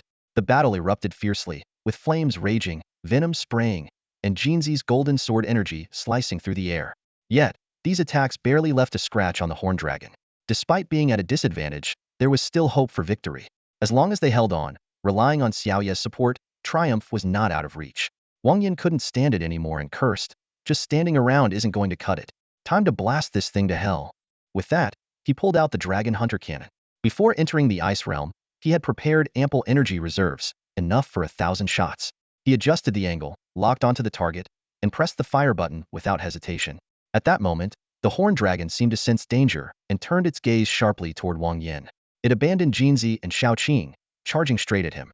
However, the distance was too great, and Wang Yan's actions were too quick. By the time the cannon fired a dazzling beam of light, the horned dragon had only just begun to lift its tail. Boom! A thunderous explosion echoed as scales shattered and blood sprayed everywhere. Yet, the shot failed to deliver a critical blow, merely inflicting a minor injury on the dragon's tail. Wang Yan muttered to himself, as I suspected, this weapon has significant limitations. It's ineffective against anything above a king-level beast, and not very useful against certain lords either. He quickly stowed away the Dragon Hunter Cannon, leaped onto Fantong's back, and fled at full speed. Jinzi, seeing this, immediately started cursing, "Coward! Don't you dare run." Xiaoqing moved its Inferno Hell forward in pursuit. However, Fantong was too fast and vanished in the blink of an eye. Unable to catch up, the horned dragon turned back to continue its fight with Jinzi and Xiaoqing. Wang Yan cursed under his breath. This is just ridiculous. His eyes inadvertently fell on Fantong, who wore a confused expression. Irritated, Wang Yan smacked the creature on the head. This has nothing to do with you. Although the Dragon Hunter Cannon proved less effective, Wang Yan still had his Jade Crystal Gun. Powered by elemental crystals, it could harness ambient elemental energy to deliver a lethal strike. Within the Ice Realm, water elements dominated, while fire elements were so scarce that even lighting a cigarette would be a challenge. As a result, he had to rely on fire elemental crystals for energy. Fortunately, these weren't expensive, and he'd stocked up on dozens of each type. The Jade Crystal Gun functioned much like a sniper rifle from his previous life, aiming and firing in one seamless motion. From a kilometer away, the horned dragon instinctively sensed danger and shut its eyes tightly. Unfortunately, it was still a fraction too late. Splat! The blazing fire energy struck its eye, exploding like molten lava meeting water. Blood sprayed as a piercing scream tore through the sky. The shot was devastating, not only piercing the dragon's eyelid and destroying its eyeball, but also sending searing energy into its brain. Writhing in agony, the horned dragon thrashed violently, intensifying the surrounding blizzard. Seeing this, Jinzi shouted, "Retreat for now." He pulled out a jar of osmanthus wine from his storage ring and began chugging it. Xiaoqing followed suit, drinking until its belly was round. The constant use of Inferno Hell and Golden Sword energy had drained them significantly. Without taking the chance to recover, they risked being overwhelmed in the next clash. The jar of wine held about 50 pounds, and Jinzi was full after just 2 gulps, while Xiaoqing drank a few pounds before starting to hiccup. The wine was rich and aromatic, but packed a punch. Jinzi, having drunk too quickly, began seeing double, while Xiaoqing started spinning in circles. Oh hic! Jinzi wobbled unsteadily, flapping his wings as hundreds of sword energies flew out. Perhaps due to his blurred vision, about 20 of them missed their target. Xiaoqing fared slightly better. The wide range of Inferno Hell made precision less critical. The horned dragon roared in fury, its pain driving it to thrash even harder as the blizzard grew fiercer. Jinzi continued firing wildly, pausing only to take another swig of wine. Xiaoqing did the same, unleashing Inferno Hell with reckless abandon before gulping down more wine. As time went on, the horned dragon's life force grew weaker, while Jinzi and Xiaoqing were nearing their limits. Jinzi, dizzy and seeing double, fired increasingly erratic sword energies, narrowly avoiding hitting Xiaoqing several times. Xiaoqing wasn't doing much better, its serpentine body twisting into bizarre shapes, alternating between an N and a B. The flames of Inferno Hell spread chaotically, burning everything in sight except the dragon. Despite the horned dragon's attempts to endure the pain and strike back, the drunken antics of its opponents rendered its attacks futile. Jinzi stumbled and rolled on the ground like a clumsy bird, while Xiaoqing alternated between spinning in place and launching itself into the air. The dragon's attacks missed every time. With Wang Yan's long-range strikes from the Jade Crystal Gun and the chaotic harassment from Jinzi and Xiaoqing, the battle dragged on until the horned dragon finally succumbed to its wounds. Perhaps even in death, it couldn't comprehend how it had been defeated by 2 drunken beasts. Boss hic we hic one hic, Jinzi flapped his wings, trying to take off, but his body was too heavy. Instead of flying, he ended up digging a hole in the snow. Xiaoqing, spotting Wang Yan, tried to slither over to him but was too drunk to move straight. After much effort, it only managed to get farther away. Wang Yan rubbed his temples, feeling a headache coming on. I'm exhausted. What kind of nonsense is this? A fight turning into a drunken brawl. He sighed. At least Fantong is reliable. At least he won't. Before he could finish, Wang Yan noticed Fantong with its head stuck in a wine jar, having drunk every last drop. The jar was now wedged on its head as it stumbled around like a headless chicken. Damn it! Wang Yan couldn't hold back his frustration. 2 spirit beasts and 1 mount all drunkards. It's a good thing I didn't let Xiaoya out, or who knows what chaos would have unfolded. He grabbed Jinzi, who was babbling incoherently. Boss he, boss. You idiot bird. Wang Yan snapped, shoving Jinzi into the soul contract space. Next, he picked up Xiaoqing, who was slightly more composed but kept licking his face with its tongue. Ugh, you perverted snake. Wang Yan growled, stuffing Xiaoqing into the contract space as well before turning his attention to Fantong. The creature lay sideways on the ground, wriggling like a worm and urinating like a fountain. Wang Yan sat on the bed, staring blankly at the food bucket not far away, his heart as hopeless as the dreary world around him. The dog, Fantong, kept urinating tirelessly, as if it would never end. At that moment, Xiaoya, who was busy making the bed, noticed Wang Yan's low spirits. She walked over quietly and gently took his hand, pressing it against her cheek. In that instant, a faint warmth surged in Wang Yan's heart. He picked Xiaoya up and planted a soft kiss on her rosy cheek. At least he had Xiaoya by his side, unlike those 3 drunken fools who were completely passed out. Since Xiaoqing and Jinzi were too drunk to continue traveling, Wang Zhao was forced to set up camp on the spot. With the tent pitched and the bedding laid out, he held Xiaoya in his arms, feeling a small sense of contentment. The only thing marring the moment was the endlessly urinating, foolish dog, Fantong. Looking at his unconscious companions, Wang Zhao couldn't help but wonder. Was the potency of a single jar of wine really that overwhelming? A bold idea suddenly crossed his mind. What if he let Xiaoya try some? He imagined the sight of the sweet and innocent girl with a tipsy, dreamy expression, and his heart began to race. Here, drink this, Wang Zhao said, pulling out a jar of osmanthus wine infused with the essence of the moon. He poured a full cup for Xiaoya. She obediently accepted it and downed it in one gulp, letting out an adorable little hiccup afterward. Time ticked by, but Xiaoya showed no signs of intoxication.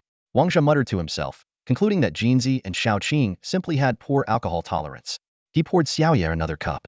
The rich, fragrant wine flowed smoothly down his throat, and Wang Zhao felt a wave of dizziness wash over him. In his hazy state, he saw Xiaoya's figure swaying slightly. Her usual innocent expression seemed to carry an indescribable charm. As the moon set in the west and the sun rose in the east, a new day dawned. Wang Zhao looked down at Xiaoya, asleep in his arms, and couldn't help but feel relieved that he was a transmigrator. Otherwise, he might have faced serious consequences. Xiaoqing and Jinzi finally sobered up, and Fantong returned to normal. After packing up their belongings, the group continued on their journey. Having completed their primary mission of slaying the horn dragon, Wang Zhao decided to head to the central region to explore further. The central region was home to 3 massive cities, each controlled by a different faction: the Water God Cult, the Ice God Cult, and the Snow God Cult. The 3 factions were locked in constant conflict, with tensions running high. Wang Zhao's goal was to locate an altar rumored to grant divine blessings in exchange for offerings of crystalline water. The more crystalline water offered and the purer its quality, the more valuable the blessings bestowed. Wang Zhao was intrigued by this substance, which was said to be a blend of water and ice hidden within snow. Its ability to be offered to all 3 gods made him suspect that the 3 factions might actually worship the same deity. As for the truth, he could only speculate. Either there were no gods at all, and the factions were merely using religion as a guise for power struggles, or there truly was a god who deliberately incited conflict to strengthen their followers' devotion. Of course, these were just conjectures based on his experience reading novels in his previous life. With his current level of power and knowledge, Wang Zhao was far from capable of uncovering the true intentions of a deity. The group traveled swiftly, like lightning cutting through the sky. After 3 days and nights, the 3 colossal cities finally came into view. In stark contrast to the harsh surrounding environment, this area was as warm as spring, resembling a paradise on earth. According to legend, this was once the battleground of a great war among the 4 gods. The Water God, Ice God, and Snow God joined forces to seal the Fire God underground, transforming themselves into statues to guard the area. The Fire God's followers were slaughtered or exiled, while the worshippers of the other 3 gods thrived here, enjoying the comfort brought by the Fire God's lingering warmth. It was an irony of the highest order. Wang Zhao had no interest in seeking justice for the Fire God's followers. He headed straight to the Ice Temple, intending to summon a spirit. In his view, spirits were not defined by levels but by quality, and the key to their evolution lay in absorbing massive amounts of energy of the same attribute. Outsider, offer your sincere blessings to our god, an elderly priest announced solemnly at the temple's entrance. Blessings? Any kind will do? Wang Jia asked curiously. As long as they come from the heart, any blessing is acceptable. Our god is forgiving, so long as your intentions are not malicious, the old priest replied. Wang Jia nodded thoughtfully, then said with a straight face, I wish for the ice god to marry every day, spend every night in the bridal chamber, and have hundreds of children to fill their halls with descendants. Pfft. Cough, cough.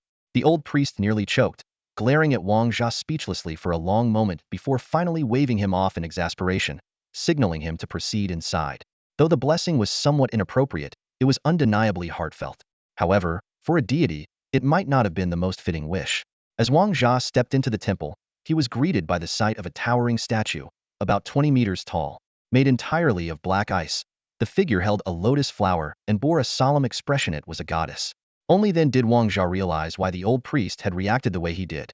But on second thought, wouldn't spending every night in the bridal chamber be even better for a goddess?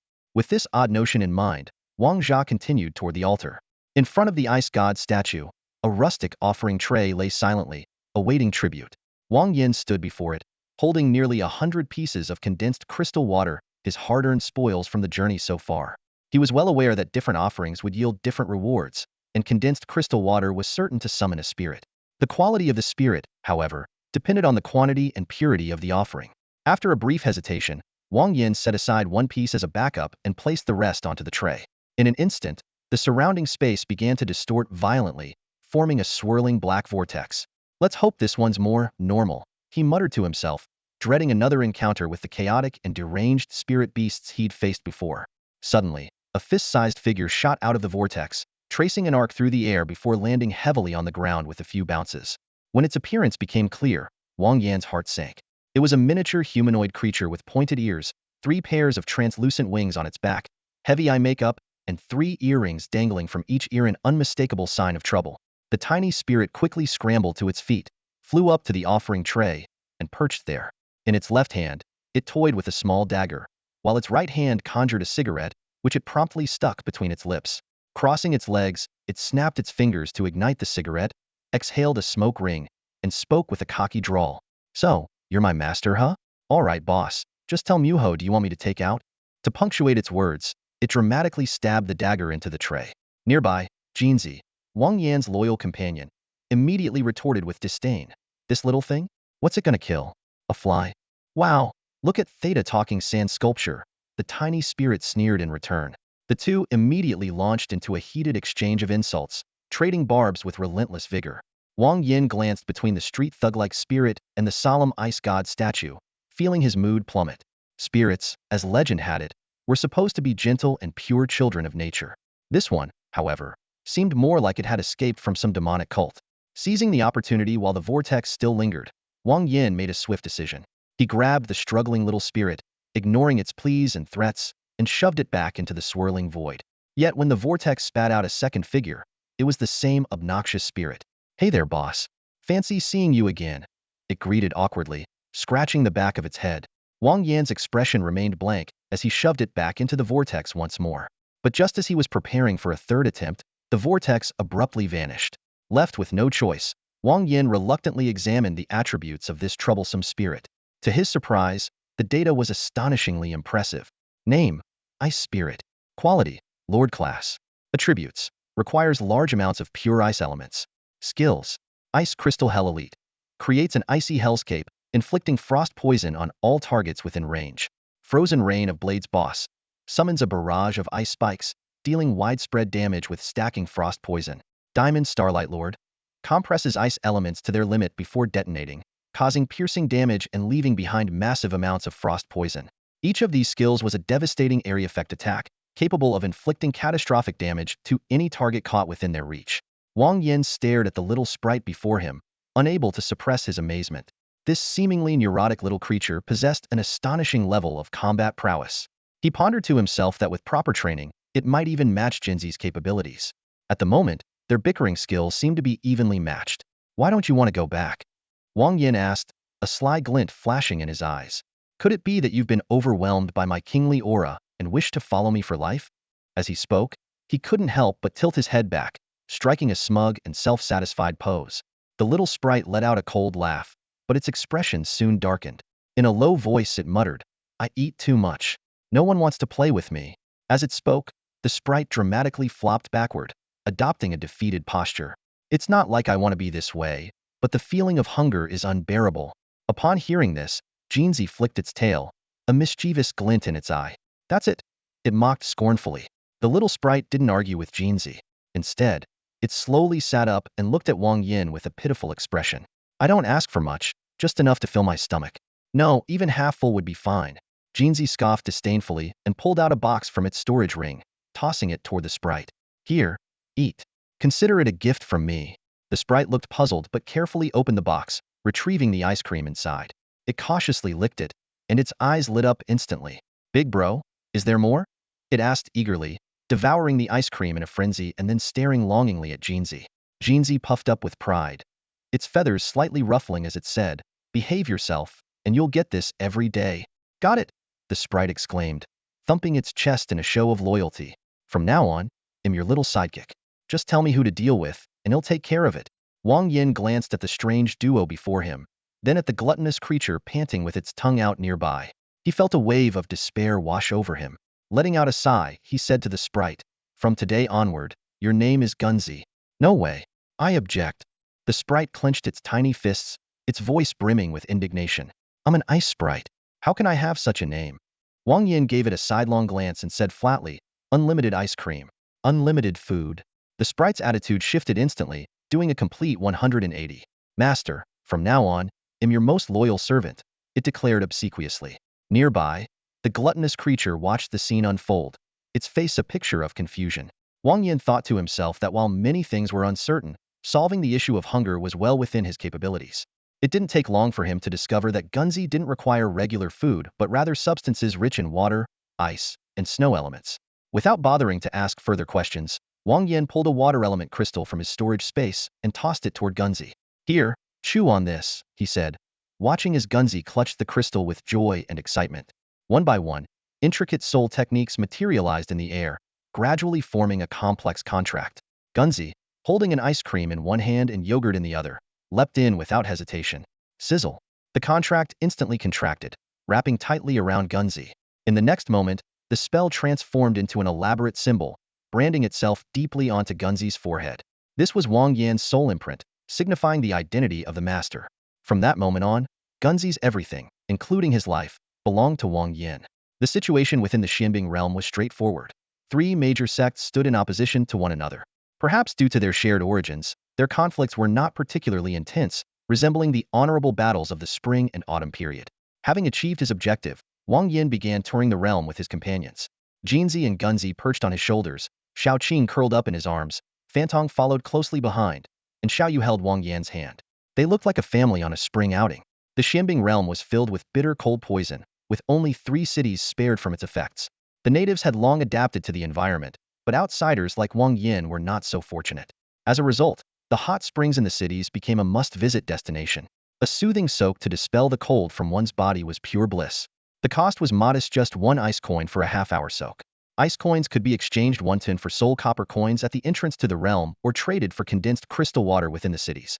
The exchange rate ranged from 1/10,000 to 1/100,000, depending on the quality of the crystal water. Upon reaching the changing room, Wang Yan noticed several people already getting dressed. Most were outsiders like him, with only a few locals present. Suddenly, a burly man recognized him with surprise. "Hey, aren't you Wang Yan?" Wang Yan frowned, observing the man's casual demeanor, and asked, "Do you know me?" The man slapped Wang Yan on the shoulder and proudly said, "Taking on 10,000 men alone, leaving them in utter chaos, you've made a name for yourself across the entire Yanhuang Empire. I graduated from Minghu University too, so I guess that makes me your senior." Wang Yan nodded politely. "Oh, hello, senior." So they were alumni. It explained the familiarity. The burly man continued as they walked. "Come on, I know this place inside out. I'll show you the full experience." Wang Yan followed him, undressing as they went. The man went on, "There's a rumor that the heat for these 3 cities actually comes from the fire god. The water god, ice god, and snow god joined forces to suppress him, but they couldn't completely destroy him. Instead, they devised a method to extract his divine power and used it to build these cities. As long as the cities stand, the fire god's power will continue to be drained. At this point, the man abruptly shifted topics. But all that is way out of our league. Even 100 years of effort wouldn't get us there. So we might as well enjoy life while we can. The hot springs here are infused with the fire god's power, great for vitality and strength. Soak regularly and long enough, and you'll end up as robust as me. As he spoke, he proudly flexed his muscles. However, when his gaze fell on Wang Yan, who was now fully undressed and ready to enter the water, he couldn't help but exclaim, "What the? How are you that big?" Wang Yan was speechless. The man quickly made up an excuse and left in embarrassment, ignoring Wang Yan's attempts to stop him. To avoid crushing anyone else's confidence, Wang Yan reluctantly paid extra for a private room. He sighed, life's so dull sometimes." Meanwhile, Jinzi and Gunzi, towels on their heads, sipped on drinks contentedly. Xiaoqing swam leisurely in the water, while Fantong blew bubbles. Wang Yan relaxed against the edge of the pool as Xiaoyu diligently scrubbed his back. Jinzi curiously asked, "Hey, aren't you an ice spirit? Why do you enjoy hot springs so much?" Gunzi took a sip of chilled soda, looking utterly content. "I don't know, it just feels really nice." Compared to the days of constant hunger and exclusion, life now felt heavenly. Jinzi muttered, "An ice spirit enjoying hot springs and even producing flames, how interesting." Unable to make sense of it, Jinzi decided to stop thinking about it altogether. Wang Yan, however, was calculating in his mind. Xiaoqing only needed the bloodline of a coiled dragon to ascend to king status. Jinzi was still far behind, requiring the essences of a phoenix, phoenix bird, green luan, and Honghuan, impossible feat in the short term. Xiaoyu needed moonlight energy, but with the star river sand depleted, it would take time to gather more. Fantong required the bloodline of any canine lord, which wasn't too difficult. Gunzi needed a large amount of pure ice elements, which was manageable. Wang Yan sighed. Jinzi was the real challenge. Xiaoqing had already devoured the essence of 5 dragon species, while Jinzi had only 1. Worse still, Jinzi's digestion of bloodlines was painfully slow. It took Xiaoqing only a few days, but Jinzi needed at least a month. Sensing Wang Yan's thoughts, Jinzi spoke lazily, "Take your time. If rushing worked, I'd already be a god by now." Wang Yan nodded in agreement. "True, good point." He decided to stay in the Xianbing realm a few more days before setting off to search for ferocious beasts with phoenix lineage. The coiled dragon is something you may stumble upon but can never actively seek out. If you want to find one, it's probably down to pure luck. As for the golden pieces, there are 4 missing. It shouldn't be too hard to locate them. Wang Yan was lost in these thoughts when suddenly, a series of bubbling sounds erupted right next to his ears. He snapped his eyes open and discovered dense bubbles rising from the bottom of the hot spring. Why is the hot spring bubbling? Could it be volcanic activity? Wang Yan's mind immediately went on high alert. Without wasting another moment, he quickly summoned Xiaoyu back into the contract space, then leapt out of the pool, fumbling to put on his clothes. The bubbling intensified, and the water in the pool began to boil, resembling a pot of soup on the verge of spilling over. Gunzi, with its sharp spirit senses, detected the looming danger and wore a grave expression. "Master, the temperature is rising rapidly," Gunzi warned with urgency. "Of course I know the temperature's rising, the water's practically on fire." Wang Yan's brows furrowed tightly as an ominous feeling crept over him. Within mere seconds, the bubbles in the hot spring transformed into raging flames. The fire shifted colors rapidly from red to orange, then orange to yellow, and finally to a blinding white. The temperature had reached a terrifying level. Even with Wang Yan's extraordinary physique of 142 points, direct contact would vaporize him instantly. "Let's go," Wang Yan commanded decisively. Though he didn't understand why this strange phenomenon was occurring, he knew staying any longer was not an option. Carefully skirting the flames from the side, he prepared to leave this perilous place as quickly as possible. But just then, a streak of blue light shot out from the flames, moving at lightning speed, and plunged directly into Gunzi's body. "No!" Wang Yan's pupils contracted in shock as dread filled his heart. At such an extreme temperature, Gunzi's fragile spirit body wouldn't stand a chance. Despite their short time together, Wang Yan had promised to keep it well fed every day, and he wasn't someone to break his word easily. But given the current situation, it seemed Gunzi might not make it out alive. "Damn it, once I hit level 10, I swear I'll come back and raze this stupid Xianbing realm to the ground." Wang Yan cursed inwardly, though his body instinctively bolted towards safety. Whatever that blue light was, it was clearly beyond his ability to handle right now. Survival took precedence over everything else. Wang Yan's judgment was spot on.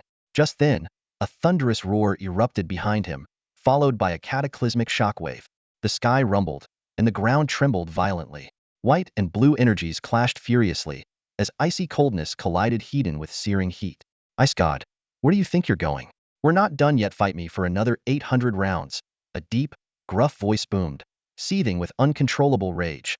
Fire God, I have no interest in continuing this meaningless battle. I concede. This world is yours, a soft, feminine voice replied. Though tinged with anger, it carried a hint of weariness. This exchange echoed over 3 nearby cities, sending waves of fear through the hearts of the 3 religious factions' followers. Their gods were abandoning them and surrendering their world to the fire god? Unbelievable. Just unbelievable.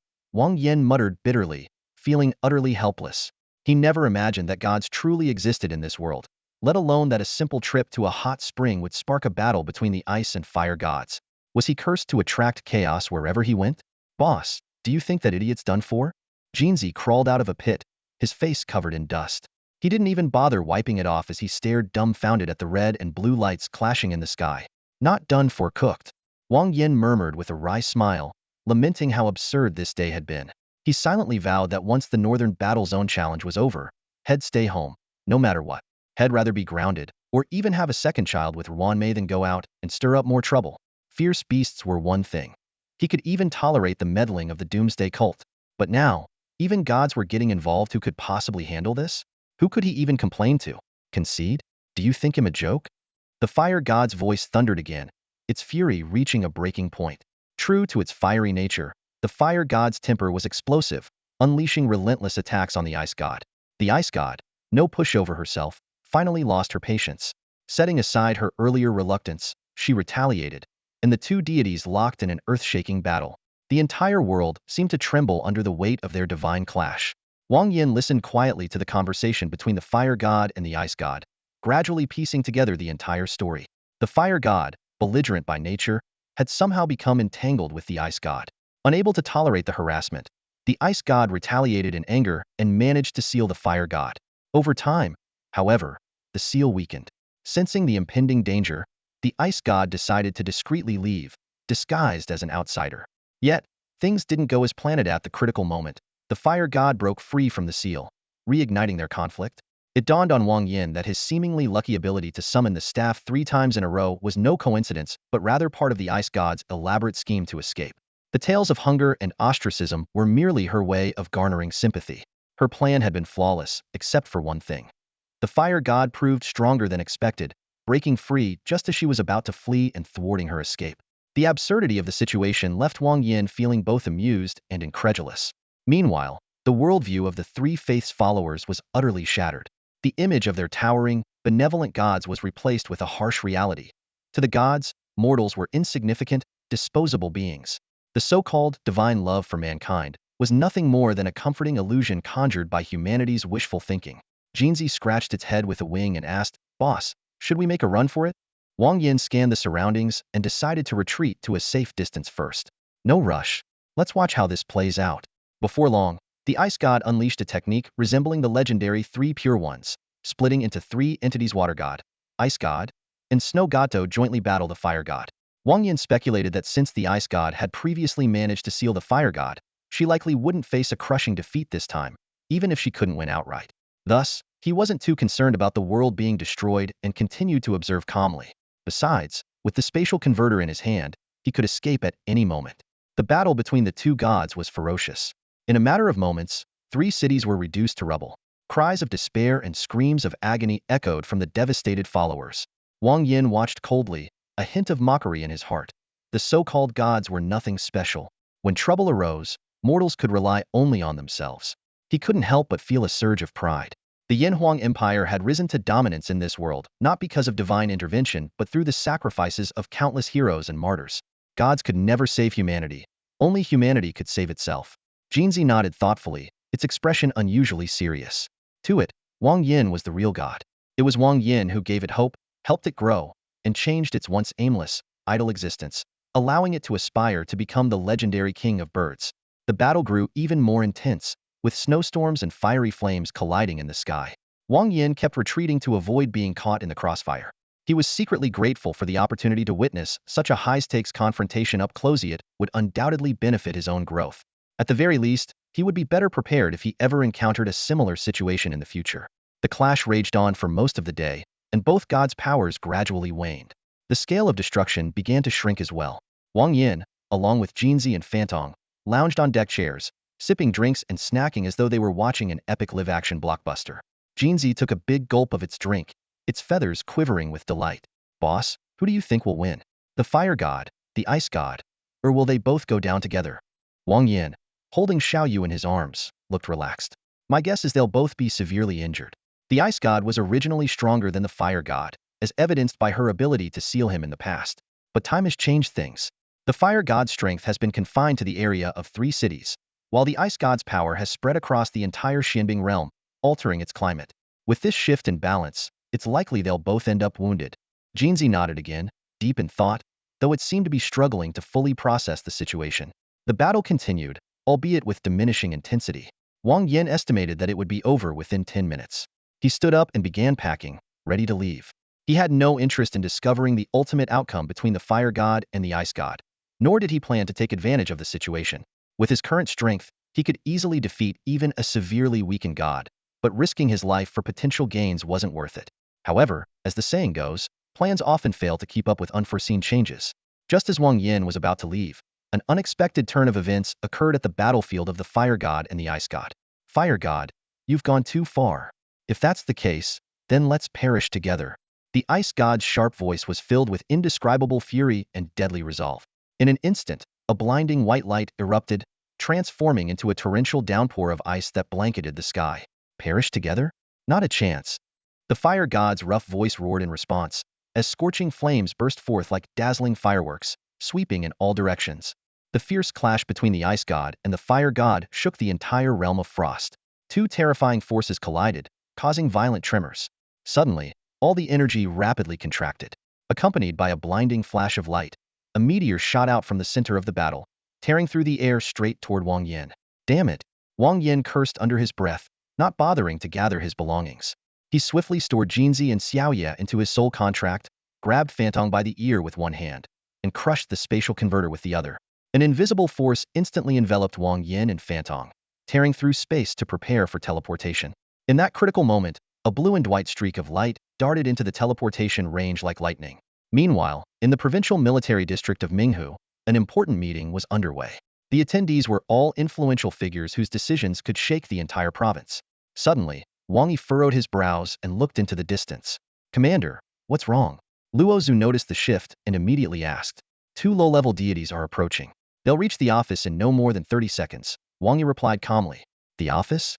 Luo Zhu was stunned, thinking to himself, 2 mere low-level deities daring to intrude on the Minghu military district and head straight for the commander's office? How audacious.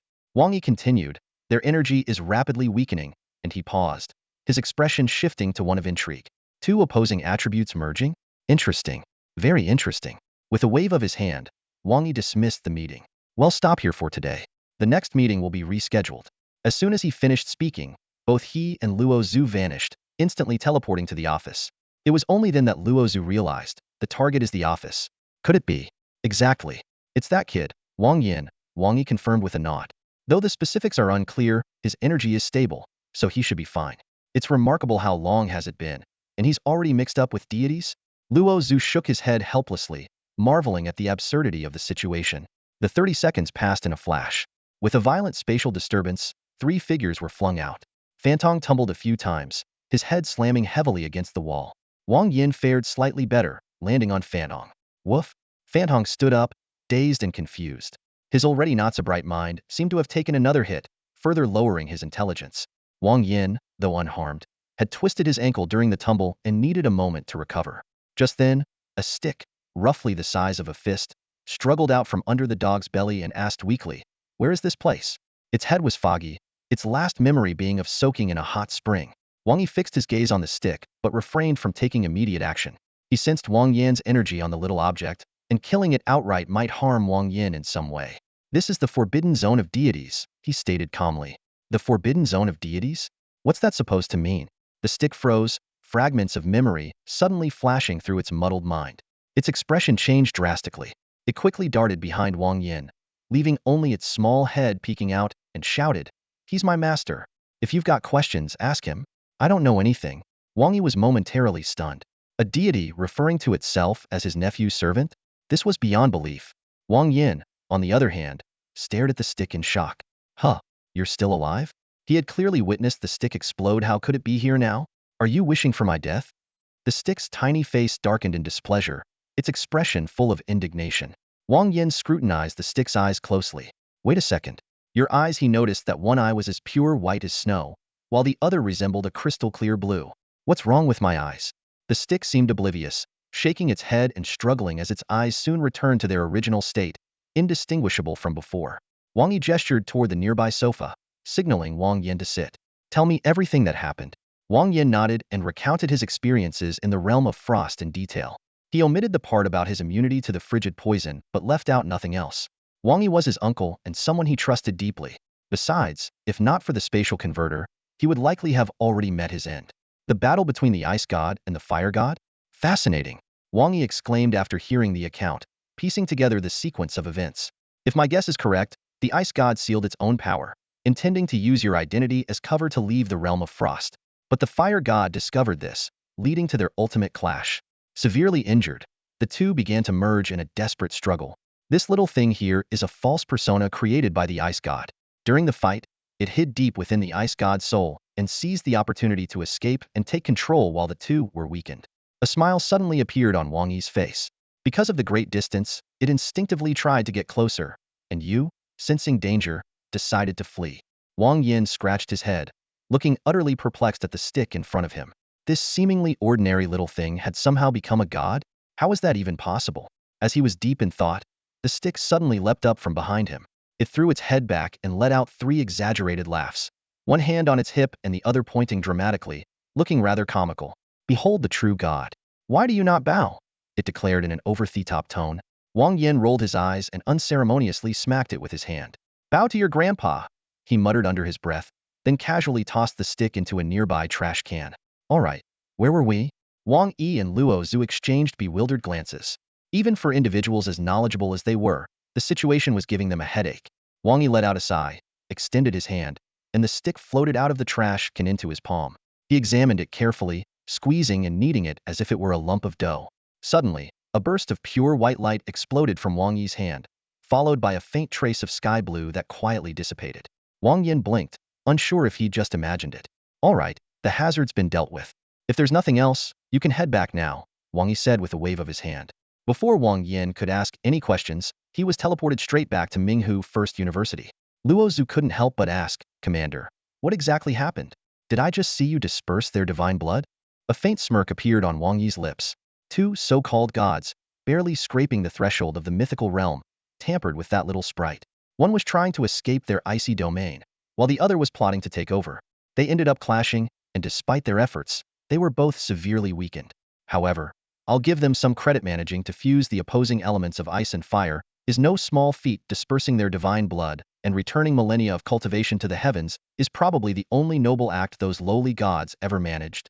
Meanwhile, Wang Yan and his dog suddenly appeared in the small woods of Minghu First University. He muttered in confusion. What the heck is going on? So mysterious. Recalling what his second uncle Wang Yi had said, Wang Yan began piecing things together. The ice god had created the stick's personality to escape the frozen ice realm. The fire god discovered this and fought back, leading to a mutually destructive battle. Somehow, their essence began to merge.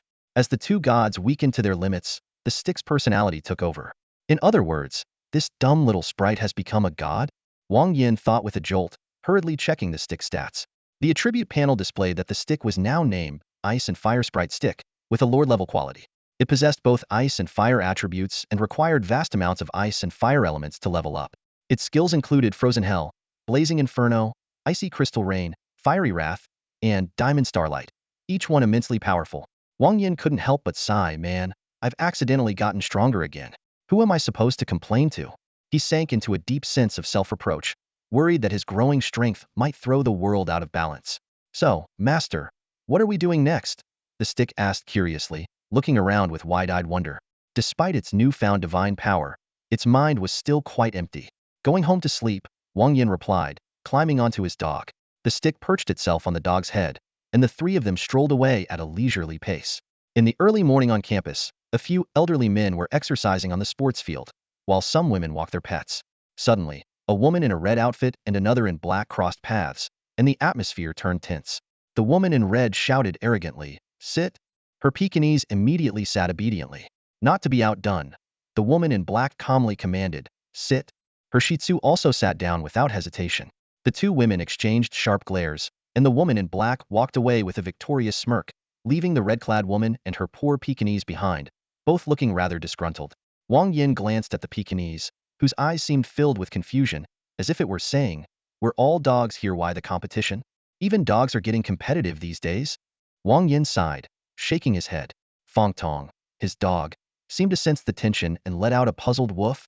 "Don't worry, I won't make you learn a foreign language," Wang Yan said, patting Fong Tong's big head. Though he couldn't help but think to himself, "Not that you'd be able to learn it anyway with your intelligence." The trip to the Ximbing realm proved to be highly rewarding. Over the course of 6 days, Wang Yan accumulated a total of 310,000 points. Combined with the 18,000 points he had left from before, he now held an impressive 328,000 points. Although he hadn't redeemed anything yet, just seeing this number filled Wang Yan with a deep sense of satisfaction. In the following days, Xiaoqing devoured all the dragon species' flesh and blood. As its energy accumulated, its level skyrocketed to tier 5, 5 stars. Without hesitation, Wang Yan spent 2,000 points to exchange for a tier 6 spirit crystal, helping Xiaoqing successfully break through its bottleneck and ascend to tier 6. With this advancement, Xiaoqing acquired 2 brand new abilities. The first was Elemental Surge, a skill that amplifies elemental power, enhancing the potency of all elemental attacks. Currently, Xiaoqing possessed 8 elemental attributes: metal, water, fire, earth, wind, poison, ice, and snow. This resulted in an astonishing 8-fold enhancement. Among these, the fire attribute came from the fish dragon, the water attribute originated from the horn dragon, the wind attribute was inherited from the wind demon dragon, and the poison attribute was Xiaoqing's innate talent. Ice and snow were derivatives of the water attribute, while metal and earth were inherited from the Qiu dragon and Qi dragon, respectively. The second skill, 5 Elements Resonance, allowed elemental forces to transform into one another, temporarily negating all elemental damage via small-scale invincibility, so to speak. Faced with these 2 powerful skills, Wang Yan unhesitatingly chose Elemental Surge. He firmly believed that the best defense was a powerful offense. If he could overpower his enemies to the point where they couldn't fight back, it would be as effective as having an invincible shield. Xiaoqing's bloodline was far superior to that of ordinary dragon species. Flowing within its veins was Wang Yan's own bloodlineage, purest lineage of the divine dragon. This bloodline power was unmatched by any other beast in this world. Wang Yan was convinced that once Xiaoqing reached the sovereign realm, it would soar to unimaginable heights, becoming utterly invincible.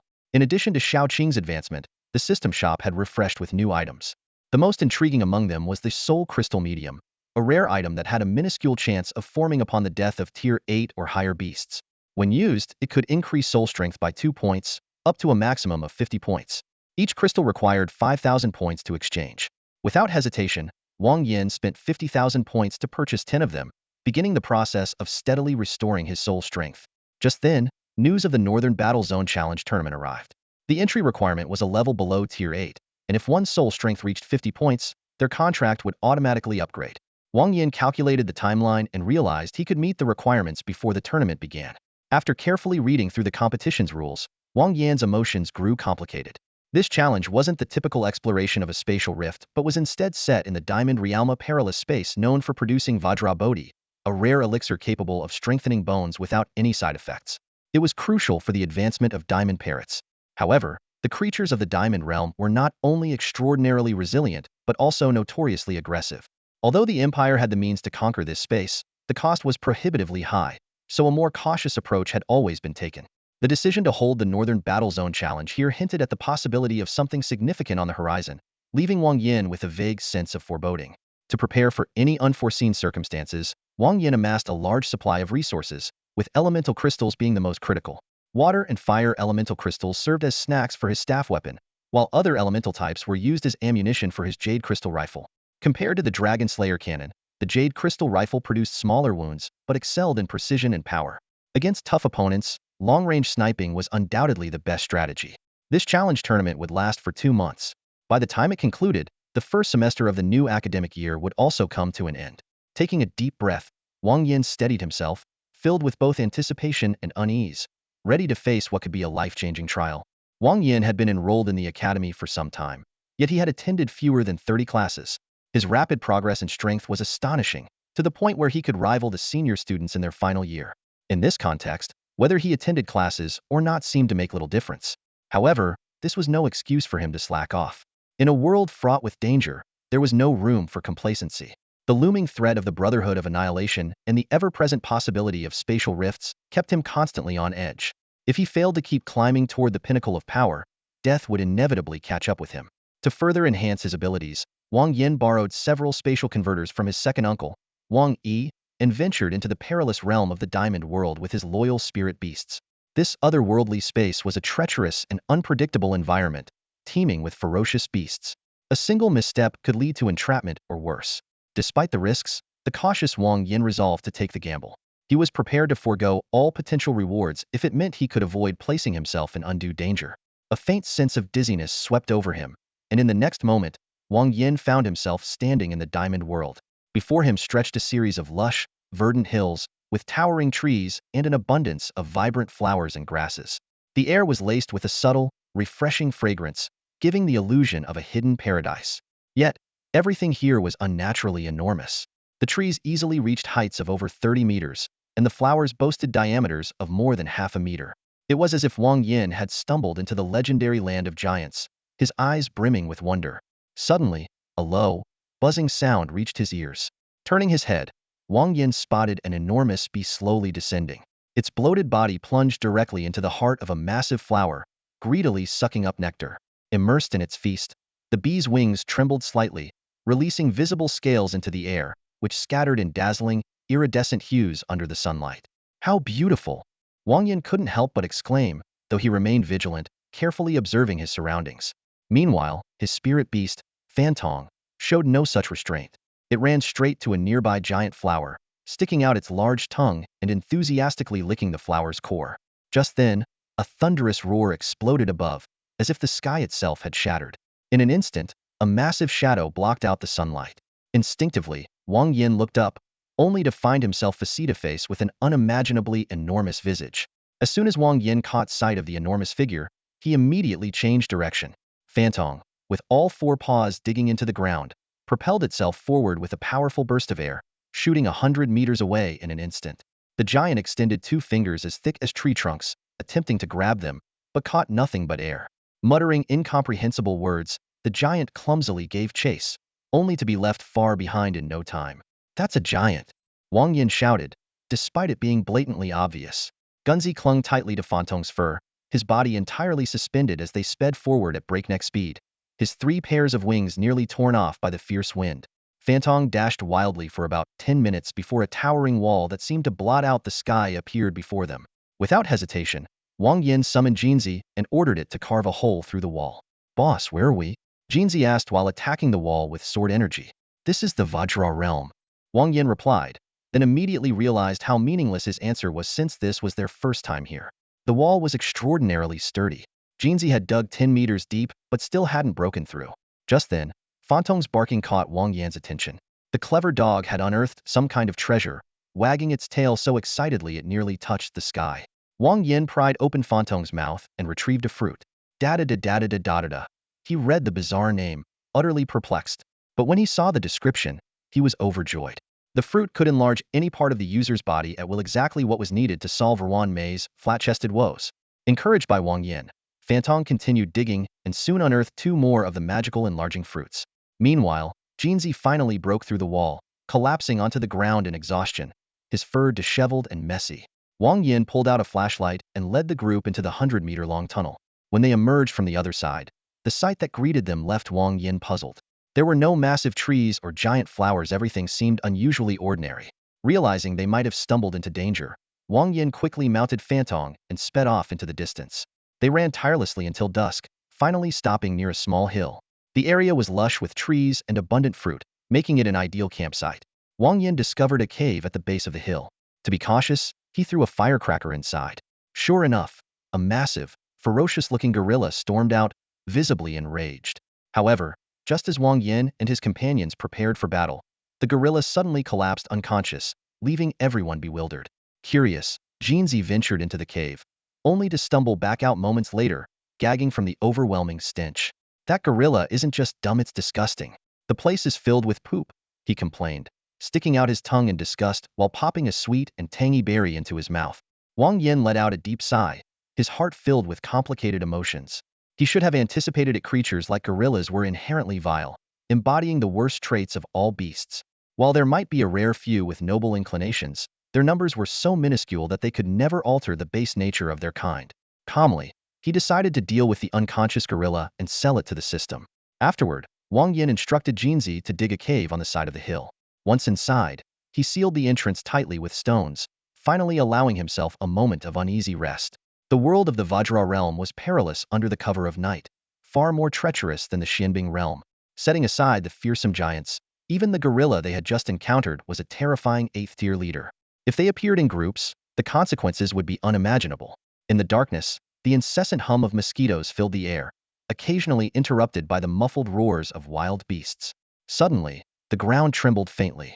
Wang Yan tensed, straining his ears to hear the sound of a large pack of ferocious beasts stampeding past the small hill. By his rough estimate, there were at least 1,000 of them. Recalling the 8th-tier gorilla leader he had just encountered, Wang Yan couldn't help but speculate that this stampeding horde might be equally formidable. No wonder the Empire had abandoned the idea of conquering this realm by force. The Vajra realm was indeed a tough nut to crack. Muttering to himself, Wang Yan instinctively held Xiaoqing closer. The information provided by the military district was woefully limited, merely marking a few locations rich in Vajra Bodhi fruits. These areas were abundant in resources, and if they could be captured, they might yield thousands of fruits. However, any place known to the military district would undoubtedly be even more familiar to the native inhabitants of the Vajra realm. The major resource-rich areas were hotly contested, with large factions clashing frequently. Each battle was massive in scale, involving tens of thousands to hundreds of thousands of combatants, with the lowest-tier beasts being 5th-tier elites. Such terrifying strength, if united, could easily rival the Minghu province military district in a heated confrontation. The military district couldn't sustain such enormous losses, so they could only send a few elite fighters. However, the Vajra realm also had its own powerful guardians. Coupled with the need to suppress numerous spatial rifts, the military district found itself stretched thin. After glancing through the provided information, Wang Yan decisively discarded it. He was well aware of his own limitations and had no intention of risking his life in those perilous regions.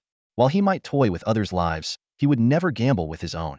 The long night was fraught with danger, and as dawn approached, the threats only intensified.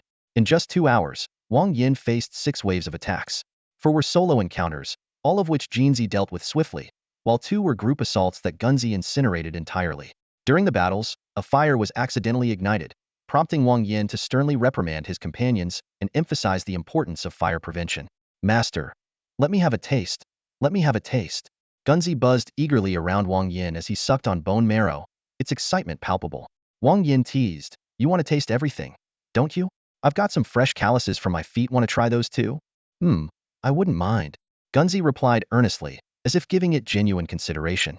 Shaking his head in exasperation, Wang Yan said, "You'd better stick to meat and bone marrow. Leave the calluses for Fantong to deal with." With that, he affectionately rubbed the dog's head and handed it the bone. The Vajra realm was devoid of human presence, its lands inhabited solely by ferocious beasts. After traveling for several more hours, Fantong suddenly came to an abrupt halt. A kilometer ahead, 2 groups of beasts were locked in a fierce battle. On one side were massive, black and white creatures, the iron-eating beasts, also known as giant pandas, emitting soft "eeing" sounds. On the other side were pure white apes with arms hanging down to their knees, baring their teeth with bloodshot eyes. The fight was brutal. The iron-eating beasts attacked with crushing blows and vicious bites, while the white apes retaliated with frenzied aggression. A towering white ape, over 2 meters tall, leapt into the air, descending like a falling mountain toward the nearest iron-eating beast.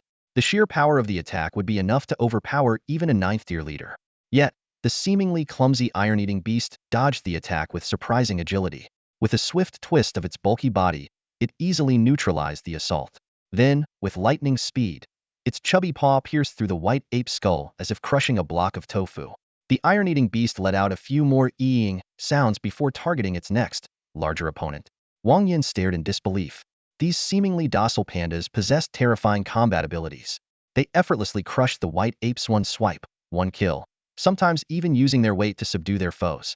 Fewer than 200 iron-eating beasts were dominating over 1,000 white apes.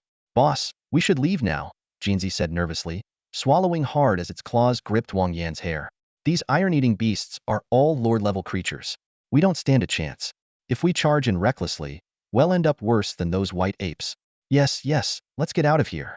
Gunzi nodded frantically, clearly fearing for its life. A glint of greed flashed in Wang Yan's eyes. There must be a reason these white apes are fighting the pandas so desperately. Let's circle around and see if we can find anything valuable. Even if we don't discover treasures, capturing a few cubs to cook into soup wouldn't be a bad idea. Let's go.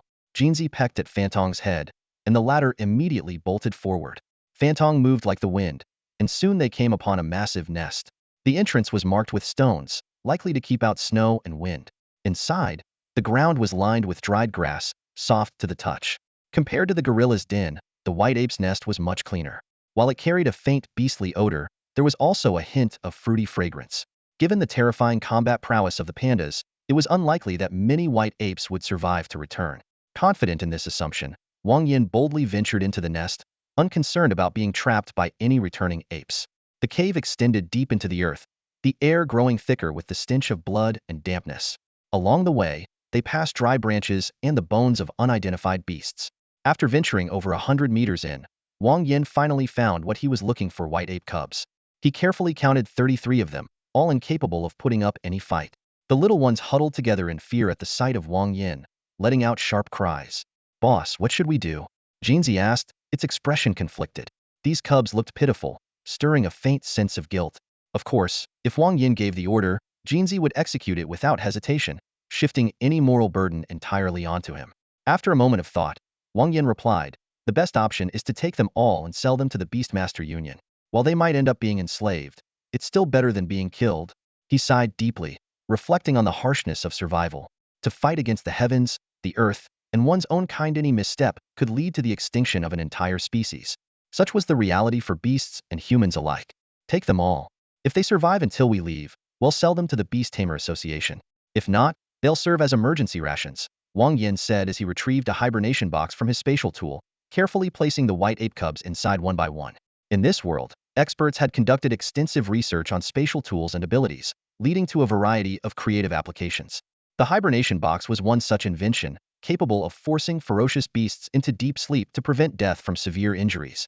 After all, a living beast was far more valuable than a dead one. As Wang Yan busied himself with gathering the cubs, Jinzi strolled over, his eyes gleaming with excitement. "Boss, guess what I found?" Wang Yan raised an eyebrow. What could there possibly be here? Ape droppings. Nearby, Fantong couldn't help but interject with a bark. "Woof!" Before he could finish, Jinzi flicked a blade of sword energy straight at the dog's mouth. Fantong yelped in pain, tears threatening to spill. Ever since Jinzi mastered the golden essence sword chi, Fantong had suffered countless times. Fortunately, Jinzi always held back enough to cause pain without inflicting real harm. Jinzi smugly extended a paw, dropping a grape-sized seed into Wang Yan's hand. "I found a Vajra Bodhi seed, and there's a decent amount of them." Wang Yan studied the dry, rugged seed in his hand, which looked nothing like the smooth, polished Vajra Bodhi seeds he remembered. The system confirmed it was indeed a Vajra Bodhi seed, though it appeared severely underdeveloped. Soon, Jinzi dug up the remaining 64 seeds, all in the same condition. Could the fight between the white apes and the giant pandas have been over this? Wang Yan murmured thoughtfully, deciding not to investigate the whereabouts of the remaining white apes. Besides the cubs and the seeds, the nest was completely empty. No caretakers or guards, which struck him as odd.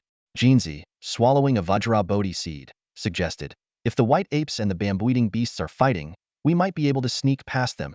After a brief moment of contemplation, Wang Yan made up his mind. Let's go. The idea of taking a few round, fluffy pandas home to raise as pets had been a dream of his in his previous life. Now that the opportunity was right in front of him, how could he let it slip away? Fantong sprinted at full speed, skirting the battlefield, and reached a dense bamboo forest within half an hour. The bamboo, known as Ironheart bamboo, was pure white and as sturdy as refined iron. In the forest, a group of round, fluffy panda cubs frolicked and played, their clumsy antics utterly adorable. 2 adult pandas, each nearly 3 meters tall, acted as caretakers, vigilantly scanning the surroundings. Wary of approaching directly, Wang Yan sent Gunzi to lure one of the panda cubs away. Promising a feast of delicacies, Gunzi happily accepted the task. Meanwhile, behind 2 Ironheart bamboo stalks, a plump little panda cub was lost in thought. It didn't know why it was here, nor what its purpose was. All it knew was that bamboo shoots were absolutely delicious. Crunch, crunch. The iron-hard bamboo crumbled like crackers in its jaws. Patting its round belly, the cub felt a profound sense of contentment. Suddenly, a strange object caught its eye. The cub raised its paw to swat at it, but the object darted away quickly, even spitting at it. Furious, the cub stumbled after it in pursuit. This commotion caught the attention of the two adult pandas, but they didn't investigate. These mischievous little ones often wandered off, and since the area within several dozen kilometers was their territory, no predators dared approach. They figured the cub would return by nightfall. The little cub chased the strange object further and further, the bamboo forest fading into a blur of white behind it. By the time it realized something was wrong, it was already lost in an unfamiliar environment. Just as panic set in, a creepy voice echoed nearby. "Hee, little panda." Wang Yan suddenly leapt out from the side, scooping the cub into his arms. Chubby, soft, and delightfully squishy, it was everything had imagined. The little panda trembled in fear, but Wang Yan couldn't resist kneading and squeezing it, only stopping when it rolled its eyes in protest. "This is just too adorable," Wang Yan exclaimed, placing the cub on his lap, overwhelmed with emotion. "Who needs cats when you can cuddle a panda?" Opening the system shop, he prepared to exchange for some capsaicin extract. Practicing his spicy palm technique had become a habit, and while the martial art seemed incredibly profound, he had hit a bottleneck. To progress further, he needed something with an even higher level of spiciness. Just then, two new items appeared in the system shop. 1. Concentrated capsaicin. Highly purified capsaicin with 50 times the spiciness. Costs 200 points. 2. Ironheart Bamboo King Shoot. The tenderest tip of the Ironheart Bamboo King. Rich in gold and wood elements, capable of significantly enhancing the growth potential of certain species. Costs 1,000 points. Talk about perfect timing. System, I love you. Wang Yan praised the system enthusiastically and immediately exchanged for the Ironheart Bamboo King Shoot. With 1,000 points deducted, a massive pile of bamboo shoots materialized out of thin air. Each shoot was about 30 centimeters long and 10 centimeters thick at its widest point, totaling nearly a ton, far more than he had expected. The dazed little panda suddenly perked up, its nose twitching furiously. It had caught the scent of the most delicious Ironheart bamboo shoots it had ever encountered, and its eyes began to sparkle with green hunger. "Eat, eat, there's plenty more." Wang Yan handed the Ironheart Bamboo King shoot to the little creature. The small bundle of fluff immediately forgot its earlier fear and focused entirely on gnawing at the treat. Watching this, Wang Yan thought to himself that these little animals were actually quite easy to get along with. A few gentle strokes and some food, and they would quickly become affectionate. Sure enough, at first, when Wang Yan patted the little creature's head, it instinctively flinched, its ears twitching and its body trembling slightly. But with time, it gradually adapted. No matter how Wang Yan touched it now, it no longer reacted excessively and would occasionally even glance up at him. Wang Yan was secretly delighted. This little creature, born with the qualities of a lord, had immense potential. It could easily be cultivated into his fourth spirit beast. Once it reached level 10, he could directly form a bond with it.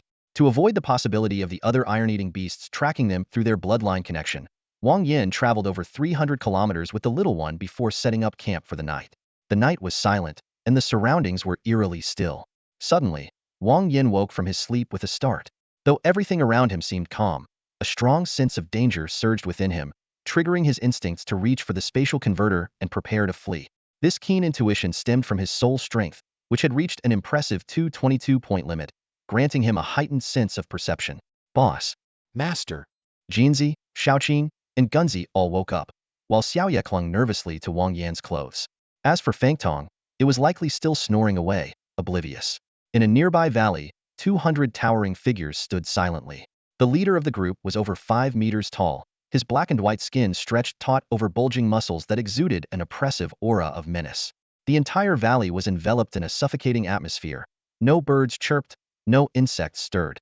Nearby ferocious beasts either burrowed desperately into the ground or crept away in silence.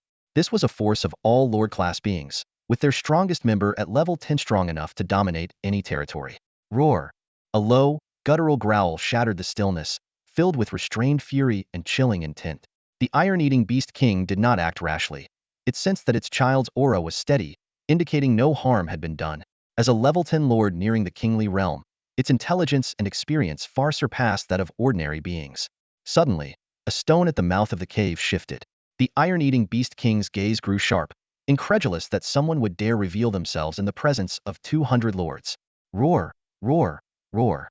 A young, eager cry echoed from the cave, filled with joy and urgency. The iron-eating beast king trembled slightly but managed to restrain itself from acting impulsively. Roar! The king's commanding call carried a hint of concern, its tone betraying its worry. With a sigh, Wang Yan finally let go of the little creature. After all, It was a national treasure in his past life. He had to show some respect. If it had been one of those monkeys from Mount Amei, they might have already been turned into a feast.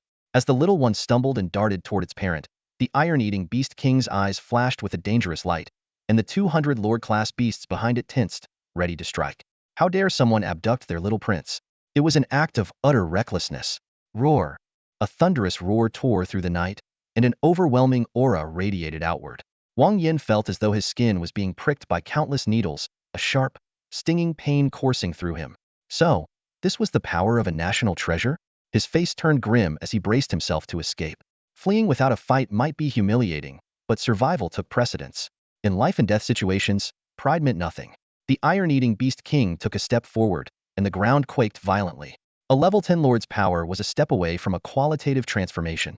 Even in the beast-filled realm of the Vajra world, the iron-eating Beast King held a place of dominance. Just as a battle seemed inevitable, the little one suddenly spread its arms wide and stood in front of the iron-eating Beast King. Roar! Roar! Roar! The small creature trembled, clearly struggling under the oppressive aura of its parent, but it stood its ground with surprising bravery. The iron-eating Beast King froze for a moment, its gaze shifting back and forth between Wang Yan and its child. Its expression grew increasingly contemplative. The father and son began a rapid exchange of growls, their conversation growing faster and more urgent. Jinzi looked utterly confused, unable to comprehend a word. Aren't you a spirit beast? Why can't you understand them? Gunzi asked, puzzled. As an elf, can you understand what trees are saying? Jinzi shot back. Of course. Look over there, that big tree says we're disturbing its sleep, Gunzi replied, gesturing toward a nearby tree. Then, turning back to Jinzi, he asked, but seriously, why can't you understand them if you're a spirit beast? Jinzi fell silent for a long moment before gazing up at the sky with a look of melancholy. Maybe this is the burden of being a genius. I've mastered the greatest language in the world, but I had to let go of some lesser things. Mandarin is indeed the greatest language in the world, but you haven't exactly mastered it. You've only learned to listen and speak. You can't read or write, Gunzi pointed out matter-of-factly, leaving Jinzi speechless. Well, can you read or write it? Jinzi retorted, clearly flustered. Of course I can. Why do you ask? Gunzi replied earnestly, leaving Jinzi questioning everything. Meanwhile, the debate between the little one and the iron-eating Beast King had finally reached a conclusion. The small creature turned and ran back into the cave where they had been resting. The other iron-eating beasts watched warily but didn't follow. Could it be that the negotiations had succeeded? What's it doing in there? Jinzi muttered, perplexed. A sudden realization struck Wang Yan. The Ironheart Bamboo King shoot, he exclaimed internally. That treasure, rich in both gold and wood elements, could significantly enhance the growth potential of certain species. And those certain species were none other than the iron-eating beasts. Ironheart Bamboo King shoots, infused with gold and wood elements, were perfectly suited for these creatures. The little one, though still young, was the offspring of a level 10 lord and a prince among its kind. Upon tasting the shoot, it must have immediately sensed its immense benefits. This explained its docile behavior toward Wang Yan. Now, seeing the conflict between its father and Wang Yan, the little one couldn't sit idly by. Its instincts told it that the Ironheart Bamboo King shoot might help its father take the crucial step toward the kingly realm. Before long, the little dumpling came running back, chirping excitedly. With a sense of pride, it handed the Ironheart Bamboo King shoot to its father, as though presenting a treasure. Its eyes were filled with encouragement, signaling the iron-eating Beast King to give it a taste. Although the iron-eating Beast King was skeptical about the purpose of this peculiar shoot, it trusted that its child wouldn't harm it. Carefully, it placed the shoot in its mouth and took a small bite. Instantly, its expression turned to one of astonishment.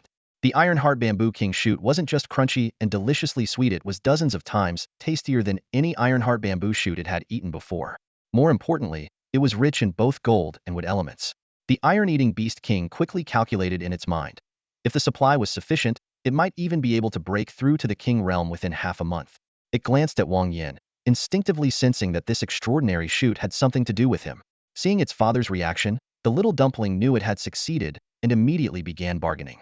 In the end, the father and son reached an agreement and both turned their attention to Wang Yan. At this point, the situation became clear. The Ironheart Bamboo King shoot had become a turning point in the iron-eating Beast King's attitude. As long as Wang Yan could continue to provide the shoots, the previous grudge over the child snatching incident could be forgiven. An ordinary person, under the dual pressure of 200 ferocious beast lords and the guilt of stealing a child, might have caved in and obediently handed over the shoots. But Wang Yan was no ordinary person. He thought to himself, Letting this opportunity slip by without making a profit would be a disservice to my conscience. With a wave of his hand, Wang Yan summoned 2 tons of Ironheart Bamboo King shoots out of thin air. However, he quickly changed his tone, emphasizing that there was no way they could take the shoots for free. Just as swiftly, he made the 2 tons of shoots disappear again. This act immediately enraged all the iron-eating beasts present, including the iron-eating Beast King. Furious roars echoed through the air, and the oppressive presence of 200 beast lords bore down heavily. Even with Wang Yan's soul strength maxed at 222 points, he found it hard to withstand the pressure. Still, he held his ground, thinking that if negotiations failed, he could always run. But if they succeeded, not only could he recover the points spent on the shoots, but he might also gain other treasures. The iron-eating Beast King took a step forward, its 5-meter frame exuding an overwhelming sense of dominance. Yet Wang Yan stood firm, staring straight into its large, dark-ringed eyes. The tension in the air grew palpable, as though an invisible force was spreading outward. This agonizing standoff lasted for a full 3 minutes. Finally, tempted by the allure of the Ironheart Bamboo King shoots, the iron-eating Beast King relented. Negotiations officially began. Jinzi muttered under his breath, "What the heck? Why can they understand what we're saying, but we can't understand them?" Gunzi shook his head and explained, "Different beast species don't have a common language. Only members of the same species can understand each other. But Hayrace, the strange partly spirit beast with a certain level of intelligence, can understand Mandarin. It's fair in a way they can understand but can't speak it, while we can't understand them but can speak it." Jinzi looked puzzled. "We can speak it? How?" Suddenly, Gunzi began chirping, "Ing-ing-ing," leaving Jinzi completely dumbfounded. Jinzi stared at him for a full minute before finally saying, "You've got to be kidding me, you've lost it?" Through a mix of guesswork, gestures, and calls from the iron-eating Beast King and the little dumpling, Wang Yan finally managed to hammer out a deal after 3 grueling hours of communication. Wang Yan agreed to provide the Ironheart Bamboo King shoots, but not for free. In exchange, he demanded either live ferocious beasts or other treasures. The beasts had to be alive, dead ones were unacceptable. As for treasures, they needed to be inspected first. Subpar items would be rejected. Wang Yan calculated silently. By slaying ferocious beasts and exchanging their corpses with the system, he wouldn't lose anything. If anything, he could make a profit with the right approach. Meanwhile, the treasures offered by the iron-eating beasts would save him the trouble of fighting or scavenging for resources. It was a win-win situation, why not? Just then, a sudden woof came from behind. A black and white head popped out. It was Fantong, looking alert. Of course, this was just for show. If Fantong were truly as vigilant as it appeared, it wouldn't have taken so long to show up. Wang Yan, furious, smacked Fantong on the head and scolded, "You're always late to the party, even for something as simple as this." As it turned out, the iron-eating beasts were creatures of great integrity.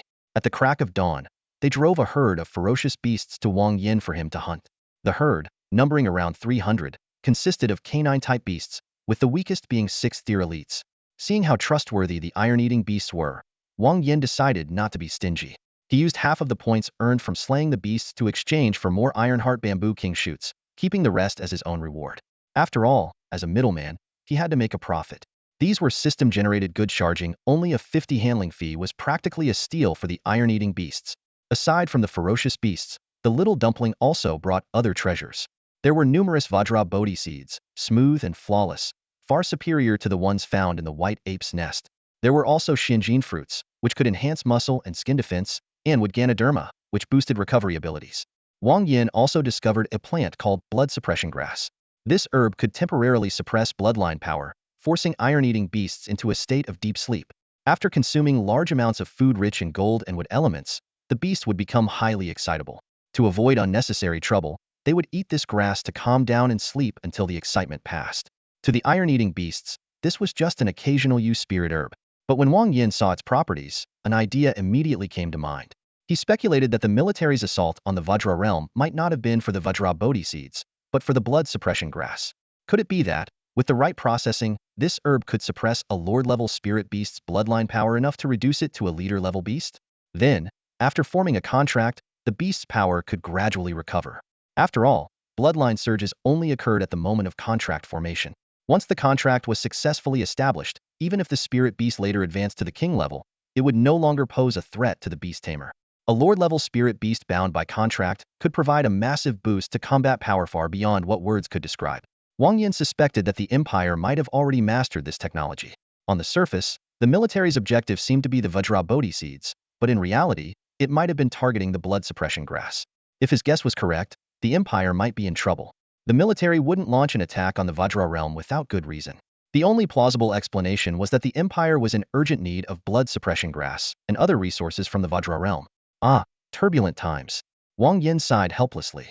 With one arm around Xiaoyu and the other around the little dumpling, he popped 2 Vajra Bodhi seeds into his mouth. The Vajra Bodhi tree was laden with fruit, producing thousands from a single tree. After trading with the iron-eating beast clan, Wang Yan astonishingly treated these treasures as snacks. Using his canine teeth, he bit through the hard shell, washed the fruit clean, and tasted it. The flavor was sweet and delicious, with a satisfying crunch. Though he couldn't quite pinpoint the exact taste, it was undeniably extraordinary. With an abundant supply of Vajra Bodhi fruits, they became Wang Yan's staple food. These fruits had the ability to strengthen bones without any side effects. Within a few days, Wang Yan could clearly feel his body growing stronger. With just a light press, his fingers left 5 deep holes in the tree trunk. Jinzi, Xiaoqing, and Xiaoya also ate their fair share, with Xiaoqing showing the most noticeable improvement. As a snake, Xiaoqing's scales were part of its exoskeleton. After consuming a large quantity of Vajra Bodhi fruits, its defensive capabilities reached an astonishing level. Even when Jinzi struck with full force, only faint marks were left on Xiaoqing's body. Though both were divine beast clan leaders, Xiaoqing was only 1 rank higher than Jinzi, yet the disparity was immense. After much thought, Wang Yan concluded that the only explanation was the power of true dragon blood coursing through Xiaoqing. However, this tranquil life didn't last long. On the 12th day, the skies darkened as the world seemed to shift. A deafening rumble echoed, and dark clouds rapidly gathered. In the blink of an eye, the bright daylight turned into pitch-black darkness. Blinding white lightning tore through the gloom, illuminating the land below. The iron-eating beast king gazed up at the sky, its eyes resolute. It had been waiting for this moment for a long time. Success would bring a brilliant future, while failure meant death and obliteration. This was the heavenly tribulation required to ascend to the rank of a king. Wang Yan watched as lightning bolts struck continuously and the majestic, unyielding giant bear stood its ground. His body trembled slightly. This was the power of the heavens and earth, the fate that no spiritual or ferocious beast could escape. Either remain forever at the Lord level, or survive the tribulation to ascend as a king. The iron-eating beast king, known for its strength and defense, withstood the overwhelming force of the lightning. Though the power of the strikes was immense, they weren't enough to bring it down. 8 bolts of lightning descended in succession, yet the iron-eating beast king stood firm like a mountain. Typically, surviving 7 to 9 strikes was required to ascend. Enduring 8 placed the iron-eating beast king among the elite of divine beasts. When the tribulation ended, sunlight returned to the world. The iron-eating beast king's battered body began to heal rapidly, its aura surging to new heights. A thunderous roar shook the heavens and the earth, and its blackened white fur slowly receded. Its over 5-meter frame compressed inward. After 10 seconds, a burly middle-aged man stood before everyone. The newly ascended king turned to look at Wang Yan, his gaze sharp and penetrating. Wang Yan immediately felt the air around him grow heavy, his heart instinctively on guard, though he forced himself to remain calm. With the iron-eating beast king's power, had it intended harm, it would have acted already. "Thank you, my friend," the iron-eating beast king said, his voice rough but comprehensible. "No need to thank me. It was a mutually beneficial exchange," Wang Yan replied with a smile before asking, "But you've just taken human form, how can you speak Chinese?" The iron-eating beast king furrowed his brow in puzzlement. "I'm not sure. After surviving the tribulation, many memories seemed to surface in my mind, and the ability to speak Chinese was among them. It seems my ancestors once served as the steed of a powerful human, but during a battle against a formidable enemy, a mistake occurred, and they never returned. Since then, my clan has been in decline." Wang Yan's heart skipped a beat. Could this be the legendary tale of Qiyu? In his previous life, there was a joke that Qiyu had 2 mounts, one for battle and one for amusement. During the Battle of Zhualu, Qiyu, in his haste, mixed them up. "As long as the species survives, nothing else matters," Wang Yan said with a dry cough, feeling slightly awkward. In his past life, the national treasure, though possessing the strength of a bear, had relied on its cuteness for survival.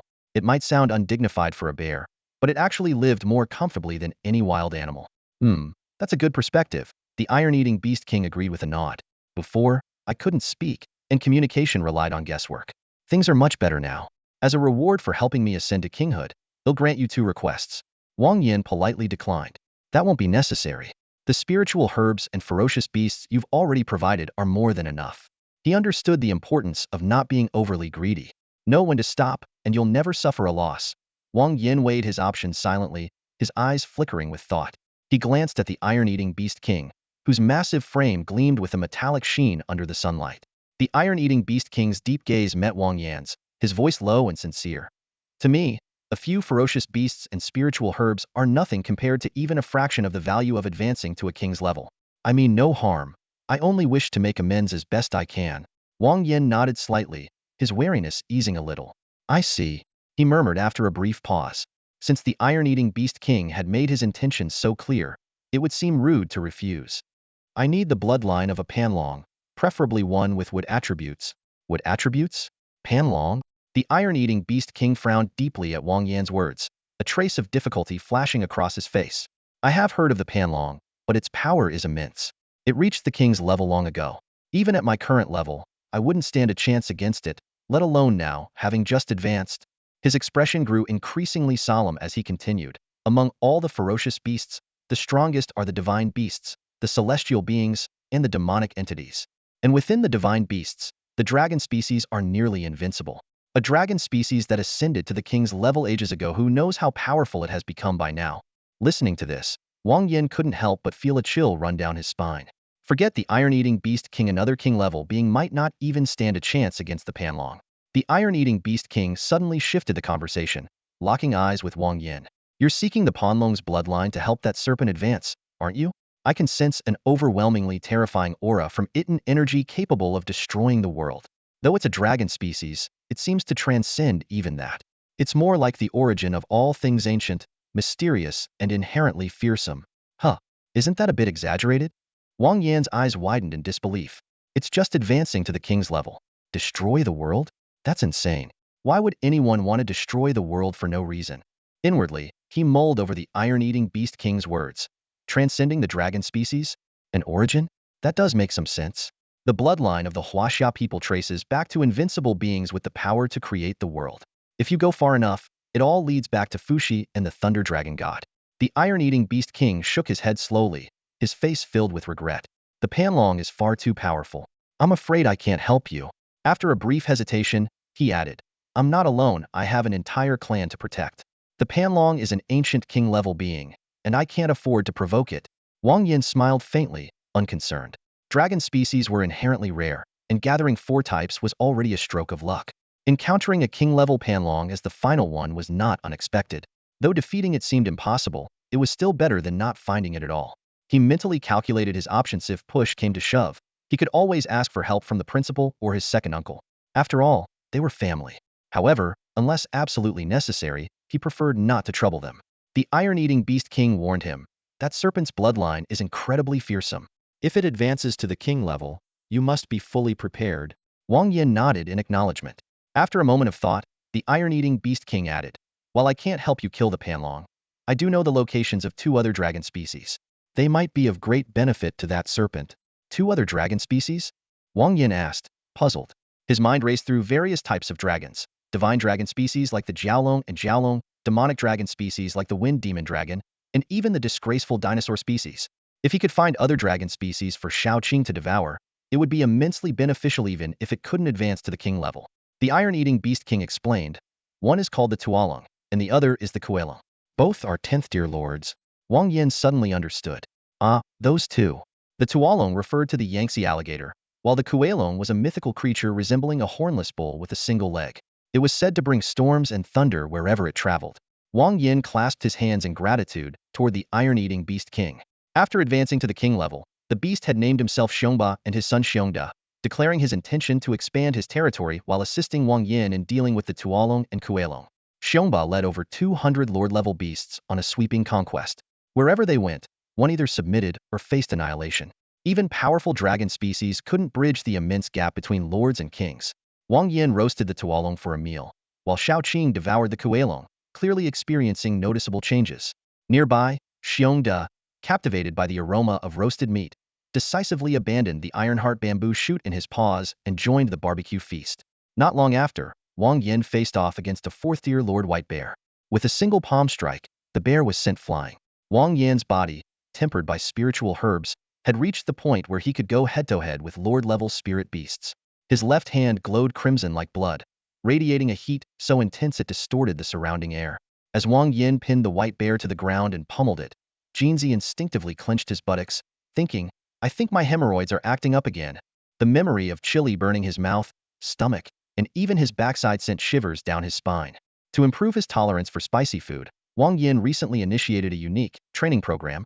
During each meal, he would add a certain amount of capsaicin to his food, not only consuming it himself, but also encouraging his companions to join in. Jinzi, Xiaoqing, Xiaoya, Gunzi, and Fantong all became participants in this spicy challenge, without exception. Xiaoqing appeared particularly unfazed by the capsaicin. Thanks to its powerful bloodline abilities and a physique at the peak of a lord's strength, the spiciness posed no challenge at all. Every time it tasted the capsaicin, Xiaoqing would simply swallow it whole without the slightest discomfort, leaving even Xiongba astonished by its resilience. Wang Yan had a soft spot for Xiaoya, unwilling to let the sweet and adorable little one endure any suffering. As a result, she was spared from the spicy trials. Gunzi, on the other hand, being an elemental spirit, had a unique way of dealing with the heat. Whenever the spice became unbearable, it would simply restructure its body to alleviate the discomfort. The most unfortunate ones were Jinzi and Fantong. These poor fellows not only suffered from the intense spiciness in their mouths, but also experienced painful consequences afterward. After several consecutive days of capsaicin baptism, they were left nearly debilitated, enduring unbearable pain. Witnessing the red and swollen state of the polar bear in front of them, Jinzi and Fantong couldn't help but recall their own agonizing experiences. Fantong nodded silently, cautiously using its tail to shield its rear, as if bracing for another terrible ordeal. The polar bear's cries were heart-wrenching, filled with indescribable pain and despair. Its body had swollen to twice its normal size, covered in fiery red handprints. Its eyes burned with such intensity that it was nearly blind, thrashing about wildly in an instinctive attempt to fend off its attacker. Yet Wang Yan showed no intention of retreating. Instead, he clung to the bear relentlessly, like a shadow that wouldn't let go. As time passed, the polar bear's condition worsened. Its skin began to crack and bleed, and the swelling grew even more severe. Finally, with an unwilling roar, the bear succumbed, exhausted and defeated. This scene vividly demonstrated the results of Wang Yan's cultivation of the spicy palm. As his training progressed, the unique properties of the spicy palm began to manifest. Wang Yan glanced down at his left hand, watching as the redness on his palm quickly faded, returning to its natural state. This reminded Wang Yan of the legendary iron sand palm. It was said that when mastered to perfection, the palm would become as smooth and white as jade. A single strike could unleash an energy that infiltrated the target's body, destroying their internal organs from within. Considering the similarities in the training methods of the spicy palm and the iron sand palm, Wang Yan speculated that once the spicy palm reached an advanced level, it might exhibit a similar devastating effect. After leaving the iron-eating beast territory, Wang Yan decided to test his own strength. He was well aware that a beast tamer's vulnerability often lay in their own defense, but he refused to rely solely on spirit beasts for protection like others did. His goal was to enhance his self-defense capabilities to prepare for any potential threats or challenging environments. To achieve this, Wang Yan embarked on an intense regimen of self-improvement. He consumed large quantities of vajrabodhi to strengthen his bones, shinjin fruit to enhance his muscles and skin's defense, and wood rasher to boost his recovery abilities. Thanks to the system's advantages, he didn't need to worry about toxin buildup and pushed his body to the limit until the effects of the resources were fully utilized. Before leaving, Wang Yan had gathered an abundance of resources. Over 2,000 shinjin fruits and wood rasher, more than 10,000 vajrabodhi, and over 3,000 pounds of blood-suppressing grass. In return, he left behind 50 tons of Ironheart bamboo king shoots. This trade caused his points to skyrocket to an impressive 700,000. With these generous gains, Wang Yan set off deeper into the Vajra realm, riding on Fantong, while carrying Xiaoya and Xiaoqing in his arms. On his shoulders sat Jinzi and Gunzi. His ultimate goal was to seek out the legendary Panlong. After trekking for over 10 hours, Wang Yan and his companions finally arrived at the base of a mountain over 50 meters tall. At the summit, a massive Panlong lay coiled, deep in slumber. Keeping a cautious distance of over 1,000 meters, Wang Yan used binoculars to observe this formidable creature. Following the guidance provided by Xiongba, Wang Yan circled the mountain and eventually discovered a small lake. The water was crystal clear, and a few turtles were basking on the shore. Beneath the tranquil surface of the lake, it was rumored that the elusive shadowless fish resided. Curious, Wang Yan picked up one of the turtles to examine it, sparking Jinzi and Gunzi's curiosity and a lively debate between them. Just then, Fantong licked the turtle, only to have his tongue bitten by it.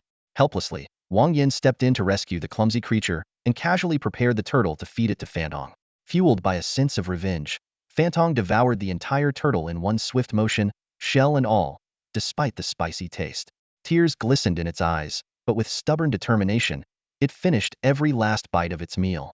The lake was not very large. Wang Yan roughly estimated it to hold just over 100 cubic meters. He acted swiftly, draining more than half of the lake's water, and then pouring in a significant amount of osmanthus wine, mixed with the juice of blood-suppressing grass. This unique concoction emitted an alluring fragrance, blending the delightful taste and intoxicating potency of the osmanthus wine with the blood-suppressing properties of the grass. Wang Yin pondered to himself, could this simple yet ingenious trap lure the Panlong into taking the bait? He decided to take the gamble. After all, in this Vajra realm, where no native humans existed, the feral beasts were accustomed to brute force confrontations. The use of poison, such a cunning tactic, was likely unheard of by the Panlong. Once everything was in place, Wang Yin set up several surveillance devices hidden among the grass and crevices near the lake, carefully monitoring the Panlong's every move. These scientific tools, akin to arcane spells in the eyes of the beasts, were nearly impossible for them to detect. 3 days passed, and just as Wang Yin began to doubt the information provided by Xiongba, a figure suddenly appeared on the surveillance screen. It was a Panlong, its slender body and razor-sharp claws exuding an air of elegance. Its long whiskers swayed in the wind, giving it a refined demeanor. Seemingly attracted by the unique scent, the Panlong quickly locked onto the lake. It warily scanned its surroundings but failed to notice the hidden surveillance devices. At last, the Panlong lowered its head and took a tentative sip of the lake water. Its eyes widened in astonishment as it discovered the incredible taste. Overcome by greed, it began drinking voraciously, draining the lake within 2 minutes. The alcohol surged through its system, causing the Panlong to sway unsteadily, its vision blurring. After a brief struggle, it collapsed with a thunderous crash, sending clouds of dust into the air. Overjoyed, Wang Yin quickly retrieved a pinpoint teleportation device to summon Xiongba. As the spatial portal opened and Xiongba emerged, he surveyed the scene. Wang Yin explained that the Panlong was unconscious but cautioned against letting their guard down. To test the situation, Wang Yin pulled out his jade crystal gun and aimed at the Panlong from a kilometer away. The gunshots rang out, but the bullets merely sparked against the Panlong's eyelids. After dozens of shots, Wang Yin observed the reaction of the dragon scales, trying to determine if the blood-suppressing grass had taken effect. Growing impatient, Xiongba suddenly charged toward the Panlong. Midair, he resumed his true form and unleashed a devastating punch. The Panlong's scales shattered, and its flesh was torn apart. Xiongba continued his relentless assault, leaving the Panlong battered and bloodied. Witnessing this astonishing display of power, Wang Yin couldn't help but marvel at the terrifying strength of a king-level beast. Such overwhelming force, just one punch from Xiongba could easily obliterate him. Wang Yan suddenly felt a deep sense of anticipation for what Xiaoqing might look like after her advancement. His eyes sparkled with excitement as his mind painted vivid images of Xiaoqing's future, formidable form. As a dragon species, Xiaoqing was inherently superior to Xiongba.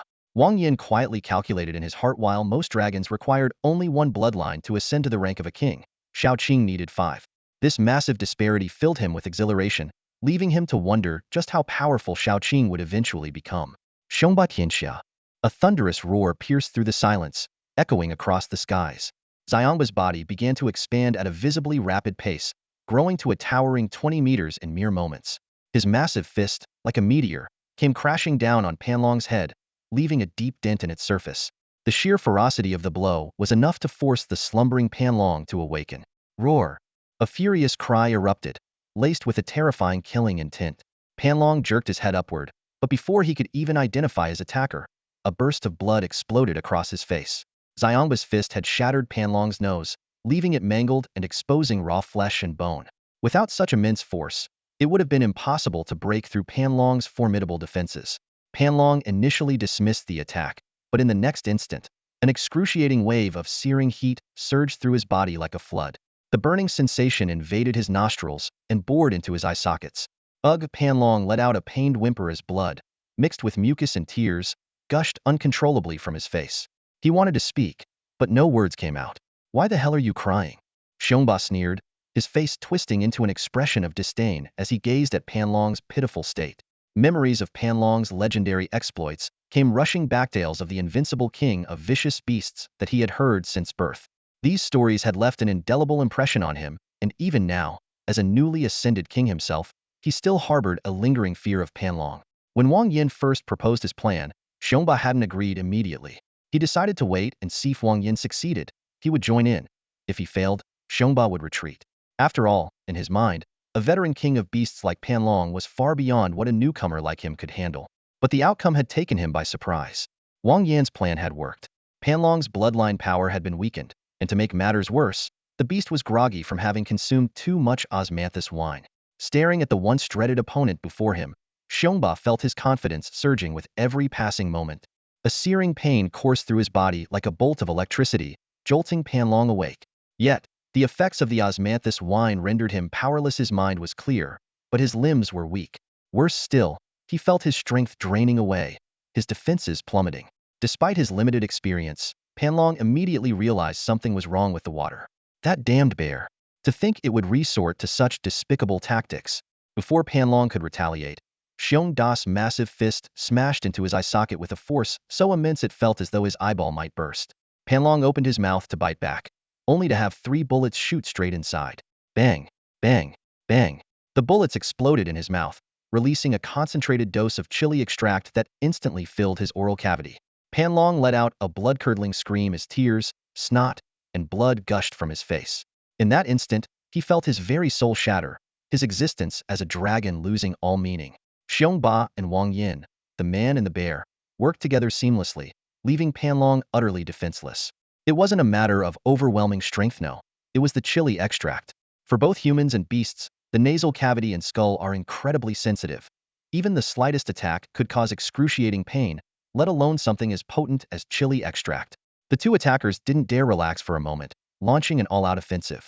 Meanwhile, in the lake, a faint mist began to rise, obscuring something hidden within. Everyone was focused on the battle, except for Fantong, who cast a quick glance at the lake before shifting his attention back to the fight. Panlong roared and thrashed, but it was futile. As the effects of the wine began to wane, his weakness only grew more pronounced. The osmanthus wine's potency faded, giving way to the blood-suppressing herb's effects. Wang Yan's heart pounded like a drum, his entire body trembling with excitement. If they could kill Panlong, Xiaoqing would ascend to the rank of a king. With Xiaoqing's newfound power, Wang Yan himself would rise to the status of a king-tier beast tamer. His headmaster and second uncle had often said that progressing from the 1st to the 10th tier was merely a process of accumulation. Becoming a king was the true beginning. Though most beast tamers could never reach that level, those who did would find themselves in an entirely new world. From that point on, the quality of a spirit beast would no longer limit a beast tamer's growth. Beast tamers would no longer be seen as weak. Some of the most powerful beast tamers could even wield strength far surpassing that of dragon-grade spirit beasts. Protecting loved ones, sheltering their spirit beasts, exploring otherworldly realms, and roaming the world, these distant yet tantalizing dreams hinged on this very moment. Wang Yan took a deep breath, reminding himself to stay calm. The more critical the situation, the less room there was for carelessness. Countless cautionary tales had shown what it meant to fail at the final hurdle or to suffer from overconfidence. I curse you. You will surely be slain by my dragon kin. Panlong's hoarse voice was filled with hatred and malice as his bloodshot eyes locked onto Xiongba. It was as if he were engraving the bear's image into his soul, vowing vengeance even in reincarnation. Wang Yan sneered at the threat. The idea that beasts could reincarnate was questionable at best. Defeated by Xiongba in this life, and yet hoping to turn the tables in the next? Laughable. Especially since Xiaoqing was on the verge of becoming a king-tier beast. Once that happened, all beasts would bow before them. Panlong? He was nothing. The dragon's curse did nothing to prolong his life. With one final, crushing blow from Xiongba, Panlong fell lifeless to the ground. It was a success. Wang Yan's jade crystal rifle dropped from his hands, his palms slick with sweat. Though the battle had gone smoothly, the tension had been indescribable. Any mistake or unforeseen event could have led to disastrous consequences. But they had one. Panlong was dead, and everything was moving in a favorable direction. Then, without warning, a violent earthquake erupted. The ground quaked, mountains crumbled, massive boulders tumbled, and fissures tore through the earth. The sudden upheaval caught everyone off guard. No! Wang Yan shouted, quickly recalling all his spirit beasts, as he leapt onto Fantong and raced toward Xiongba. He didn't know what was happening, but he had to retrieve Panlong's corpse. Even if it meant risking danger or being forced to leave the Vajra realm prematurely, he couldn't afford to leave empty-handed. Trading one's life for resources might seem foolish, but the temptation of such a reward left Wang Yan no other choice. He could either retreat now and wait for another opportunity, an opportunity that might come soon, or might never come, or take a gamble. Success would bring glory. Failure would mean death. Wang Yan chose the latter. He didn't have the luxury of time, nor would his enemies grant him any. Hesitation would only lead to disaster. If he didn't take the risk, he'd never know just how unlucky he could be. Fantong's speed was incredible, covering several hundred meters in the blink of an eye. Catch! They both shouted simultaneously. Xiongba hurled a white sphere, while Wang Yan tossed out a spatial translocator. Snap! Snap! Each caught the other's item almost simultaneously, and in the next instant, they both vanished. Wang Yan and Xiongba were teleported outside, appearing directly in the office of the commander of the Minghu Provincial Military District. The moment they disappeared, the earthquake abruptly ceased. A misty figure materialized out of thin air, twisting and warping into a humanoid shape. Its appearance was indistinct, neither male nor female, human nor beast. It picked up the jade crystal rifle from the ground, mimicking Wang Yan's actions by resting the weapon on its shoulder and pulling the trigger. Bang! The gun fired with a dull roar, blasting a hole in the stone wall ahead.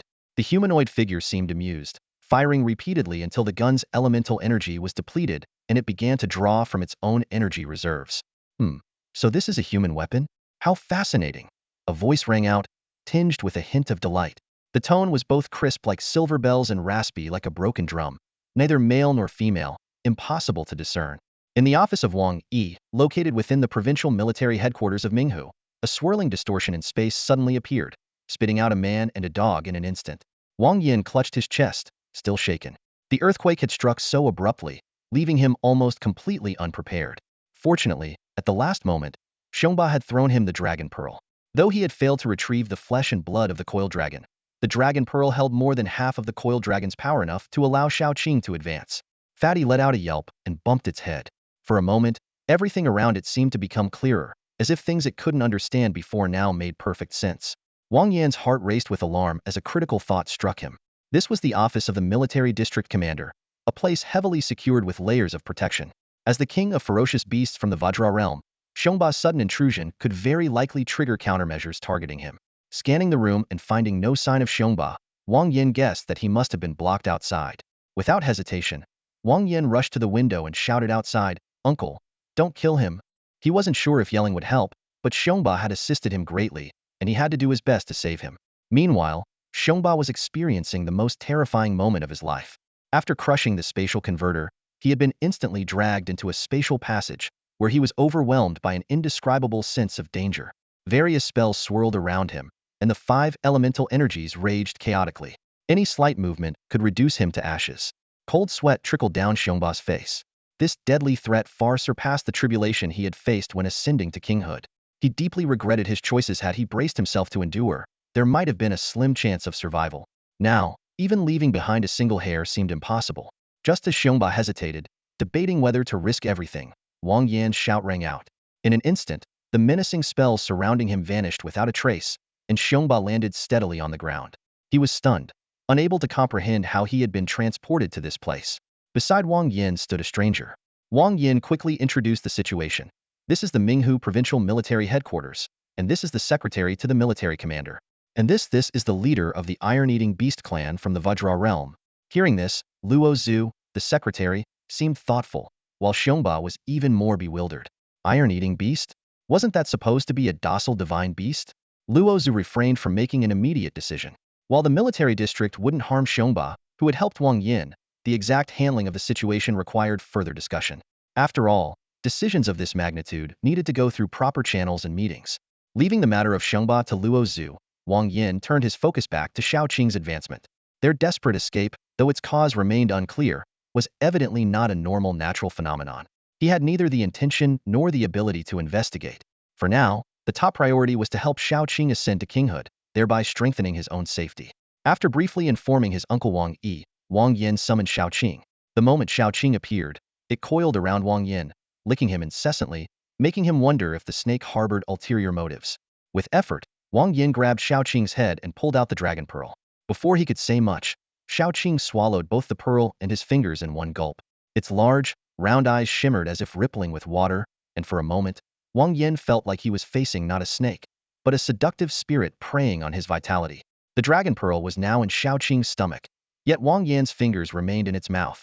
Its small tongue playfully swirled around until Wang Yan finally pulled his fingers out with a soft pop. On the surface, his expression was calm, but internally, he was already on edge. A premonition loomed over him. Once Xiaoqing ascended to kinghood and transformed into human form, he feared he'd be doomed to be drained dry. After all, snakes were inherently sensual creatures, and he, as its master, was no. He was a gentleman, a true gentleman. A gentleman admires beauty but remains virtuous. Desire should arise with affection and end with propriety. Desire is emptiness, and emptiness is desire.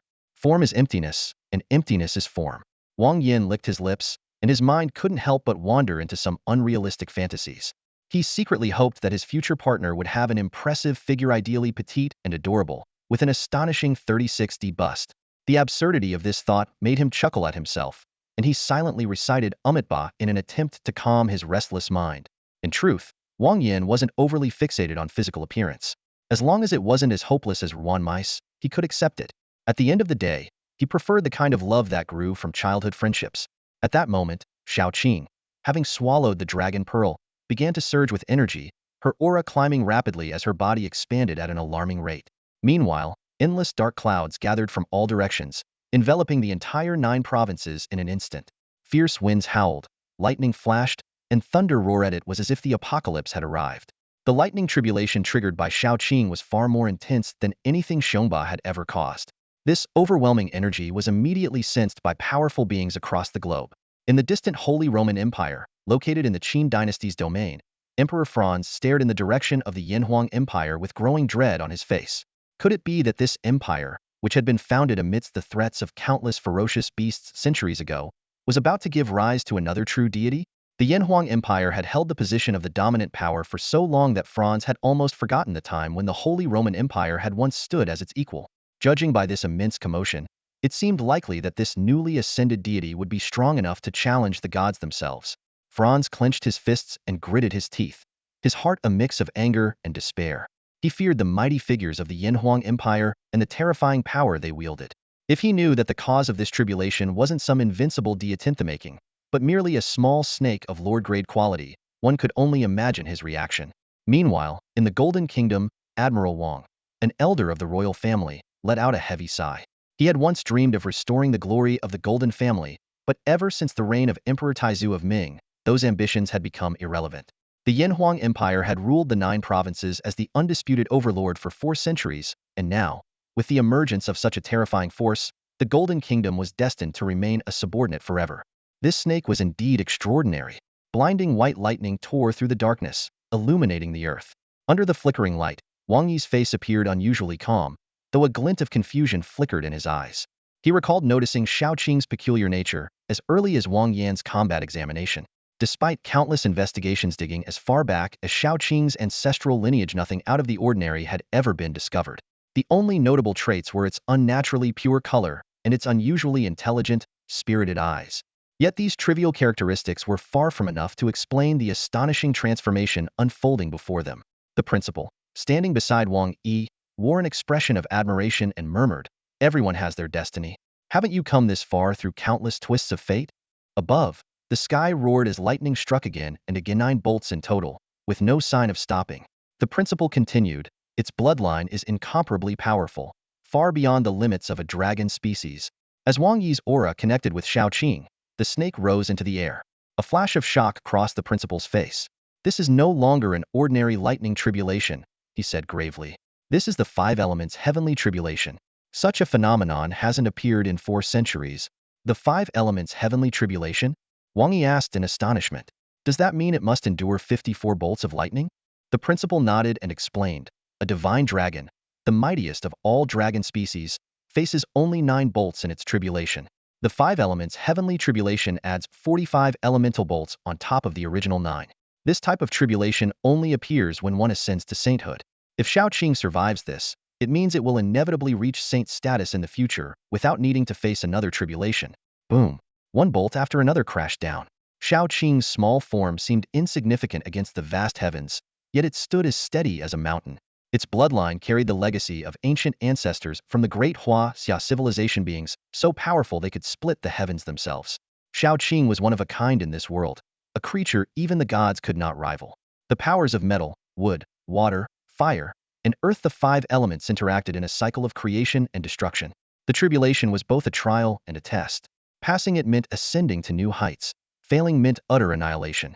Each bolt of lightning tempered Xiaoqing's bloodline further, pushing it closer to the realm of kings.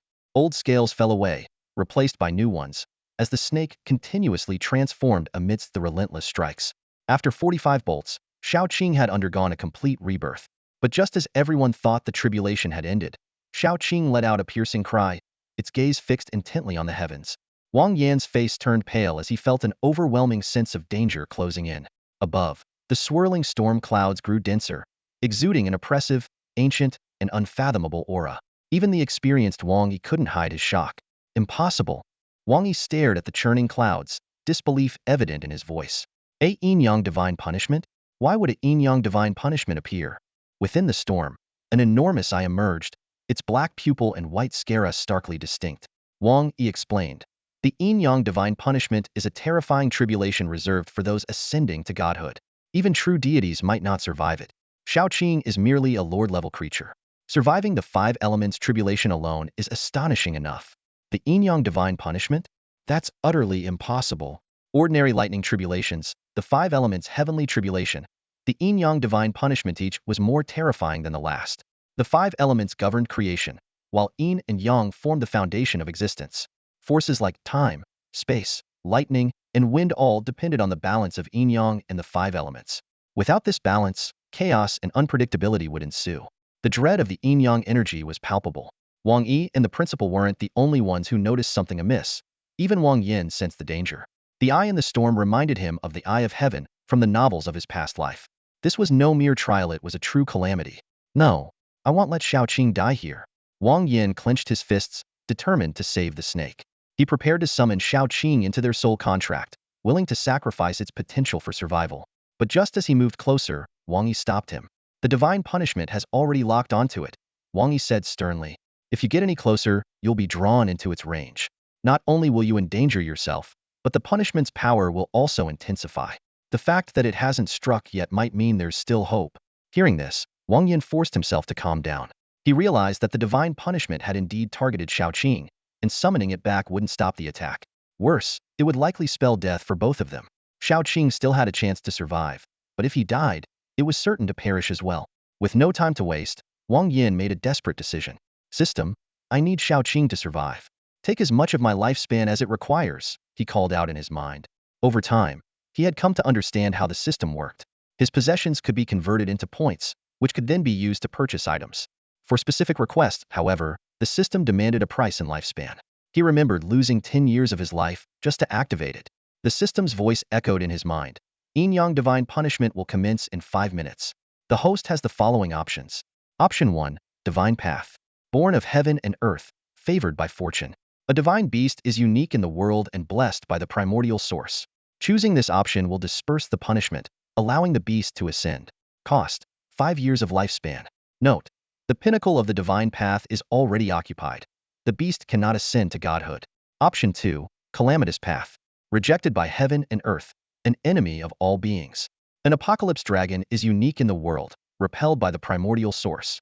Choosing this option will transform the yin-yang divine punishment into primordial energy to enhance the beast's bloodline.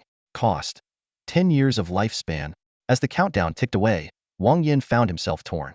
The divine path required only 5 years of his life, but it would forever limit Xiaoqing's potential. The calamitous path, while demanding 10 years, seemed to offer far greater prospects, albeit at the cost of being rejected by the world. 5 years of life wasn't a long time, but it wasn't insignificant either. If not for the 10 years he had already lost when activating the system, this decision might have been easier. Now, every year felt precious. After half a minute of hesitation, Wang Yan finally made up his mind. I choose the calamitous path. He trusted Xiaoqing and the strength of his ancestors' bloodline. Sacrificing its future for a mere 5 years of his life was unacceptable. Besides, the name calamitous path alone sounded overwhelmingly powerful.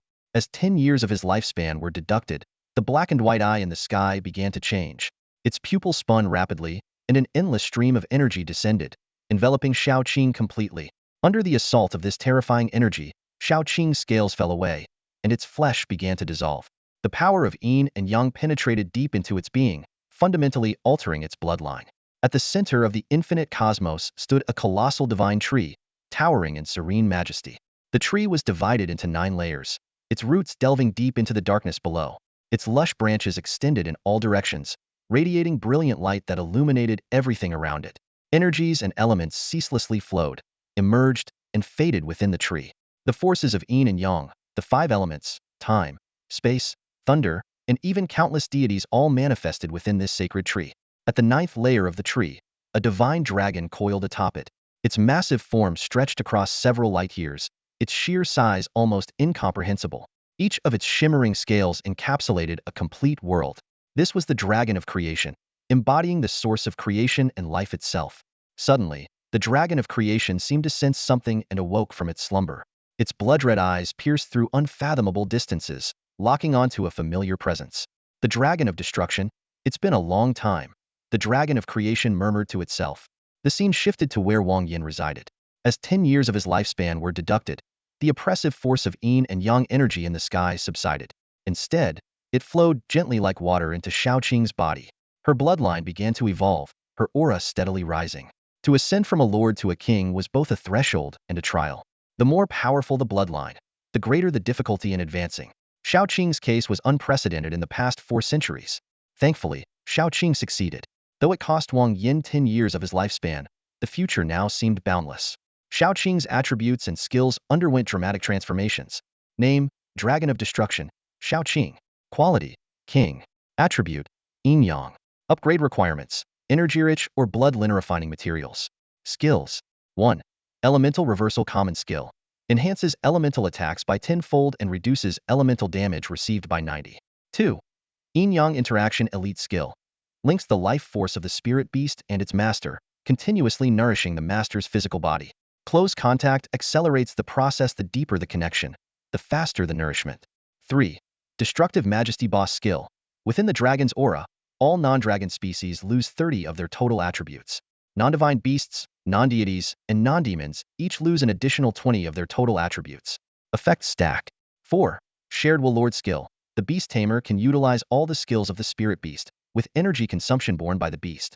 The tamer and beast can communicate telepathically, ignoring spatial limitations. 5. Yin-Yang Xiaoqing Skill. Freely manipulates and converts yin and yang energies. Wang Yan felt a surge of elation, thinking to himself that the sacrifice of 10 years was well worth it. Xiaoqing's newfound strength was enough to easily defeat a few Xiongba.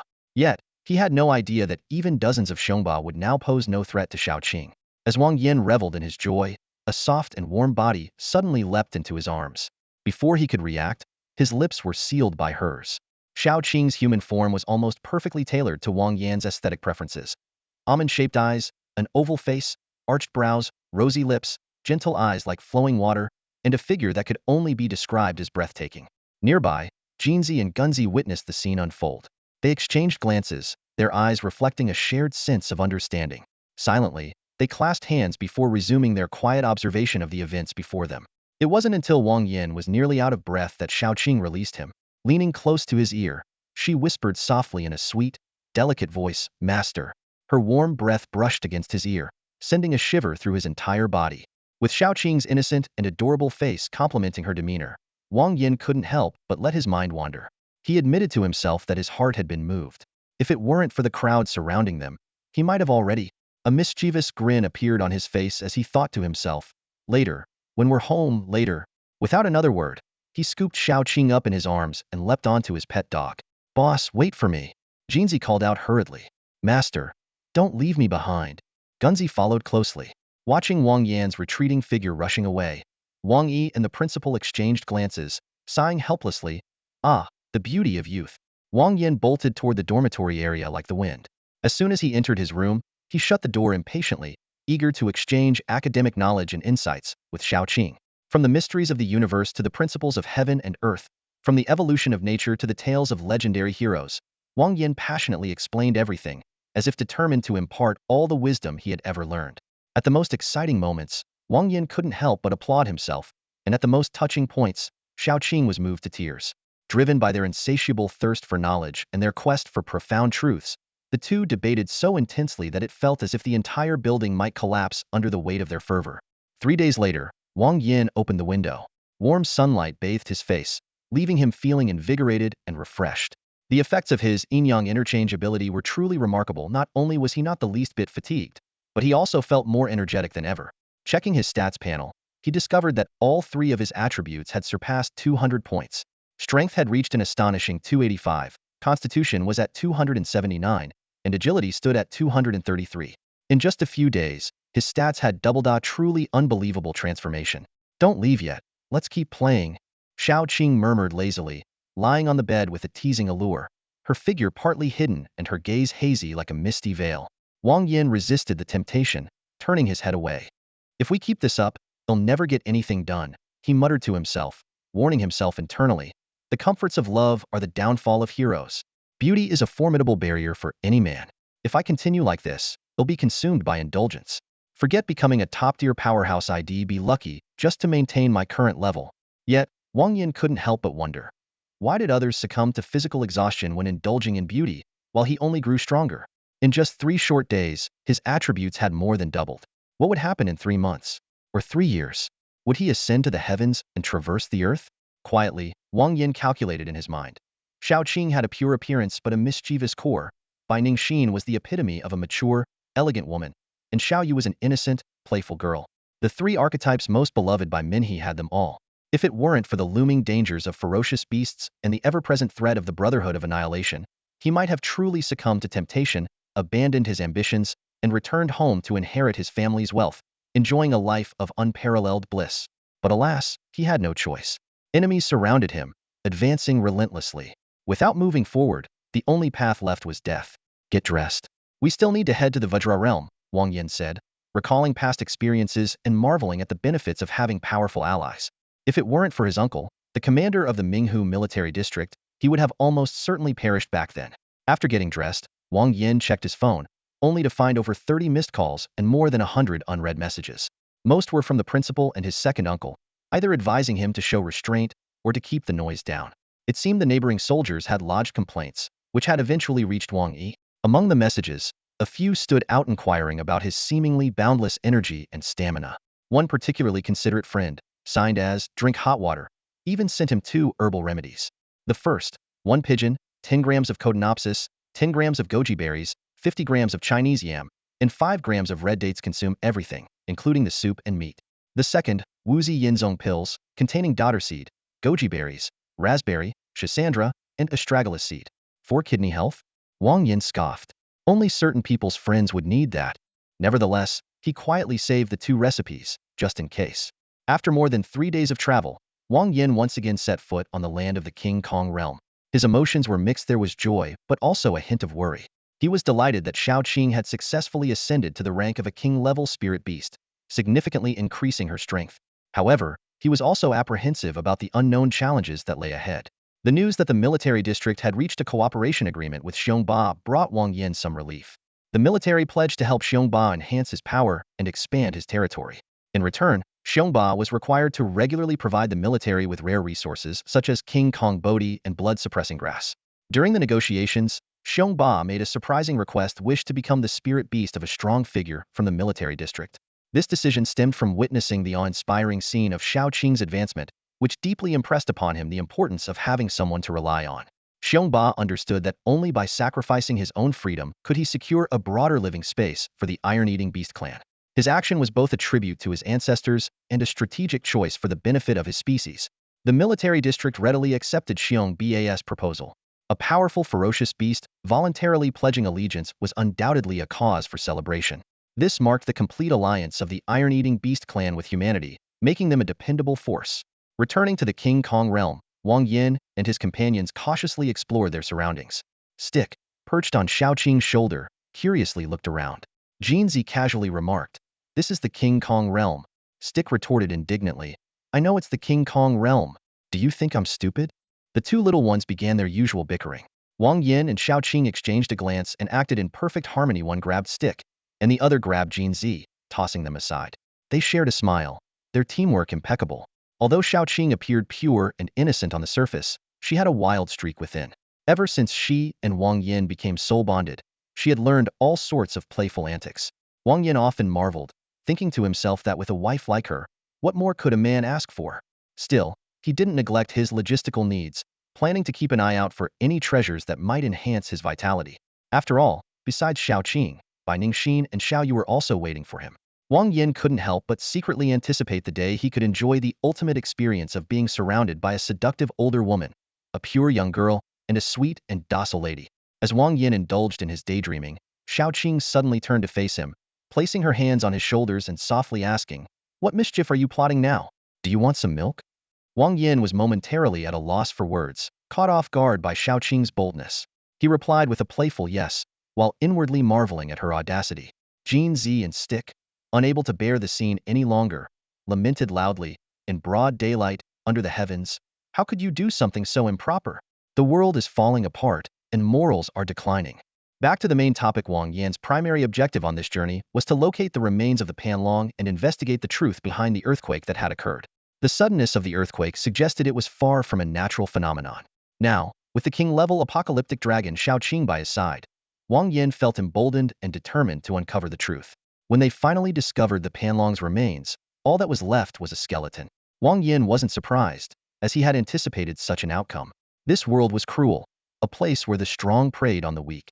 No matter how powerful one was in life and death, they were reduced to nothing more than decaying flesh and bones. Wang Yan carefully examined the surroundings. Apart from the traces of battle between the Panlong and Xiongba, there were only chaotic footprints of ferocious beasts. Xiaoqing frowned and said, "I sense a faint presence of my kin, yet there's something vastly different about it.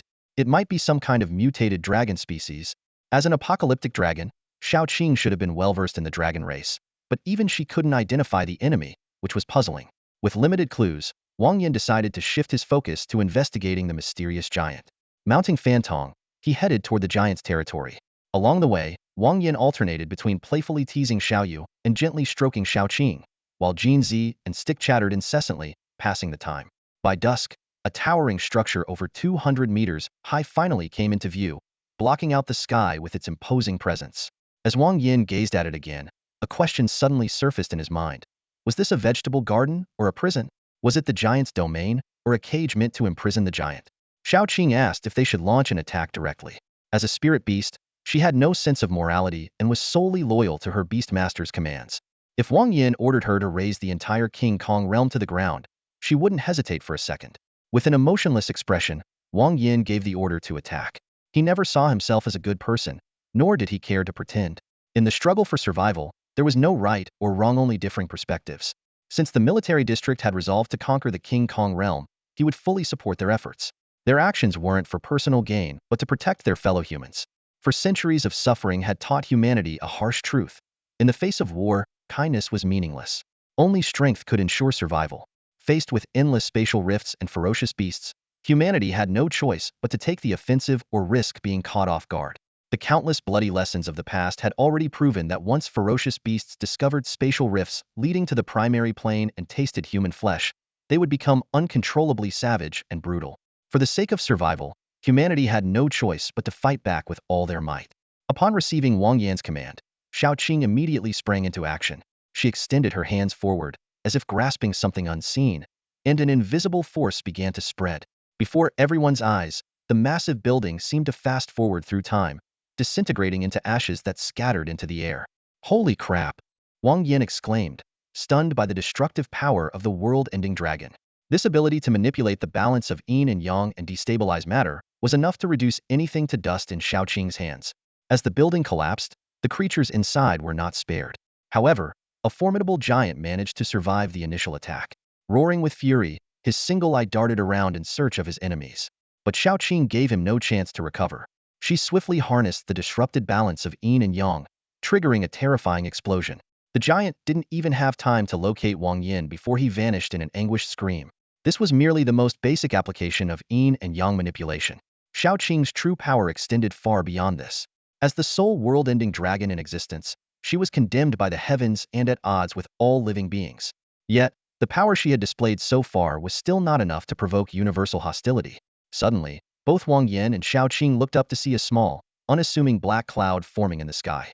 It appeared ordinary, but Wang Yan's instincts told him otherwise. This could very well be a tribulation cloud. As if to confirm his suspicion, a streak of lightning flashed through the cloud. The two exchanged a knowing glance. It was indeed a tribulation cloud. If Xiaoqing continued to act recklessly or overexert herself, the cloud would grow larger and eventually unleash a lightning tribulation. This was the natural order. Everything in the world was rooted in the balance of yin and yang, and the world-ending dragon, with the power to destroy that balance, naturally became a target of the heavens. Weighing the risks, Wang Yan decided to handle matters on his own as much as possible, only calling on Xiaoqing in the face of particularly formidable foes. Though he could borrow her ability to manipulate yin and yang, his strength was only a fraction of hers, roughly 30%. Even so, it was still enough to take on a king-level beast. He couldn't help but think back to how Jinzi had struggled to carve out a path, only to be easily overpowered by Xiaoqing in less than 3 seconds. The disparity in power was staggering. Let's go check if there's anything left behind, Wang Yan said, patting the head of Fantong, a dim-witted but obedient wild beast. Fantong immediately dashed off. Despite its lack of intelligence, the creature often delivered unexpected surprises, such as helping Ruan Mei change her fate. At the explosion site, a massive crater marred the ground. Wang Yan stood at its edge, his face expressionless but his mood heavy, another fruitless search. Just as he was about to leave, Fantong barked excitedly and jumped into the pit. Jinzi's eyes widened, his feathers standing on end as he watched with anticipation. Moments later, Fantong returned with an egg in its mouth. Wang Yan carefully wiped the slobber off the egg and inspected its properties. Seed of the great tree. Requires pure elemental energy from the 5 elements to grow. Can enlarge any part of a living being. Holy crap, that's amazing, Wang Yan blurted out, unable to contain his excitement at this unexpected discovery. When they first entered the Vajra realm, to avoid the attacks of the giants, Fantong only managed to dig up 3 large and round fruits. However, during their second visit, Xiaoqing easily destroyed the buildings with one move and defeated the giants with another. Unexpectedly, Fantong even discovered the seeds of the enlarged and round fruit. Wang Yan was overjoyed. He patted Fantong on the head and promised, "Good job. When we get back, I'll give you a feast, and I'll even find a few pretty little female dogs for you to play with." In his heart, he was already calculating the benefits. With this seed, not only could Ruan Mei alter her body shape at will, but Wang Yan himself could become a savior to men and women everywhere. After all, who wouldn't want to have a perfect 30-60? Regardless of gender, such a desire likely existed universally. Wang Yan carefully stored the seed, ruffled Fantong's head again, and pulled out a thick, long sausage to stuff into its mouth. Initially, he planned to explore safer areas to gather resources. However, since Xiaoqing had now ascended to the rank of a king, he decided to check out some of the more dangerous spots marked on the map. The military district had recently established a partnership with the Panda clan, and Wang Yan decided to scout ahead and resolve some nearby threats. The closest threat came from the Phantom Serpent clan. While they lacked dragon lineage, they were skilled in soul attacks and illusions. The military district had advised against provoking them without sufficient strength. Most people would heed such advice, and Wang Yan was no exception. The Phantom Serpent clan had at least 10 kings among them. Without Xiaoqing's intervention, Wang Yan would have almost certainly met his demise. Wang Yan shifted his focus to the Gale Mastiffs. These fierce beasts, comparable to the pandas in quality as lord-tier creatures, had a leader who had already ascended to a king-tier, a small tyrant within a 100-mile radius. During a previous discussion with Xiongba had expressed interest in targeting the Gale Mastiffs. Fierce beasts that reached the 10th tier had a chance to change their fate, advancing further by refining their bloodlines. As Wang Yan's spiritual beasts, Xiaoqing, Xiaoya, and Jinzi could use bloodline refinement stones to accelerate this process, greatly reducing the difficulty of advancement. In contrast, wild beasts had to rely on themselves, where even the slightest mistake could cost their lives. Spiritual beasts were bound to their beast tamers but had an easier path to the top, while wild beasts enjoyed freedom but faced a much higher mortality rate. Gains and losses, the balance of yin and yang, this was the way of the world. As Wang Yan approached the Gale Mastiff King, he unleashed a world-ending aura and declared, "I'll handle the Mastiff King. The rest of you, take care of the others." The Gale Mastiff was neither of dragon, divine, nor demonic lineage. It was merely an ordinary divine beast species. After a series of suppressive measures, its combat power had been reduced to just 30. Wang Yan intended to use this opportunity to test his recently developed skills, and a king-tier opponent at 30 strength was the perfect candidate. The Mastiff King, resting on the ground, seemed to sense the approaching danger. Its eyes snapped open, locking onto Wang Yan with a sharp gaze. Instinctively, it knew this human was a formidable threat. "A human?" the Mastiff King asked in a clumsy tone. After ascending to king tier, it had inherited some knowledge from its bloodline and was aware of humanity's existence, though this was its first time encountering a human in person.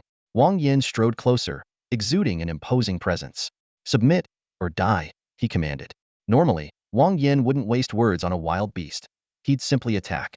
But for canines, he was willing to offer a chance. After all, dogs were naturally loyal and affectionate.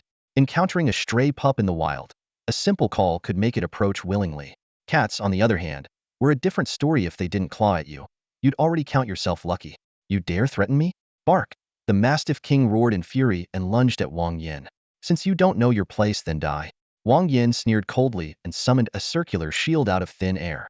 Within the shield, a black and white yin-yang fish rotated continuously, distinctly separated yet constantly transforming into one another. This represented the principle of interdependence and mutual transformation in yin-yang philosophy. As one of the pinnacles of ancient Chinese philosophy, the intricacies of yin-yang could only truly be grasped by the people of Huaxia. Of course, with Wang Yan's current strength, he was far from reaching the level of Laozi's enlightenment. This shield was merely a basic manifestation of yin-yang's opposing yet complementary forces. The Mastiff King's claws struck the shield, instantly disrupting the balance of the yin-yang fish. In the next moment, an explosion erupted, blasting both the Mastiff King and Wang Yan away. Wang Yan got up from the ground, covered in dust and with his clothes torn, but otherwise unharmed. Thanks to Xiaoqing's abilities, he could amplify element-based attacks tenfold and reduce elemental damage by 90.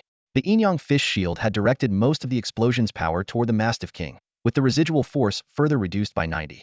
The outcome was as expected. The Mastiff King, however, was in a dire state. Its claws were blown apart, and its head and chest were severely injured, with blood and flesh mangled. By channeling Xiaoqing's strength, Wang Yan could manipulate and convert the forces of yin and yang. However, his new skill still required further refinement before he could fully master it. With just one strike, the Mastiff King was gravely wounded while Wang Yan emerged unscathed, showcasing the overwhelming power of the Apocalypse Dragon. Seeing the state of the Mastiff King, Wang Yan felt a pang of guilt rise in his heart. He realized that the so-called opportunity he had given the Mastiff King was no different from outright attacking him. It was nothing more than a self-serving excuse to justify his own actions. Struggling to get back on his feet, the Mastiff King's eyes were filled with fear. That last strike had nearly cost him his life, while the human standing before him remained completely unscathed. Could humans truly be this powerful? Unease crept into the Mastiff King's heart as ancestral memories flooded his mind. Scenes of celestial beings filling the skies, raging storms and thunder, countless formidable enemies encircling them.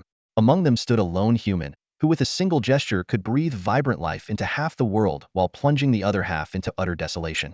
Before him, even the so-called celestial beings were nothing more than fragile, insignificant creatures. Hey, what are you spacing out for? Wang Yan's voice snapped the Mastiff King back to reality. Spacing out in the middle of a fight? You call yourself a king among beasts? Your intelligence feels lower than my mount's appetite. I'm just thinking about how you're going to die next. The Mastiff King roared in fury, lunging at Wang Yan once more. A massive wind blade materialized behind him, slicing through the air under his control and hurtling toward Wang Yan.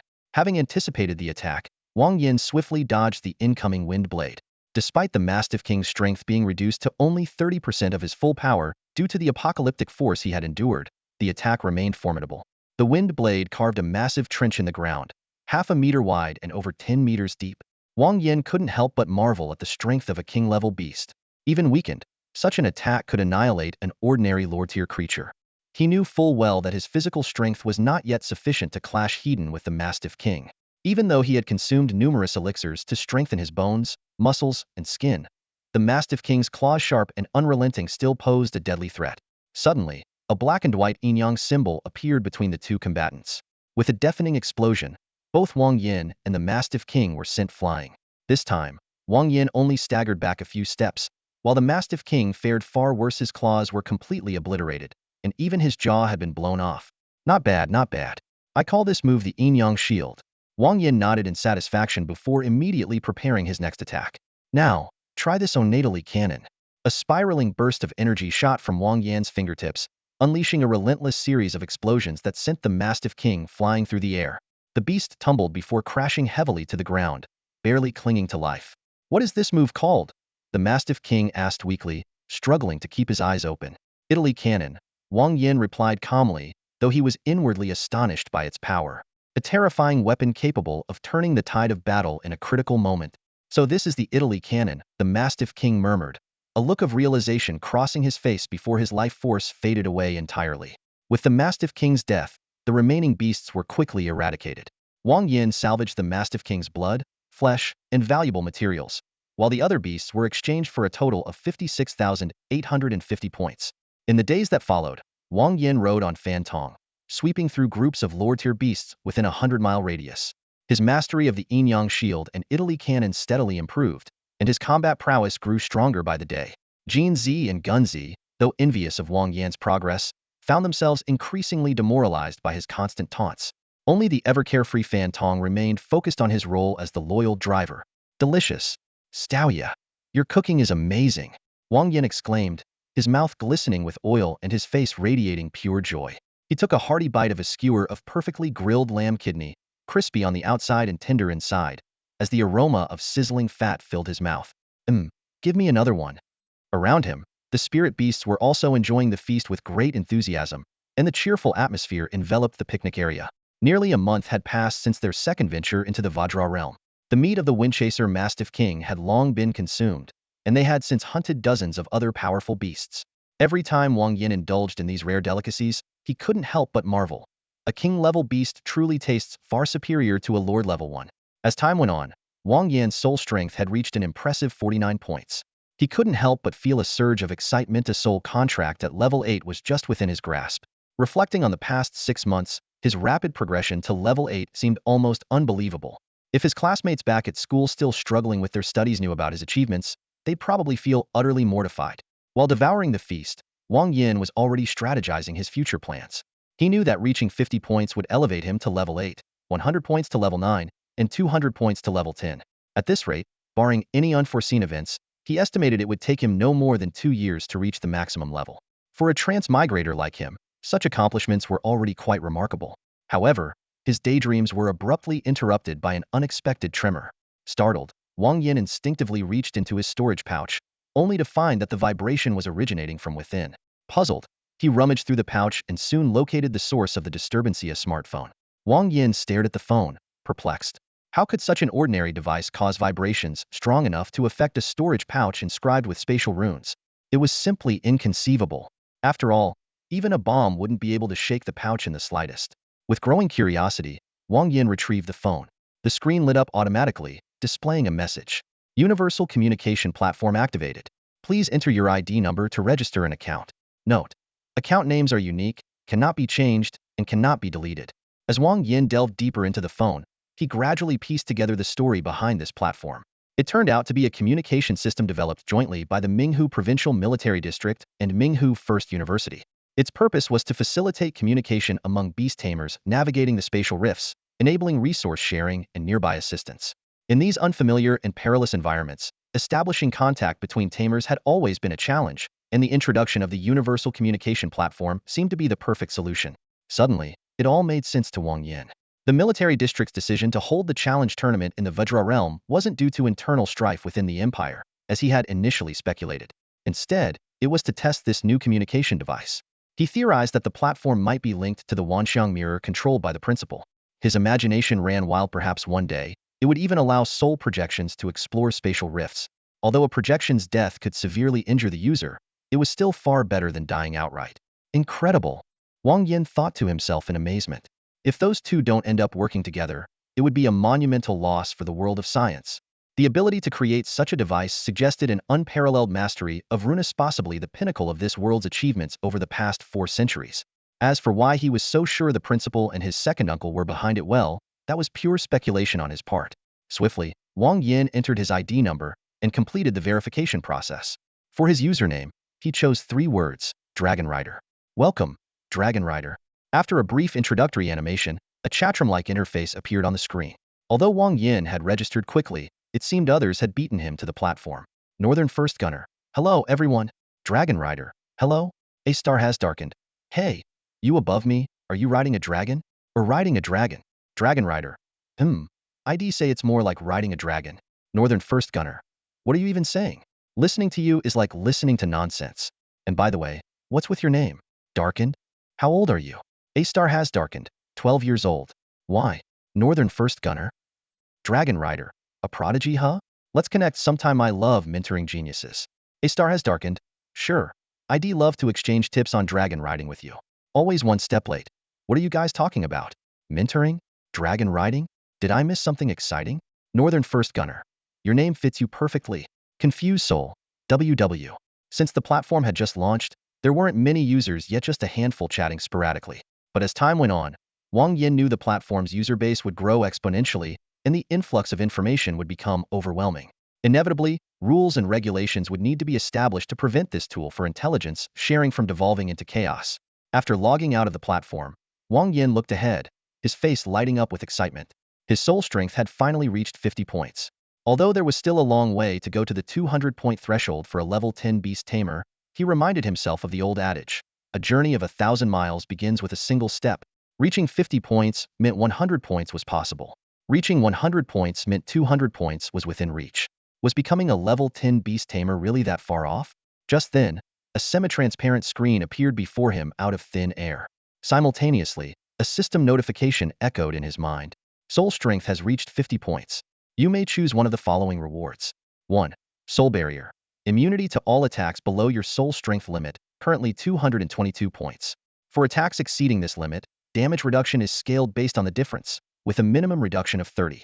2. Curse rebound. Immunity to all curses below your soul strength limit, currently 222 points, with a 100 chance of counterattacking. The counterattacks effect scales with the difference in strength and has no upper limit. Whoa, this is insane. System, you're the best. No, you're my dad.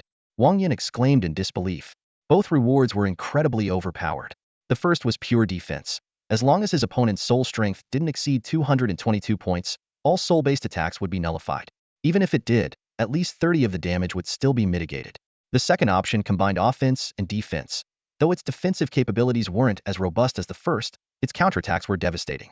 He wouldn't even need to worry about who cursed him. Anyone below 222 points would either die or be severely crippled. After a brief moment of contemplation, Wang Yan chose the soul barrier. To him, survival was more important than retaliation. As long as he stayed alive, there would always be opportunities for revenge. If he died, no amount of power would matter. The soul barrier's comprehensive defensive capabilities made it the perfect choice for staying alive. As Wang Yan made his choice, a chilling sensation swept through his mind. Unlike physical enhancements, the elevation of one's soul required time to adjust. The greater the improvement, the longer the adaptation period. With Xiaoqing by his side guarding him, Wang Yan let his guard down and quickly fell into a deep slumber. It felt as though he had experienced centuries, or perhaps it was just a few fleeting breaths when Wang Yan awakened.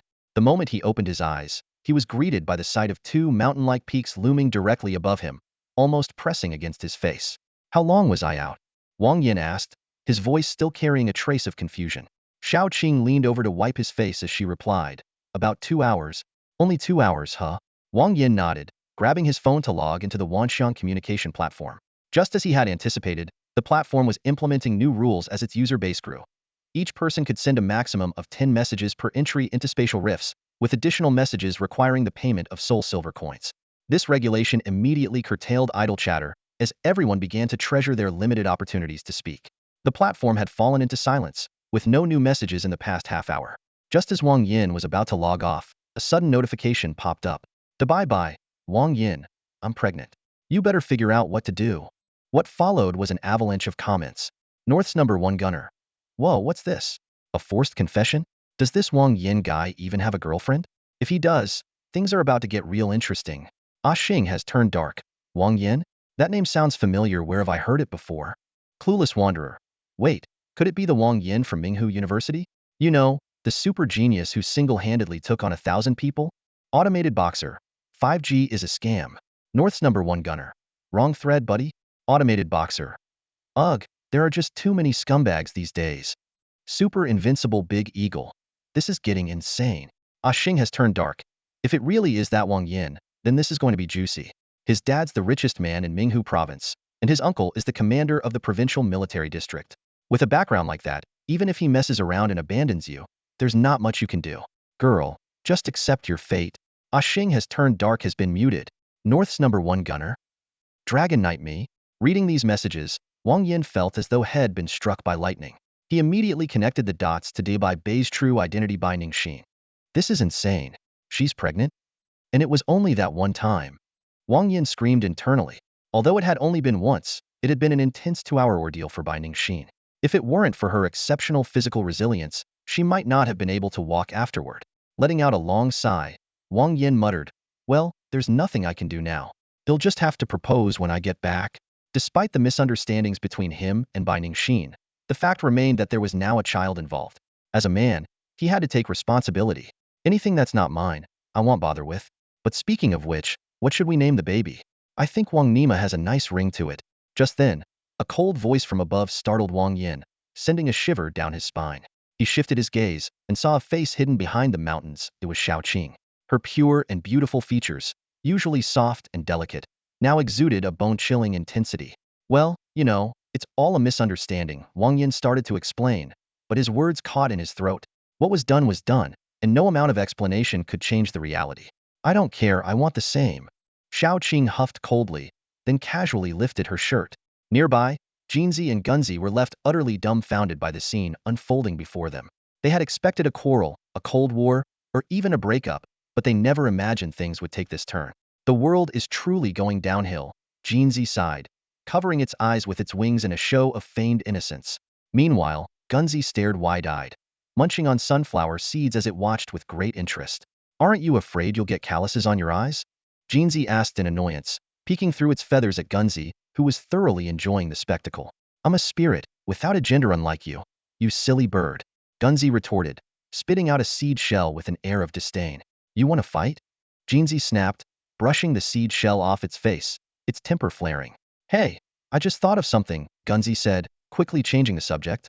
What do you think will happen to those two in the future? How do you know so much, anyway? Jinzi shot it a sideways glance. I can read, unlike you, who only looks at picture books, Gunzi replied smugly. I saw a quote that really hit home. When men are lustful, they suffer kidney damage. When women are lustful, it's still the men who suffer. Men really have it tough. Yeah, men really do have it tough, Jinzi sighed, thinking about Xiaoqing, Bai Ningxin, and the others Xiaoyu and Ruan Mei. Just dealing with Xiaoqing alone was exhausting. How would Wang Yan manage the rest? The mere thought made Jinzi feel sympathy for Wang Yan's kidneys. Whatever. It's not like I can take human form, so it's none of my business. At worst, he can just take more supplements, Jinzi muttered, pulling out a recording device from its storage ring. After appeasing Xiaoqing, Wang Yan decided it was time to deal with the phantom spirit snakes. These fearsome beasts specialized in soul attacks, making them both powerful and unpredictable. Without his newly acquired soul barrier, Wang Yan wouldn't have dared to face them. But now, with immunity to attacks below a soul strength of 222 and a reduction of over 30 in damage from stronger attacks, he felt confident. The phantom spirit snake colony had over 10 kings among its ranks, but Wang Yan believed he could handle them and help Xiongba clear them out. Of course, his primary goal was the resources. The area inhabited by the snakes was marked as a major danger zone by the military, but it was also rich in treasures, including a large number of Vajrabodhi seeds and other valuable items. If he could eliminate the snakes, all those resources would be his for the taking. Is Bai Ningxin pregnant? This news hit Luo Zhu like a bolt of lightning as he was adjusting the communication platform. He nearly burst out laughing. This was incredible news. The Wang family finally had an heir, and the immense pressure on Wang Yi would surely ease significantly. Luo Zhu's mind wandered back to the past scenes of returning home. The old man would always point at Wang Yi and Wang Guangyao, berating them harshly, only to retreat silently to sit beside Wang Yan's grandmother's memorial tablet, his face clouded with sorrow. He would mutter incessantly about failing the ancestors and disappointing the teachings of the late patriarch, lamenting his unfilial sons. Sometimes, he would even say that Wang Yan's grandmother should take the two of them away.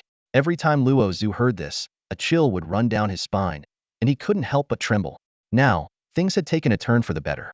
Wang Yan had finally proven himself by managing to get the Bai family's girl pregnant. Surely, this would divert most of the old man's attention. At worst, Luo Zhu figured, they'd only receive a scolding or two when they returned home this year. With that thought, Luo Zhu immediately reached out to Bai Ningxin while muting a Xing. In a secluded corner of the Vajra realm, Bai Ningxin sat on the ground. A big-head fish floated in the air, blowing bubbles, while Cheng Huang leisurely chewed on a snake. You rude, nasty man. Let's see where you can run now, she muttered with a smirk as she sent a message. Bai Ningxin's face lit up with satisfaction, already imagining Wang Yan's reaction. Shock at first, then disbelief, followed by suspicion, and ultimately reluctant acceptance. After all, the elders of both families had already set the wedding date. If Wang Yan dared to refuse, he might truly face severe consequences.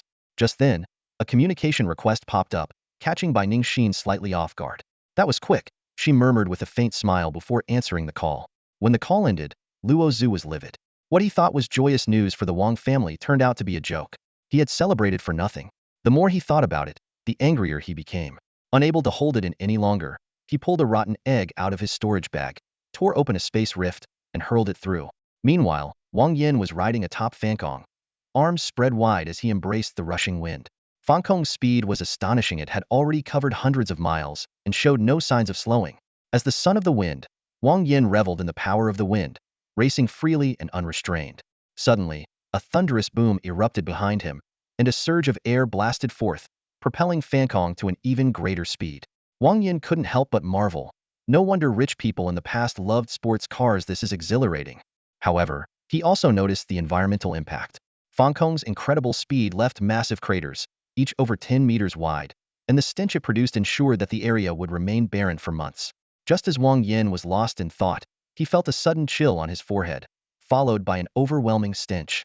Instinctively, he wiped it with his hand, expecting bird droppings, only to discover a rotten egg. What the? That bird must have been constipated for at least half a year for its egg to smell this bad. Wang Yan shouted angrily into the sky, but there wasn't a feather in sight. The bizarre situation left Wang Yan puzzled. Even a supersonic jet couldn't vanish instantly, so how fast could a bird possibly fly? And if it wasn't a bird, where did the egg come from? Unable to make sense of it, Wang Yan let it go, cleaned himself up, and continued his journey. By dusk, Wang Yan had reached the outskirts of the Phantom Serpent's territory. Using a telescope, he observed the dark green serpents, each about 1 to 2 meters long. Despite their modest size, few fierce beasts in the Vajra realm dared to provoke them due to their mastery of soul attacks. Eyeing the serpents, Wang Yan muttered to himself, "I wonder how they'd taste in medicinal wine." Just then, Styx suddenly whined, "Master, I want dragon phoenix soup." This immediately provoked Goldie, who rolled up its metaphorical sleeves, ready for a fight. With a sigh, Wang Yan shook his head in exasperation. These two creatures seemed locked in a perpetual feud, bickering endlessly. Compared to them, even the usually clumsy Fankong seemed more agreeable. In the Vajra realm, when a beast and a beastmaster formed a contract, their fates became irrevocably intertwined. This bond was both a form of enslavement and protection. As long as the beastmaster lived, the beast's soul could never be fully destroyed. For this reason, beastmasters rarely targeted each other's beasts in battle. Destroying the physical form was futile if the beastmaster's soul remained intact. "All of you, stay back. I'll handle this myself," Wang Yan commanded, charging forward atop Fankong with unwavering confidence. Before long, they had entered the Phantom Serpent's attack range. Sharp, piercing hisses filled the air as the nearest serpents launched their assault. Invisible soul energy materialized into blades that slashed toward Wang Yan. However, with a soul strength of 222 points, far surpassing that of a newly advanced level 10 Beastmaster, Wang Yan was unfazed. The attacks barely tickled him. "Is that all you've got?" Wang Yan sneered, countering with hundreds of soul spikes that shot out in retaliation. Soul Thorn, as one of the most common and versatile soul arts, boasts not only considerable power but also high growth potential. It is practically a mandatory skill for every beast tamer. At this moment, under the influence of Wang Yan's 50-point soul strength, Soul Thorn erupted with astonishing force. In the instant they clashed, the souls of the few phantom serpents in the front line were riddled with holes, as if pierced by countless needles. They collapsed to the ground, lifeless. Wang Yan sneered disdainfully and continued advancing. As he delved deeper, the number of phantom serpents not only failed to decrease but surged instead, and their strength progressively grew. However, the soul barrier skill was uncompromising. Without a soul strength of at least 222 points, these creatures couldn't deal any damage to Wang Yan. Of course, if their numbers were overwhelming, even with slightly lower soul strength, they could force Wang Yan to retreat. After all, reality isn't a game. Even the strongest shield can wear out. But for now, the invisible soul thorns continued to rain down relentlessly, and the phantom serpents ahead fell one after another. The scale of this serpent population far exceeded what was recorded in military archives. Wang Yan had already slain over 2,000 of them, yet the serpents kept surging forward in an endless wave. Suddenly, a strange voice echoed, "Human, why do you provoke war?" Wang Yan turned to look and saw a serpent rising upright. Even among divine beasts, deities, or demonic entities, only those of king-level quality could take on human form. Yet, in this beast-dominated Vajra realm, few feral beasts ever chose to live in human form. For this serpent to stand upright was already a concessioner. Perhaps it simply didn't want to be looked down upon by Wang Yan. Hearing the phantom serpent's words, Wang Yan was inwardly astonished. These beasts had never encountered humans before, yet upon reaching king-level status, they seemed to inherit knowledge about humans from their bloodlines. It was truly remarkable. Wang Yan suspected that the ancestors of these beasts might have had contact with humans in ancient times, or perhaps were even enslaved by them. "Survival has always been brutal," Wang Yan said, fixing his gaze on the phantom serpent. "Just like you eat mice and rabbits. Do you explain your reasons to your prey before consuming them?" From a human perspective, Wang Yan believed that the struggle for survival was inherently devoid of right or wrong, only differing perspectives. Resources are finite, but life is infinite. To survive, to thrive, one must fight and plunder. As a human, anything that benefits humanity, even at the cost of abandoning kindness and morality, is justifiable. This is the mindset every human must embrace. Even if one's hands are stained with blood, even if one becomes a butcher in the eyes of beasts, there must be no hesitation. For over 4 centuries, humanity had witnessed too much displacement and endured too much separation from loved ones. Kindness and morality cannot protect one's family or homeland. Clearly, they are useless in the face of survival, only serving to make beasts feast more comfortably. Die. Wang Yan snorted coldly, unleashing hundreds of soul thorns in an instant. While a single soul thorn might not severely harm a king-level beast, hundreds layered together dealt devastating damage in a flash. A piercing wail broke out as the phantom serpent writhed in agony on the ground. Though this strike was not immediately fatal, it inflicted immense injury. One more attack would seal its fate. Beasts and humans were natural enemies. Sparing a beast was akin to endangering humanity. Without hesitation, Wang Yan launched another attack. Yet at that moment, a chaotic cacophony of sounds suddenly flooded his ears. Hiss I hiss, curse hiss you hiss hiss. The sounds were fragmented and disjointed. A mix of infant cries, furious scolding, and sharp hisses. The eerie noise seeped into his ears, triggering a wave of dizziness. His vision twisted and warped. Sensing imminent danger, Wang Yan reached for his spatial converter, intending to escape. Although his 50-point soul strength and level 8 soul contract barred him from re-entering the Vajra realm, survival outweighed all else. If he couldn't return, so be it, could always find another spatial rift with richer resources. Unfortunately, the phantom serpent was too swift. Before he could escape, Wang Yan felt 7 intangible serpent shadows condense into a single arrow and pierce straight into his forehead. Dim, cramped, damp, the air carried a faint moldy odor. Wang Yan opened his eyes, his gaze unfocused. With a bitter smile, he thought to himself, so there are no spirit beasts, no world-ending dragons. It was all just a dream. He got dressed, preparing to head to the factory for his usual shift. His parents had passed away early, leaving behind nothing but a mountain of debt. Through student loans, he had barely managed to finish college. Unfortunately, with a degree in Chinese language and literature, finding a job was tough. Coupled with the need to pay off loans, he had no choice but to work in a factory. Glancing at his phone, it was 7 p.m., the end of the day for most people. But he worked the night shift, which meant no rest until 8 a.m. the next morning. Helplessly, he accepted the reality of a working-class life crushed by capitalism. The wealthy could take 6 months off without a care, but the poor couldn't go 2 weeks without risking starvation at home. After securing the doors and windows, Wang Yan stood waiting by the elevator. Before long, it arrived. As he stepped inside, he noticed a little girl standing in the corner. She was about 1.2 meters tall, around 10 years old. Her delicate features were charming, and she looked adorably, a spitting image of Xiaoyu, the spirit beast from his dream, though with a mischievous glint in her eyes that Xiaoyu never had. Wang Yan thought, as the saying goes, what you think about during the day, you dream of at night. Perhaps he had seen this child before, which was why she appeared in his dream. Feeling playful, he decided to tease her. Little girl, can you see me? Wang Yan asked, feigning a surprised expression. The sky had already darkened, and the dim elevator lighting cast a shadowy glow on his face. Combined with his words, it carried an eerie undertone. He had intended to scare her, but the girl outsmarted him. Uncle, your face is so big, of course I can see you. The innocent and pure expression of the little girl stood in stark contrast to the sharpness of her words, each one stabbing into Wang Yan's chest like a blade. He had anticipated various reactions from the little girl, but nothing could have prepared him for this. Uncle, why are you angry? Your face looks even bigger now. The girl delivered yet another devastating blow, hitting him right where it hurt. Wang Yan clutched his chest, feeling his blood pressure spike. But he wasn't one to give up easily. Since the little girl had already struck him twice, he decided to counterattack in a different way. Little girl, what grade are you in? How are your grades? Have you ever scored a perfect 100?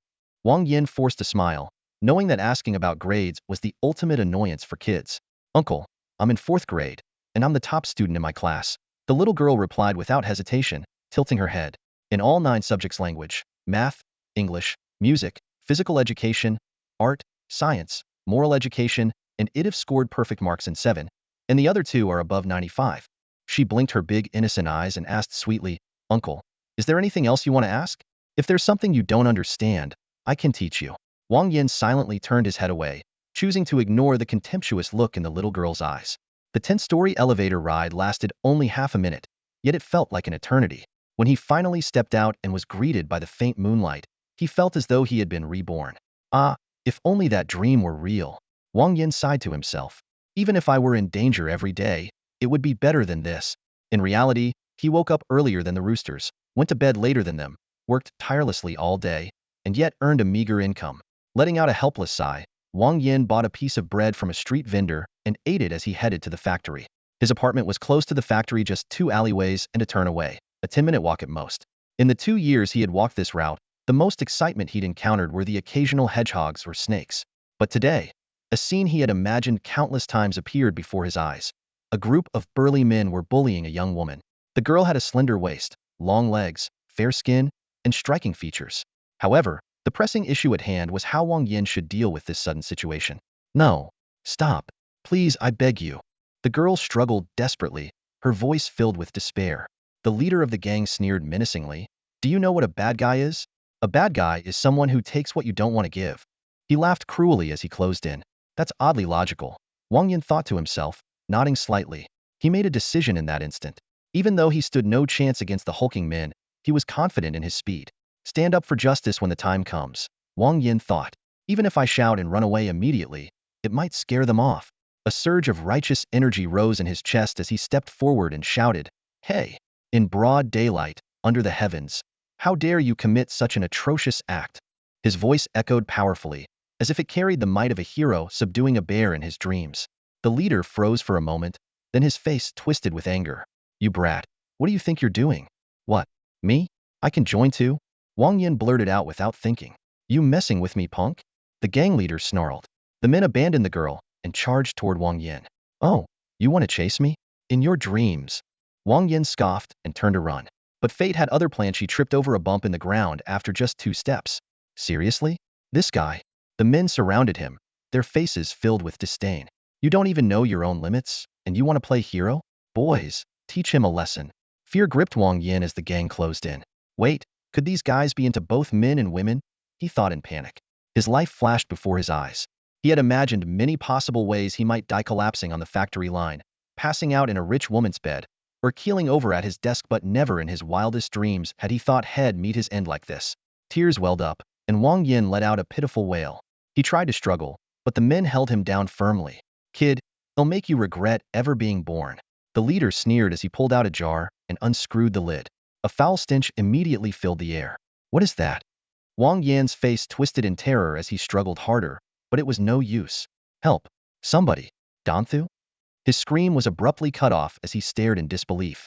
The leader had removed Wang Yan's shoe and smeared the jar's contents on the sole of his foot. Just a little punishment, the leader said with a twisted grin.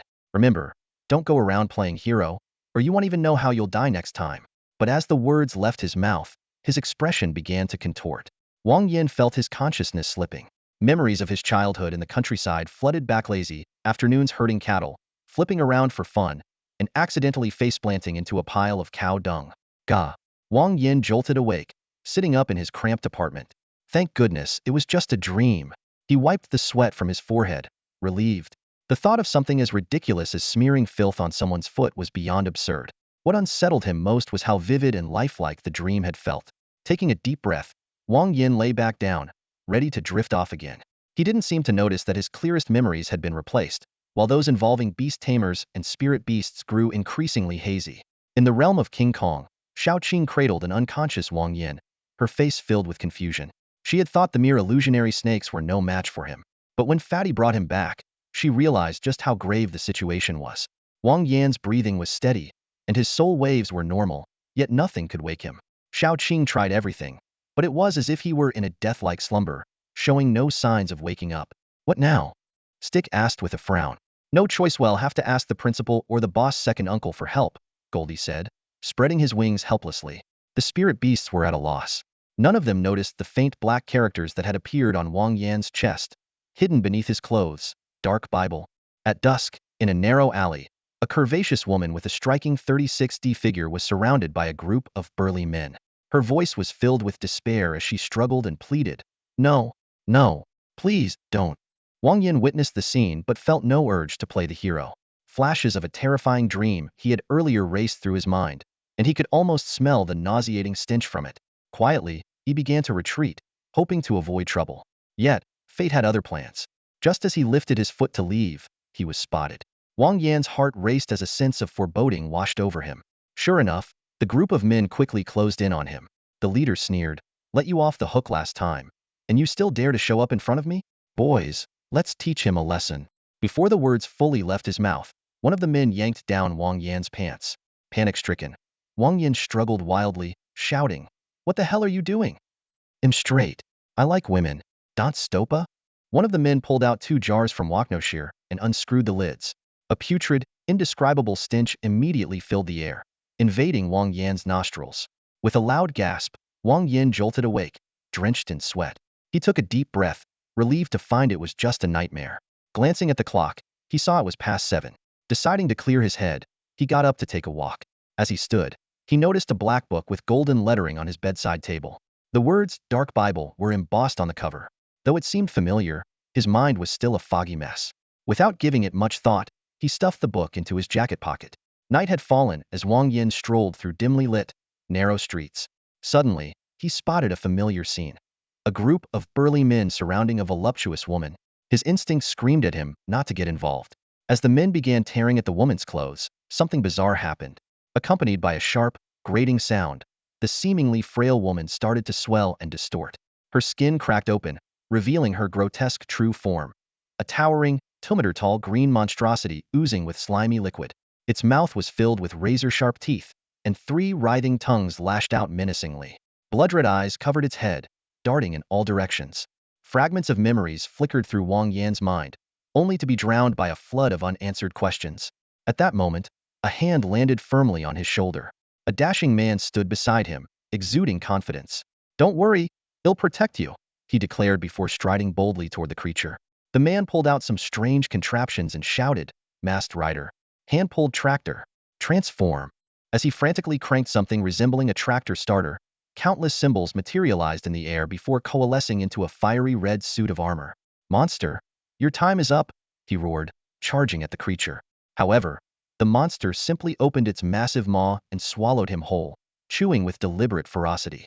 Watching this absurd scene unfold, Wang Yan's expression twisted into a mocking smile.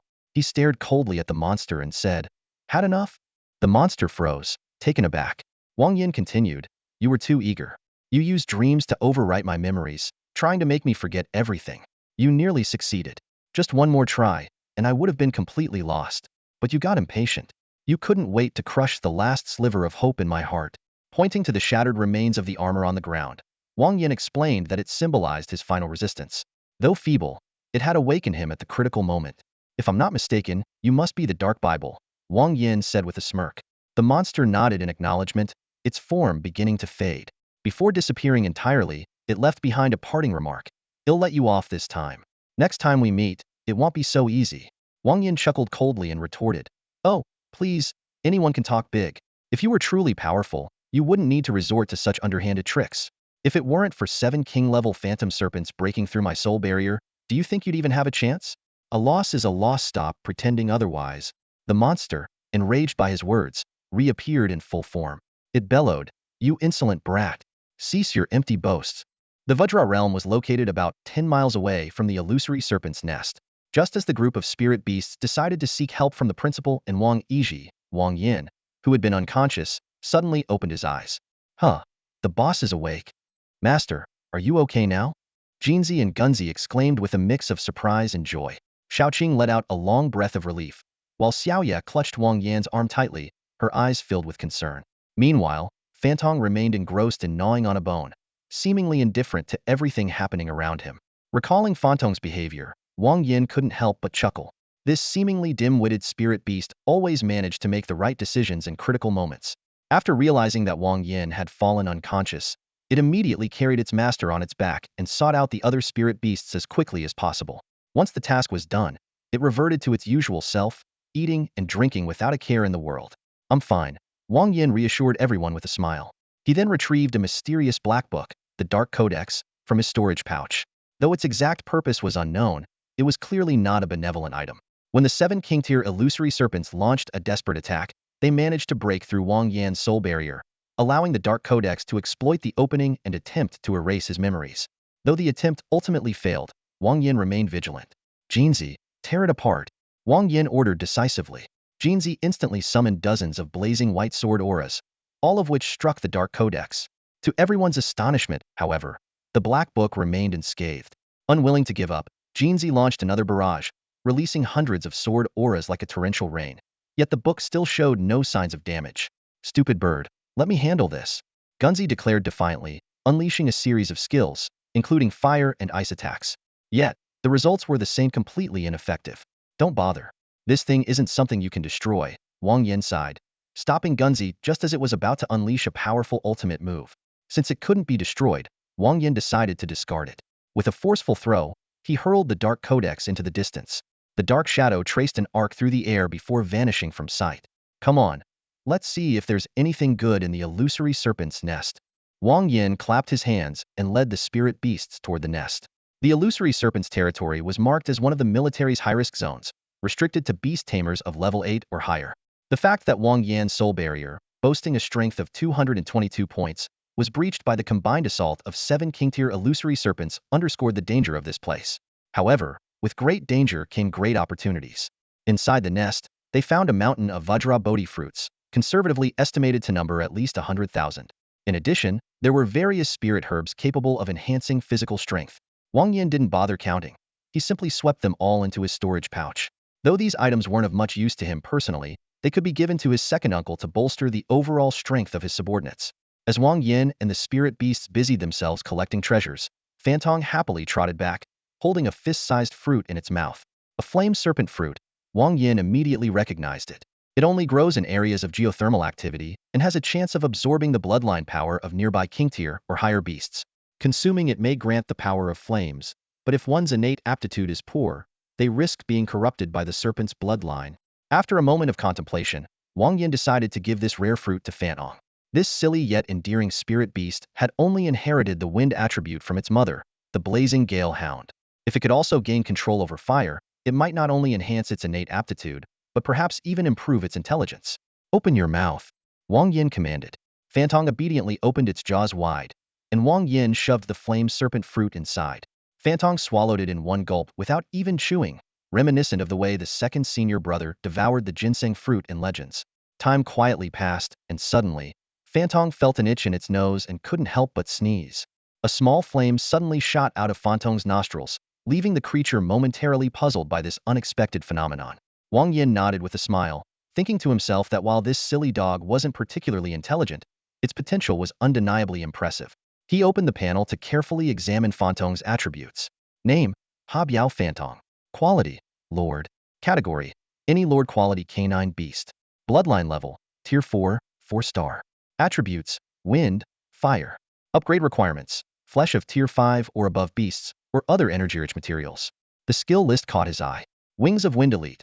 Greatly increases movement speed in windy conditions.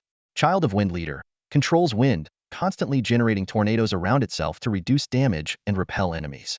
Intellect Strike Lord. Randomly selects a target periodically and forcibly lowers its intelligence. Howl Tier 1. A simple, loud howl. Jet Boost Tier 2. Emits a stream of air from behind to accelerate running speed. Dog Paddle Tier 3. While digging, there is a small chance to discover treasure. Flame Booster Tier 4.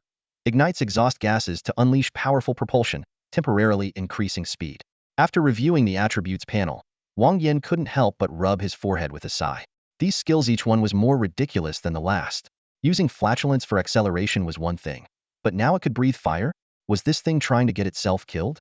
Then again, he thought, as long as it wasn't burning him, there was no need to worry too much. After storing away his valuable items, Wang Yan began searching through the pile of spiritual herbs for anything useful. Just then, the Wanxiang communication platform suddenly vibrated, catching his attention. A message marked as urgent flashed on the platform. Always late. Help. I'm being chased and shot at by a beast I've never seen before. Northern Sharpshooter number 1. What? That sounds intense. Clueless. Stream it for us. Fully automated boxer. Typical men. Refuse once, and they still won't give up. Super invincible Great Eagle. What's wrong with you? Are you crazy? Always late. I'm not joking. I'm seriously being chased by a beast shooting at me. Coordinates: 444.444. The message was accompanied by a picture. When Wang Yan saw the oddly auspicious coordinates, he instinctively felt uneasy. But as he carefully examined the image, his pupils contracted sharply. The monster in the photo was holding none other than his missing jade crystal gun. Wang Yan immediately realized that this creature was likely the culprit behind the earthquake. Even if it wasn't, it was certainly connected. Despite the danger, he decided to investigate personally to retrieve the gun. Let's go, Wang Yan commanded, and Fantong instantly accelerated. Wind elements gathered around it, and as its speed reached its peak, it began to jet forward while igniting its exhaust. Boom! A deafening explosion followed by a massive shockwave shook the surroundings. A colossal mushroom cloud rose into the sky as Fantong's figure disappeared into the distance. The spectacle left passing beast tamers stunned.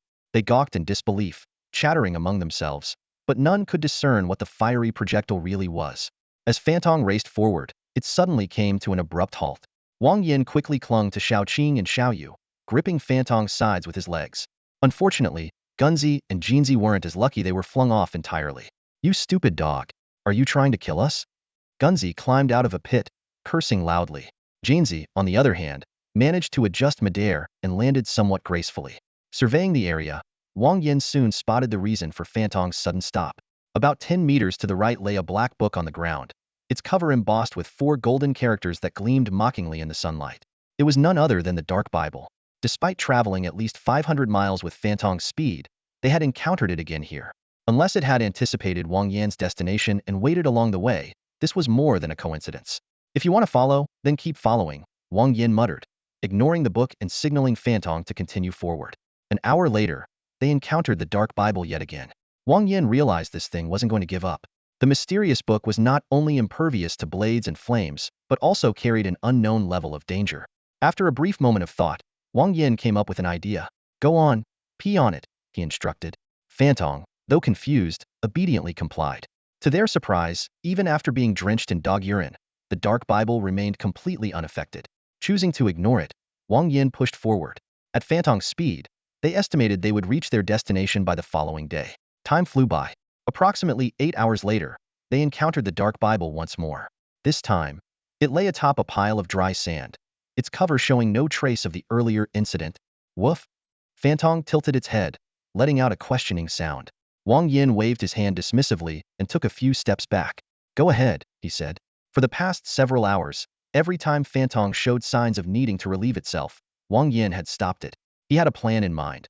Though the Dark Bible had failed to erase his memory and could hold its ground against him for half an hour, getting drenched by Fantong's urine would surely provoke it into action. And, as expected, the Dark Bible appeared once again on Wang Yan's path. Fantong, having held it in for hours, couldn't contain itself anymore. It unleashed a torrent solid and liquid, thick and thin, dry and wet, all mixed with an unbearable stench. To top it off, it let out a loud fart and spewed a burst of flames. What is this? Blazing with fire? Wang Yan muttered as he turned to walk away. If he couldn't actively shake it off, he'd let it leave on its own. And if it didn't, Fantong's ammunition reserves were more than sufficient to handle it. As night fell, Wang Yan chose a spot to set up camp. After a hearty meal, he drifted into sleep. The dream was still dark and oppressive, but this time, Wang Yan's memories remained intact. Suddenly, a string of indistinguishable curses echoed through the space. Turning his head, Wang Yan saw the Dark Bible perched on a table, now sporting a mouth and furiously hurling insults. Unbothered, Wang Yan scratched his ear and waited for it to finish. Once it did, he spoke lazily. Is that all? Looks like Fantong didn't do enough. I should tweak its diet and feed it some chili. What do you think? Do you like spicy? As the Dark Bible continued its relentless tirade, Wang Yan responded calmly, if that's not enough, you can come back with me to the main plane. I'm quite close with the military commander. His troops have plenty of toilets, all kinds of flavors to choose from. Time ticked by. Whether it was exhaustion or a lack of vocabulary, the Dark Bible eventually vanished on its own. With the dream's anchor gone, Wang Yan woke up, peering through the cracks of his tent. The night was peaceful, the moon bright, and the world silent, perfect for resuming his rest. In the following days, perhaps traumatized by Wang Yan's antics, the Dark Bible ceased appearing. Wang Yan couldn't help but feel a twinge of regret. Such an amusing adversary disappearing was, in a way, a pity. Fantong was incredibly fast. By the afternoon of the next day, they had arrived near the designated coordinates. Wang Yan opened the communication platform and saw that the ferocious beast they were tracking had been on the move, though thankfully not too far. Based on its latest position, it was less than 200 miles away. Wang Yan refrained from asking questions on the platform, preferring to maintain the mystery surrounding his alias, Dragon Knight. After all, a Dragon Knight shrouded in secrecy was far more intriguing than one exposed as a mere bug knight. Bang, bang, bang. As he randomly chose a direction to move in, gunfire soon reached his ears. Stick, go check it out, Wang Yan ordered. The little sprite immediately darted off, its small size and ability to fly making it the perfect scout. About 10 minutes later, Stick returned, having located the enemy's exact position. Quietly, Wang Yan crept closer and discovered an unusual beast. Part dragon, part fish, with a pair of shell-like structures on its back. It bore an uncanny resemblance to a mutated species from Japan. Opening his interface, the beast's attributes were displayed. Name, Shenlong. Quality, King. Attribute, Mist. Upgrade requirements, High Purity Mist Energy. Skills, 1. Heavenly Mist Transformation Basic. Shenlong's body is composed of mist. Upon receiving fatal damage, it dissipates into mist and gradually regenerates. 2. Dragon Form Elite. Transforms into a dragon form, suppressing beasts of equal or lesser quality, with a chance to forcibly tame them. 3. Divine Form Leader. Transforms into a divine form, significantly boosting attack power and mobility while gaining some unique divine abilities. 4. Demonic Form Lord. Transforms into a demonic form, greatly enhancing defense and regeneration while gaining some unique demonic abilities. 5. Divine Demonic Unity King. Fuses divine and demonic powers, massively amplifying all attributes. Each hit leaves a divine demonic mark, which can be detonated for immense damage and soul erosion, pushing the target toward chaos. Seeing Shenlong's attributes, Wang Yan was stunned. A creature capable of assuming dragon, divine, and demonic forms, wielding 2 unique skill sets, and even merging the 2 for explosive power. Its combat capabilities were off the charts. Not only could it destroy physical bodies, but it could also erode souls, making it an extraordinarily rare beast. What was even more terrifying was Shenlong's near mortality. Composed of mist, it could disperse and regenerate when heavily injured. Its range of diffusion and potential hiding spots were unknown. Killing it seemed nearly impossible. Only powerful figures like the principal or Wang Yi might stand a chance, but Wang Yan was clearly outmatched. I suggest we retreat. Jianzi, with its exceptionally sharp senses, had detected Shenlong's danger even from hundreds of meters away. Great minds think alike, Wang Yan said, patting Jianzi's tiny head before decisively opting for retreat. A formidable foe like this, nearly unkillable and potentially vengeful, was best avoided. As for the Jade Crystal Gun, what Jade Crystal Gun? Whoever lost it could go find it themselves. It had nothing to do with Wang Yan. Despite his quick decision, Wang Yan underestimated Shenlong's capabilities. Even from hundreds of meters away, while firing the Jade Crystal Gun, the beast suddenly turned its head. Its gray eyes seemed to pierce through space and obstacles, locking onto him. Wang Yan felt an intense pressure envelop him. The next moment, gunfire erupted in rapid succession. Bang, bang, bang, bang, bang. Though the Jade Crystal Gun couldn't harm a king-level beast, it could easily kill those at the lord level. Even if Wang Yan could hold his own against a king-level opponent, his body was still vulnerable to the gun's power. Countless bullets rained down like they were free, shredding everything in their path. In mere seconds, the barrage obliterated all obstacles, finally striking Wang Yan's yin-yang shield with pinpoint accuracy. Boom! The bullets from the Jade Crystal Gun struck the yin-yang shield, triggering a series of deafening explosions. Seeing this, Wang Yan stopped running and decided to confront the Mirage Dragon Hedon. With a cold snort, he set down Xiaoyu and charged into battle alone on his trusty dog. Bang! Boom! The sounds of dull impacts and explosions filled the air. The Mirage Dragon gripped the Jade Crystal Gun tightly, firing relentlessly, while Wang Yan used the yin-yang shield to withstand the onslaught. The distance between the two rapidly shrank, and soon, they entered the range of the Italian cannons. The overwhelming destructive power of the cannons instantly enveloped the Mirage Dragon, reducing its strength from full to just 30%. The Mirage Dragon narrowed its eyes, quickly locking onto Wang Yan, who was charging toward it on his dog. You wretch! Take T-10 Italian cannon. Wang Yan roared furiously, channeling his yin-yang energy to launch an attack.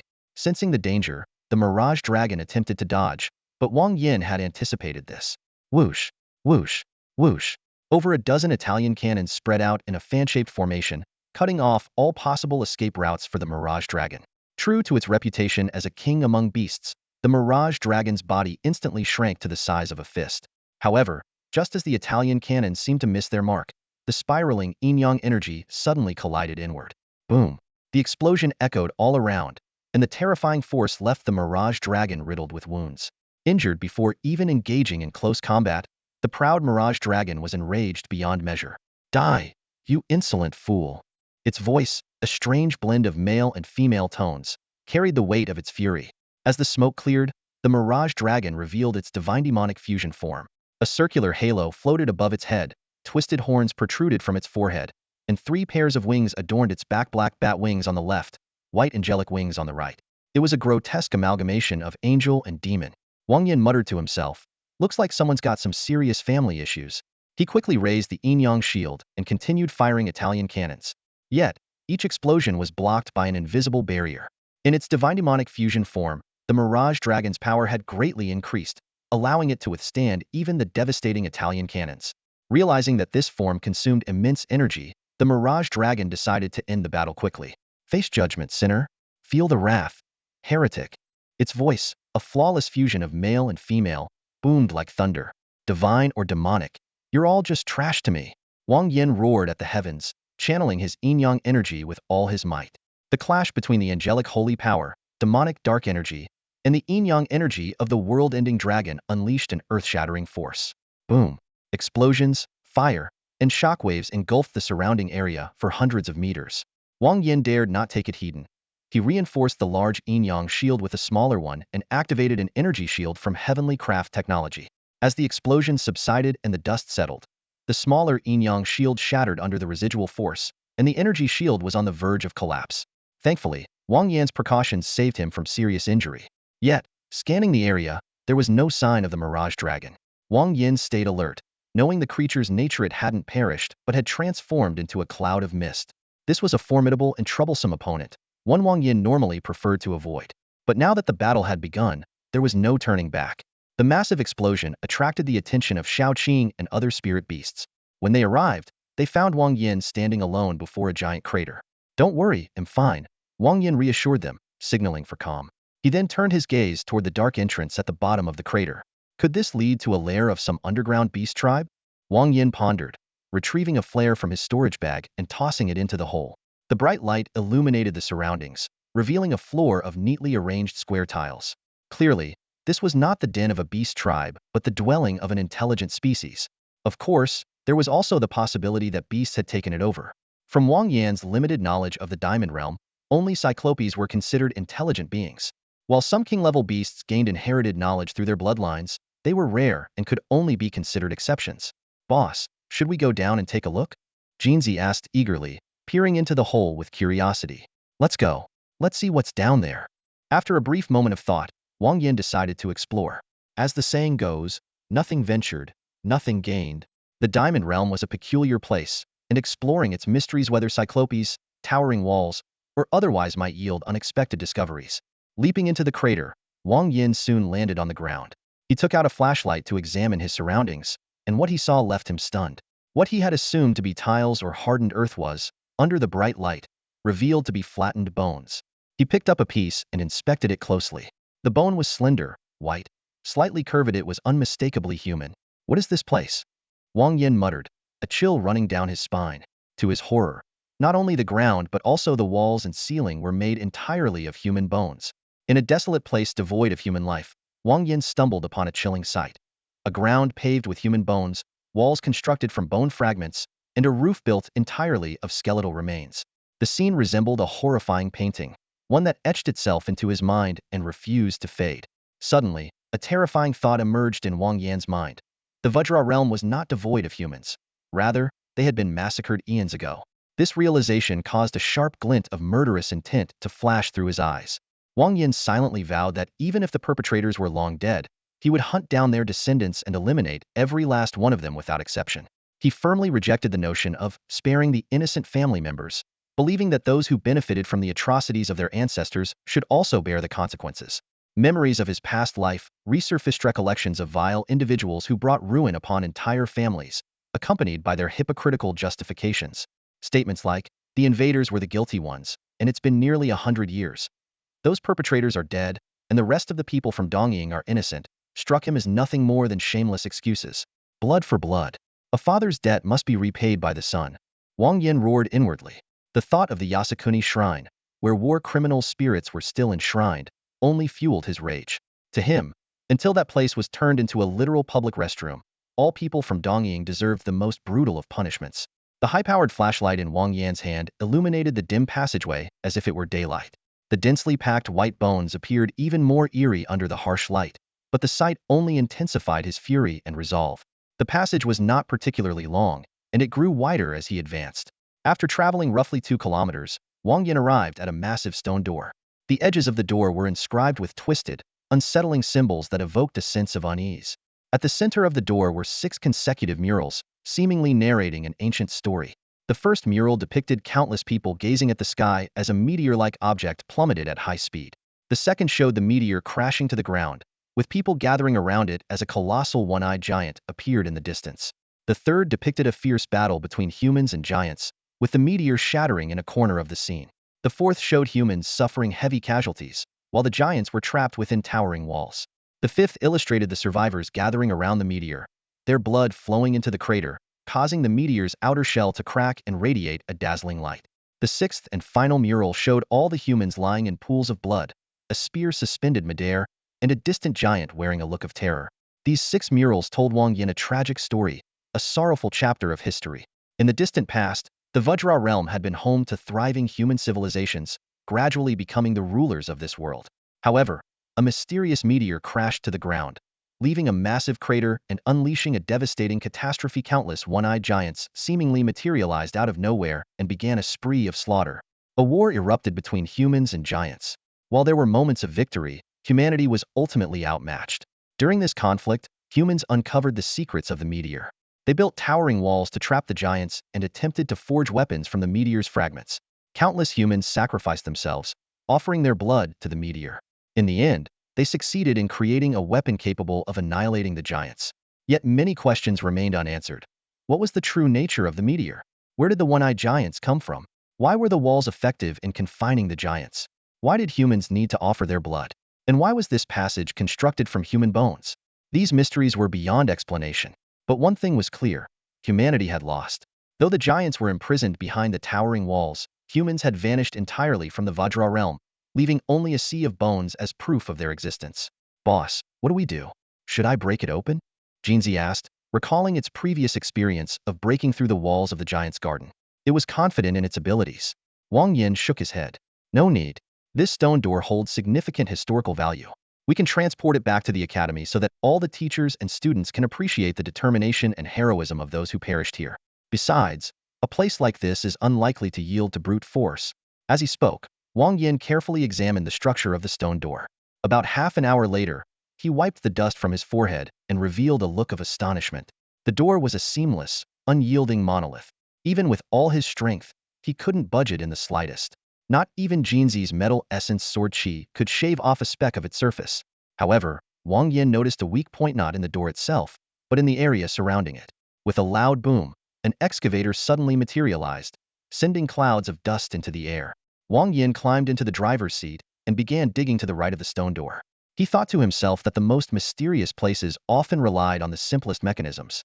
Yet, he mused, the long-dead beings who had constructed this place could never have imagined that, countless years later, a machine as miraculous as an excavator would appear in their world.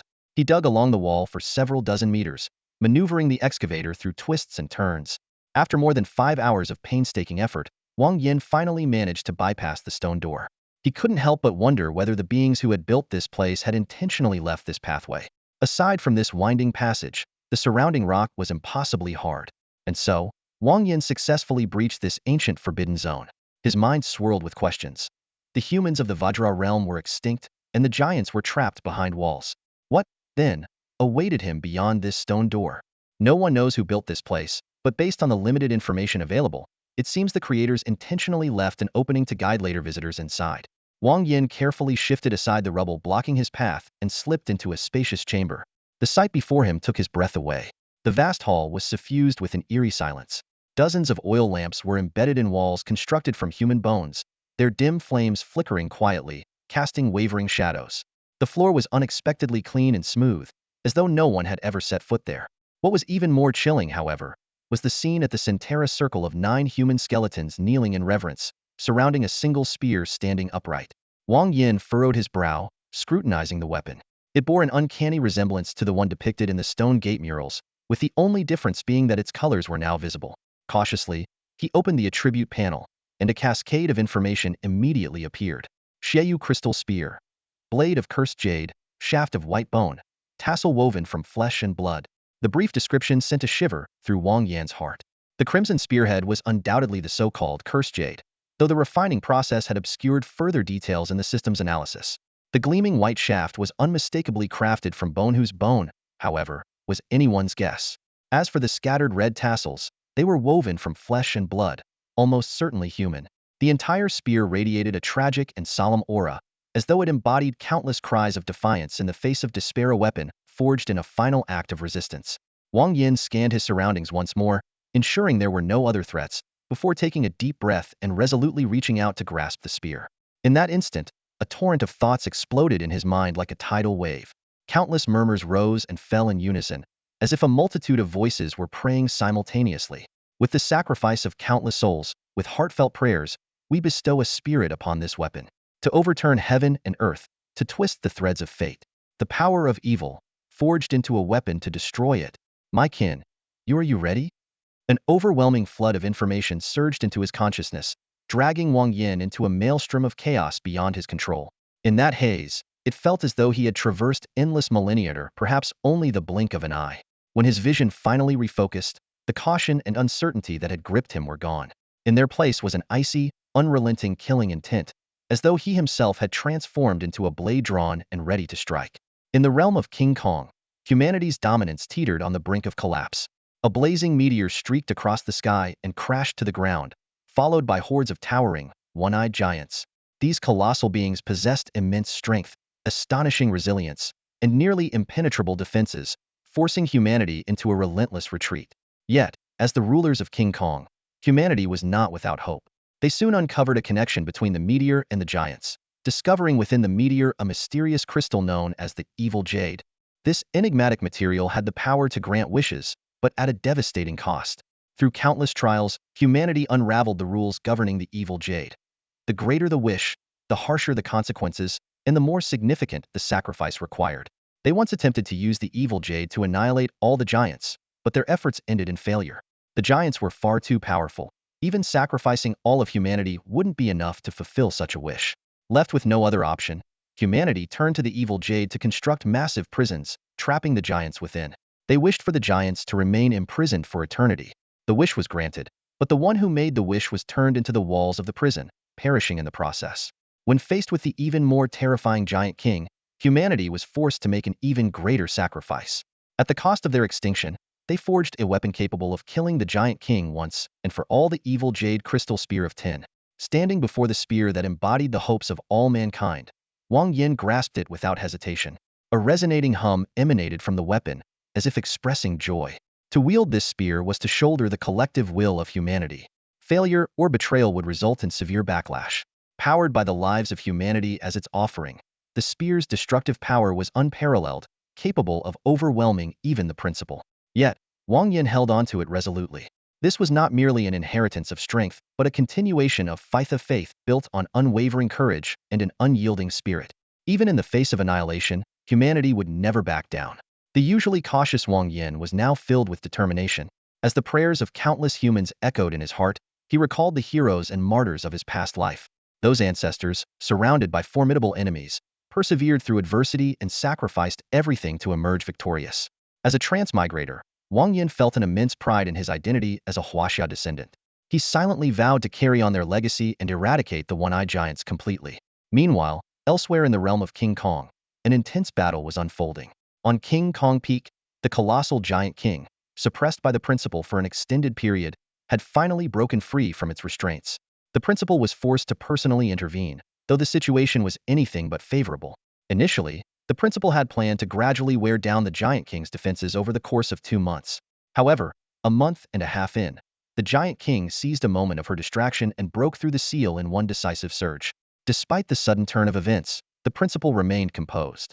She summoned a weapon resembling a staff, preparing to face the Giant King head-on. Although the principal excelled in research and support, she now had no choice but to step into the fray herself. She sighed inwardly, lamenting that if Wang Yi or Lan Bowen were present, the battle would have likely been resolved with ease. Unfortunately, the other experts were occupied with pressing matters elsewhere, leaving her to confront the terrifying Giant King alone. As a level 10 Beastmaster, the principal was supposed to command 4 spirit beasts and other contracted creatures. However, due to the numerous spatial rifts and the limited number of human elites, she had been forced to dispatch most of her spirit beasts to guard other locations independently. For her journey to the King Kong realm, She had brought only Suyu, her soul spirit beast, as her companion. Suyu, how long has it been since we last fought side by side? The principal tightened her grip on her weapon, her gaze sharp and unwavering. We've never fought together.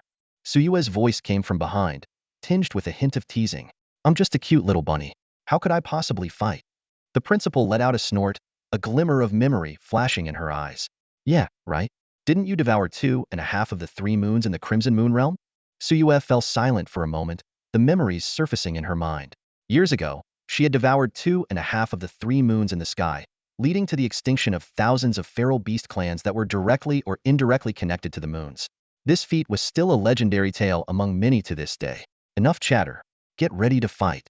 The principal's tone grew heavy as she fixed her eyes on the battlefield ahead. Suddenly, the sky darkened, and a blood-red moon began to rise behind them, casting an eerie crimson glow over the entire battlefield. Moon beasts are beings born from the essence of the moon, serving as the moon god's emissaries, Suyue explained softly. I may claim I don't fight, but that's just talk. A mysterious light flickered in her eyes. The more moonlight I consume, the closer I draw to the moon god. At a certain threshold, I could even summon the moon god to descend. The principal nodded, adding, and this moon god isn't some weakling like the so-called fire god or ice god.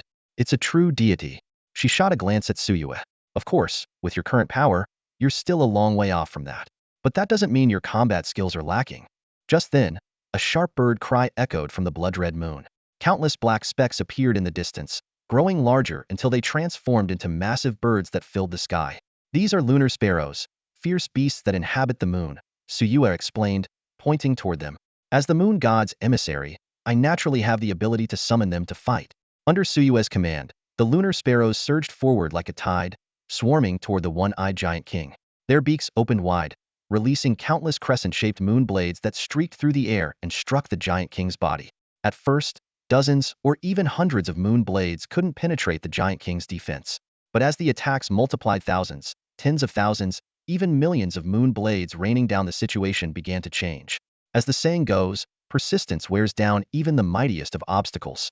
Faced with such an overwhelming assault, even the one-eyed giant king could no longer remain indifferent. A deafening roar shook the battlefield, and the principal's seal on him finally gave way, shattering completely. Boom! The ground trembled violently as dust and debris filled the air. When the dust cleared, an enormous figure, towering over 100 meters tall, stood before them. The one-eyed giant king had revealed his true form, and its sheer size left everyone breathless with awe. The giant king roared, its voice garbled yet deafening, distorting the air around it. A single punch caused the ground to crack and split. A single step sent shockwaves rippling through the earth. Beside it, the principal and Suyue appeared as insignificant as ants. Die! The giant king's voice boomed, and the sound waves alone shattered tens of thousands of moon blades in an instant. This thing is terrifying. If only we could coexist peacefully, Suyue sighed, her tone filled with helplessness. The principal frowned. I'd love to have a nice chat with him, but he seems to have the intelligence of a rock, worse than Wang Yan's idiot dog. She shook her head in exasperation. Sometimes, it's just not up to us. The giant king might be huge, but his brain is pitifully small. He can barely speak, let alone hold a conversation. No need to hold back. Let's go all out, the principal ordered decisively, raising her staff. Suyue quickly cast all the support spells she could, preparing for their ultimate attack. In the next moment, the blood moon in the sky erupted with dazzling light, enveloping an area of several miles in its glow. Under the crimson radiance, the lunar sparrow's dark eyes turned blood-red, as if possessed by some uncontrollable force. They launched a frenzied, suicidal assault on the giant king. Meanwhile, the energy shield protecting the giant king began to wane rapidly under the relentless onslaught. Though the principal and Suyue weren't suited for direct combat, they had survived countless battles thanks to their unique abilities. Their ultimate skill, Blood Moon Descent, had turned over 30 spatial rifts into wastelands over the decades. To preserve the rich resources of the Diamond Realm, the principal carefully controlled the range of the skill to minimize collateral damage. Otherwise, every living creature within the Blood Moon's reach would perish, and the land would be left barren and polluted. Roar! The giant king's agonized cries echoed as he swung his massive arms, swatting away thousands of lunar sparrows with each strike. Yet the remaining sparrows, seemingly oblivious to pain, continued their relentless assault, sacrificing themselves to weaken the giant king's defenses. Time ticked by, and the energy shield surrounding the giant king grew thinner and weaker. The fallen sparrows piled up like mountains, their blood soaking the earth, painting it a deep crimson. Despite the devastation, the blood and flesh would nourish the land, ensuring a bountiful harvest in the years to come. It's almost time, the principal muttered under her breath. Most of the lunar sparrows had perished, and when the last sparrow fell, the energy shield around the one-eyed giant king finally shattered. Now, the principal shouted, her eyes turning completely blood-red. Suyue, glowing with radiant light, stepped forward and embraced the principal from behind, funneling her power into her. With flesh as the medium and souls as the sacrifice, the principal's voice echoed, cold and distant like a deity's decree. I curse you. May your insides rot and your guts spill. As her words faded, the giant king let out a pained roar. A searing agony surged through its abdomen as its taut muscles began to swell uncontrollably. Within mere seconds, its stomach bulged grotesquely, as if it were carrying the weight of an 8-month pregnancy. Roar! The deafening bellow of the Cyclops King shook the heavens and the earth. Its massive right hand bent into a claw in an instant and plunged savagely into its own abdomen. With a sickening squelch, it was as if an overripe watermelon had been punctured. Thick, viscous pus gushed out, mixed with fragments of partially decayed organs. The principal's assault continued unabated. I curse you. Let your limbs shatter. Her voice was as cold and sharp as a blade. Crack, crack. The Cyclops King's legs suddenly gave way under its immense weight, snapping instantly. With a thunderous crash, its colossal body slammed into the ground, sending clouds of dust billowing into the air. A faint, chilling smile touched the principal's lips as she spoke again. I curse you. Let your flesh and bones part. A blood-curdling scream echoed across the desolate battlefield, filled with indescribable agony and despair. Even the mighty Cyclops King, under the combined efforts of the unassuming principal and Suyu, was utterly powerless. It seemed destined to dissolve into a heap of rotting flesh and bleached bones. Suyu released her gentle hold on the principal's slender waist and asked softly, Is it over? The principal chuckled lightly and replied, Of course it's over. Though it was a bit exhausting, we succeeded. She elaborated further, explaining that with the Cyclops King defeated, most of the troubles in the Vajra realm were resolved. Once the new functionality of the Wanxiang mirror stabilized, more powerful beast tamers could be allowed entry. Unlike now, where they could only project their souls into this realm, limiting their strength to a fraction of its full potential. However, before the principal could finish her words, a terrifying aura suddenly dispersed the lingering dust in the air. A massive fist tore through the atmosphere with unimaginable speed, hurtling straight toward the two women. Not good, the principal shouted, her voice urgent. Thousands of runic formations materialized instantly. Bang, bang, bang. A series of deafening explosions erupted, but the runes were as fragile as paper before the oncoming fist, unable to slow it down in the slightest. If this punch landed, even with the principal's abilities, she would face certain death. Bound by the rules of the Vajra realm, her presence here was limited to a soul projection, while the Cyclops King had unleashed an attack far exceeding its normal capabilities. The principal sighed softly, thinking, Looks like I'll need some time to recover. She showed no trace of anger or despair, only a calm acceptance. The destruction of her soul projection would only result in injury, nothing irreparable. As long as she lived, everything could be resolved. Just when the principal thought she was about to be obliterated, a streak of eerie crimson light appeared thousands of meters away. In an instant, it traversed the vast distance, piercing straight through the Cyclops King's heart with unerring precision. The Xiaoqing crystal spear of 10 arrows, like arrows of fate, pierced straight toward the heart of the Cyclopean giant king. As soon as it was drawn, it pointed the way for Wang Yan. Without hesitation, Wang Yan rushed to the scene with lightning speed and hurled the spear. There was no whistle, no energy ripple, silent and swift. The Xiaoqing crystal spear fulfilled its purpose, embedding itself deep into the heart of the one-eyed giant king. A wet, muffled sound followed. The massive fist the giant king had aimed at the principal, and Suyu froze midair. Echoes of countless human curses and insults filled his ears. His bloodline withered, his soul decayed. In a fleeting moment of clarity, his mind wandered back to eons ago, to the time he followed Xiaoyu into this place and faced the defiance of those who fought to their last breath. The giant king opened his mouth as if to speak, but ultimately collapsed with a sigh. In the Vajra realm, humans had built altars from countless bones, sacrificing the souls of their kin to Xiaoyu. At long last, all of their sacrifices bore fruit in this moment. Even as the giant king burned his bloodline, unleashing power at twice its peak potential, he could not resist the curse. Wang Yan gazed upward at the sky, where transparent souls were now staring back at him. Relief, fervor, madness, and tranquility, an array of emotions intertwined. Though the humans of the Vajra realm had perished, their unyielding will would live on forever. The principal watched the scene before her with astonishment. She had planned for a period of recuperation, Yet the Cyclopean giant king had fallen so suddenly. Her eyes quickly locked onto the dazzling red glow and followed the trajectory of the Xiaoyu crystal spear, a satisfied smile spreading across her face. Fan Tong carried Wang Yan and arrived in a whirlwind, skidding to a dramatic halt before the principal. Surrounded by wind elements, Fan Tong's long fur rippled in the breeze, and his wolf-king-like gaze exuded dominance. The only thing that slightly overshadowed the moment was the sight of Jinzi and Gunzi being flung off, breaking the aura of coolness. Wang Yan dismounted from the dog in one swift motion and asked with concern, "Andy, are you all right?" The principal smiled warmly. "Thanks to you, otherwise, I'd be out of commission for 3 to 5 years." She glanced appreciatively at Xiaoyu and Xiaoqing.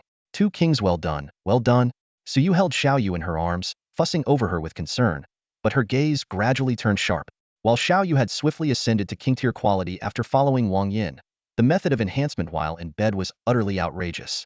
Suyu shot Wang Yan a fierce glare but ultimately sighed, choosing not to say more. With the death of the Cyclopean giant king, the greatest threat in the Vajra realm was eliminated. Once the new features of the Wanxiang mirror were fully developed, the entire Vajra realm would become a part of the Yanhuang Empire's domain. In the future, weaker yet troublesome spatial rifts could be resolved through soul projection, eliminating the need for physical presence. Upon returning from the Vajra realm, Wang Yan handed all his spoils to his second uncle, Wang Yi, before obtaining the key to the soul library to choose 2 soul techniques. When informed that the top 10 contributors could only select 1 soul technique each, Wang Yan casually mentioned his connections. Crushing the key, Wang Yan felt his consciousness drawn into the library. Gentle light illuminated the surroundings, and at the center of towering bookshelves coiled a massive, octopus-like figure, its form seemingly ethereal. "Human, what do you seek?" The creature's voice resonated directly in Wang Yan's mind. Wang Yan expressed his need for both offensive and supportive soul techniques. After a thorough discussion, the octopus presented 3 offensive soul techniques for him to choose from: Soul Burst, Soul Burial, and Soul Needle. Considering his needs and familiarity, Wang Yan ultimately chose Soul Needle. Once the decision was made, the octopus lightly touched Wang Yan's forehead with a tentacle, flooding his mind with an immense amount of knowledge. Next, Wang Yan meticulously sifted through the supportive soul techniques and eventually decided on memory reading. Memory reading is a soul technique that allows the caster to access the memories of their target. The greater the disparity in soul strength, the more memories can be extracted. Wang Yan was well aware that this process could cause irreversible soul damage, but in his quest for power, he resolutely chose this perilous path. Compared to divination, memory reading provided intelligence much faster, perfectly aligning with his plan to frequently venture into dangerous territories to gather resources. After redeeming the 2 soul techniques, Wang Yan was sent out of the mystical soul library by the giant octopus.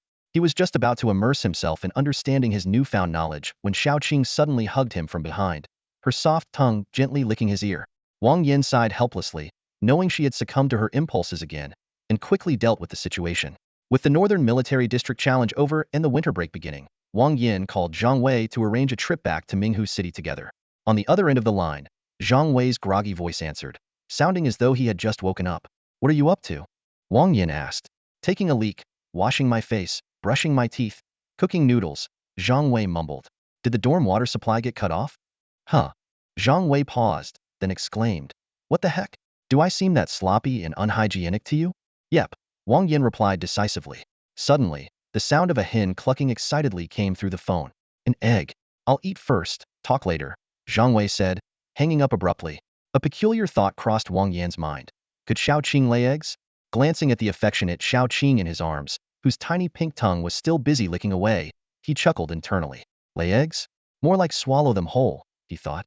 After finishing his meal and packing his belongings, Wang Yan met up with Zhang Wei, and together they headed toward the transport team they had booked. Traveling between cities was fraught with danger due to the abundance of wild beasts. One either needed to be exceptionally strong or hire bodyguards. However, bodyguards were expensive and in high demand, leading to the rise of professional transportation teams. Initially, Wang Yan had planned to hire a private transport team, but the holiday season made it difficult to find availability, so he had to settle for carpooling. Fortunately, the vehicle was large and spacious, so it wasn't too crowded. Zhang Wei greeted Wang Yan while holding a hen in his arms, followed by a small elephant trailing behind him. "Yo, Wang, impressive." Zhang Wei teased with a sly grin. "I thought you were the quiet, reserved type, but it turns out you're quite the ladies' man. Aren't you worried her parents will come after you? Or that Uncle Wang will break your legs?" Rolling his eyes, Wang Yan retorted, "What nonsense are you spouting? They're my spirit beasts. This is Xiaoqing, and this is Xiaoyu." Realizing the misunderstanding, Zhang Wei greeted Xiaoqing and Xiaoyu.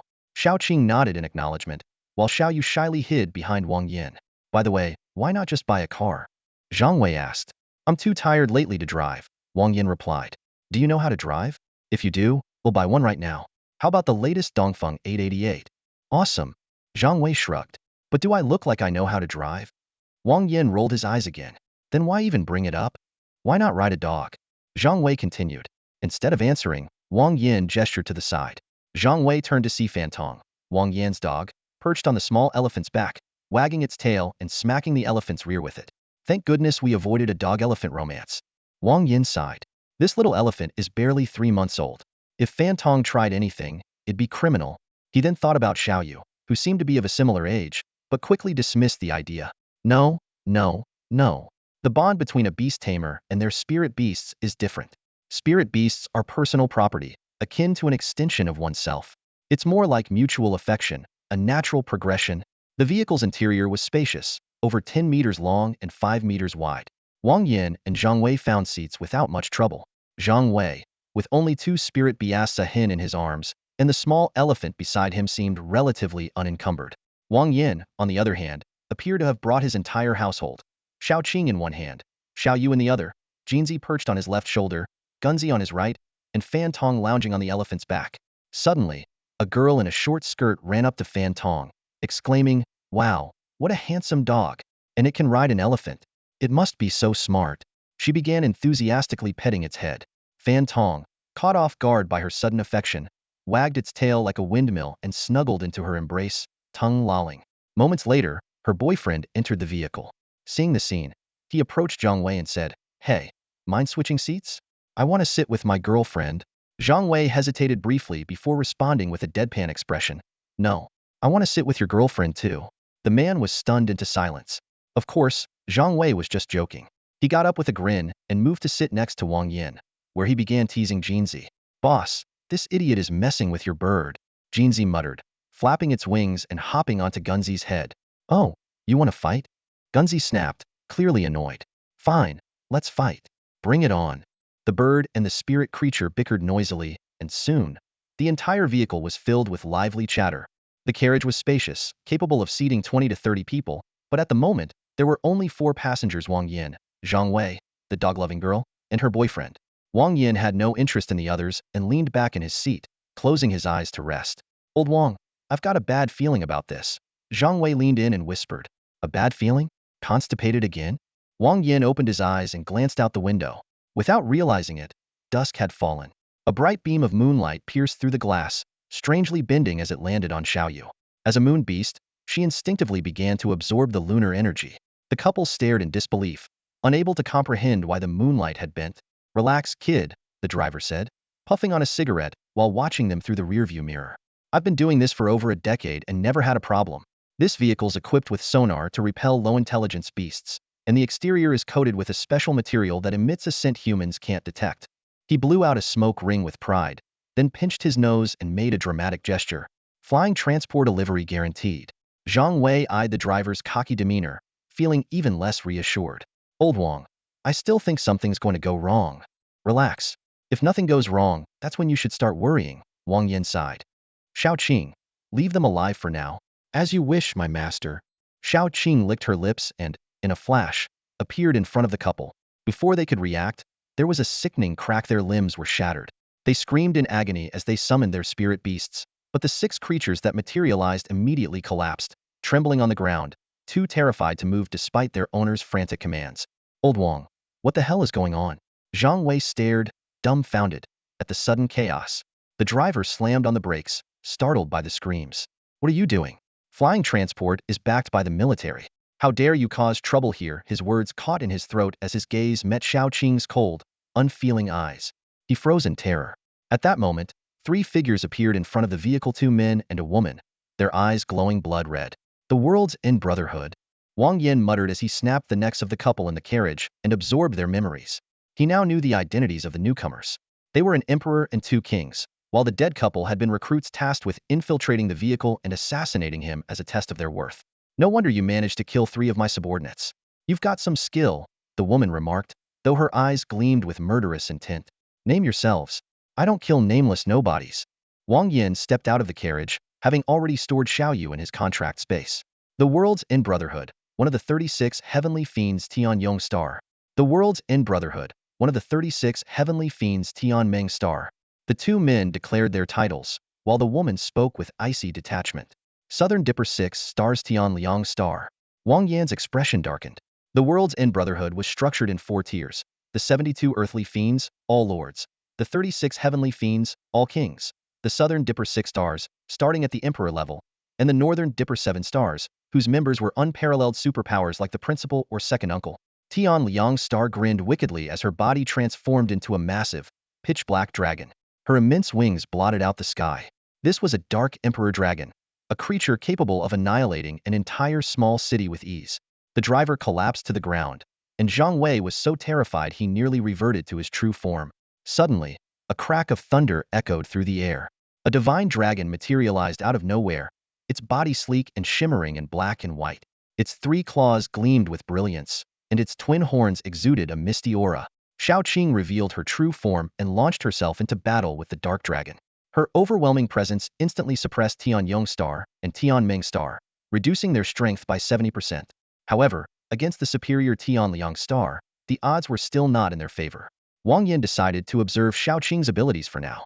If she struggled, he would retreat with her. Facing such a formidable enemy, surrendering wasn't a sign of weakness, it was simply survival. Die! With a thunderous roar, Tian Mingxing and Tian Yongxing revealed their true forms simultaneously. One was a fierce rock tiger with yellow and black stripes and a king character emblazoned on its forehead, while the other was a snow-white tiger with razor-sharp fangs and a menacing demeanor. 2 majestic divine beasts, sovereigns of their kind, appeared before them. Wang Yan's expression grew grave as he gripped the blazing sword tightly. Even with these 2 kings of beasts, weakened by 70% of their power, he had no guarantee of victory.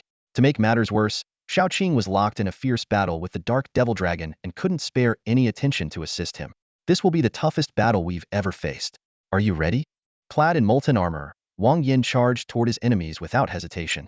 Though the armor had been destroyed in the nightmare of the Dark Bible, in reality, it remained intact, its faint fiery glow illuminating the surroundings. The 2 tigers locked their blood-red eyes on Wang Yan.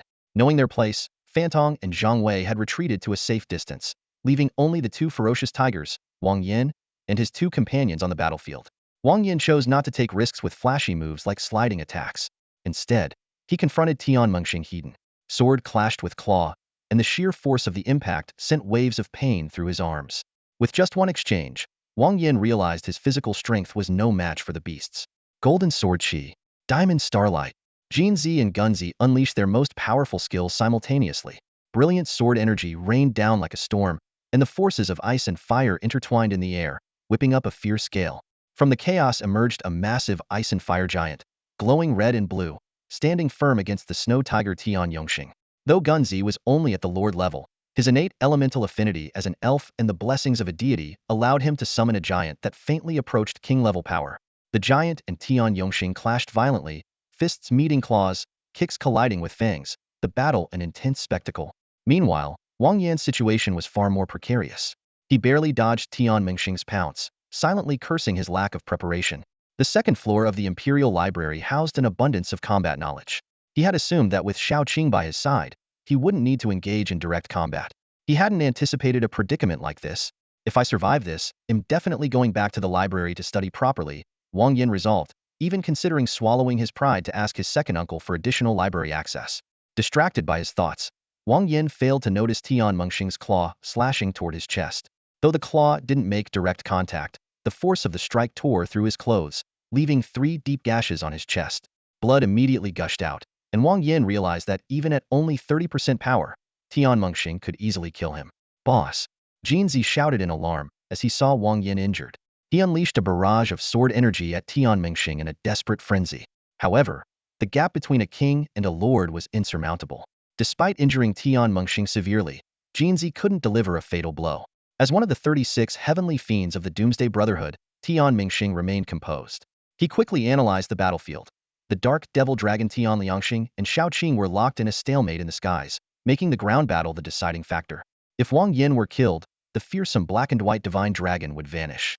What should have been an easy fight, 2 kings against 2 lords, and a human turned out to be unexpectedly challenging. To their shock, the elf, though only at the lord level, had summoned a puppet that almost rivaled king-level strength. The weakened Xiaoqing found himself at a disadvantage in their clash. Meanwhile, the human and the bird were proving to be even more troublesome. The human was slippery and evasive, while the bird's attacks were strikingly precise.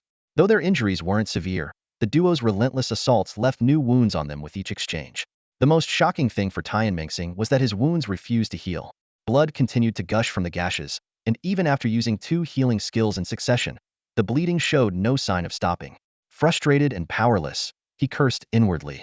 At this moment, the burden weighed heavily on his shoulders, as both the dark dragon Tianliangxing and the snow rock tiger Tianyingxing were tied up in battle. The outcome rested squarely on his shoulders. If he triumphed, it would all be over. If he failed, Tianyingxing would likely meet his end as well. Yet the predicament before him left him paralyzed, unable to advance or retreat. The humans were elusive, and the ferocious bird was relentless. What could he possibly do? Just then, deafening explosions reverberated through the air, and the night sky lit up with dazzling multicolored brilliance, as bright as daylight. The apocalyptic clash between the world-ending dragon and the dark dragon had reached its peak, a showdown of kings and emperors, a unseen-a-century battle shaking the heavens. Dark night sky. Xiaoqing roared fiercely. Take the Izumi Italian cannon.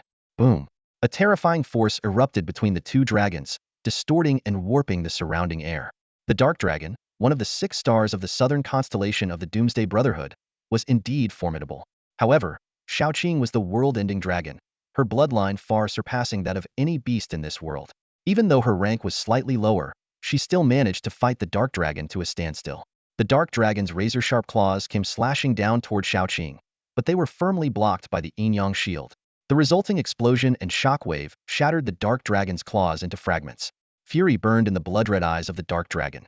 She knew that if Xiaoqing escaped today, she would become a grave threat to the Doomsday Brotherhood in the future. You won't get away. Today you die. Xiaoqing retorted fearlessly, meeting the threat head-on. In that case, stay here forever. Black curse.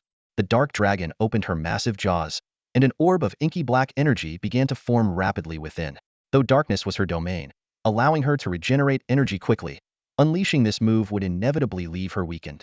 Yet in this dire situation, she had no choice. The black and white divine dragon's power was overwhelming, and prolonging the fight would be futile. More importantly, the commotion from their battle was bound to attract human experts soon. If the fight dragged on, not only would she fail to kill Wang Yan, but escaping alive herself would become uncertain. Though human experts were rarely seen, it didn't mean they were few in number. In truth, humans had the strength and numbers to crush the Doomsday Brotherhood. However, with spatial rifts appearing everywhere, human experts were spread thin and unable to deal with the Brotherhood's actions. Otherwise, someone like Tianliangxing wouldn't have been able to act so recklessly. Facing the Dark Dragon's ultimate move, Xiaoqing was not about to back down. Yin and Yang energy rapidly gathered around her claws. Her left claw was enveloped in Yang energy, her right claw in Yin energy, while her middle claw was shrouded in a faint, mysterious aura. Heaven-shattering, earth-splitting claw.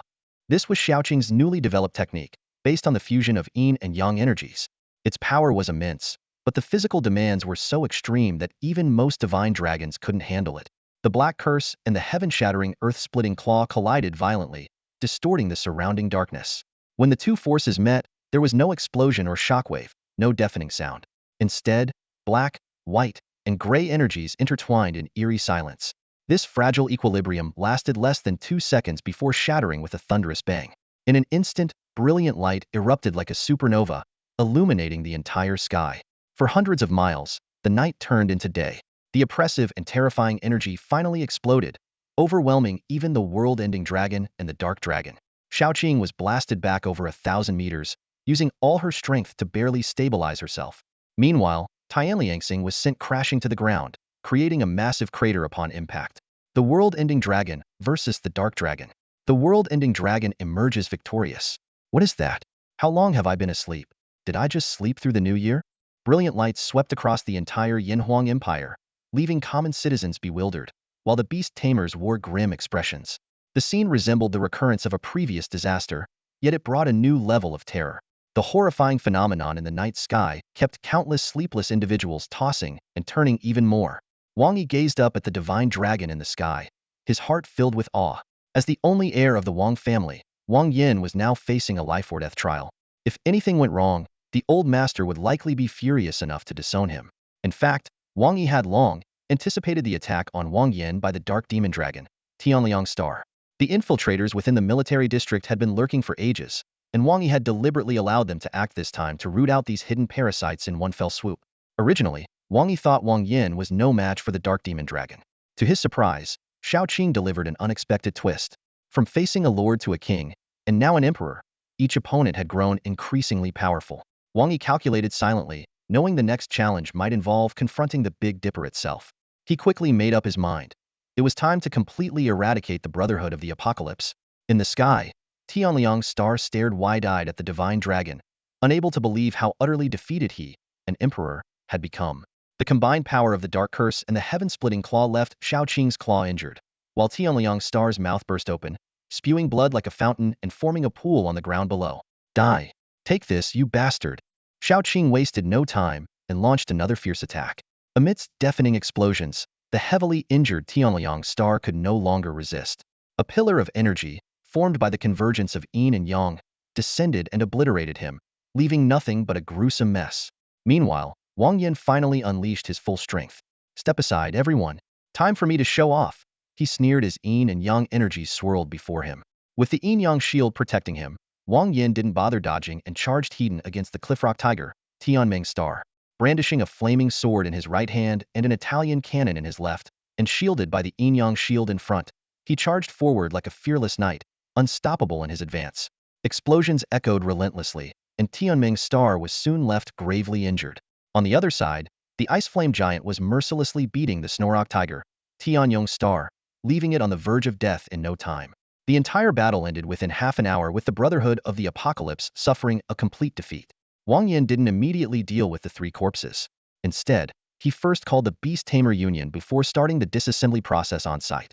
As the largest beast tamer organization in the Yanhuang Empire, the Union handled a wide range of services, including the disposal and transportation of remains. The Dark Demon Dragon's Dragon Pearl was swallowed by Xiaoqing on the spot, while its flesh was left for the Union to handle. The two tiger-like ferocious beasts were dismembered by Wang Yan himself, their meat reserved for Zhang Wei and the driver to replenish their strength. He paid particular attention to the tiger's whip, tiger eggs, and 4 kidneys, thinking these supplements might further enhance his vigor. As Wang Yan busied himself with the corpses, 2 figures hiding in the distance finally returned. The gluttonous beast carried the driver, while the little elephant carried Zhang Wei, who was clutching a frightened old hen in his arms. Upon seeing the blood-soaked scene before them, the hen was so terrified it laid a snow-white egg, which Zhang Wei swiftly caught. Wang, you're incredible. Zhang Wei couldn't help but exclaim. As a fellow classmate, he was only at level 3, contracting a common spirit beast and an elite spirit beast, while Wang Yan was already capable of defeating emperor-level ferocious beasts. The massive gap left Zhang Wei both envious and astonished. Unbelievable. Wang Yan stared at the scene before him, completely stunned. But on second thought, with the support of the principal and Wang Yi, 2 powerful figures, such an inexplicable situation seemed somewhat plausible after all. Reality quickly brought him back to the predicament at hand. What now? Wang Yan glanced around. The car's broken. Should we walk back or ride the dog? The driver nearby looked visibly embarrassed. This mishap was undoubtedly a stain on his professional record. Wang Yan wasted no time taking action. I've already contacted the Beast Tamers Association. Their people should be here soon. As he spoke, he pulled a battery, a pressure cooker, and an electric grill out of his backpack. Though utterly exhausted from the earlier chaotic encounter with beasts, he knew that filling their stomachs was the top priority right now. 2 hours of devouring food later, the Beast Tamers Association members were still nowhere to be seen. Left with no other choice, Wang Yan decided to set up camp on the spot. Xiao Yu and Xiaoqing nestled on either side of him, their soft warmth against him. Yet, even this comfort wasn't enough to let Wang Yan sleep peacefully. From his pocket, he retrieved a mysterious object, the Jade. This enigmatic artifact was rumored to hear the wishes of those who prayed to it and grant them, but its powers were linked to unknown forces that could trigger unimaginable disasters. Wang Yan was well aware of how ominous it was. Using it would undoubtedly bring consequences beyond his ability to bear. Memories of the horrific scenes in the realm of Vajra surfaced in his Mindaltars made of bones, souls sacrificed to the Jade. While the Jade had helped them kill the one-eyed Cyclops King, it had also led to the annihilation of an entire clan. The dangers of the Jade were undeniable, yet deep within, a voice kept tempting Wang Yan to make a wish. I wish. A glint of greed slowly appeared in Wang Yan's eyes, and in the end, he couldn't resist the temptation. I wish you'd call me Dad. The moment the words left his mouth, Wang Yan couldn't help but mentally berate himself. Such an absurd act was far from anything a rational human would do. Thankfully, the Xiaojade was just an inanimate object. Otherwise, it might have leaped up and punched him in the face. Feeling the strange yearning inside him vanish into thin air, Wang Yan smirked with disdain. That's it? Done? I thought you were supposed to be some big deal. His tone dripped with mockery. Just as Wang Yan was about to toss the Xiaojade into his storage bag to let it gather dust forever, something unexpected happened. A faint glow appeared, quickly condensing into a single, striking character. Dad! What the heck? Wang Jia suddenly bolted upright from his bed, cold sweat dripping from his forehead. He never imagined things would turn out this way. The cursed jade actually acknowledged him as its father. What was he supposed to do now? The humans of the Vajra realm were wiped out by this thing, and he was just a pure, kind-hearted young boy. How could he possibly bear such terrifying power? Forcing himself to calm down, Wang Yan began to think of a solution. Half an hour later, he realized he had no idea what to do. The cursed jade was far too unpredictable.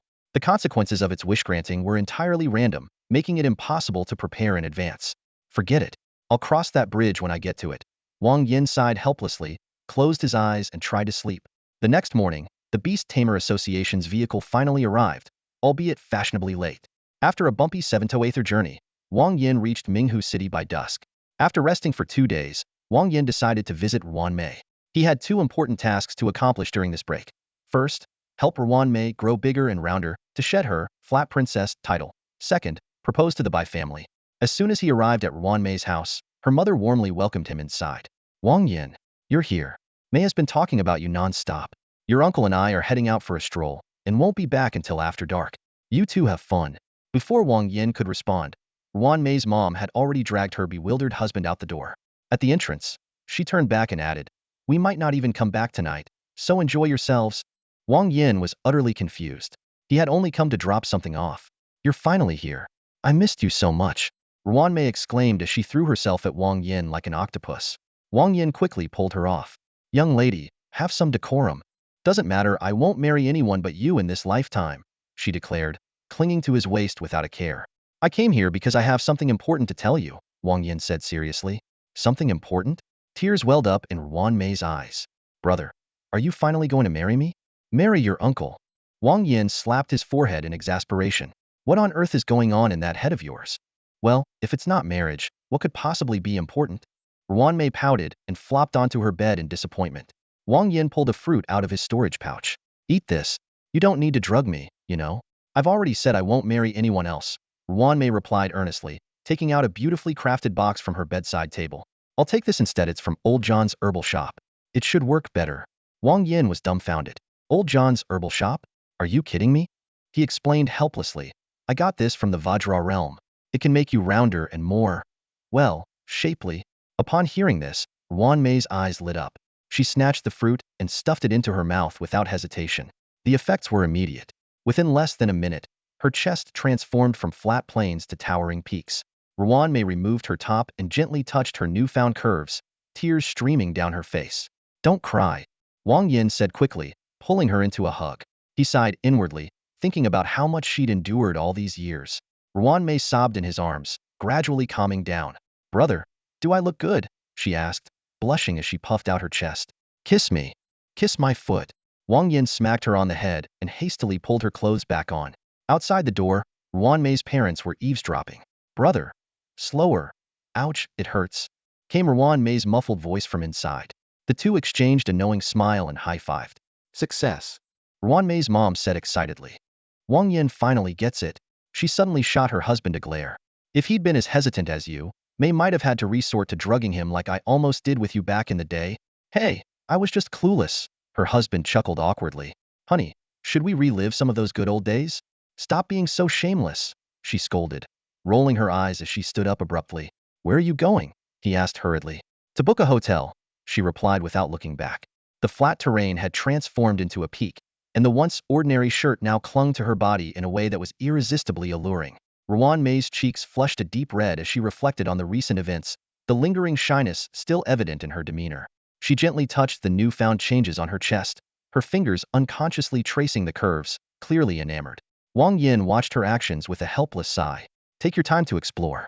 I have something to attend to, so I'll be heading out, he said, turning to leave. In his heart, He mused that her excitement would likely fade soon enough. Though Wang Yan was not one to be indecisive, he chose to give Ruan Mei some time to adjust. After all, she had just experienced a transformation, and with her parents recently departed, he didn't want to come across as overly eager. Under Ruan Mei's reluctant gaze, Wang Yan left the Ruan household. His next task awaited a far more complicated matter involving Bai Ningxin. Feeling a mix of anxiety and apprehension, Wang Yan set off toward the Bai family's residence. What should have been a straightforward journey stretched into 6 hours, as he deliberately slowed his pace. By the time he arrived, it was already 3 p.m. Sitting in his car, he smoked 2 entire packs of cigarettes before mustering the courage to step out and approach the Bai family's door. For half an hour, he paced back and forth at the entrance, trying to gather his resolve. Just as he finally decided to knock, the door swung open. Bai Ningxin stood there, her expression unreadable. "Come in," she said flatly. The two of them sat on opposite ends of the living room sofa, the air thick with awkwardness. Bai Ningxin handed Wang Yan a chilled soda and then fell silent. After 10 long minutes, Wang Yan couldn't hold back anymore and asked about the whereabouts of her parents. Upon learning they had over 4 hours of privacy, Wang Yan's nervousness only grew. His eyes flickered to Bai Ningxin's abdomen, searching for any signs of change, though there were none. Realizing how foolish his thoughts were, he resolved to take the initiative and break the tension. In a sudden motion, he stood, pulled Bai Ningxin into his arms, and kissed her deeply. Her initial resistance quickly gave way to a passionate response. 5 minutes later, as they both caught their breath, Wang Yan asked urgently, "Tell me, am I really going to be a father?" After repeatedly clarifying, Wang Yan finally understood it had all been a joke. Frustrated and slightly annoyed, he decided Bai Ningxin deserved a little payback. What began as playful banter soon escalated into an intense battle. Just as things reached their peak, the door burst open. Bai Ningxin's parents stood frozen in shock, staring at the scene before them. Bai Ningxin let out a startled scream, her body trembling uncontrollably. Bai's father was livid, his face flushed with anger as his blood pressure surged. Bai's mother, quick to act, dragged her husband out of the room, giving the younger pair 10 minutes to compose themselves. When the door opened again 10 minutes later, Bai's father glared at Wang Yan with a face like thunder. "Speak," he growled. "How do you want to die?" "Father-in-law? Who the hell are you calling father-in-law?" "Son. I don't have such a shameless son." Mr. Bai's furious roar was like a slap across the face, forcefully silencing Wang Yan's words. Embarrassment washed over Wang Yan like a tidal wave, his face flushing red. He opened his mouth to respond but found himself at a loss. After all, being caught getting intimate with his girlfriend by her parents was a situation no one could easily navigate. All right, calm down," Mrs. Bai interjected, breaking the tense atmosphere with a much gentler tone. "Young love is perfectly normal. Even dogs get taken out to mate when they come of age, let alone humans." Her blunt remark left both Wang Yan and Bai Ningxin stunned. The two exchanged awkward glances, unsure of how to respond. Mrs. Bai continued, "Every generation has its own blessings. Kids grow up and eventually get married. Let them be." Her gaze shifted to Wang Yan, her eyes softening with a motherly affection, as though she were looking at her own son. In truth, she had long been aware of Wang Yan and Bai Ningxin's relationship. Not only that, but she had even personally driven her father-in-law to visit the Wang family patriarch. She had already made her calculations. This young man was handsome, highly talented, and came from a respectable family. Sure, he had a childhood friend who clearly fancied him, but that girl was flat-chested as a pancake. How could she possibly compare to her precious daughter? Besides, Ningxin had already made her move, so that girl was destined to be second fiddle. Mrs. Bai was well aware that the world nowadays was quite open-minded. Polygamy, whether one husband with multiple wives or one wife with multiple husbands, was no longer shocking. The problem was, too many men could lead to exhaustion, and too many women could become overwhelming. That was the real headache. Even with the mother-in-law's support, the atmosphere remained awkward. After about 10 minutes of silence, Bai Ningxin finally broke the ice. "Weren't you supposed to be back at 10? Why are you two home 2 hours early?" "Oh," Mrs. Bai replied, "we were planning to stroll around a bit more, but something happened on the way." A building by the roadside suddenly exploded. It had a sign that said, "East China Master Thief Training Center." The people inside were severely injured. Some had their legs blown off. Others were covered in cuts from shattered glass. A few cars couldn't stop in time and ran over them. The scene was too gruesome for us, so we decided to come back early. "A training center? Were the students inside okay?" Bai Ningxin asked with concern. "Most of them were fine. Only a few died." Mrs. Bai frowned, clearly displeased by the incident. "But it really annoyed me. We were just passing by, and someone managed to steal my earphones.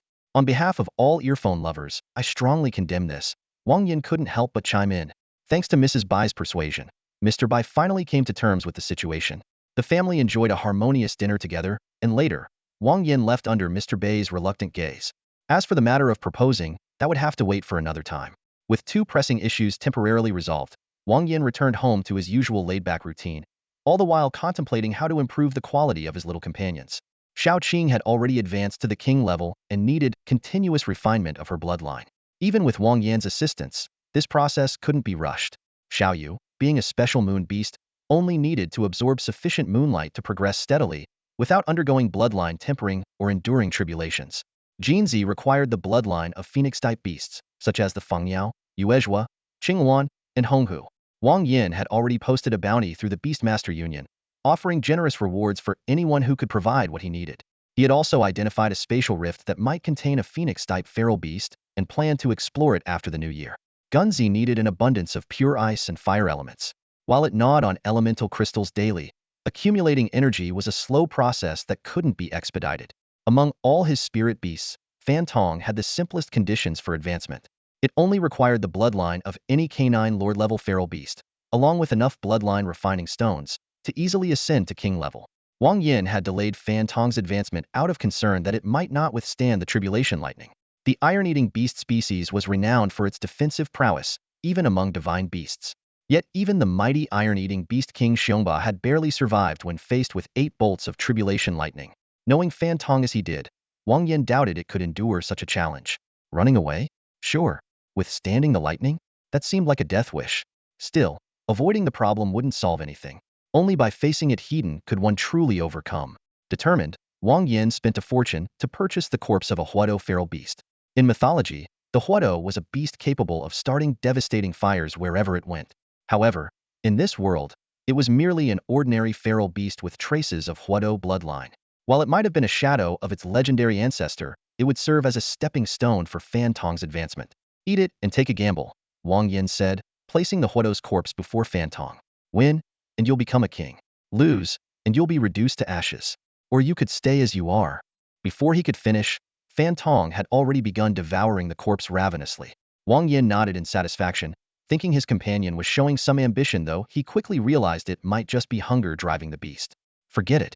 At this point, I won't expect it to get any smarter, Wang Yan sighed, pulling out a few bloodline refining stones from the system store and casually tossing them into Fantong's mouth. The clueless creature seemed entirely unaware of the life-or-death trial it was about to face. It simply focused on feasting with great enthusiasm. As the Huado's corpse was consumed and the refining stones dissolved into its body, Fantong's aura began to surge. Meanwhile, dark clouds started gathering in the sky. The tribulation lightning had arrived. Thunder rumbled ominously, and flashes of lightning illuminated the heavens. This trial was far more intense than the one Xiaoqing had faced. It was like comparing a candle to the midday sun. Woof! Fantong, still engrossed in its meal, glanced up, its big eyes filled with confusion. It vaguely sensed that something was off about the clouds above. However, the feeling quickly passed, and it resumed eating. Boom! Crash! The dark clouds grew heavier until they could no longer hold back. With a deafening crack, a blinding bolt of lightning tore through the sky, striking Fantong squarely on its rear. Arf! A pitiful howl echoed as Fantong leaped 3 feet into the air. Forget about eating, panic overtook it as it bolted in a mad dash to escape. But the tribulation lightning wasn't about to let its target off so easily. Bolts of electricity pursued relentlessly, striking every few seconds. The deafening crashes mixed with Fantong's anguished cries, creating utter chaos. Who the hell swore an oath again? What the? I only stole a cabbage. Did I really deserve this? I was wrong. He'll never AFK again. Amid the cacophony of nonsense, Wang Yan stood motionless, his face expressionless. Although the situation was unexpected, he had mentally prepared himself. After all, with a dimwit like Fantong, nothing could truly surprise him anymore. Phantom sprinted at an astonishing speed, but the lightning tribulation pursued him with unerring precision. Every bolt struck its mark, causing Phantom to emit piercing screams and curses. Yet, against all odds, when the 8th and final strike landed, Phantom miraculously survived. Wang Yan was baffled. By all logic, the power of the lightning tribulation should correspond to the strength of one's bloodline. Even if Phantom didn't die, he should have been gravely injured. However, the reality was unexpected. Phantom had merely lost his tail, while the rest of his body was completely unscathed. After pondering for a moment, Wang Yan came up with a rather implausible explanation. Perhaps Phantom's incredible speed had created this anomaly. Although every bolt hit its target, Fanton's high velocity might have dissipated most of the destructive force. Even Wang Yan found this reasoning far-fetched, but for now, it was the only explanation he could accept. Half an hour later, Fanton finally returned. He approached cautiously, behaving like a guilty thief caught red-handed. Wang Yan sighed, opened the panel, and checked Fanton's attributes. The attribute panel revealed that Fanton had evolved into a king-tier Huodo, possessing both wind and fire attributes. His skills included Child of the Wind, King of Fire, Wind Fuels Fire, Fire Rides Wind, Fortune's Favorite, Dimwit Strike, and Gift of Wisdom. These abilities encompassed manipulating wind and fire, enhancing speed, boosting luck, and even influencing others' intelligence. However, despite absorbing the Huodo bloodline, Fanton's fundamental nature hadn't changed much. Wang Yan reluctantly accepted this reality and consoled himself, saying, as long as it can run, who needs anything else? By conventional standards, mythical beasts at the king tier should be capable of shape-shifting. Yet, Fanton's repeated attempts ended in failure. It wasn't until Xiaoqing explained that Wang Yan understood shape-shifting to be an extraordinarily complex process, requiring the alteration of physical structure and compression of internal energy. For Fanton, it seemed a near impossible feat in this lifetime. Wang Yan patted Fanton's head in an attempt to comfort him, but Fanton clearly didn't understand his intentions, staring back with a confused expression. Left with no choice, Wang Yan pulled out a braised pork knuckle and stuffed it into Fanton's mouth. After advancing to king tier, Fanton's speed had increased more than tenfold. He could even sustain his acceleration by using both flatulence and fire breath. Riding on Fanton's back, Wang Yan felt the fierce wind roaring past his ears and roughly calculated that Fanton's average speed now exceeded 1,000 kilometers per hour, comparable to that of a commercial airplane. Such speed was unimaginable for most king-tier spirit beasts. But considering Fanton had virtually no combat capability or support skills, this remarkable speed seemed like a fair trade-off. Fanton perfectly fit the role Wang Yan had envisioned for him. A trusty mode of transportation for everyday use, a getaway vehicle during battles, and a lifesaver capable of carrying Wang Yan to safety if needed. Wang Yan celebrated his first new year since arriving in this world. Life at the Wang family's ancestral home was lively and bustling. His father, Wang Yuan, remained composed and unflappable. His second uncle, Wang Yi, was meek and deferential, while his third uncle, Wang Guangyao, was constantly being scolded and chased around in chaos. The family shared laughs and joy, and Wang Yan reacquainted himself with numerous aunts and uncles. Surprisingly, the Brotherhood of Apocalypse refrained from causing trouble during this critical time. Their headquarters had been raided, leaving them severely crippled. The 36 heavenly stars and 72 earthly fiends had been almost entirely wiped out, while the Southern Dipper and Northern Dipper constellations suffered heavy losses. Despite some casualties on their side, the raid was a resounding success overall. Meanwhile, Wang Yan received updates on the rare mythical beasts, Yuzhua and Honghu, which he had placed a bounty on through the Beastmaster Guild. The seller was asking for 10 million soul copper coins, 20 times the market price. But for Wang Yan, money was no object when it came to solving problems. Without hesitation, he paid the exorbitant amount. Now, Wang Yan only needed to find Fengyao and Qinghuan to complete the phoenix bloodline he sought. Although these beasts were slightly more common than dragon species, they were still far from easy to obtain. Before the holiday ended, Wang Yan set off on Fanton once again. He understood that most opportunities waited for no one. With the belief that you're a bird, not a worm, Wang Yan resolved to soar like a kuenpeng, crossing mountains and seas, spreading his wings to the sky, and letting the vast landscape serve as the backdrop to his extraordinary journey. A fierce wind swept through, carrying yellow sand with it, as the scorching sunlight seared Wang Yan's exposed skin. He gazed at the boundless desert stretching out before him, his brows furrowed in concern. This land had suffered irreversible devastation. The air was so devoid of water elements that it was almost lifeless, and not a single trace of vegetation could be seen for miles. Wang Jiong pulled out his phone and carefully studied the data he had obtained from the military district. File number 43874 confirmed presence of intelligent life forms, including humans. Harsh environment, complex circumstances, no notable resources discovered.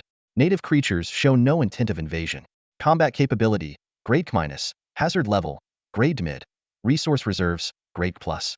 As the most powerful nation in this world, the Yanhuang Empire took great pride in its culture, categorizing all spatial rifts according to its own standards. The classification ranged from grade A to D, each further divided into upper, middle, and lower tiers. The highest rank was upper, while the lowest was lower. Combat capability assessed overall strength, hazard level reflected natural environmental factors, and resource reserves referred to the availability of rare materials. Overall, this spatial rift posed neither a threat nor any development value, and thus it was set aside, requiring only periodic patrols. While the information wasn't particularly valuable, it was enough for Wang Yan. His primary goal on this mission was to find two ferocious beasts, the Fengniao and the Qinghuan. Everything else was secondary. Xiaoqing, scout the area from above, Wang Yan instructed. Xiaoqing quickly soared into the sky and returned in less than 2 minutes, pointing ahead and reporting, "There's a small oasis about 3,000 li in that direction. Let's head out." Wang Yan mounted Fantong, his unusual canine companion. Using a combination of wind and flames for propulsion, Fantong dashed forward like a rocket. In under an hour, thanks to Fantong's unique, gas-powered ability, they reached the edge of the oasis. The oasis spanned roughly 300 mu, about the size of 20 to 30 football fields. At its center stood a massive tree, over 3 meters in diameter and towering more than 10 meters tall. Oddly, its roots bore two round, bulbous growths, which looked particularly out of place. "Let's go and ask around," Wang Yan said, taking the lead.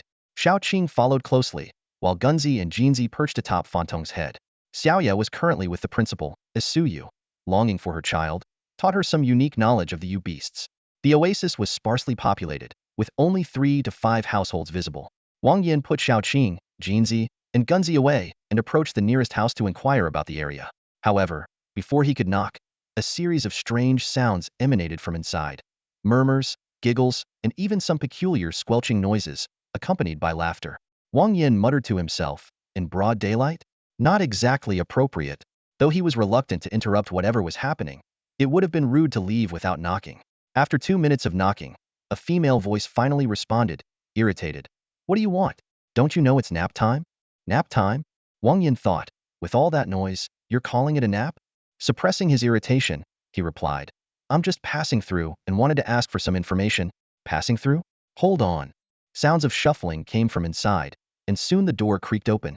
The room was dimly lit, with a strange smell lingering in the air. As Wang Yan had guessed, the one who opened the door was a woman and, notably, she was alone. A passerby? A man?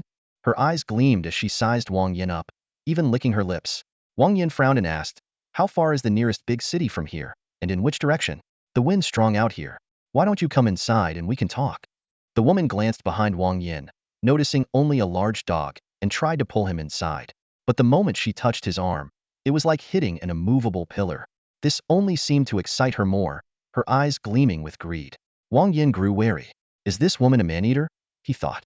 However, since she hadn't shown any overt hostility yet, he decided not to act rashly. Entering the room, Wang Yan noticed that it was well ventilated and cooler than outside. Still, there was a faint, unpleasant smell, something akin to a mix of dog and wolf, similar to Fantong's scent. The woman suggested, "Why not bring that big dog inside too?" Wang Yan shook his head. "No need. It'll find its own spot to rest." Fantong valued its freedom and despised confined spaces. Keeping it indoors would likely be more torturous than anything else. Seeing his firm stance, the woman relented. She carefully checked the locks on the doors and windows before relaxing. "The temperature difference between day and night is extreme here, so our homes are built with both surface and underground sections. We stay above ground during the day and move below at night. Your Luckamy house is quite spacious, with 3 underground levels," she explained, tapping the wall.